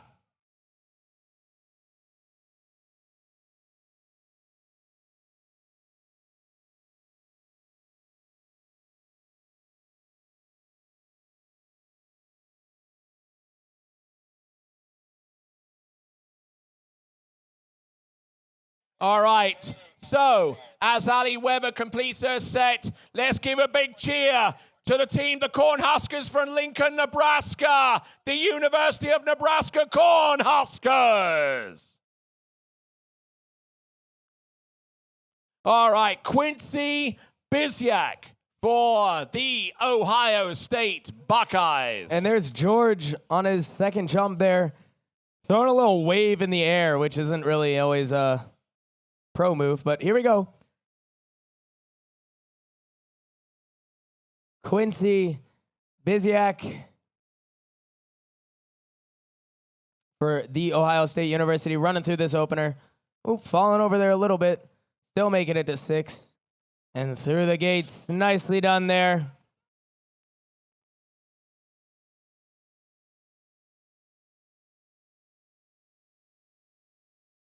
So George Buckheat taking a fall on jump number 2. But 93 feet on the opener, 93 feet. And on the water right now, barely keeping up right here for Quincy Biziak for the Ohio State Buckeyes. Still got plenty of action to come. We've got the remaining jumpers, of which they are about 8 of them. George Buckheat with 93 feet on jump number 1, a fall on jump number 2. On the water right now, Quincy Biziak, if she can get above 2 at 34 miles an hour, then that would put her in the top 3 and keep her there. Getting in a little bit of trouble there with the entrance gates. There's buoy number 1 and round number 2 continuing to rock here. Oh, and breaking forward there off number 3. Trying to make a play on number 4, but we're going to get the total there for Quincy Biziak. 3 with a 9.2. That's 32 miles an hour. That keeps her, unfortunately, out of the top 5. But ladies and gentlemen, representing the Ohio State University from Columbus, Ohio, the Buckeyes of Ohio State University. The Ohio State University. Okay, that is our penultimate skier. Our last skier to go. Coming to us for Wisconsin lacrosse, Anna Thompson. And some nice skiing there from Quincy on that last pass for the Ohio State University at this wonderful national competition. And here's George's replay on jump number 3. Yes, indeed, and that yielded a jump of 97 feet. Nicely done. His new best jump for the tournament right now. All on right. jump number 3. And with that effort there, 97 feet, we appreciate the effort for the Red Hawks of Miami of Ohio University. Give a big cheer to those folks from Oxford, Ohio. The Miami University of Ohio.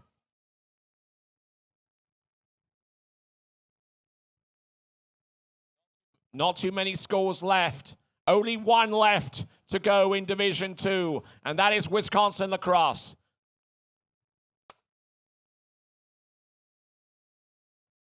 Looking good. Round 1 and round number 2, just trying to keep her hips forward, trying not to allow that stiff slalom line to break her in two. There we go, around all 6 buoys, opening pass. Nicely done there. Some good skiing there from Anna Thompson from lacrosse. Who do we have over on the jump lake, Tony? Okay, on the jump lake right now, we have got Jackson Heilman. Jackson Heilman for Wisconsin-Madison.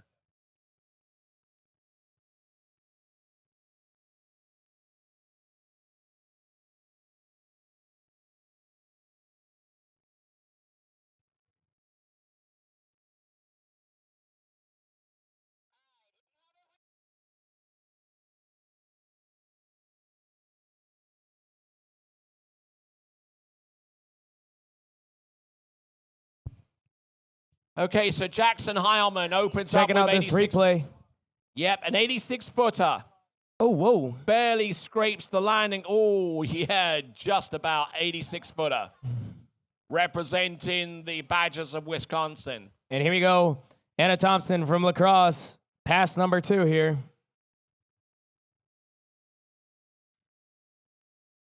Making her way around. Whoa. Making her way around 2 there. Come on, Anna.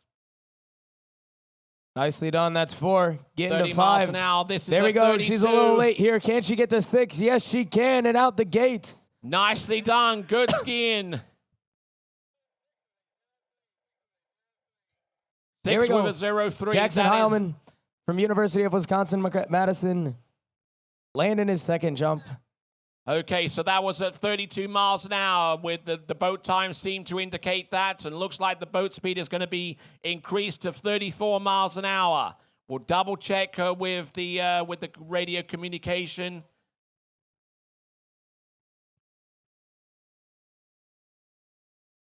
Wow, some great skiing taking place at the moment. Waiting for the line to tighten up. Our last skier to go in Division II. 30.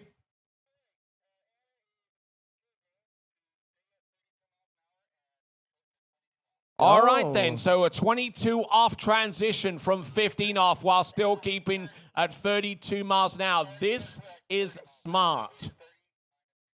Oh, 30 miles an hour, 22. 32. So not going up to 32, staying at 30 miles an hour and cutting the rope from 15 to 22. So 22. That's so right. the So boat 30, speed is- 22, pass number 3 for Anna Thompson. All right then, so let's see what happens here. Anna Thompson for the Eagles of Wisconsin lacrosse, Here we go. who averages about 62 buoys during the course of her competition. Cutting around 3 there. Whoa, losing herself little bit coming to Oh, fourth. she's really battling to stay with this one. Ow, just short there of number yeah, 5. short of number 5. And here we go. We're going to have to do a calculation so far as the buoy count totals Jackson are concerned. Heilman's third and final jump there. Tony, do we have a jump distance on jump number 2? Jump number 2, 84 feet. 84 feet on So- jump number 2. So just shy of his first jump of 86.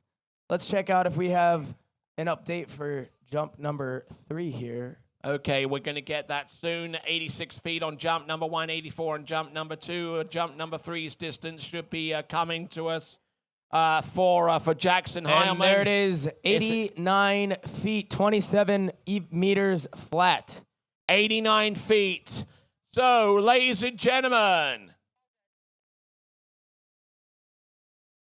So, coming to you from Madison, Wisconsin. They are the Badgers. They are the University of Wisconsin at Madison as they round off their effort in Division 1. All right, with the University of Wisconsin-Madison finishing up here, how many more skiers do we have in D1 men's jump, Tony? All right, how many do we have? We are on skier number 6 out of 12. All right, so just about halfway through, actually just exactly halfway through, round All right. 5 there of men's D1 jump, as we finished up women's D2 slalom. All right, then, and with our finishing up at Division 2, let's give a big cheer to the very last team to finish up in Division 2. They are the Eagles. They come to us from La Crosse in Wisconsin. They are the University of Wisconsin at La Crosse. And provisional results show that here are your top 5. Alexa Leggett, 3.5 at 32 off. Anna Thompson put herself in the top 5 at the very last with 4 at 30 miles an hour, 22 off. Ali Weber from Nebraska, 2 at 34 mile an hour, 15 off. That puts her in a 2-way tie for second place with Catherine Gacho from UCLA. Sorry to interrupt you here, Tony, but we got Alexander Menzel's first jump for the Clemson Tigers. Yes, indeed. And ladies and gentlemen, let me provisionally give you the winner of the Division 2 Women's Slalom Competition with a score of 4 at 34 miles an hour, 15 off. She represents the Tigers of Auburn. It is Anna Warren. Nicely done. And here's a replay of Alexander Menzel's first jump. A nice solid jump. A little floaty there, which is really cool to see. That'll be jump number 1 for Alexander as he comes back down the lake to get spun for jump number 2. All right, then. As a reminder, once again, and I have been saying this ad nauseum all day, if you have used your own handle and you do not have any recollection of you picking it up right after you have taken place your performance on the water, now is the time to do it. If you have a handle and you have not picked it up yet by the starting dock, I would suggest you get that done right now. Otherwise, someone else will claim that handle. And it'll be me. No, it'll be me. We'll share. If there's more than one, we'll share. Maybe. Okay. We could always sell them. I like that plan. All right, then. So here You'll we see go. him on Ski It Again, actually. Yeah, that's actually not a bad idea. Yeah, you can pick him up from us from Ski It Again. Anyway, here we go. Alexander Menzel, jump number 2 here for the Clemson Tigers.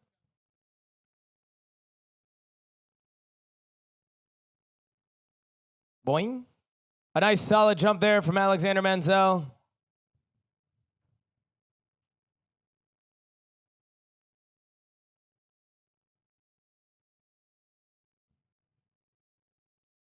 Alexander Menzel for the Tigers of Clemson. His opening jump was a 112.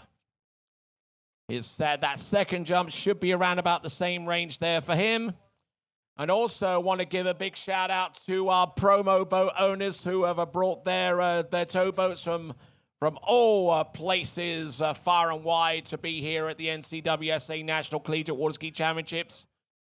The Malibu, Response, the Correct Craft, Nautique, and the Mastercraft, ProStar.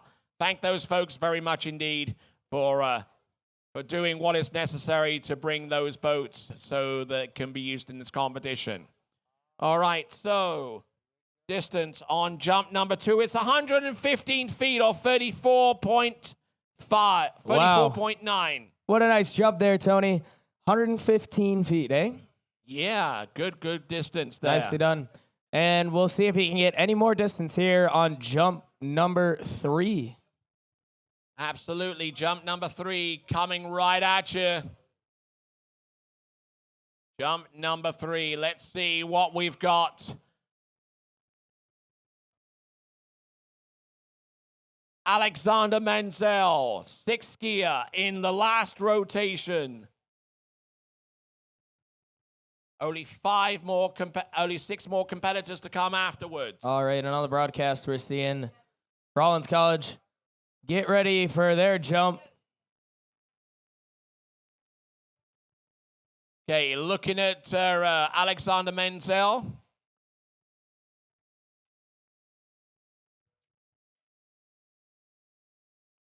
Okay, just getting the distance coming up soon on this 3rd and last jump.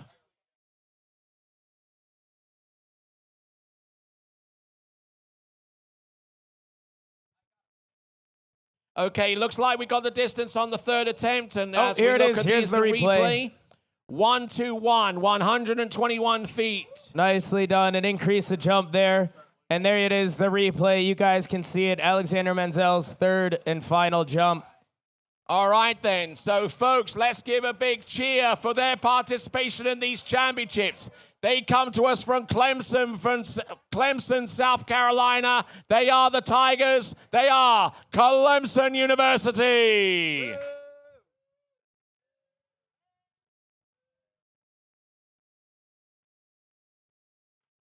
Good effort there from the Clemson Tigers as they round off their nationals. We now come down to our final 6. Starting off with the Rollins College Tars, Patrick Payne.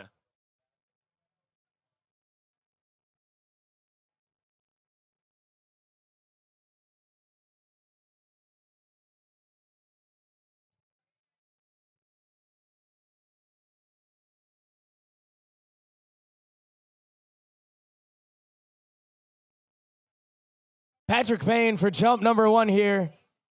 Cutting in through to that ramp, up, over, and down. Nice little stomp there from Patrick.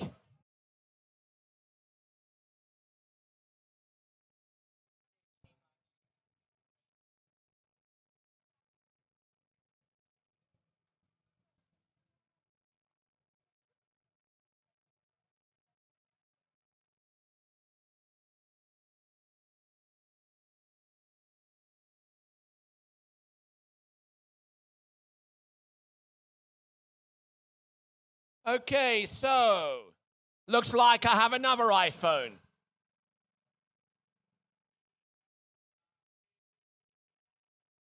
Looks like I've got another iPhone around about the starting dock area, and I think I have a pretty good idea of who this belongs to. One of you guys at Michigan State. Yes, your phone. Always helps to have your own photo on there.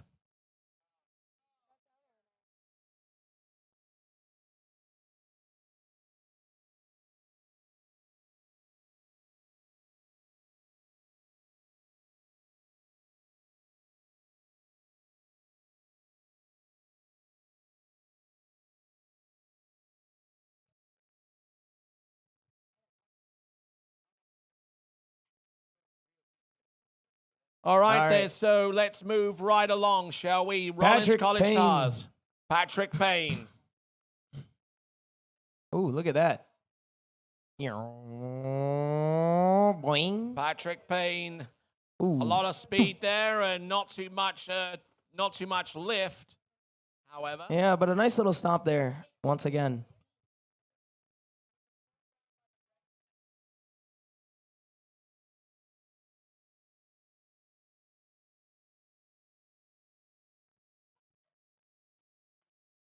All right, so on the water, we got Patrick Payne. We're waiting on the distance to come through.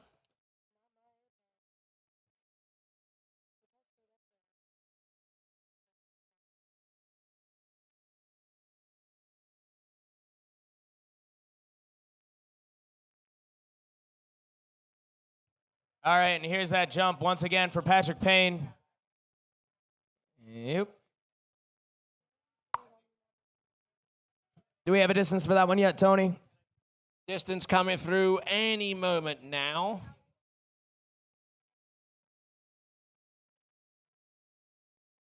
Patrick Payne from Rollins College, and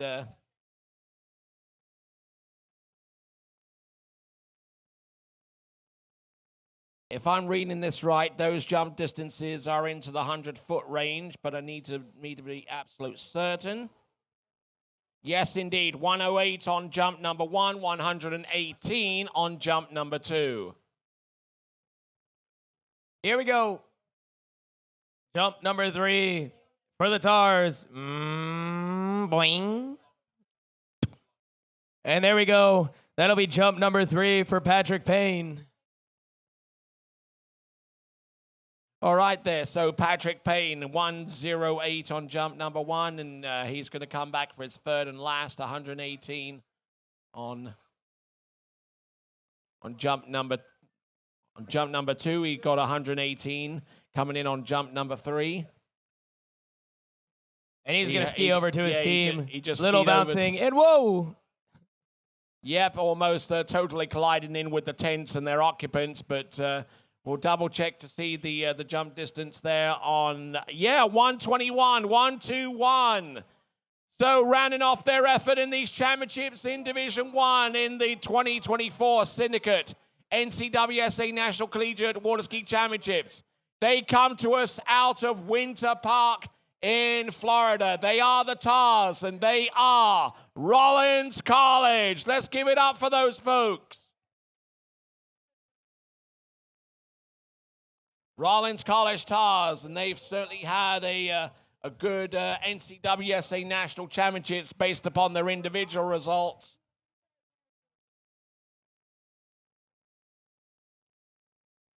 ...121 feet. I wonder if there's a lot to separate Alexander Menzel and Patrick Payne. They both tie with 121.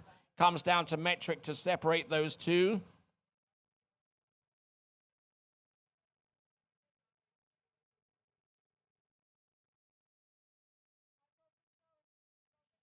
So Patrick Payne and Alexander Menzel. All right, who do we have here, Tony? Patrick Payne actually has a 10-centimeter advantage on 121 feet. Here's Blaze Grubbs for ASU. A nice jump there. Blaze Grubbs, who comes to us originally from the Golden State of California. I believe this is his last national championships of eligibility for the Sun Devils of Arizona State. And not only did he fly in, he's flying off that jump there, Tony. Yep. He's certainly someone who appreciates more than most the art of flying. Waiting for those cheers from his team, and I can hear him from here. Great skiing there from Blaze Grubbs. We're going to watch for the distance to come through. Blaze Grubbs there opens up with his first jump, and the distance is going to be 154, 154 feet. A nice jump there from Blaze Grubbs. Yep, you just saw the replay of his 154-foot opener. Does that put him anywhere on top 10, Tony? Not really, no, unfortunately. Wow. That's a really great distance, but even more incredible to hear that it's not top 10. But you know what? I believe in him. Blaze Grubbs got that distance in him, and let's see where else he can take it.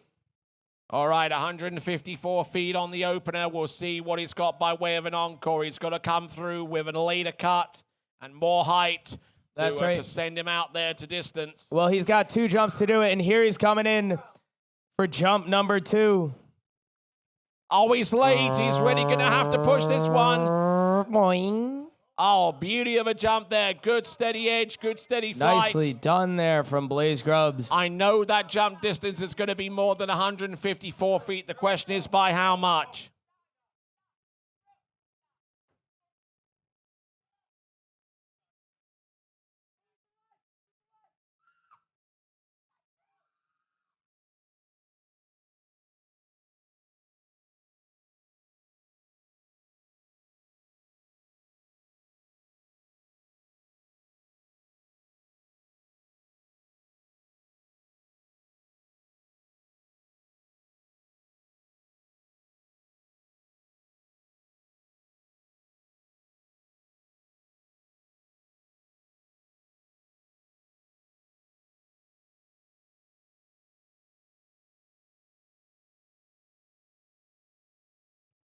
All right, and here's Blaze Grubbs' second jump there.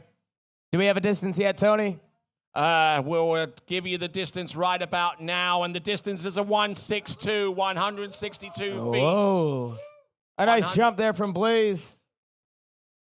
162 feet puts him on the outside looking in. He's in about ninth spot right now.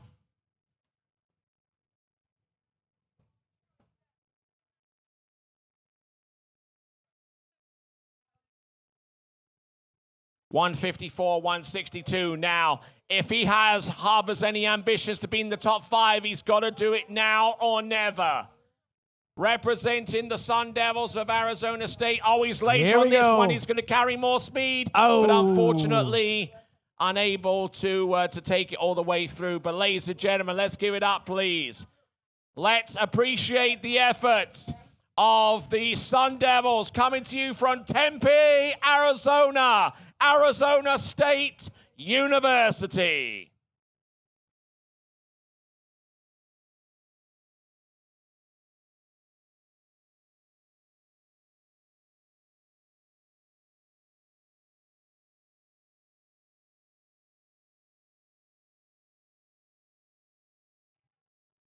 All right, Tony, who do we got next on the dock there? Who do we have next? We've got Chase Sparks for Florida Southern College Moccasins, who averages about 167 feet.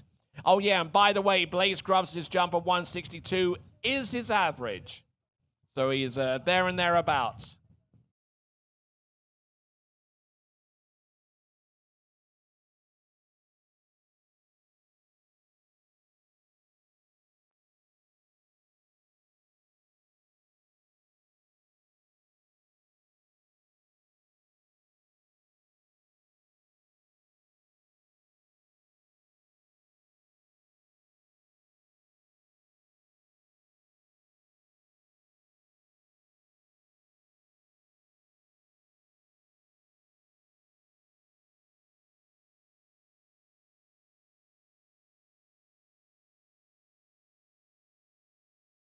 All right there, here comes Chase Sparks from Florida Southern College Moccasins.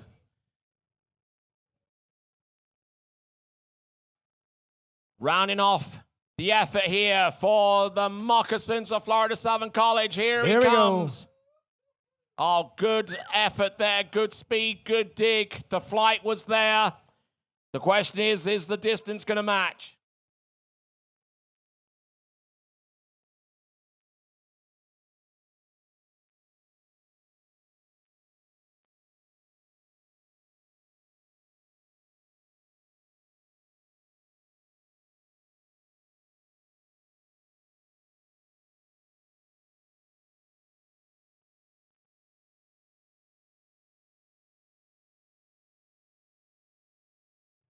All right, and here's that replay of Chase Sparks' jump.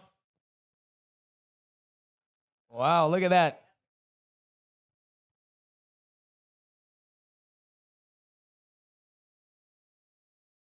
So Chase Sparks opens up, I believe, on a 153.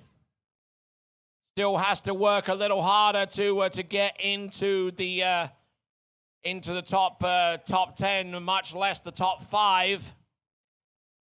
His jump of 153 is 46.7 meters. That puts him on a dead heat with James Bryans from Louisiana Lafayette. All right, well, Chase Sparks has 2 more jumps to show us what he's got, increase that distance, and possibly get himself into that top 10 or top 5. So let's see what he does.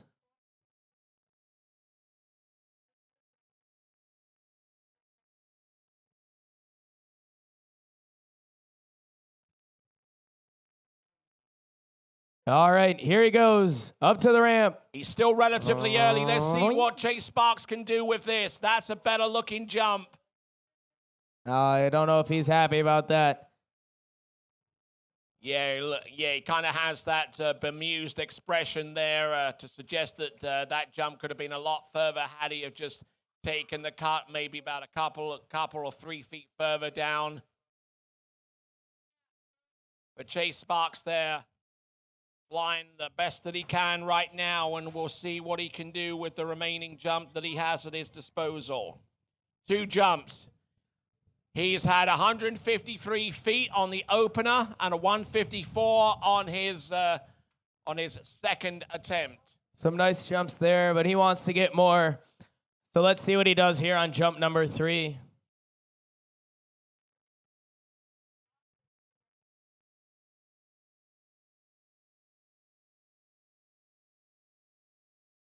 So Chase Sparks' average, I'm glad you asked, 167 feet, so he's definitely capable of more.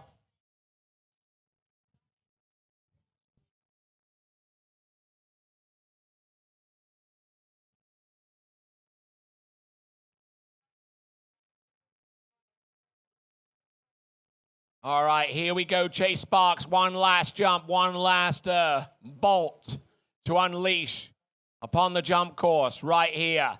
154. His best jump at this time. Here he comes. 3rd and last attempt. He's got to conjure up some magic here.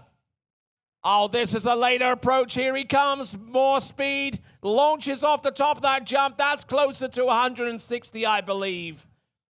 But not quite the kind of distance that Chase Sparks is accustomed to jumping.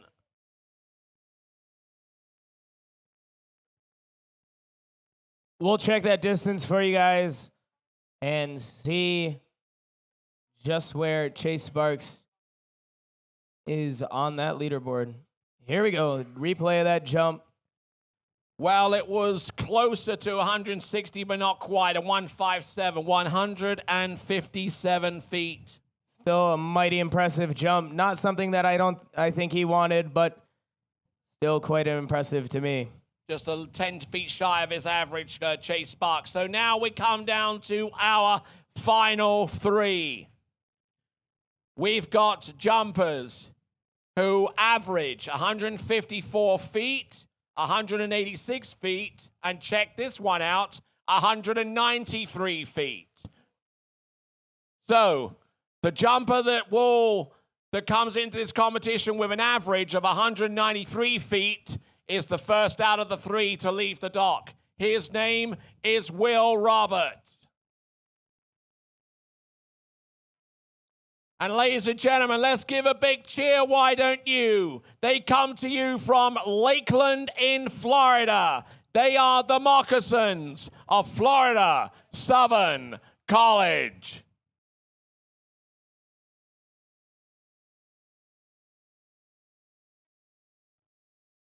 All right, a mighty impressive average. All eyes are on the jump, Lake. Here we go, Will Roberts coming in for jump number 1. Nice and wide here. Representing the Crimson Tide of Alabama, what has he got on the opener? Oh, yes, a beauty of a jump there. Absolutely styles that one out.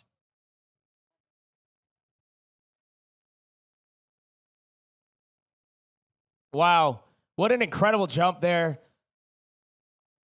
I'm wanting to see that distance. Jump number 1. He's got 2 more to increase the distance that he already got from that first jump. And what do we have, Tony? That is a distance coming through in just a moment. It's Will Roberts. We'll get the distance for you any moment now. Will Roberts.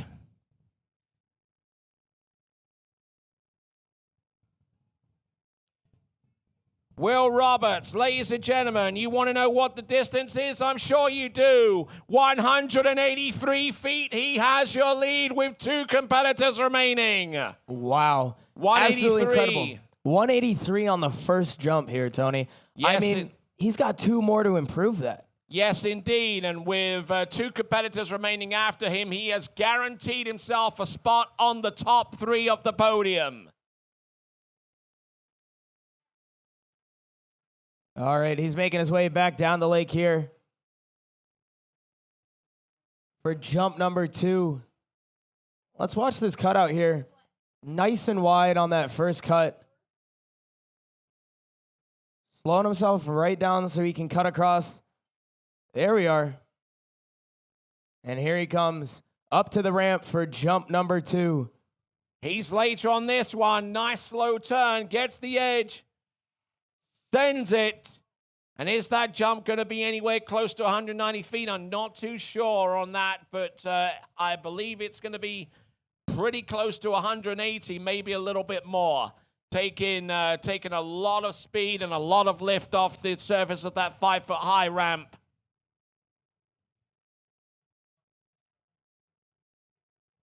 Lucas Panett has now been relegated down to second spot from where he was in first.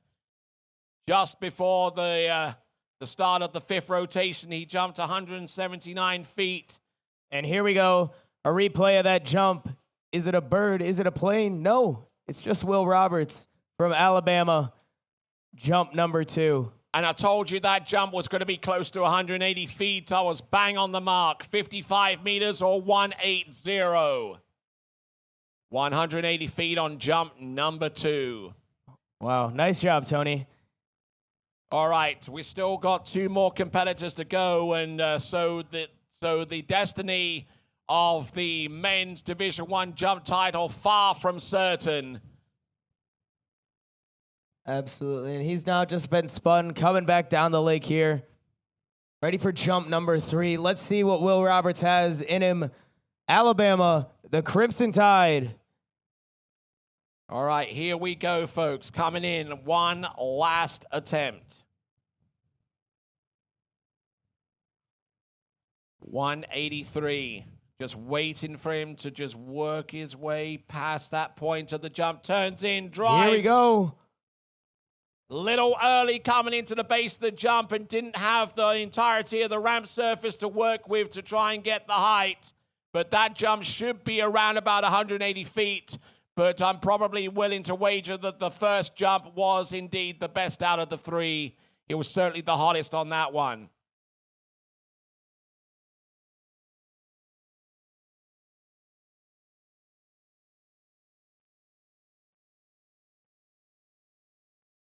$183 feet, and guess what? That is 55.8 meters, exactly the same jump as the opener, 55.8. Wow, look at that. That's a consistent jumper right there, Tony.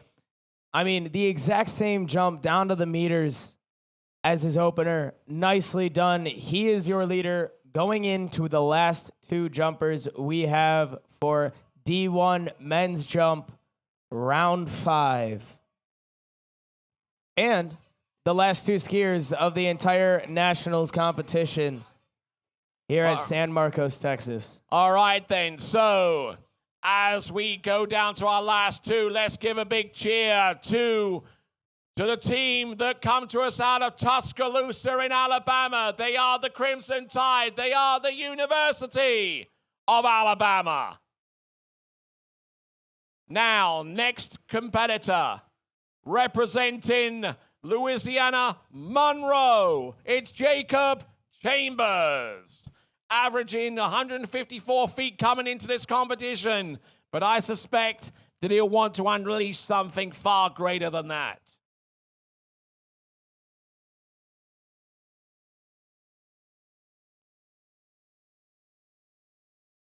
And taking a pass on jump number 1.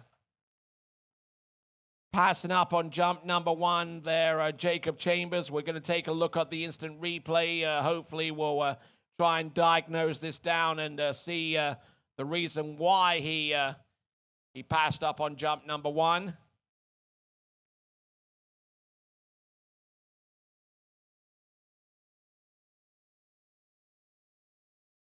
And here it is, Tony. This is the instant replay you're requesting. Here we go. Oh, just yeah, that was basically a body position thing coming off the turn. He just didn't have, it just wasn't 100% secure coming through the wakes of when the boat hit him with the switch. yeah, definitely. And I mean, you know what? It's not worth hurting yourself or risking hurting yourself on jumps like that. So I'm glad he chose to pass, and I'm glad we're going to be able to see him go for jump number 2 here. And we still got a pretty consistent wind out there. So, I mean, if a jumper can really catch one at the right moment, then that skier could fly off the top of the jump and stay up there for a good while before landing.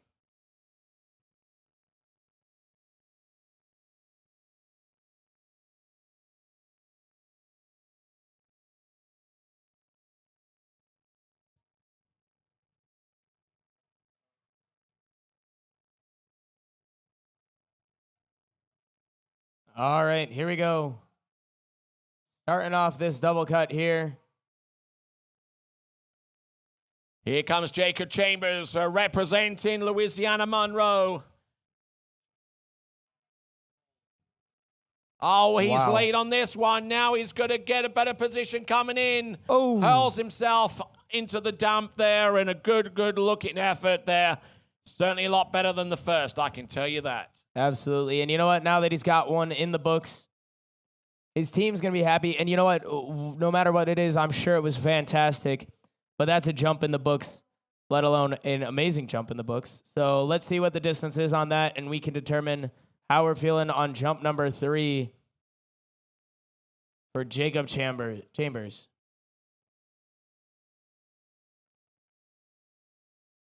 Waiting on that distance to be revealed. It is 155 feet, 155.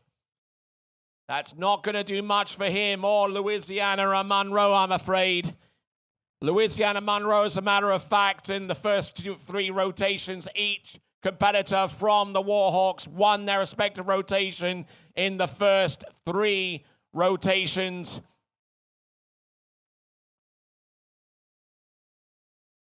They were down to as far as 3rd in their respective rotation in number 4. And Jacob Chambers, unless he conjures up something brilliant with the final jump, he could find that the Warhawks would be in 4th place in their respective rotation in rotation number 5. All right, let's see what he's got, though. Here we go, coming in on jump number 3. 155 to work from. 47.3 meters. Let's see what he's got coming in on jump number 3. A little early, and he knows it as well. He got the lift, but just didn't have all the speed that he wanted coming off the second wake.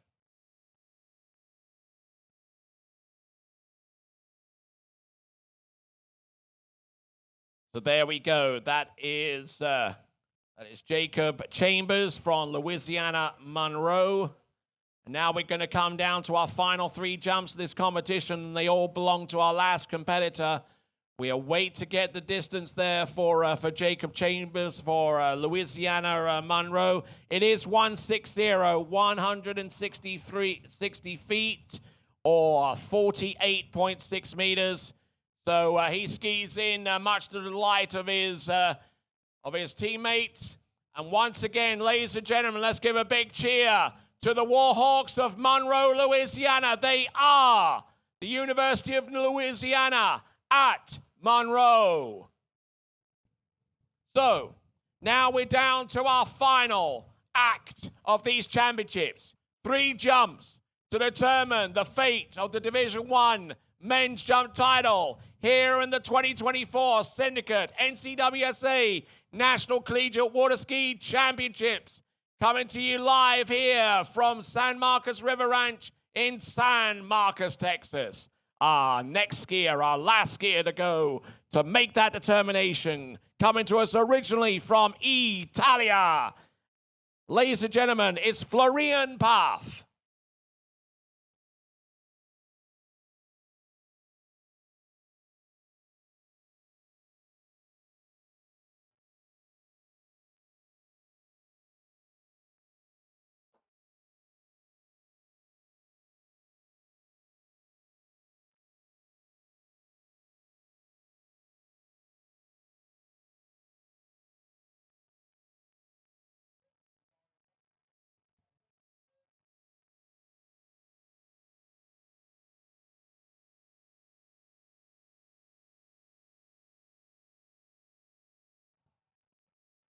All right then, folks. Off he We're goes. down to our last competitor, Florian Paff for the Raging Cajuns of Louisiana Lafayette.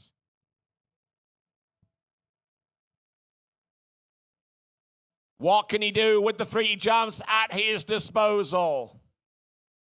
A sophomore attending University of Louisiana at Lafayette. Here he comes. Florian Paff. Turning around the 600-foot cut buoy. It's 180 meters away from the ramp. Turns, drives in hard, jump number 1. Oh, takes a huge lift and huge speed into the landing. Does he ride it out? Yes, he does. Nicely Is done it there. enough? Oh, I don't know, Is- Tony. There's that little gust of wind that just came through here. And I know you were talking about it earlier. If those jumpers can take advantage of that, it could be make or break difference on some of these jumps. So let's see what the splash eye says the distance was. 172 is what we're getting here from the splash eye for jump number 1 for Florian Paff.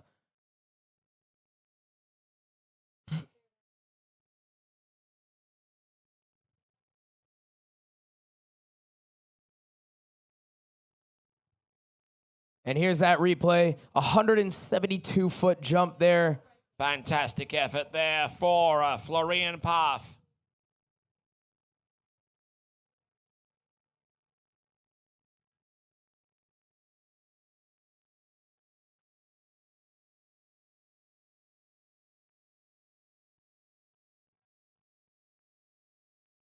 So Florian Paff's opening jump of 172 feet puts him in the top 5, so he will be on the podium tonight.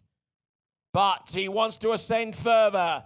There are additional targets above him. If he goes over 174, he will be in 4th. If he goes over 178, he'll be in the top 3. Let's see what he can do. He is on 172 right here and now. Let's see what he's got for the remaining jumps. Here we go. He's late on this one. He's going to drive. Oh, look at that. Look at that float. Brilliant looking jump out there. That has got to be enough to put him into the top 3. I'm quite certain of that.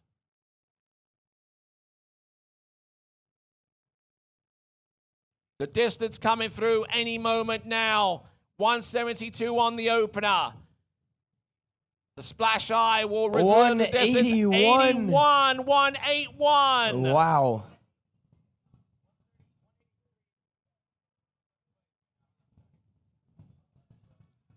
Just shy of that first place there, 183. So let's see what Florian can do on his 3rd jump. All right, then. So the distance, 181. That's enough to slot him in 2nd place. And for all intents and purposes, that could also well be enough to ensure that the Raging Cajuns walk out of here as San Marcos River Ranch as the champions of the NCWSA Division 1. But let's see what he can do to satisfy his own personal ambition. 181 on jump number 2. He is about 70 centimeters away from the promised land.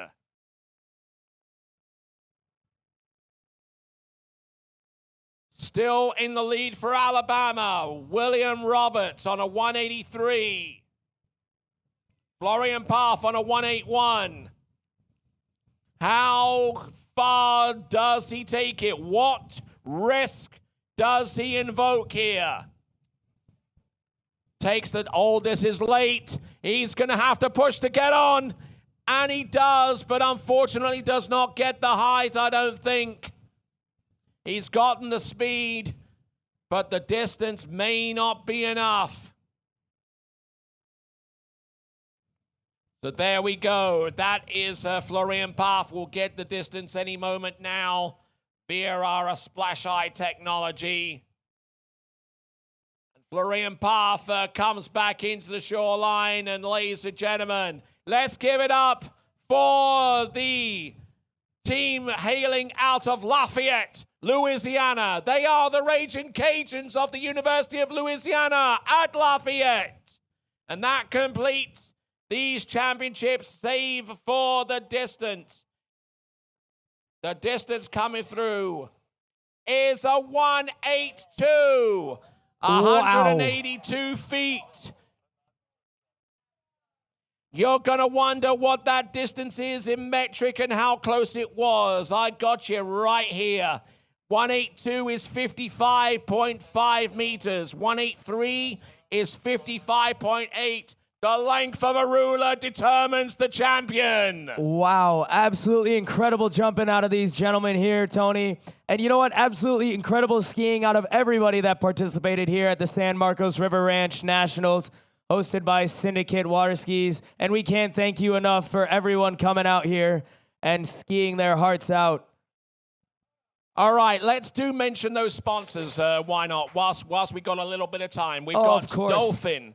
We got Mastercraft, Conley, Dutch Brothers, Diesel Barbershop, Bennett's Water Ski and Wakeboard School, Bennett's Boat and Ski, Masterline, Aqua Brew, ARF Ammonia Refrigeration Foundation, Superior Disposal, San Marcos River Ranch, Action Horizons, Boat Town, Ski Finlayson, Visit San Marcos and Henley's, and we would not have had these championships run without the title sponsorship of Syndicate. A big shout out has to go to Marcus Brown and Robert Hazelwood for their contribution during the course of this weekend in documenting these championships being the 2024 Syndicate NCWSA National Collegiate Water Ski Championships.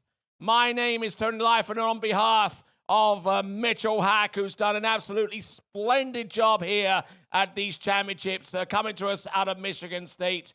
I thank you very much, and I thank every single one of you very much indeed for your kind words, your efforts, your enthusiasm, and everything that goes into making these championships a success. The banquet takes place tonight at Texas Ski Ranch. My name's Tony Lightfoot. You've been a great audience. Have a good time. Good night, and ciao for now.